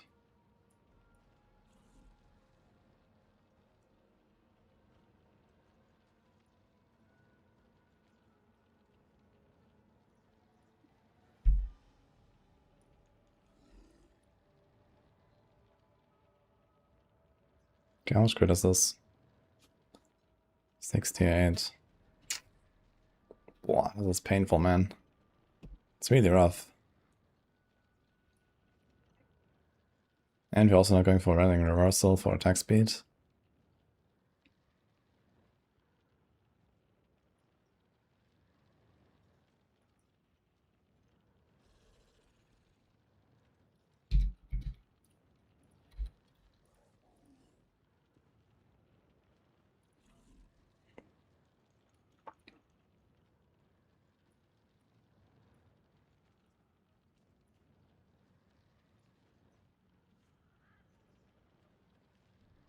And crit.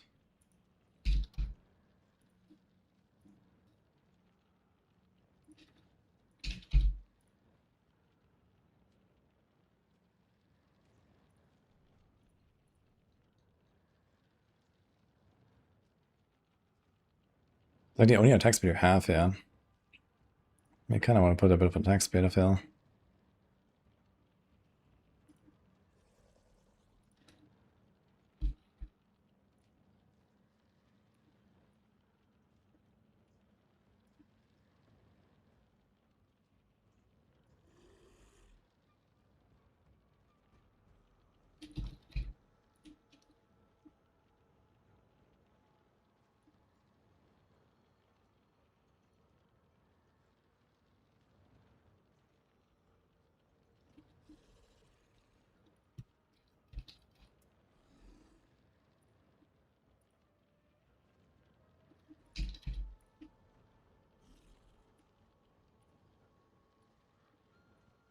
Do we actually do this? I guess so. 82% crit chance. Whoa.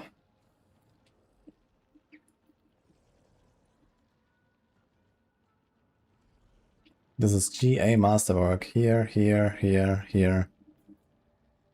I'm missing the offhand.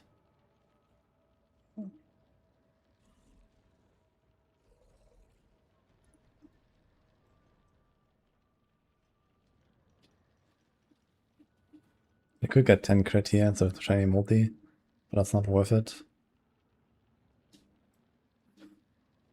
So I guess you just cannot go for it and hope for the best. How much extra damage does this here with resource?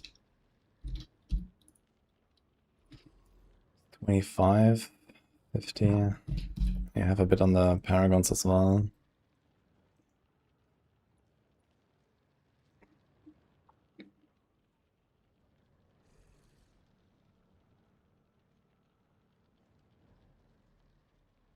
Okay, 150. Let's say we have like 200.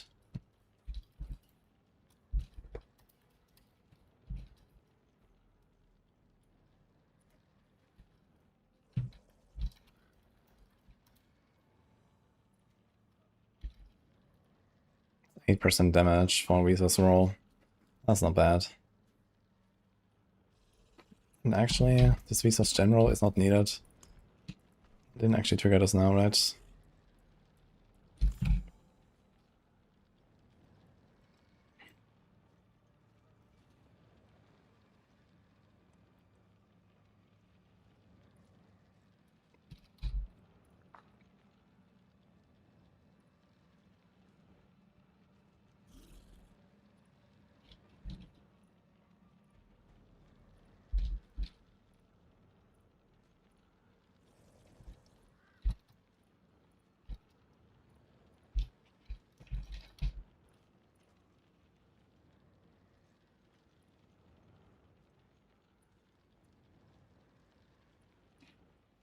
You have still a little willpower. What is going on?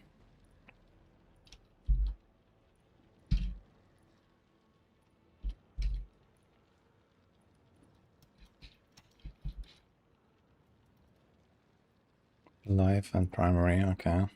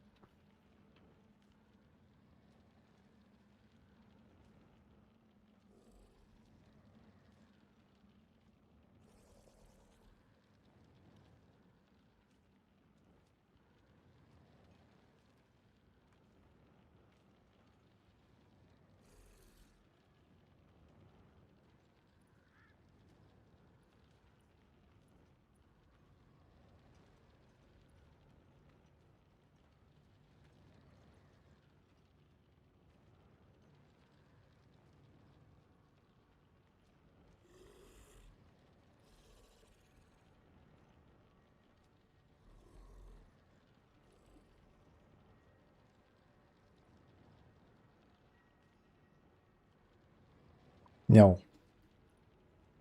Aaron, Action RPG of the raid. Hello, guys. How's it going?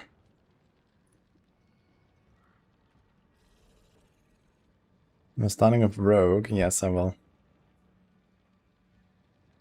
Am I changing Apocalypse in Season 14? Yeah, I have to do Apocalypse still. Apocalypse, Eviscerate, I haven't done yet. He decided Paladin for Season 14. Good luck. Gotta play Sunseal. Yeah, I played Sunseal in Season 13. It was kind of fun. Yeah, it's a bit better now. Is PTR down? Yes, for like 3 weeks already.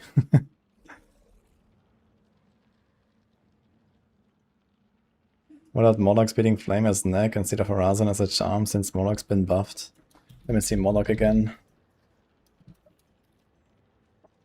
Damage increased from 11 to 30. Wait, let me double check this.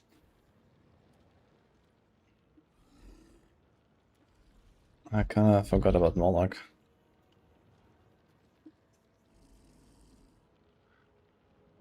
For every skill you have empowered. Oh, wait a second.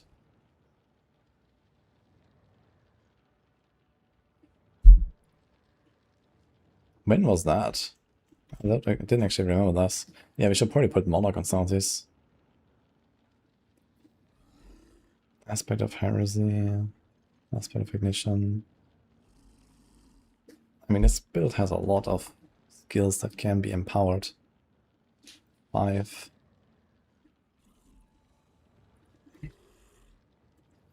And most of them will generally be empowered because I don't really press them that often.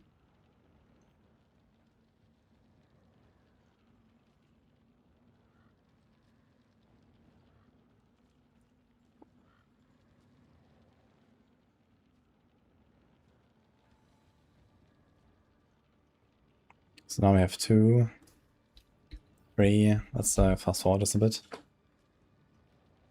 4.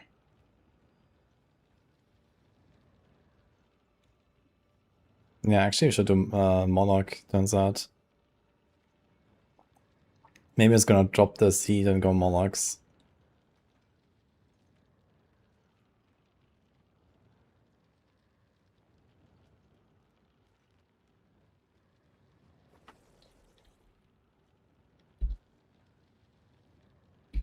Okay, so some random Hell Titans there.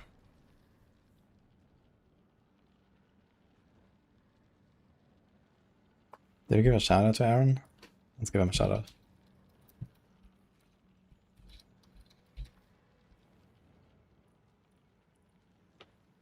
You think Fireball's Log has a chance of being decent? Nah, I don't know. I haven't really heard anything about Fireball. I don't think we have a guide for it. So, might not be great.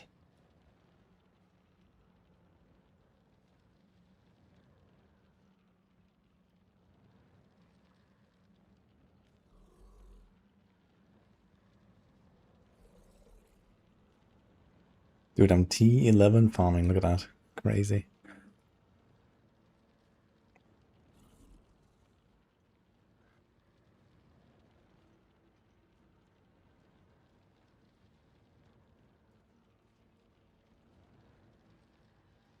Yeah, I should definitely put Molochs in there. At least as a charm. 30% is actually kind of big.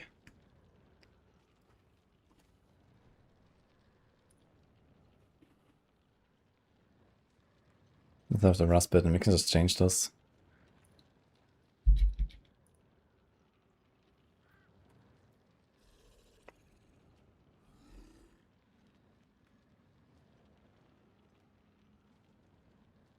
So this should be something like a 20% buff.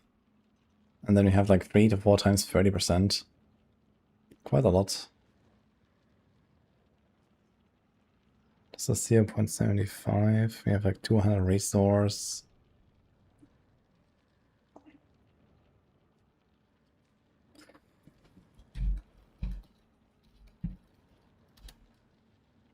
Almost like 1% damage per resource actually with the mythic version. So it's basically at times 3 from the seed.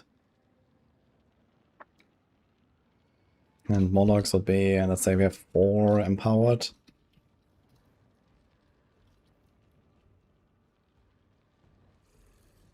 like that. Times 2.5, and then the 20% there. Yeah, they want Moloch, Charm. Okay.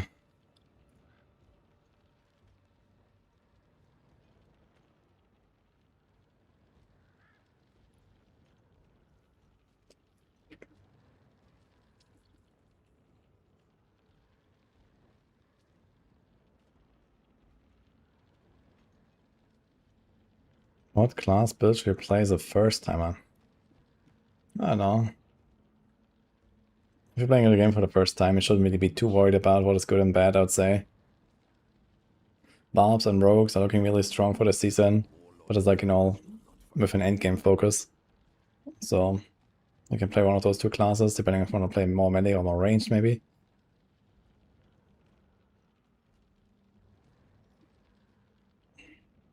I'll play rogue personally.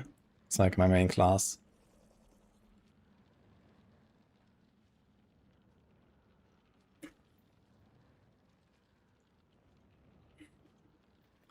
Let me double check if there's anything else that I might have missed here. Warlock changes. The buff the sacrificial fragment as well, kinda nice. Okay.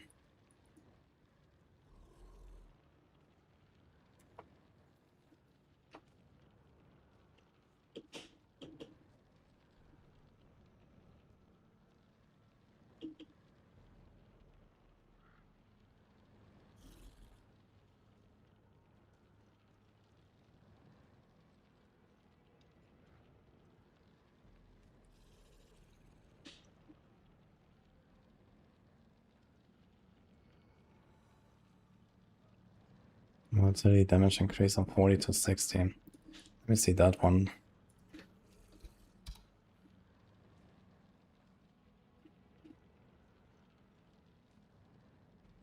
Actually, we can just do this one. This will synergize very well with the Warlocks.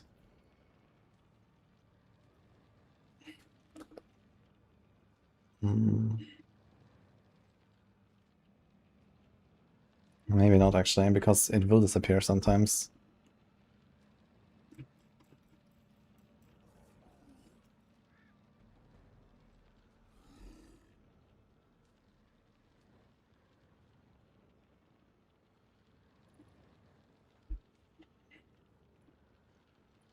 Like, our Tyrant's Grasp is usually not volatility empowered.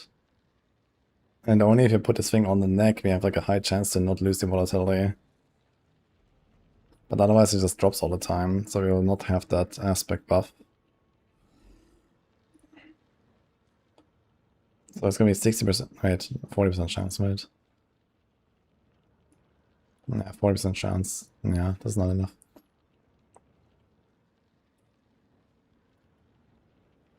The only way to do this is to run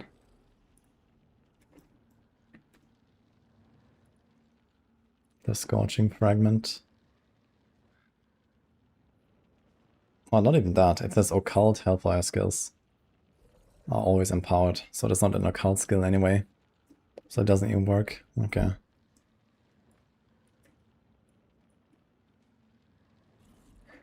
Oh, they buffed it to 20 seconds duration of the 5-piece. That's actually quite convenient for a lunatic.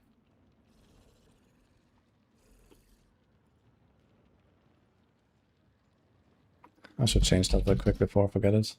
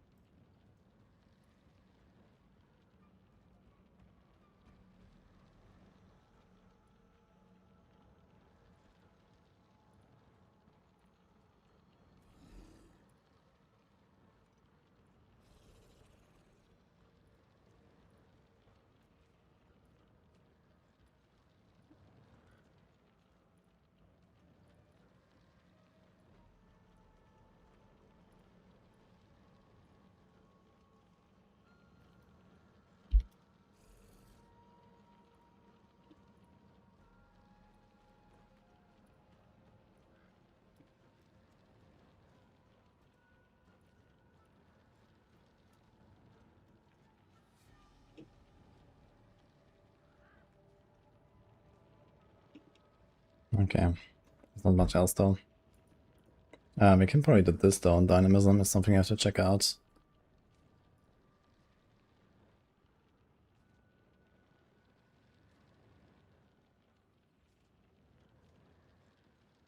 There's a relatively significant buff to this build, to be honest, the Monarchs.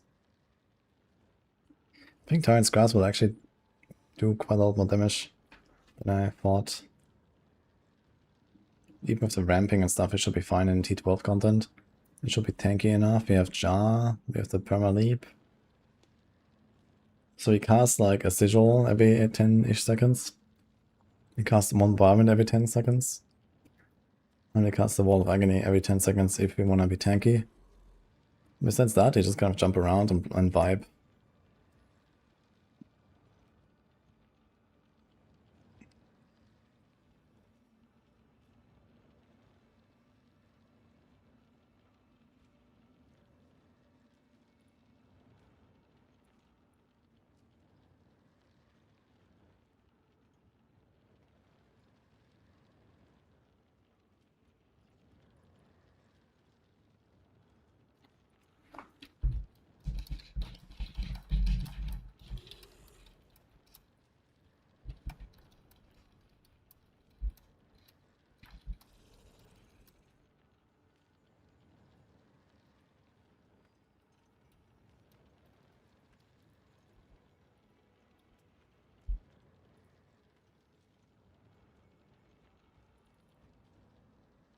I should talk about Thibaut's Will here.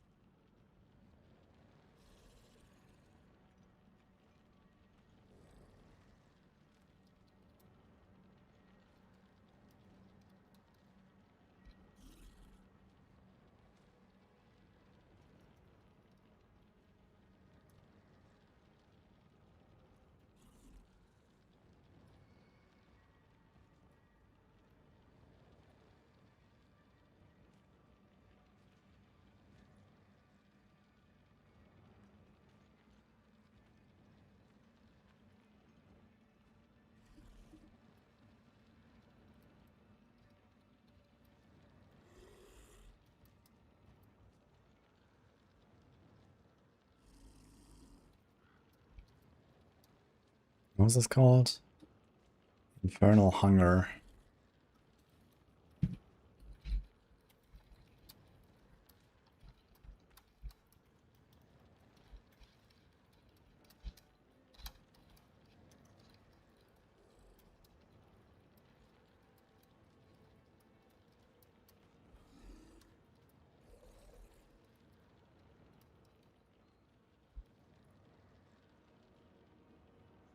Demonic Strength.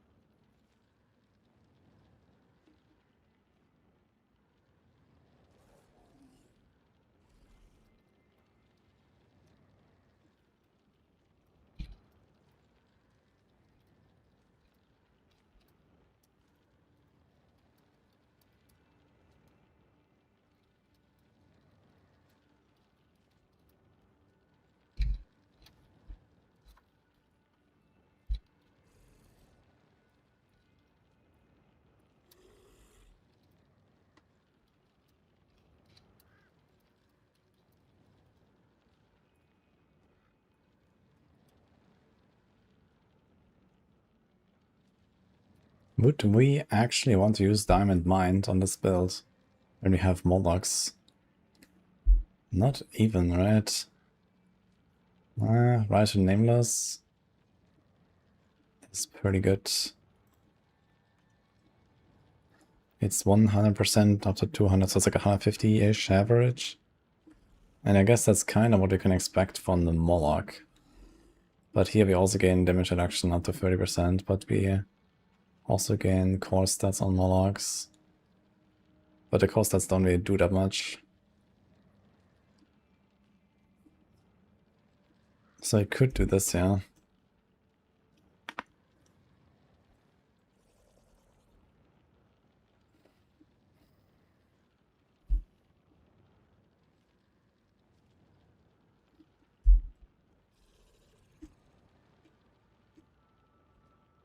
What about the Golden Epiphany? And 3 unique charms. Nah, that wouldn't really be much, right? Rustbitten, and then what?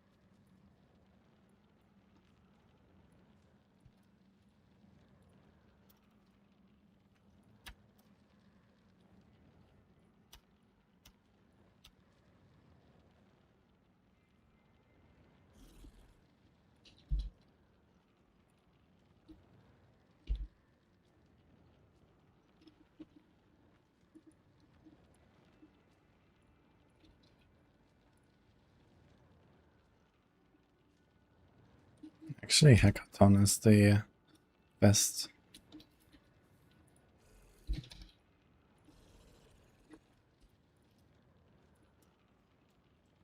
One, two, three, four. Okay.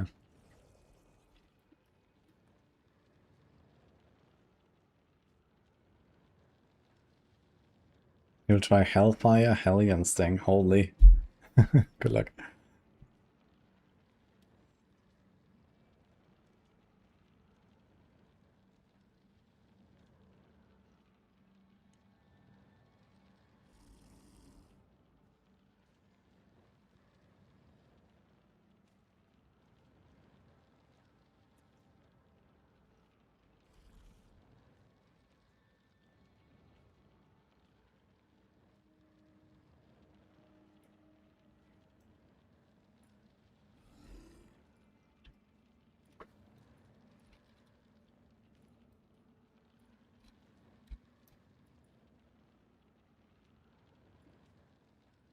This is the Warden fragment, right?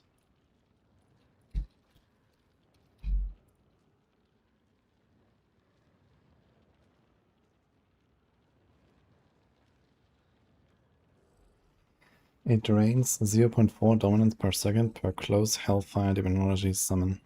Yeah, we don't have any of them. Okay, perfect.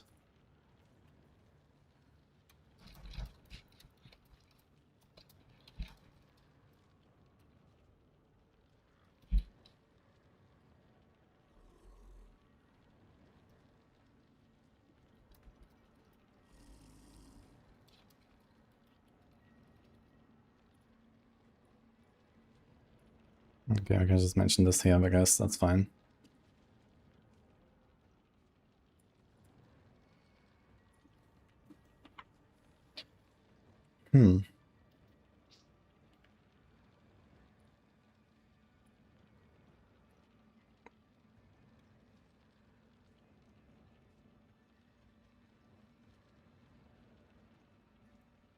I should mention Molochs.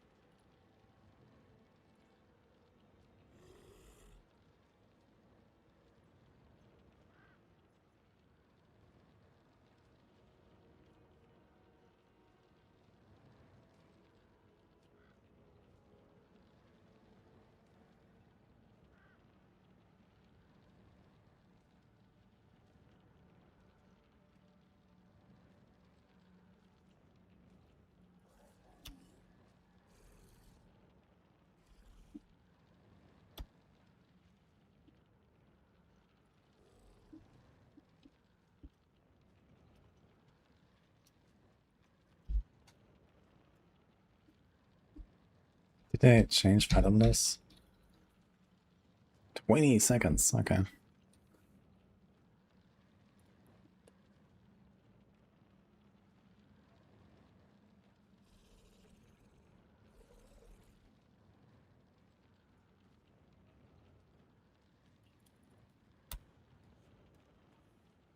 Yo. Holy Mac, thanks so much, man. Okay. We have the Wall of Agony.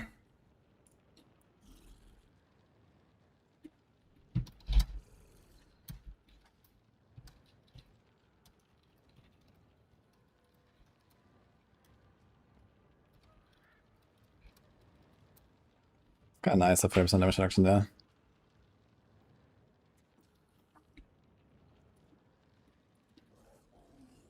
Let's do teleport. Dude, this build is actually gonna be zooming. I think for Warlock standards, it's actually gonna be really fast. It might be actually the fastest Warlock build. It's like pretty strong now. I might try Tyrant's Grasp again actually with this setup in this season.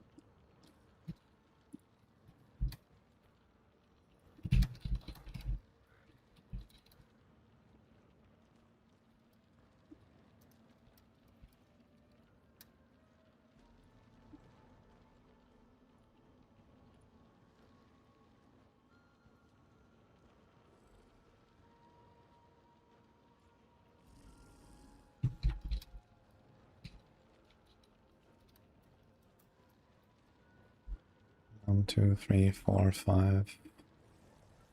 Okay.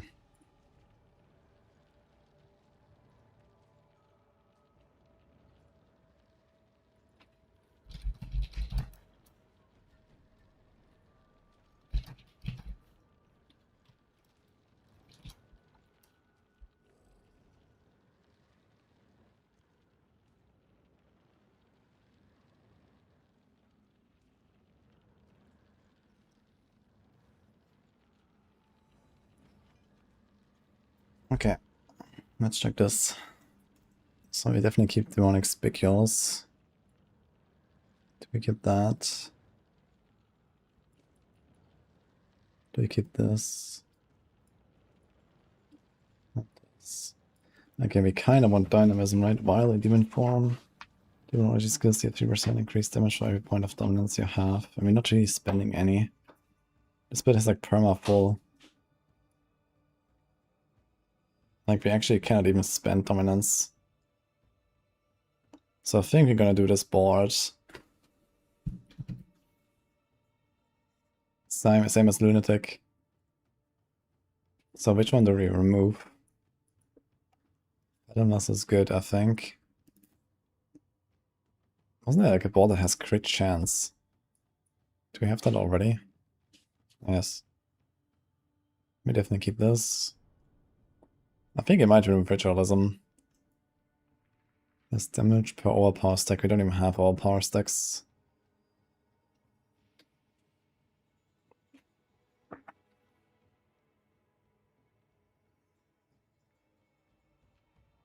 This is basically nothing.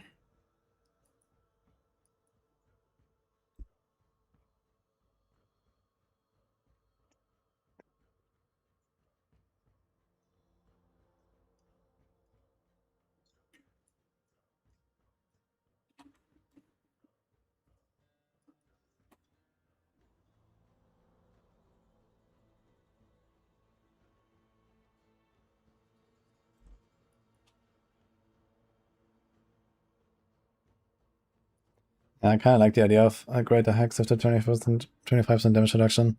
There's not a huge damage difference between a 90% board and a 75% board. It's not even 10% DPS, but he's at 25% damage reduction. It's pretty good. So, since we don't even have our power, I think it's gonna say goodbye to ritualism. And then we put spicules.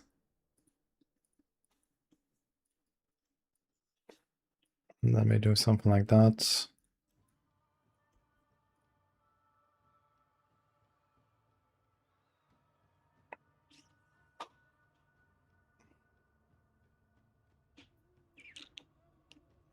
Spending dominance to summon a demon.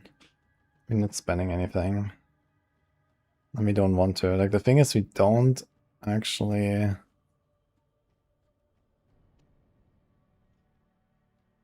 want to do this, right? Let me think about this for a second on this one, actually. So I reworked the Paragon board, but I realized maybe that was not the best idea. Because we need to have that dominance. Then we jump around all the time, we don't necessarily have it. How much resource do we need to keep?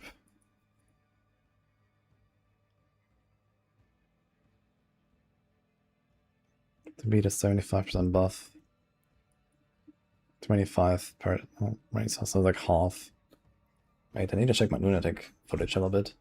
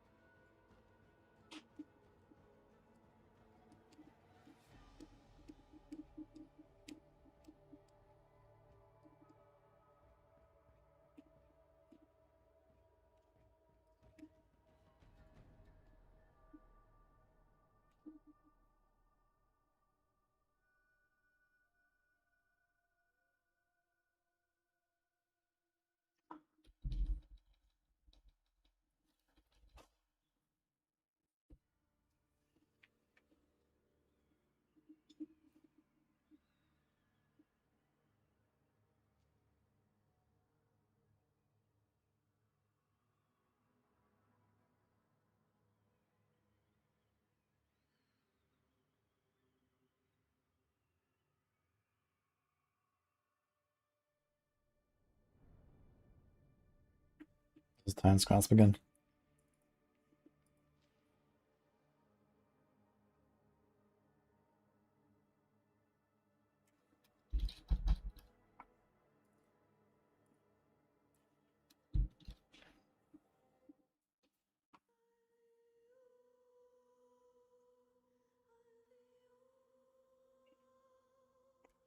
What rock will be best for speed farming early on? Dog.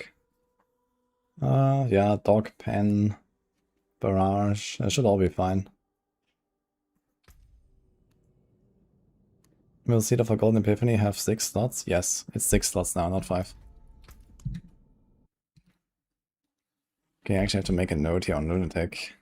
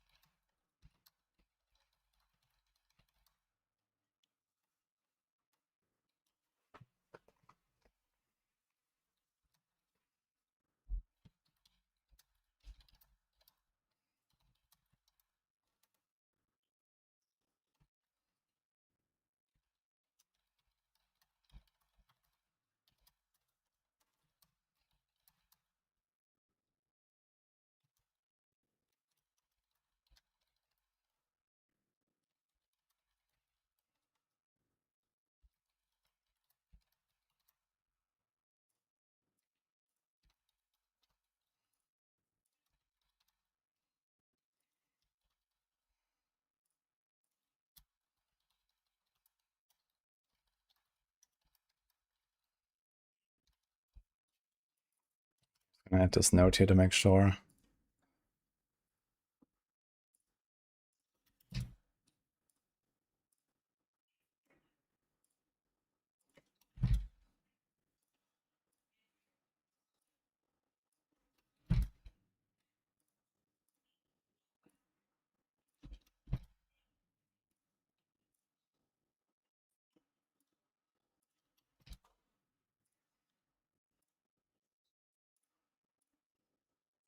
I think I'm gonna do something similar here. But you can't actually spend any dominance on this build, so this is fine. So keep Greater Hex. We don't do Dominion, which means you don't get the extra maximum. Because we can't actually trigger it. But we can do this. So it's 90, and then we have extra resource here, here.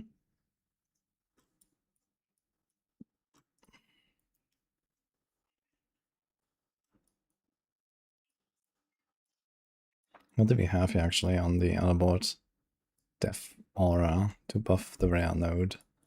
So you could do that to buff the maximum there. That sounds kind of nice.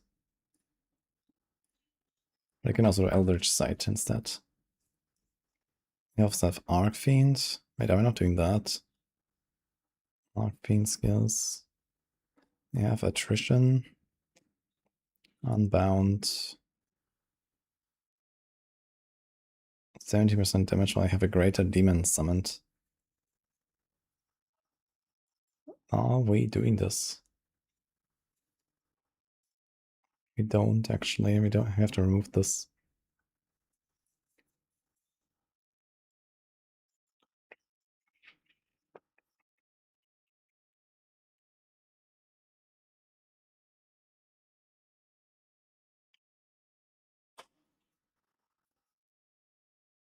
This is not PDR.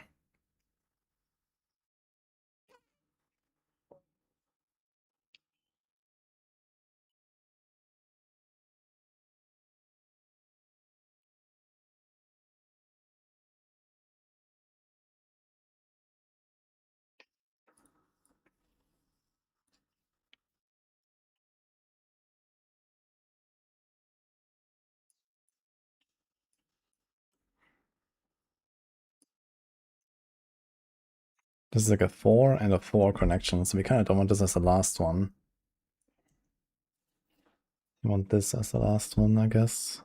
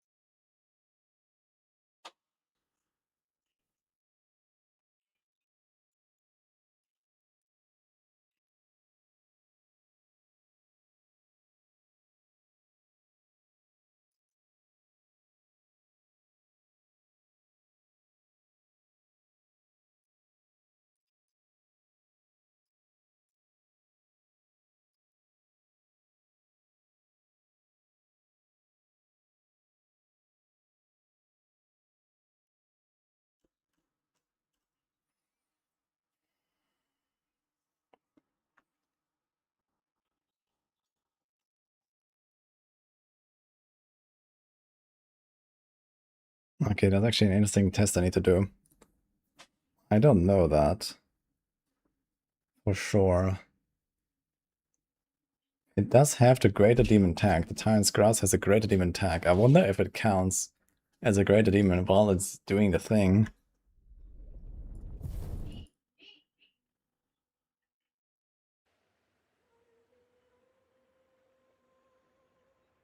Is Paladin good next season?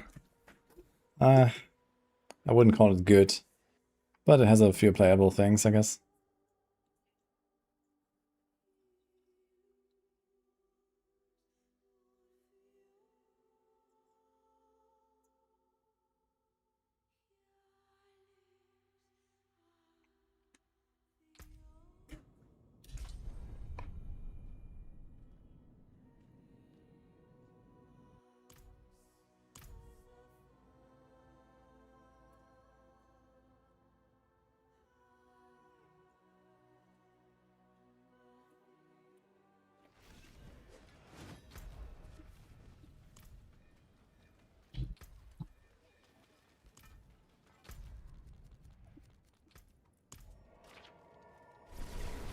Wait for pit 110. I mean, that Paladin can do very well, actually. Like lands and zeal and stuff, they can do like 90 seconds, 110 for sure, easy peasy. Okay, so how do we test this?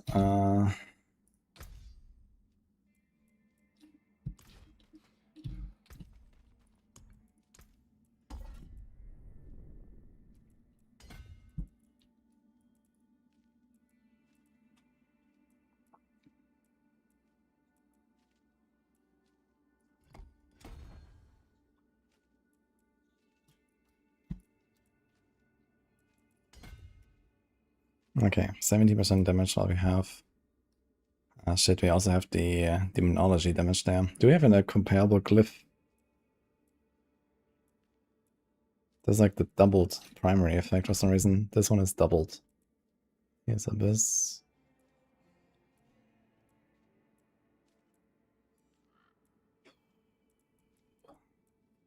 Okay. We can do it in another way, it's fine. You can cast a total wretch or something.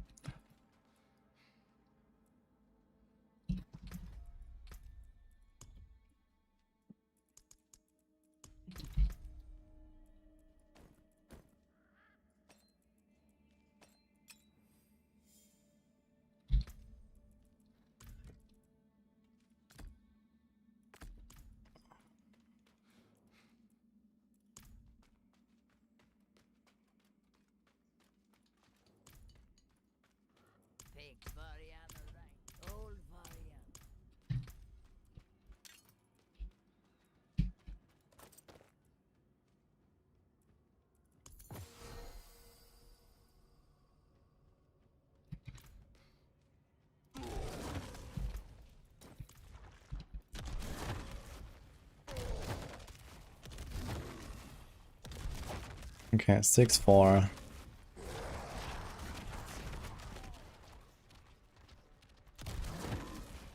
What's this more now?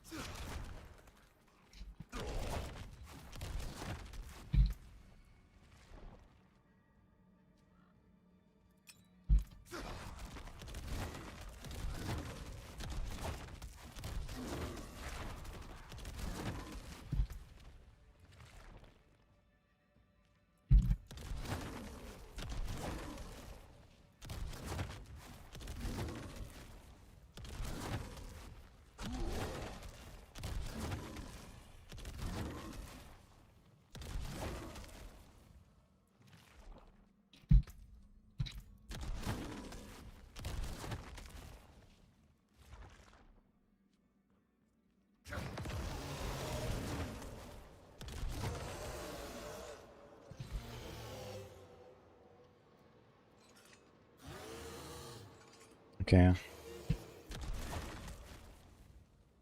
So the Tyrant's Grasp itself does not count as a greater demon, so I can't use that glyph. Unfortunate.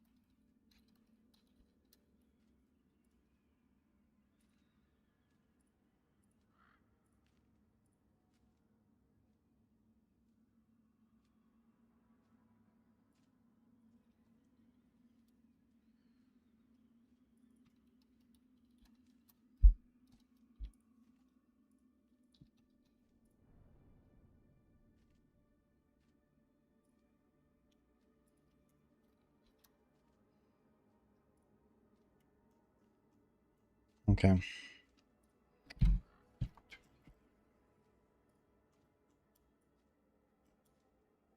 So we cannot do this. It's a bit unfortunate, but not the end of the world. So we lose a bit of additive there. It's like a few percent. And a relatively good secondary effect, to be honest, but okay.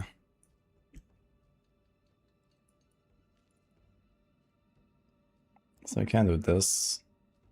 This is also willpower, Arc Fiend, Demon Form, Arc Fiend, okay. So it's basically just like minus 136 additive. Can't really do anything about it.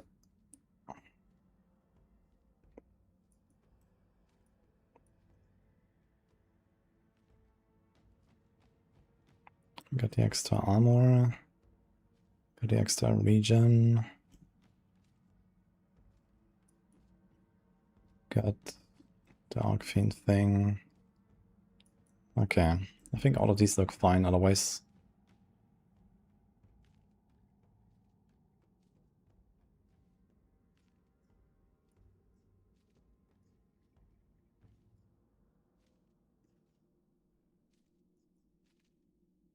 Which means we no longer need to activate Ritualism.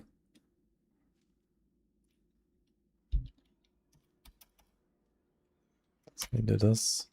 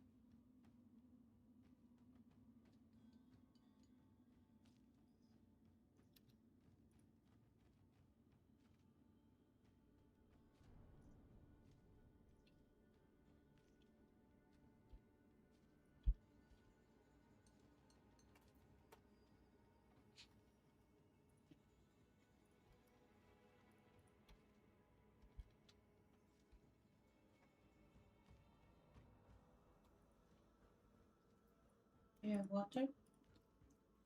Nope. You want to? That would be nice. There you go. Spoon.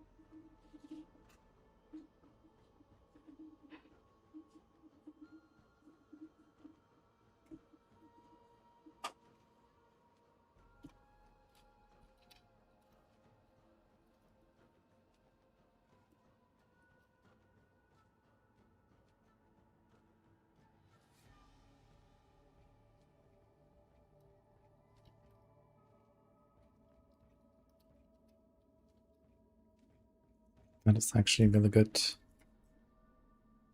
I think I have to swap those two.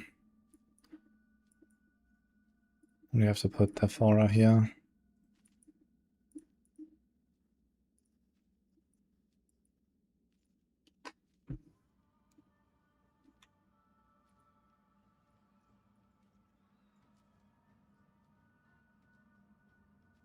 Let's change this a little bit.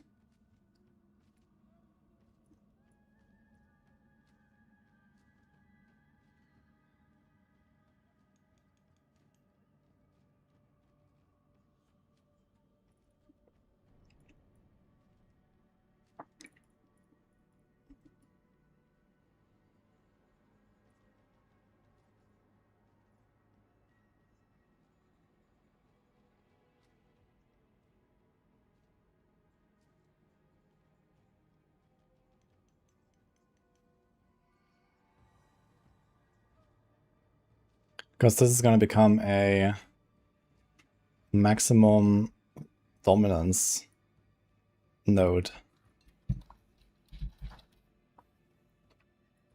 You can buff that with Death Aura. And then this is going to become like 20 maximum dominance and then 1 to 3 or something like that. So that's going to give you a pretty big buff.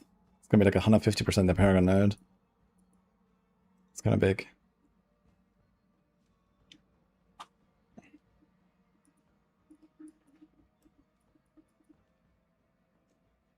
And we also get a lot of points back. We have way too much willpower. Can we do something with that? It's like kind of skiff pathing, I feel.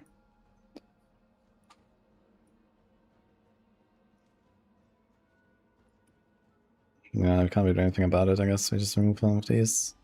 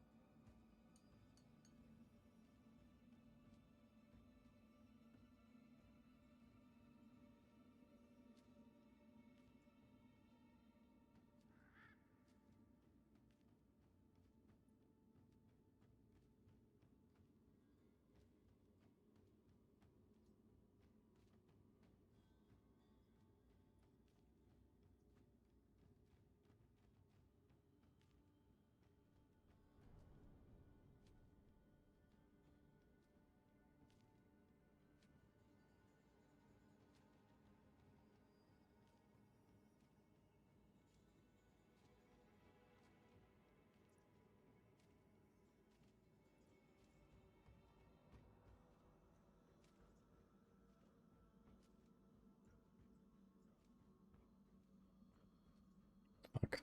Okay, I'm gonna delete this again. Ding ding. I'm gonna do this again.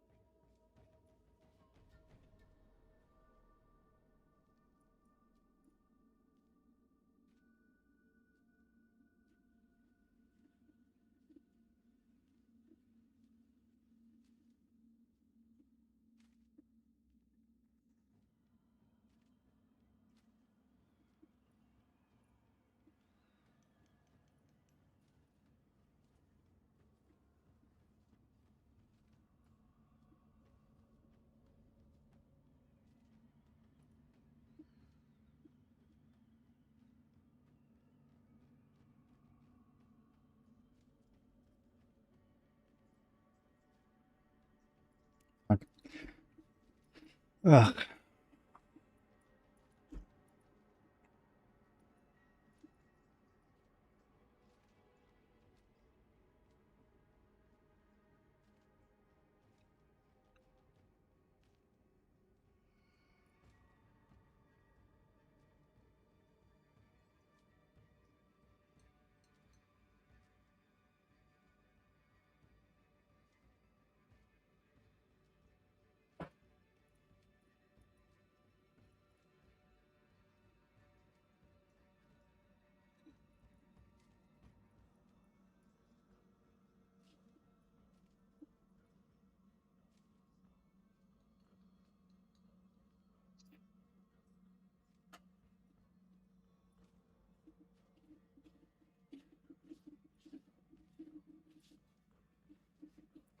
Thank you.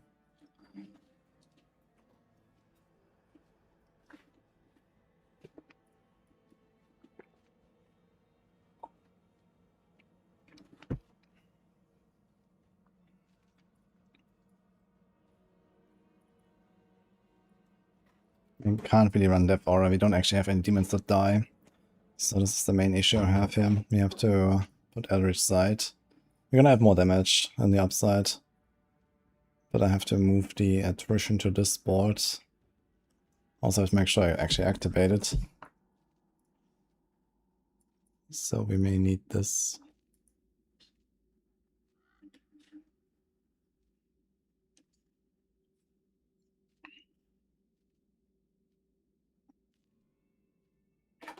So we could also do this and this.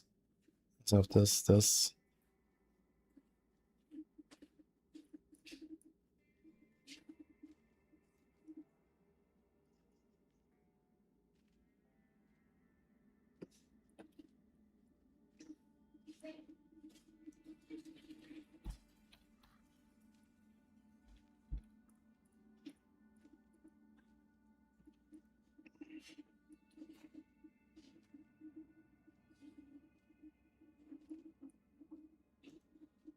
We could also do this, and even this if we need.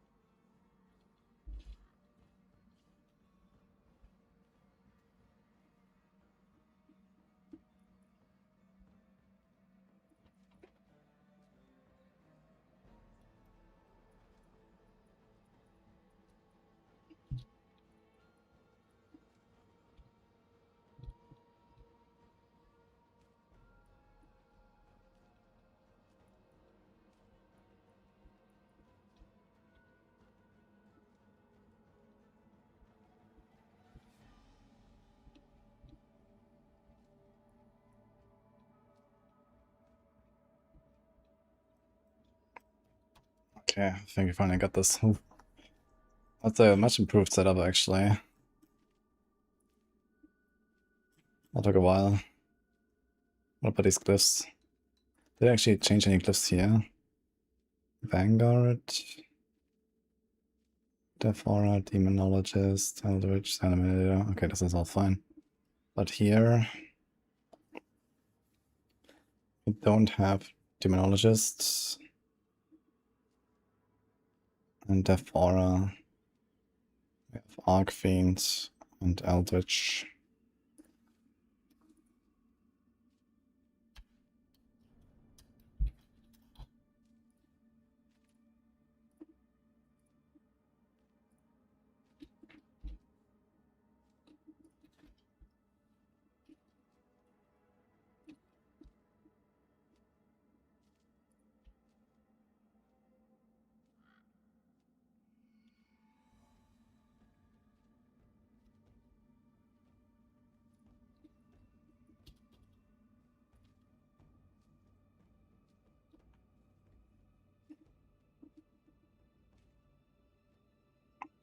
Okay.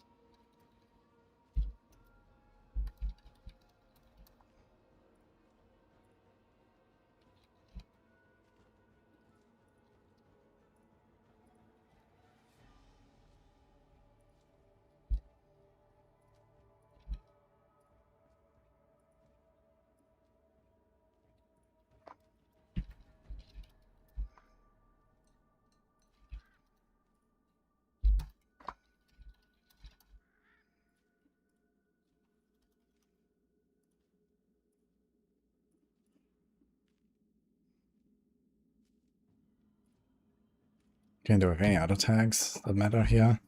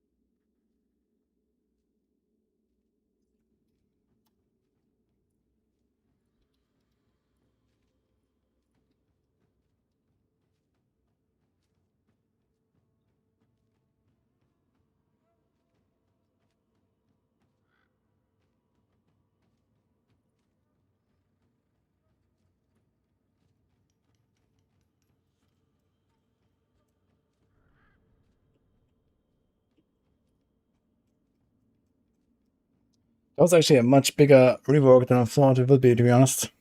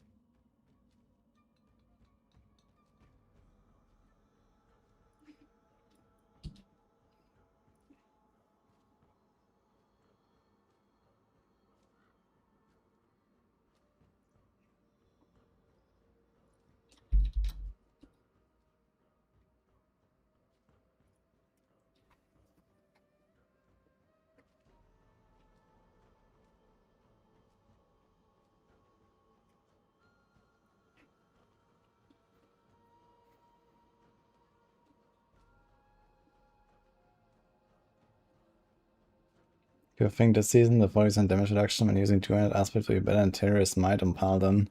I think Terrorist Might is really bad now across the board. I wouldn't really use it for any build. You have to be very desperate and not have any defensive aspects, really.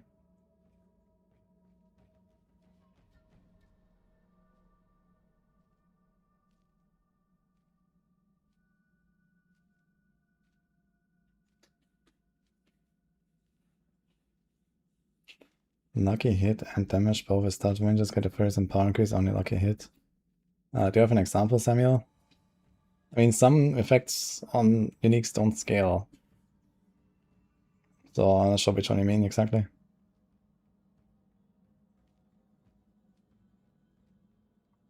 Cathedral Song. Yeah, I think that's how it works. I mean, you can see it on the color of the effect, right? Like the blue numbers scale and the beige numbers don't scale. You can see this here as well, for example.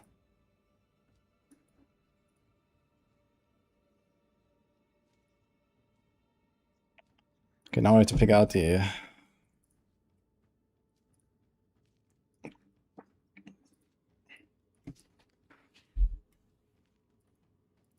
mid-game version of this build. Oh boy. So what is the mid-game version? I guess the mid-game version is not Tybalt. Instead, it's just spam command fallen and stuff. I think we're gonna make a copy.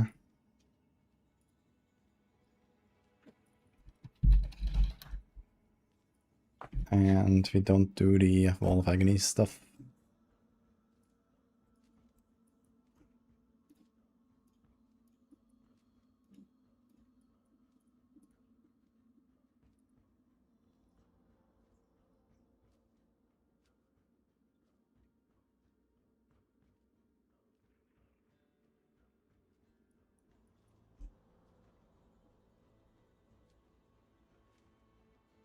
We don't actually spend any dominance, do we?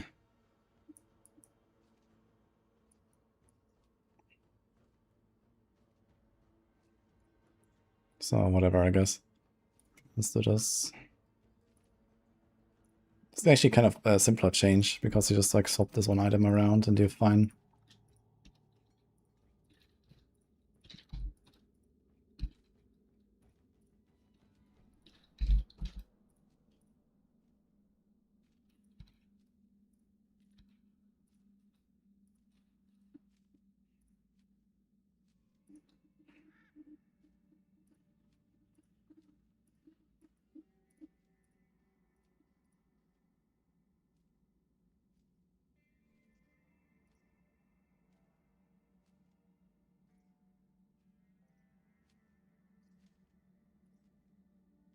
It's not actually a big change here, just like not mythic, I guess. I mean, crit chance will be actually it will be the same. The same aspects.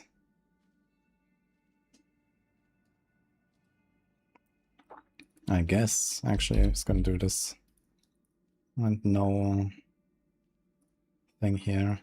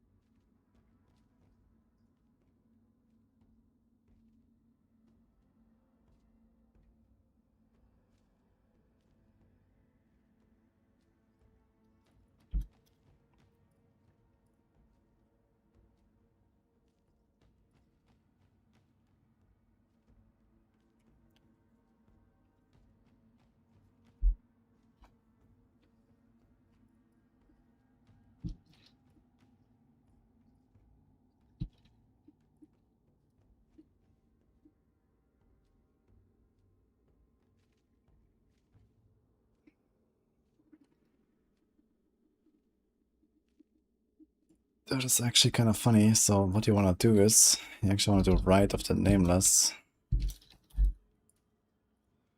As if you have only 2 pieces of something, you would actually just do this. You just cast a sigil and you get a 100% damage buff. Boom. It's actually a very good 2-piece that you just use at the start.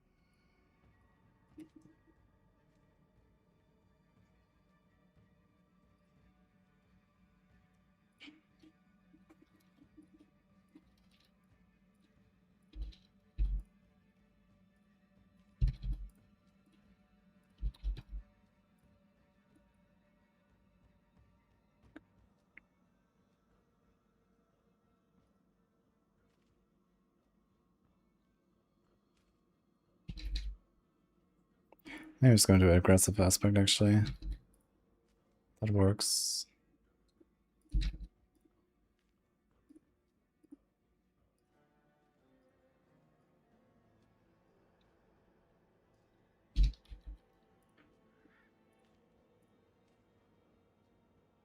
Still need one more though.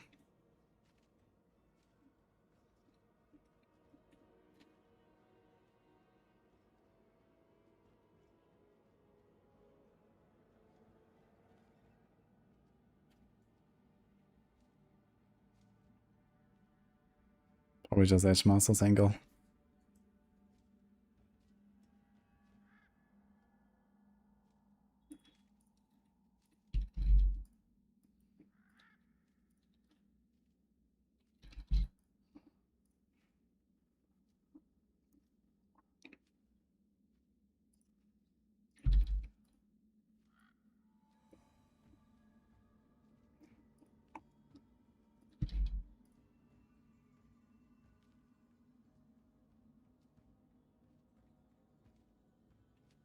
How much moves do we have?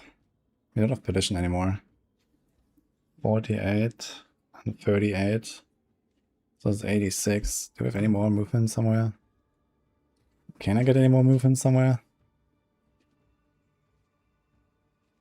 Need Petition again, guys. Fuck.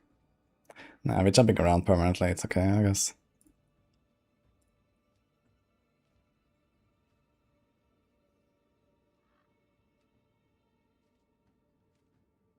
I thought it's Wrath regeneration, but I think there's a bit overkill. Let's put a bit of willpower.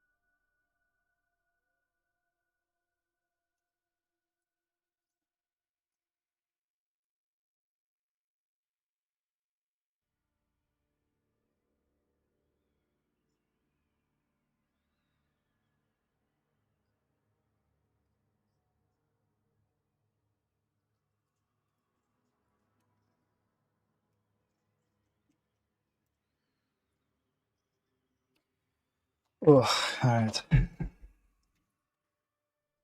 I should have fit this at some point as well. Okay. Anyway.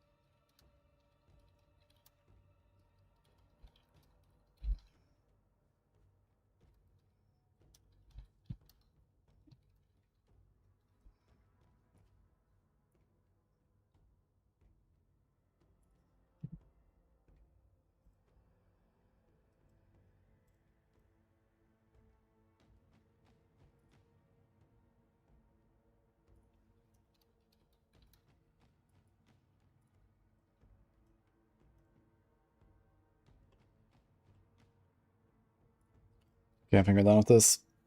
Fuck it. Alright, how about this?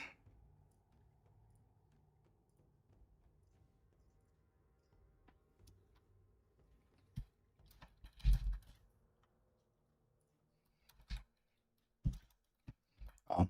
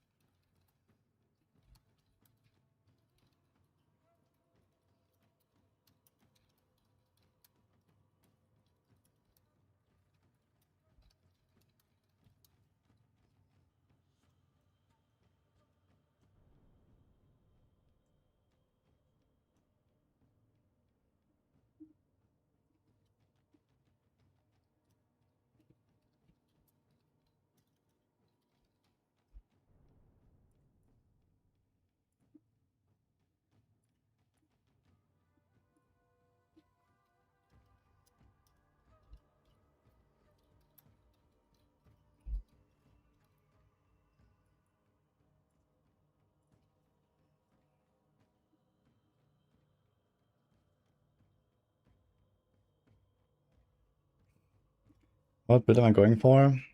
I started Pen Shot. I was expecting to push Pen Shot, but it looks like it's not going to be the strongest push. It might be Death Trap or Rain of Arrows after all. But that's okay. I'm gonna push one of those for rank 1. Gonna blast with Pen Shot, so something like that.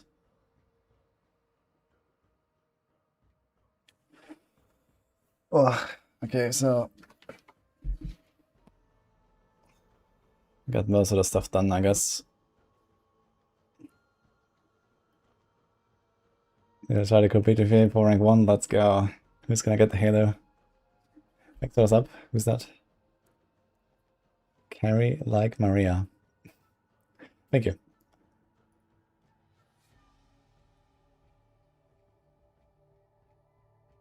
Why did Death Trap get so much stronger? Because they fixed Beastfall boots. And that allows you to then play the grenade Death Trap, and that allows you to use the grenade set and a lot of other grenade stuff. And that makes you a lot more powerful.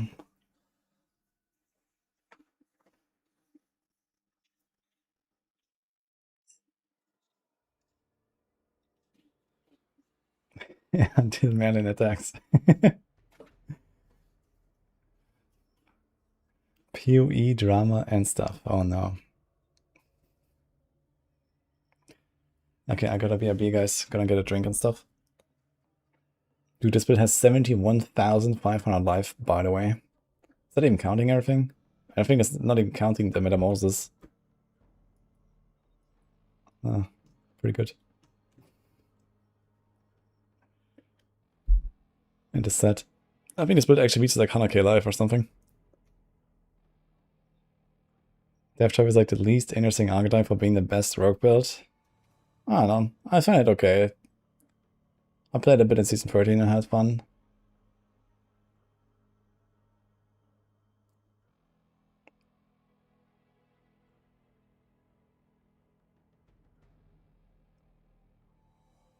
should actually do like a tier list recording now that I think about it. Maybe I should do that soon. I have to start making some build recordings, man. I don't have like any build guides, dude. Ugh. There's so much stuff to do. Fuck.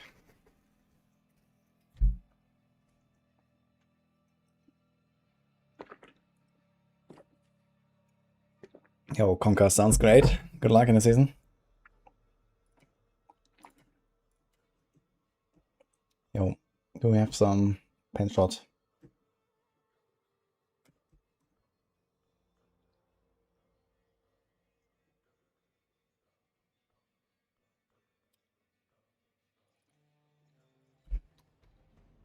Yeah, my starter. Anyway, I'll be happy.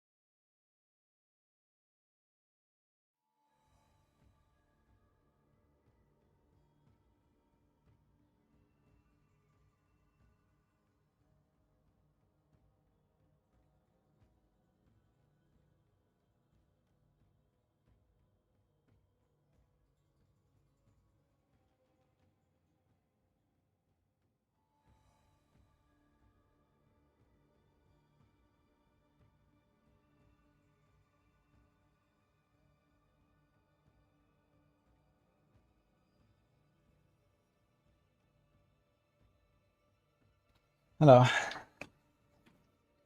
Is this Diablo 4? Yes.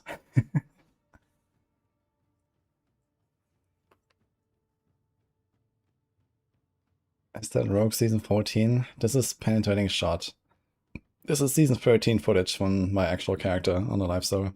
So this build will be a little bit stronger next patch.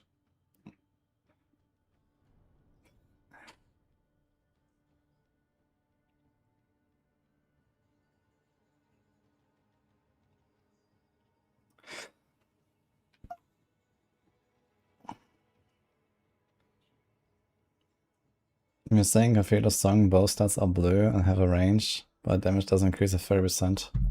Okay, let me double check this.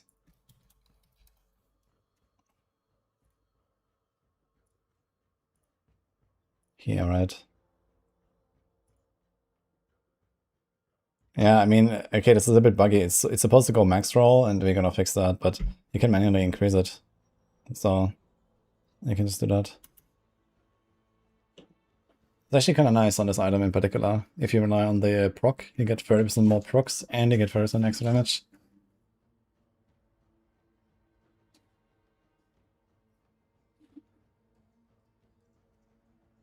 Paladins don't use many uniques for any of their builds. Let me check actually. I'm kind of curious if that is different from the other classes.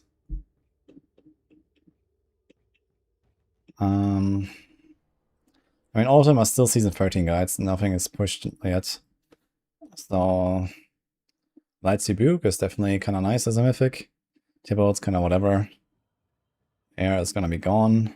Starless, maybe. Blood Mad. So, Blood Mad is pretty huge and already used on this build. You can equip that. That is a very big one. But yeah, there's not really much here. Okay.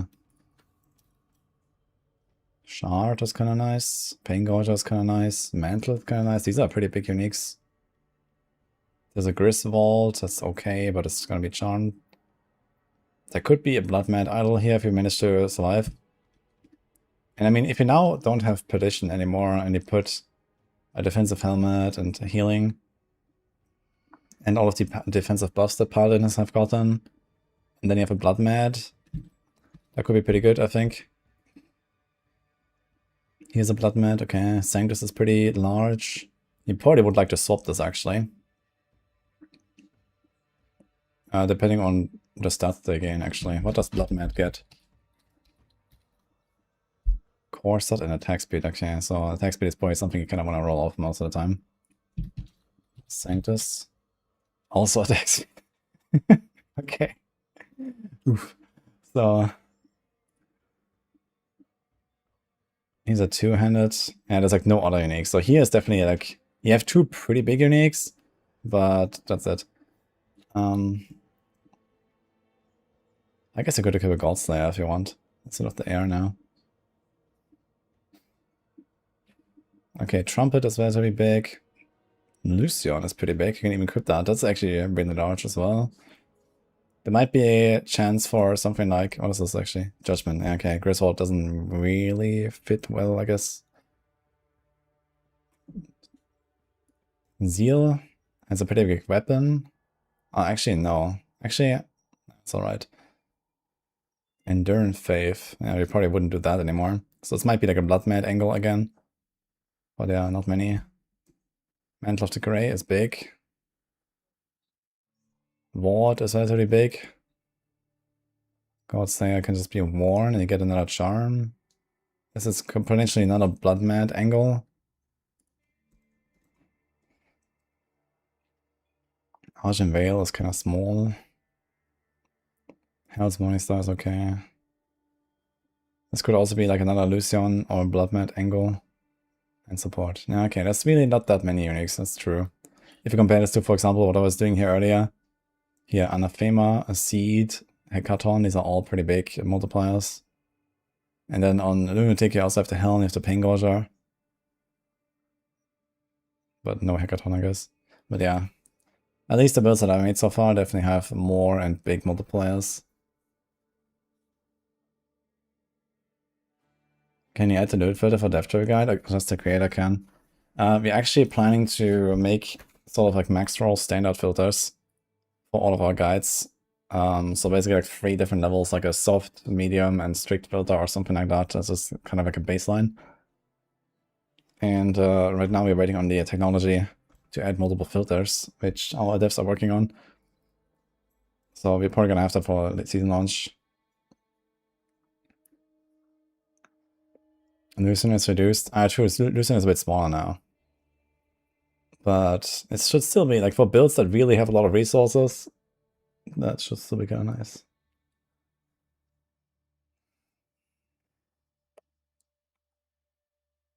Are call points still only playable with narrow eye? I haven't actually done any combo point stuff, have I?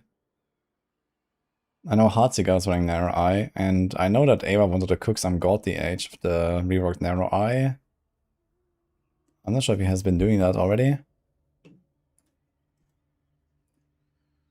Let's see what Dance of Knives does. Season 14, apparently. But he is running Spellbound Steel. Okay.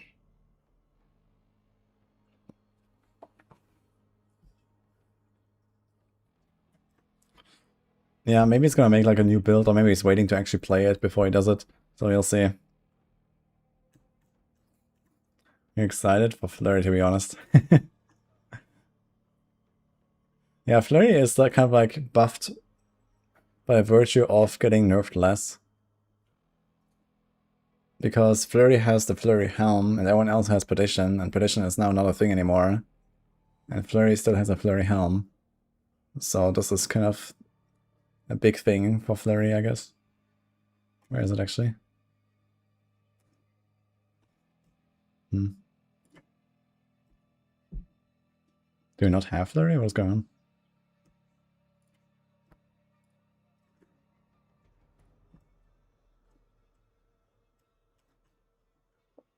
There it is. Wait, why isn't it showing? Did I miss it?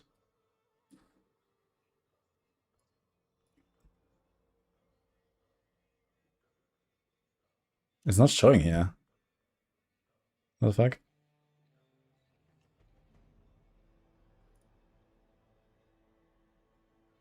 So it's Flurry leveling.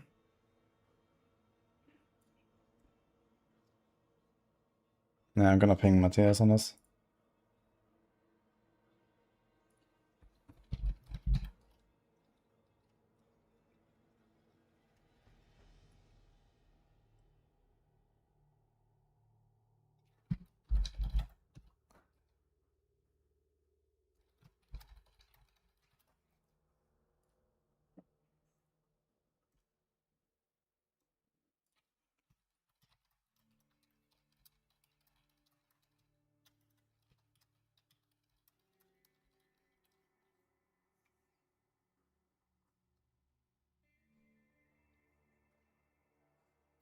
Matthias, where's Flurry? Yeah, if you click it on the tier list, you can go to it. So I think this might be like a tank issue or something. It's here. Season 14, so maybe it's missing the tag or something. I just pinged him. Anyway, I need to look for the rogue guides a little bit. So you have a lot of, more variety on these rogue builds now. There's Blurred Blade. We've installed Spellbound Steel. Spellbound Steel got bug fixed for the most part, it seems. Yeah, look at this man. Azure Wrath, holy.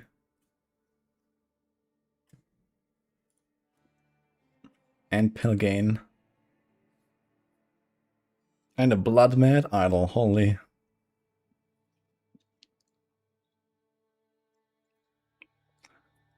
Is there really like no other good Charm the Pit, I guess. He already has the fist there. But couldn't he do the what's that thing called? The Sea Lord's Glove? Equip the Blood Mat, go Sea Lord's Glove.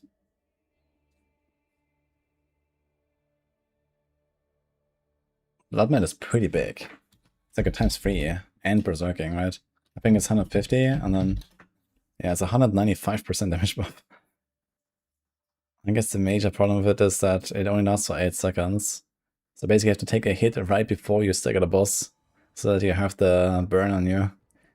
It's really kind of like a sad story about this thing. Like, I guess you actually might CC stuff so much that sometimes you just don't have the buff.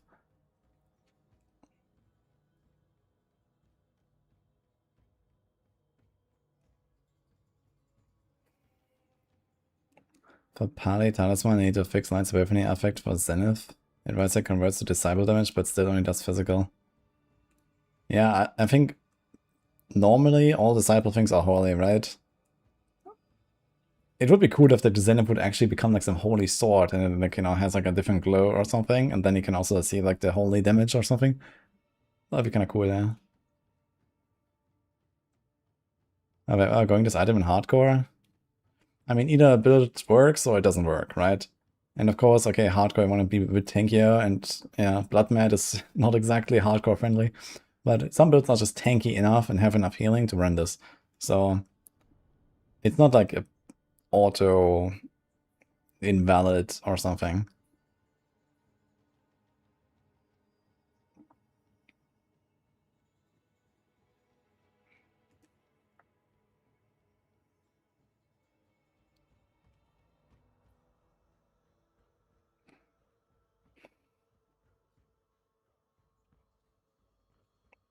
Here's a siphoning strikes even.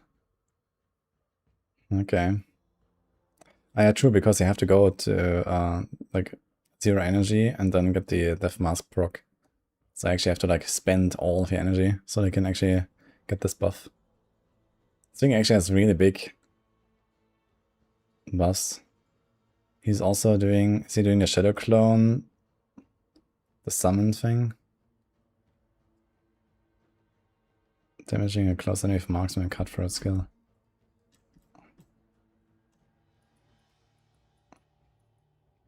He's not going for a sentry. Wait, where's the marksman exactly?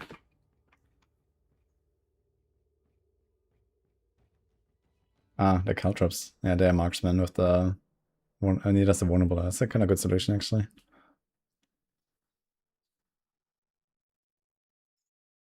Okay, that's a pretty good flurry build, I think.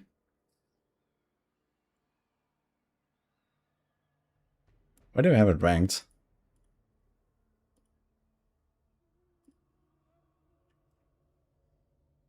Not that crazy on push, but it's still an A.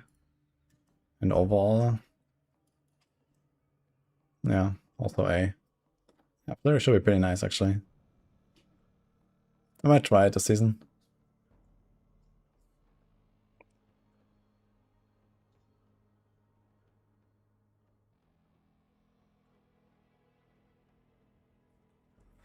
I will never be like Fabgun, that's the truth. Okay. I think that is a real and true truth, actually. He also has 6 letters in his name, but there's no W in there. So what can I do?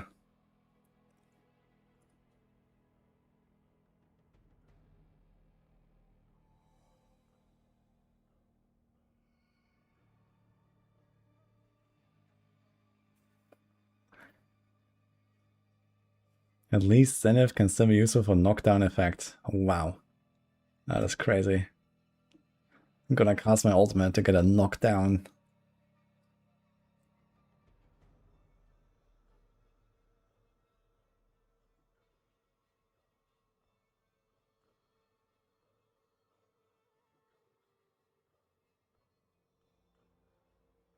Oh, Matthias is actually here. Hello.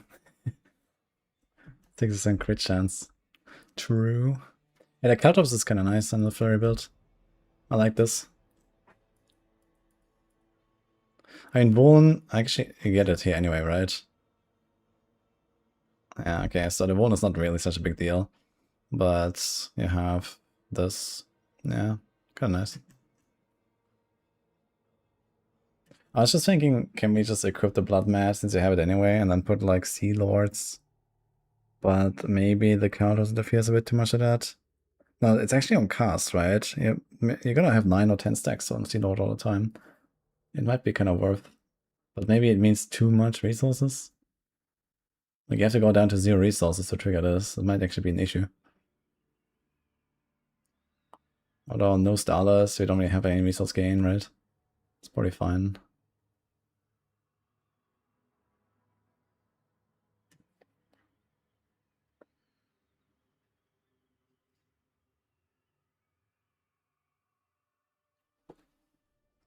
If Light's Epiphany, if you select a skill mods on a tree, yeah, you can't do that. It's kind of like one of the big problems that these like multi-ultimate effects have. Like Warlock also has like a thing like that.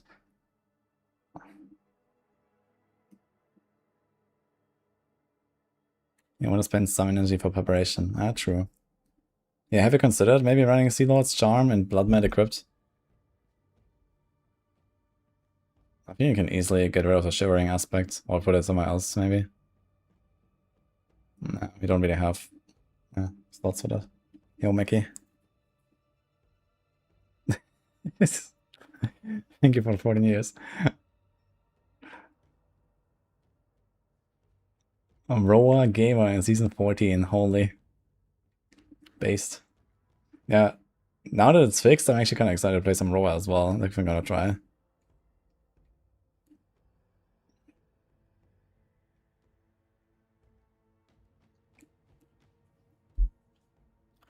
Anyway, let's close these paladin builds. It's time for... What else is there actually? Let's check Apocalypse. Apocalypse might not need too much of a rework actually. But I should definitely check it out. There we go.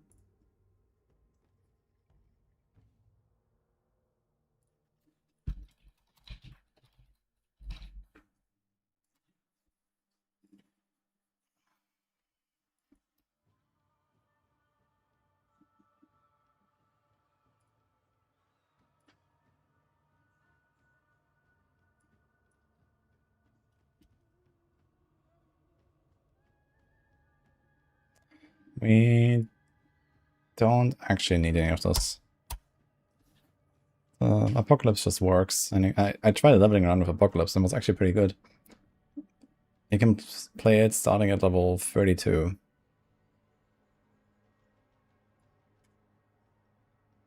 Okay, so we definitely have Petition is gonna go. You have to get crits. You probably have to put Calamity Aspect now to think about it. So there's like a thing, Remainders is not good anymore. Did they do anything to Hammered Stone? Ranks to Occult Skills. Nope. Flash Red World Breaker. Attack speed.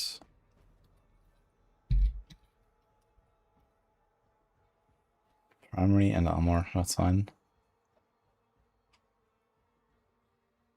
Endurant Faith. And that's gonna go. And then we're gonna put Molochs actually. So wait, is Hammered Stone, is that a charm? I don't think it's a charm, right?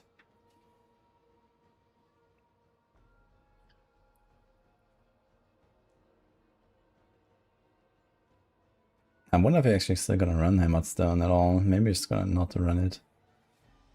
You put Moloch. And then we put Tidal.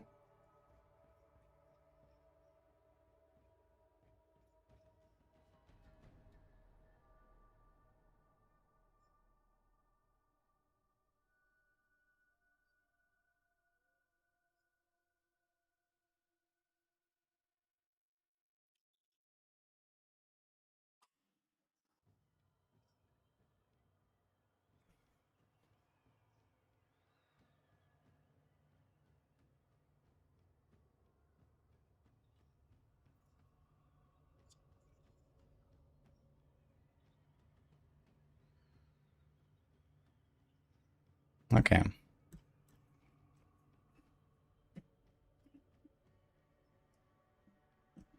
We will still run Ritualist Shard and we still run Scorching Fragment. Scorching Fragment was not nerfed, Ritualist Shard. I mean, Warlock was a bit nerfed. Still get a size.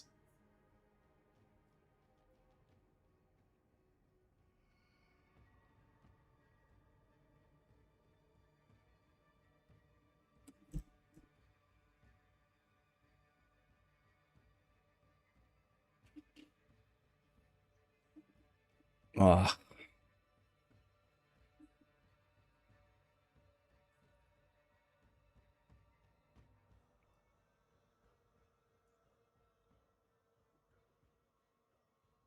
Honestly, I was gonna put set of the 3 into the FAQ and maybe the push variant. Actually, not even the push variant.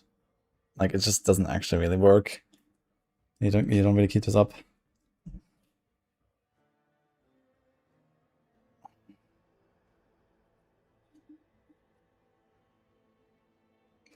What?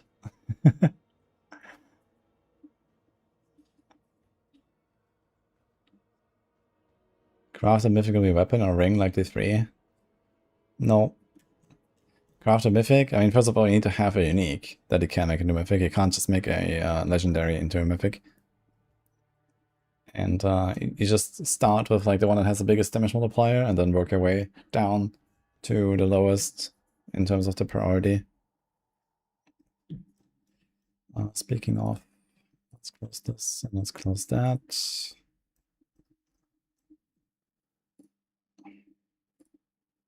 Let's make a copy and let's get started on this.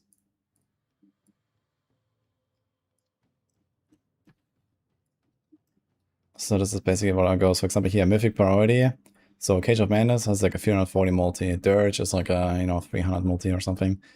And then Seed is like a 150 multi. So it's like kind of this order. So if you don't have any of them as Mythic, you go with this. If you find a Cage, then you make the Dirge. If you have both of those, then you make the Seed and so on. So that's kind of how I do it. 6 core points into Kidney. Holy. 8 seconds stun. Let's go. Okay. Unfortunately, they become unstoppable after 5.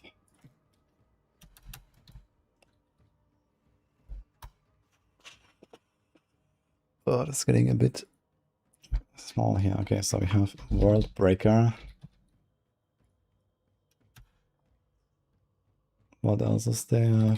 Flesh Writ.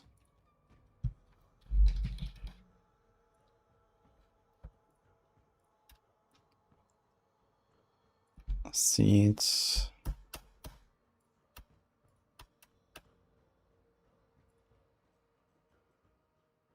That's basically it. The Moloch, actually. We should mention the Moloch. Actually, don't do seeds.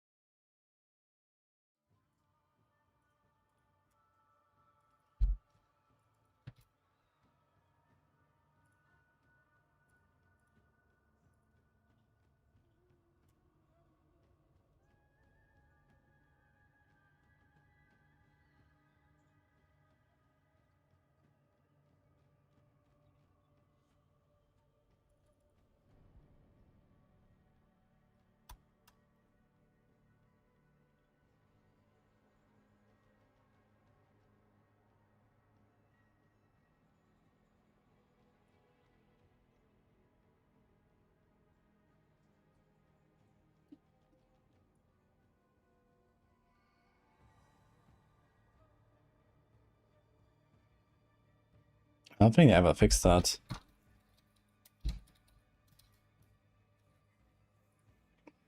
So I can't really see what the diamond mind. So it's gonna do this.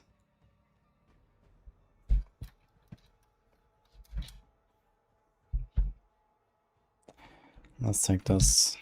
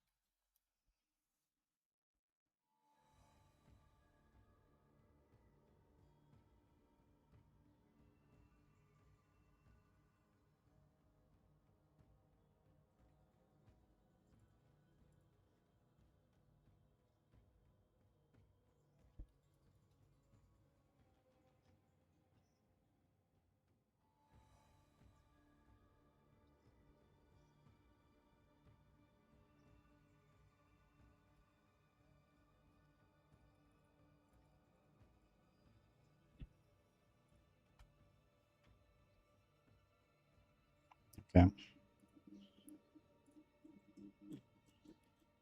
Let's take the others, yeah.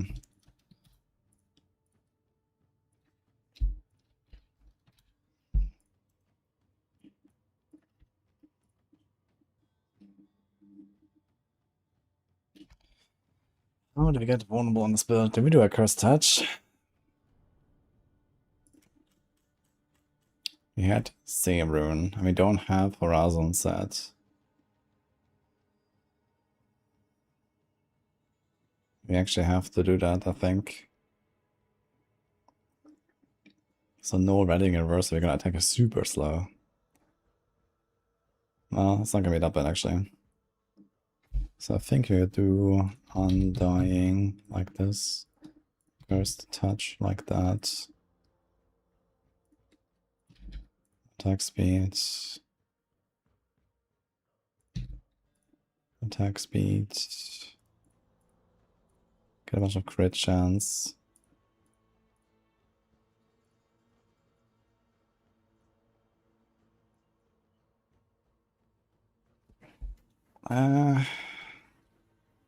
It's gonna be fortified anymore. How about you do Calamity? It won't really work on most targets, but it will work on the targets that matter.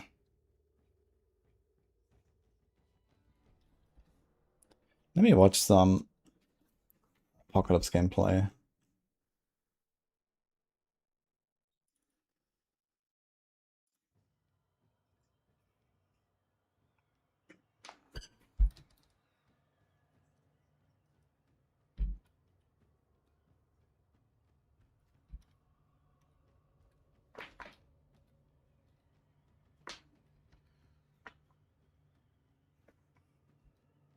So these guys have some hacks, these guys have no hacks. But I think this is 2 stacks, I think this one has 3. Because the Sigil of Subversion spawns here on the right, so it doesn't spawn like centered on you. Boom, okay.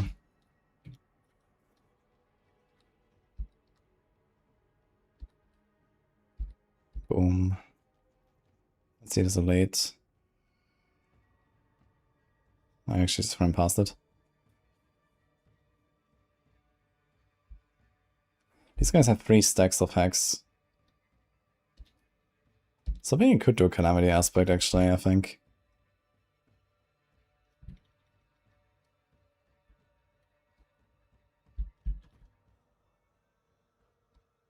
Everything here is hexed. The entire pack. This. How did this happen actually?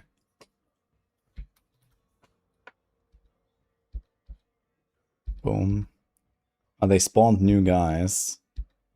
And then the sigil also, like, okay, the trails went all the way up there. They're all hexed. Boom.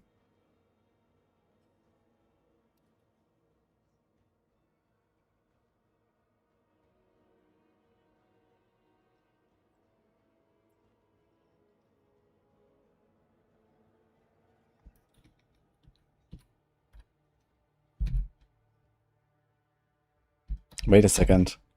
Even on the level transition, I have... Yeah, I have the trails going off. These guys are already hexed. Interesting.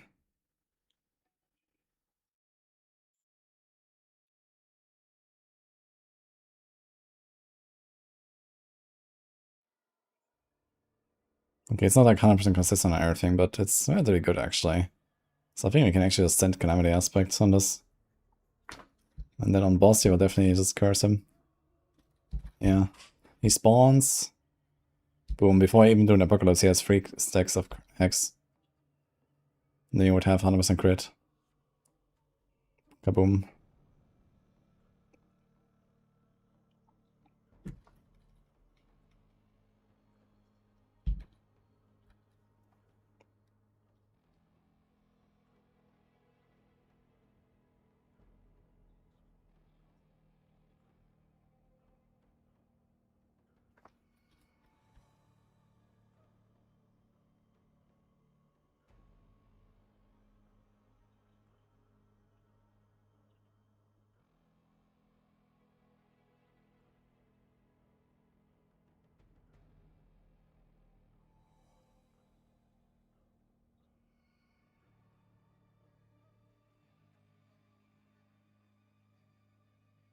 We're actually gonna have even more consistent hex uptime with the Doom.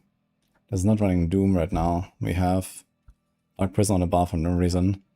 So Doom will then actually also spread, right? Actually I have the Hellfire version on it. So it doesn't really help us.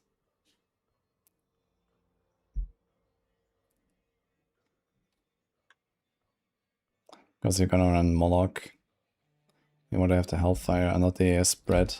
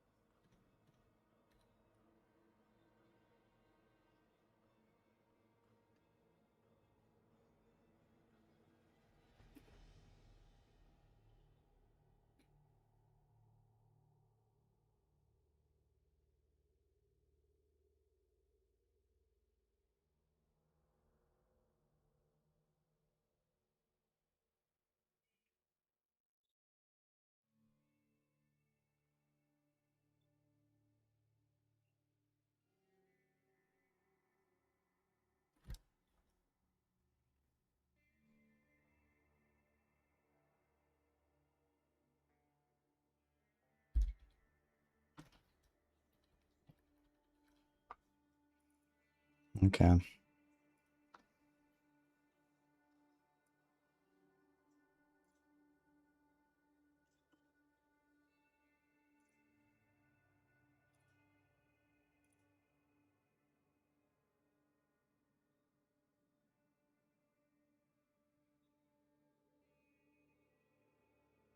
So you can put crit chance here and here. But yeah, I mean, oof. Let's save this first of all. Maybe it's a PDR version. Okay.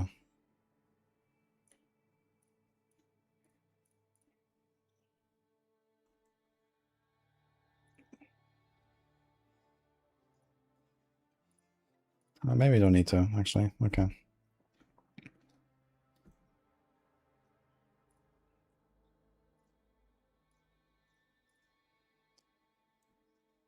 There we go.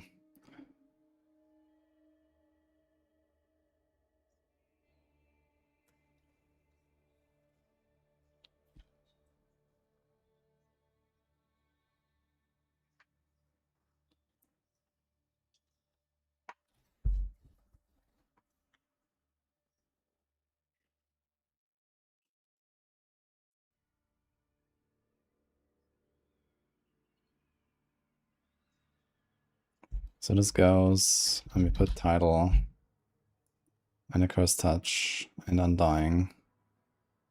Flash it. So we're still gonna be kind of struggling with survivability. What are gonna do? Q. And I guess we're just gonna do luck. And that is basically an extra defensive aspect as well. So we're gonna do that. We're gonna be okay. We also get a bunch of defensive stats here. And we're gonna be fine. Gonna do healing received. That'll be interesting. But let's do this.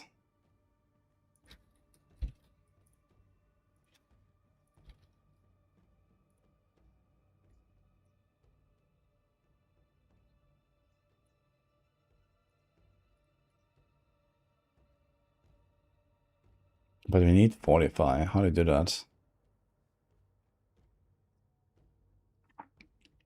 I guess we just manually cast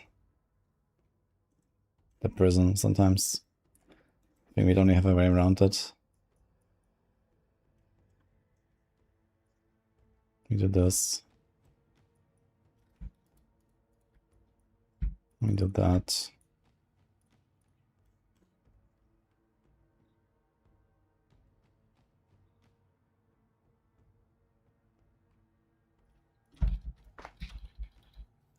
So Warlock gives you now 2, and then Overflow 1. With Hammer, there will be 4 and 2. So 11 overpower stacks.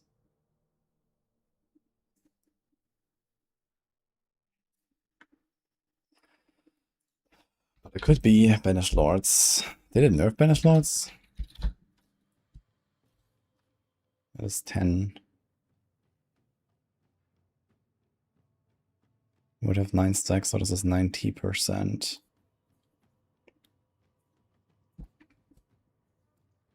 Hammerstone is 30, and how much here? 100% bonus doubled, right? So it's like...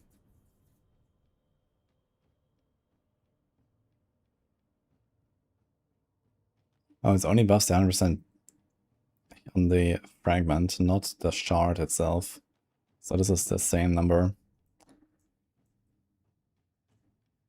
So it actually doesn't really do much here on this. Yeah, I think Hammerstone is just out, actually, when I think about it.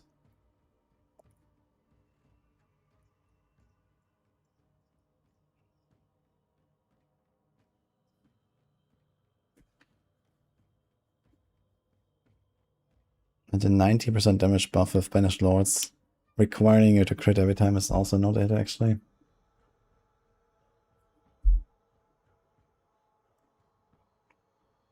Are we gonna run the Grandfather?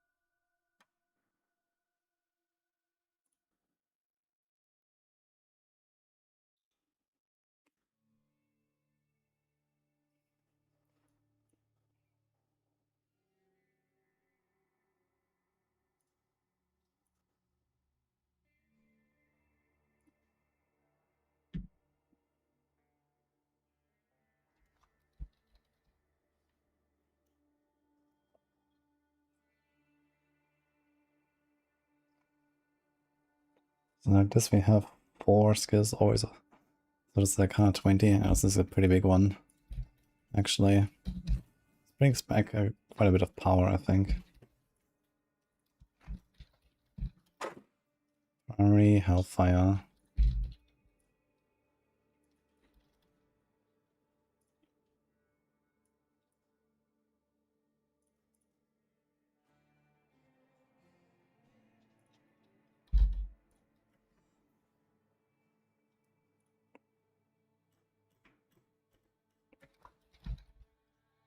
Nah, Hammerstone is not a thing.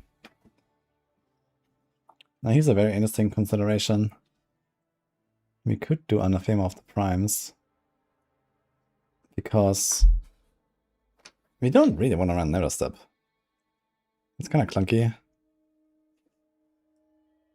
You can just jump.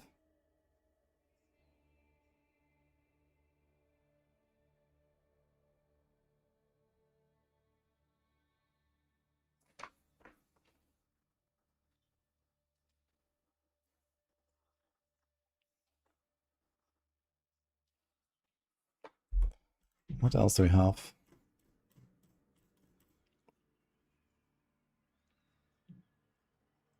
Banished Lords is now...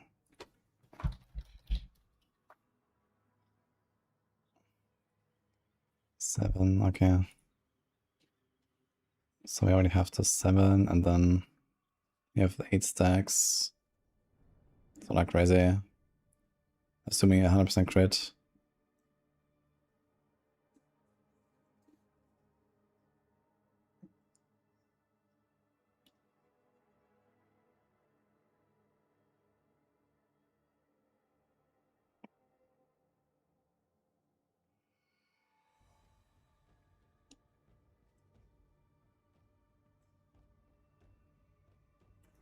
Okay, set those to 3. I mean...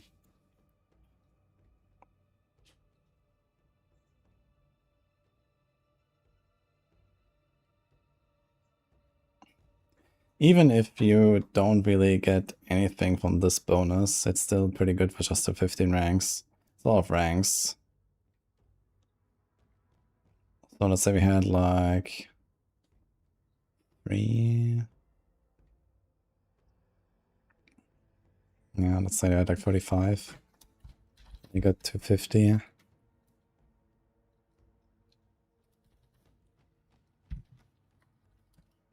That's a 34% upgrade, just like that. Not that crazy.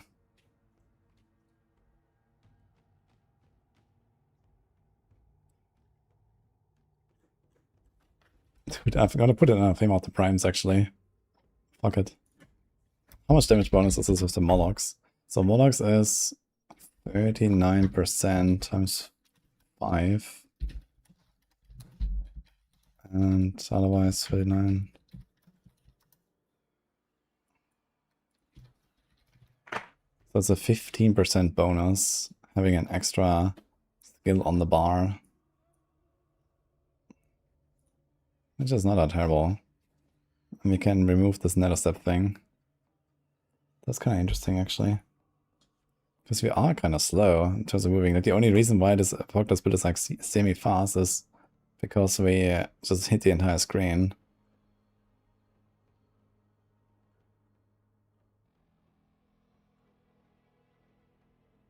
But even then, this is like a 3-minute run here. Because it's like walking slowly.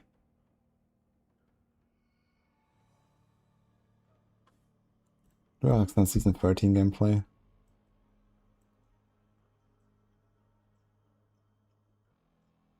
Very old gameplay actually.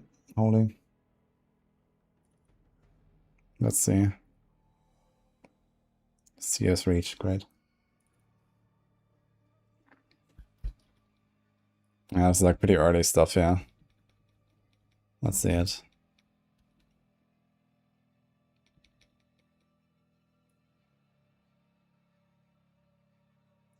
Just getting some bosses.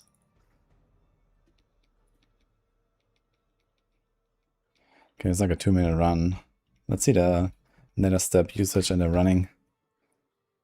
Just running. And you could stop running.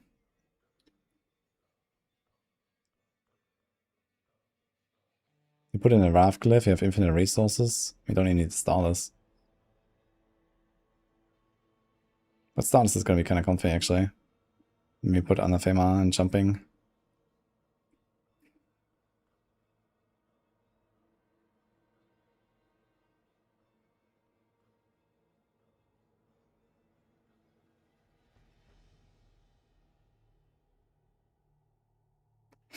Funny enough, you could also equip it.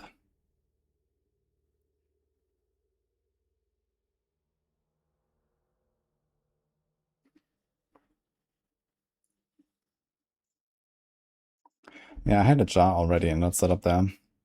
But I don't think, like, if you have an anathema, we don't need a jar. We can easily run luck, we get defense. We can run a title. Like, we don't really have a lot of defensive, there's only the heavenly strength, and only heavenly strength is not that crazy. Q rune helps. It does make it kind of okay, but then having the luck kind of makes it good, I think. So, I think we do that. We should have the power to easy blast everything. I think this anathema is a good idea.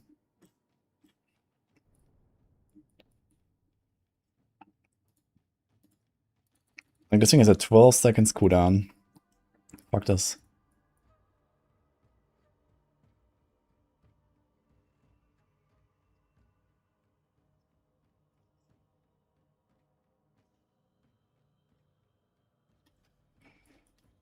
Do we actually have any use for this? No, right?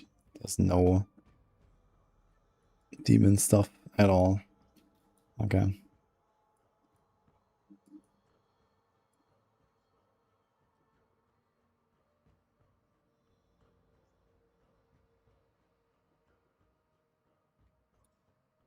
We do the shared damage. The buffed survivor damage again. 25? 25. We do shared. Because survival damage, I mean, most of the time just one-shot the entire screen, and then maybe there's like a few guys left. And then this would be slightly better. So when there's exactly 2 targets, it's the same. But this one also works on the first hit. This one doesn't. If it's single target, this one is better. And if it's big AoE, this one is better. But realistically, the only thing that matters is single target. So let's just do that. Unless the demons are just exploded around you. Okay, so we did that. We also don't need this, yeah. We literally just take the jump and that's it. Now we have 15 points. Can we do anything at all with 15 points? I guess we do this. We have the Sigil of Subversion. Oh, I do have this, okay. Fortify, Dark Prison.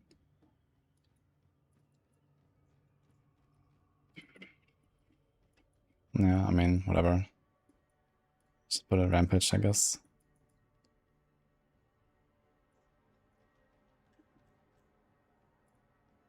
That's kind of interesting, actually.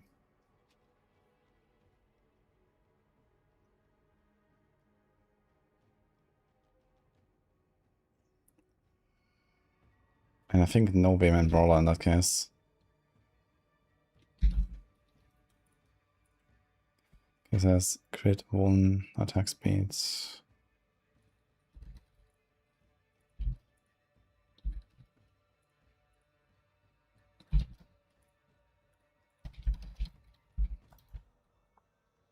Primary attack speeds.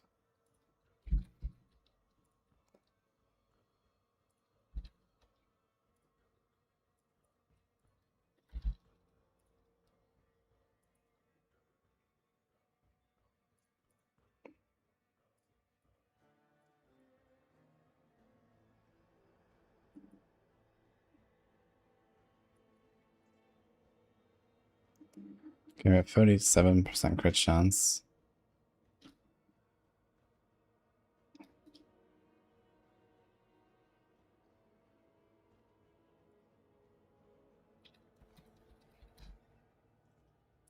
Primary attack speeds. So one of these needs to go.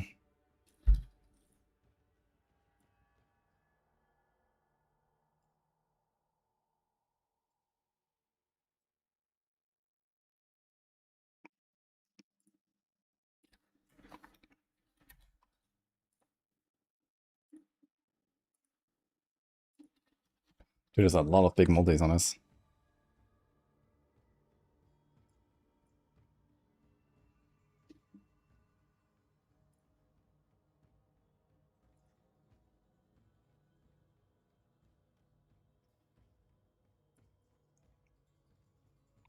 What happens to Temerity now, actually?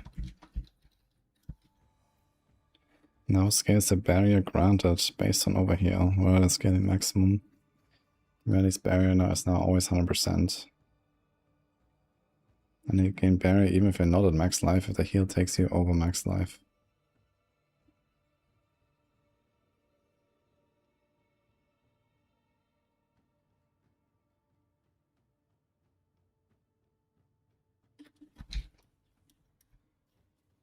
Primary and life. I think Temerity is much improved actually of this. But I actually haven't seen like how much it scales up the barrier granted. Temerity could be kind of like a huge thing for like squishy builds. But most of the time you just have to Q rune anyway.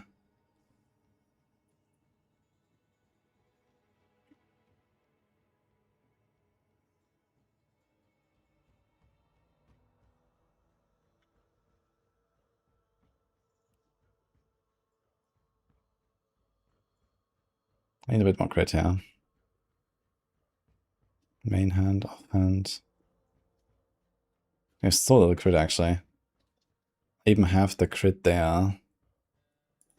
15%. Attack speed will be 24%. If I compare this here, crit is half of attack speed. So it's a bit more valuable on the weapon basically. Okay.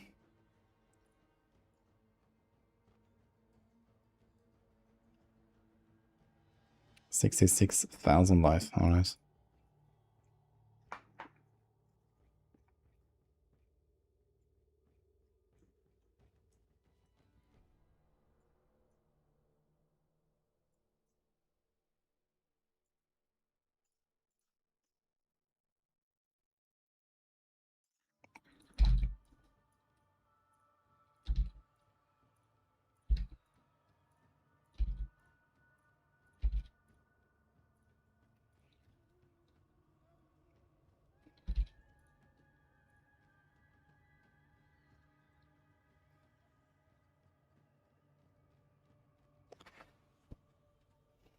I mean, there's not really a reason to have to do on the bar. I'm not really doing anything on this. We can actually just put a third thing off the primes thing. And then we could even run Fathomless. Wait a second. That would be kind of weird though. But this is now a 20-second timer, very easily kept up. But Demon... Ugh. Maybe. Kind of want to keep the Greater Hex. I kind of want to keep that. We kind of want to keep this. And we do have a lot of our power stacks. So I think we don't change this.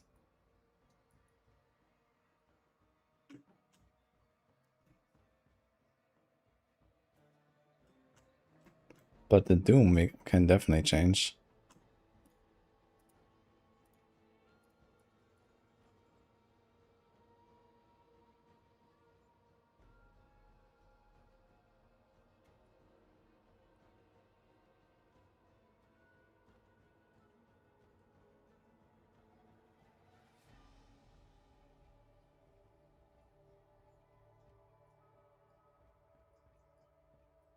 Which is kind of funny, because the push version already runs the bombardment.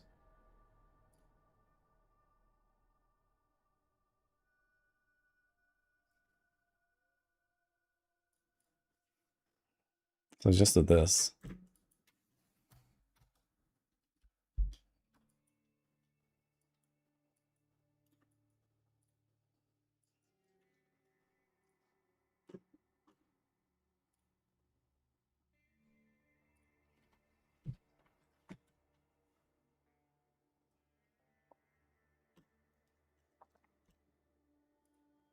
And then we can also put this upgrade here.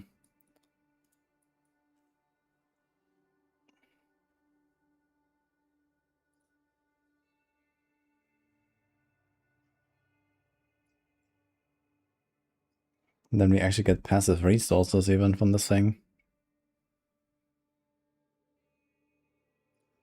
I'm kind of curious if this refreshes a timer or if it's like individual timers. Not 100% sure.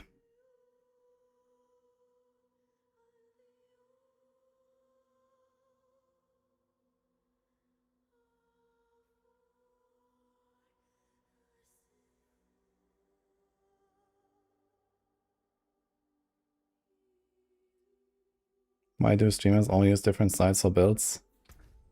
I guess because Diablo 4 is a big enough market to sustain multiple community sites. And people like to cook their own little soup.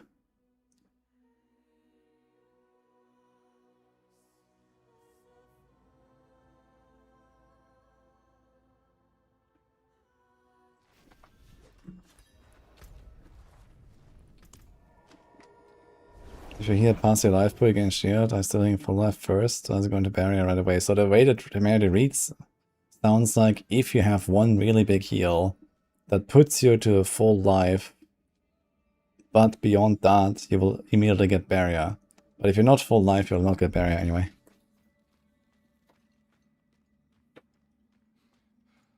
I'm doing rogue, yeah. Okay, can we see this?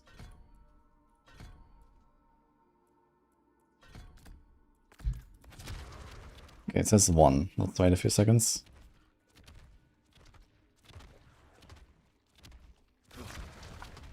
No, it says 2. Okay, so it falls off.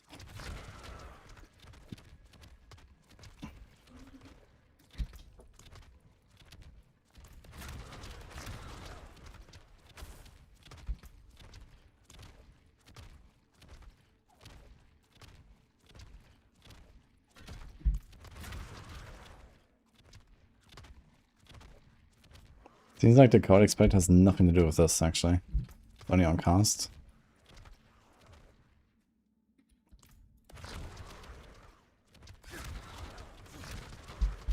This thing has like no range, actually. Interesting.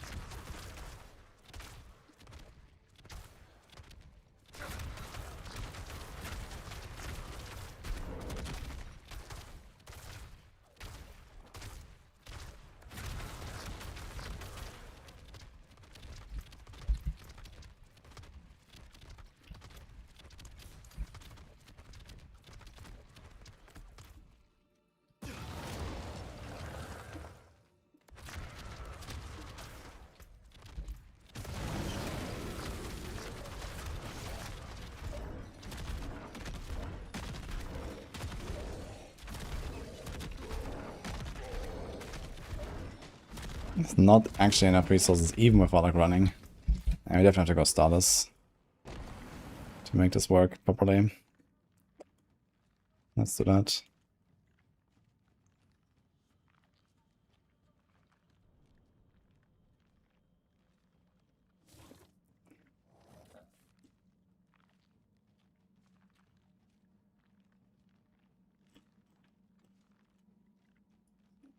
We also have Unbound.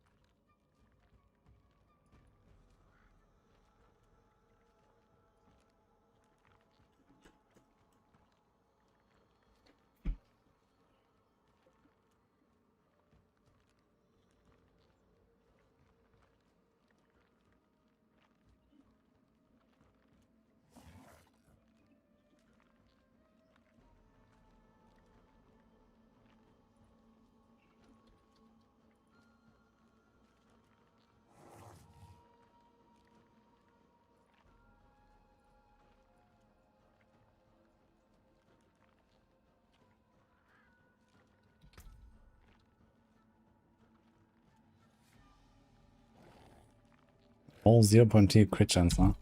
Wow. So this starts like super overblown.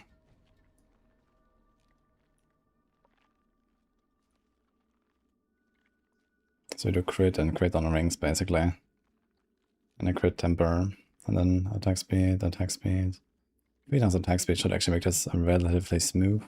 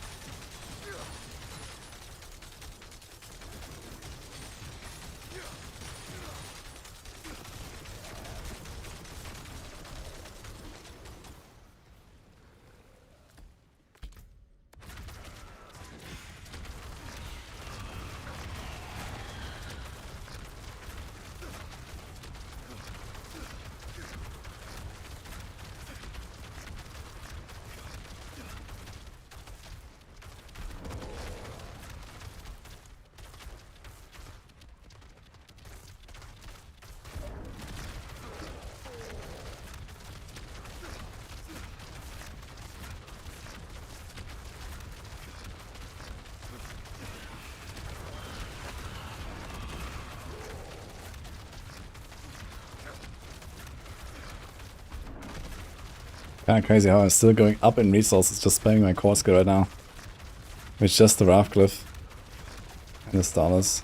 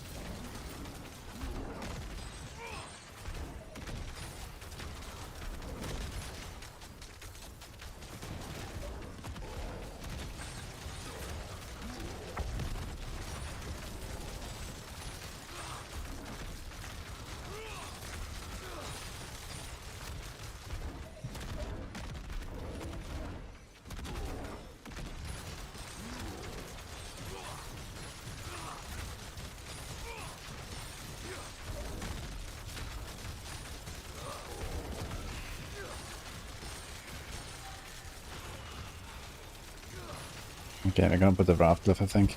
Just to make this consistent, because it seems like sometimes he might just run out of resources if you don't do this. And that's gonna... yikes.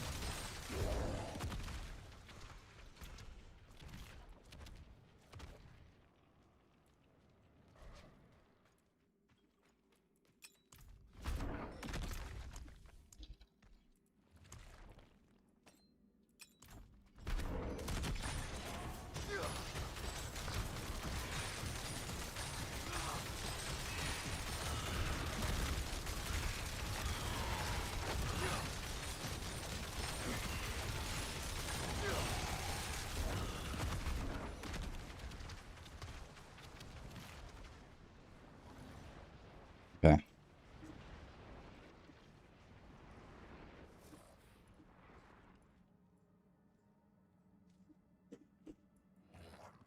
So which one to remove?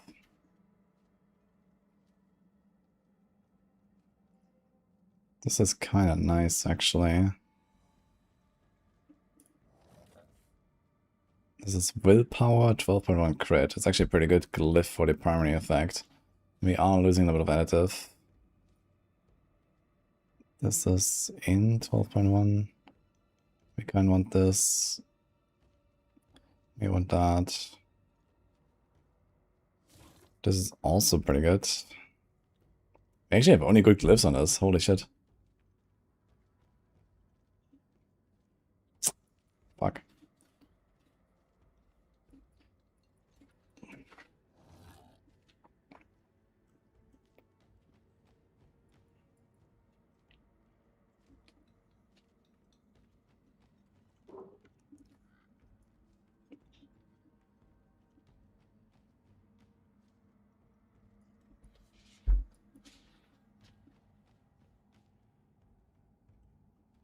I think I'm gonna put it on the starter board.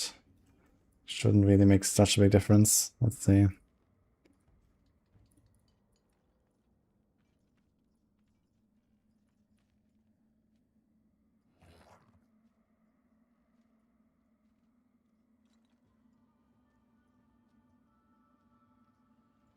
Cope.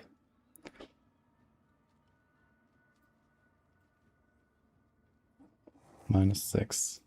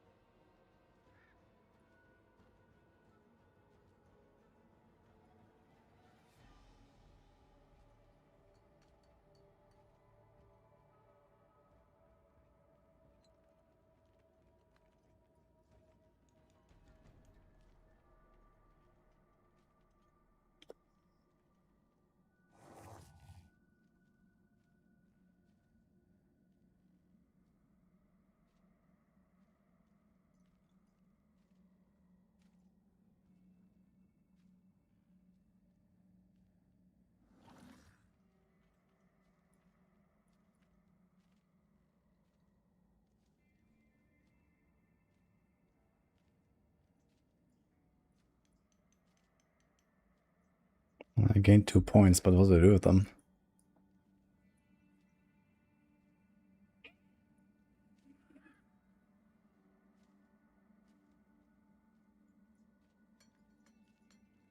Ah, yeah.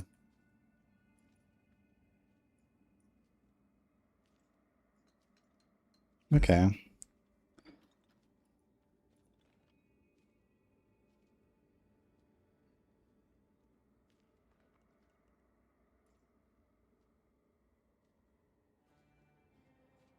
This is 142.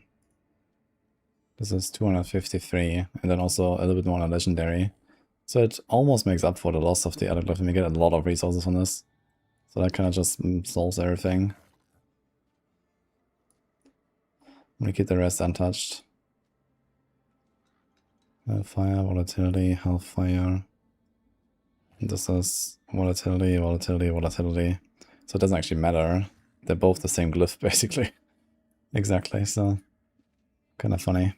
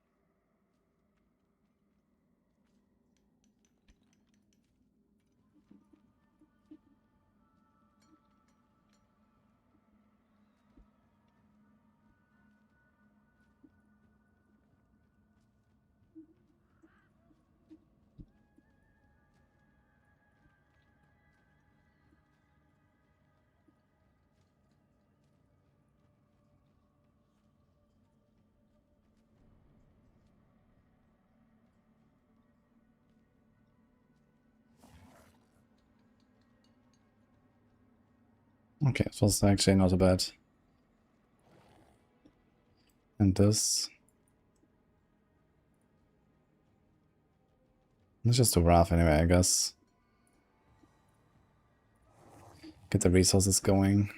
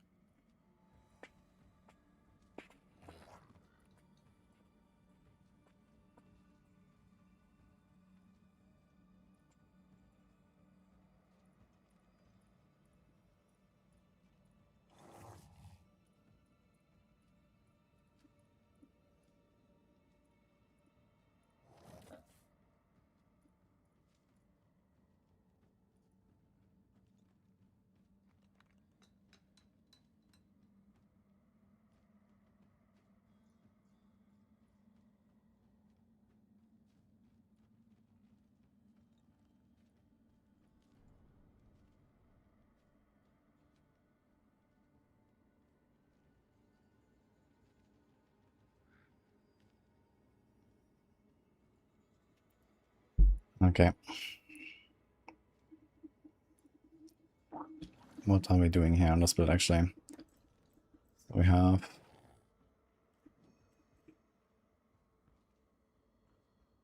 Vulnerable Accursed Touch.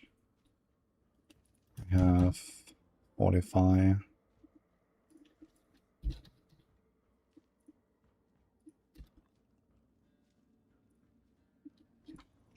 Demon Form. Do we actually do this? Rallying Reversal?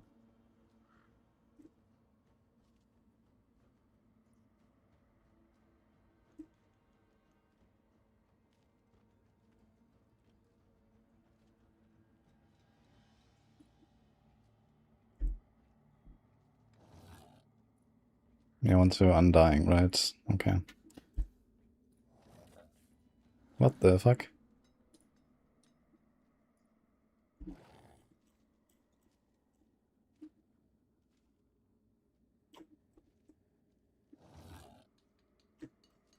Everything.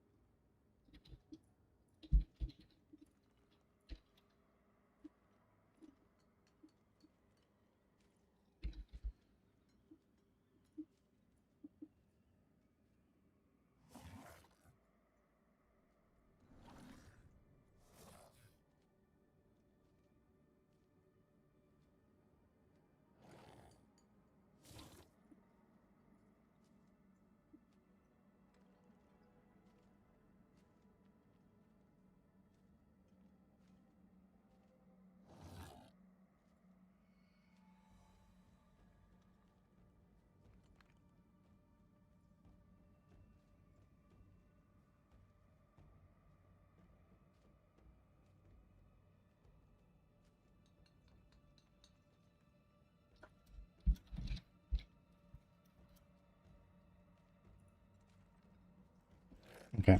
Uh,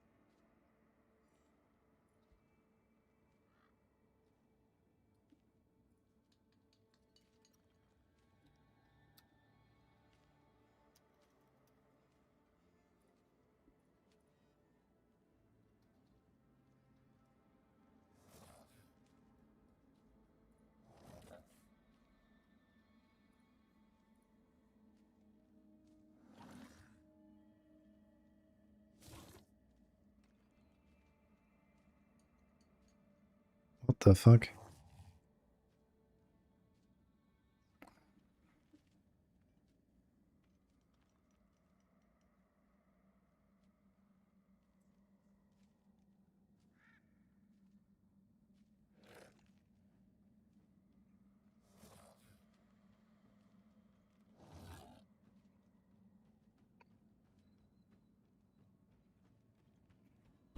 Okay, I think that's all.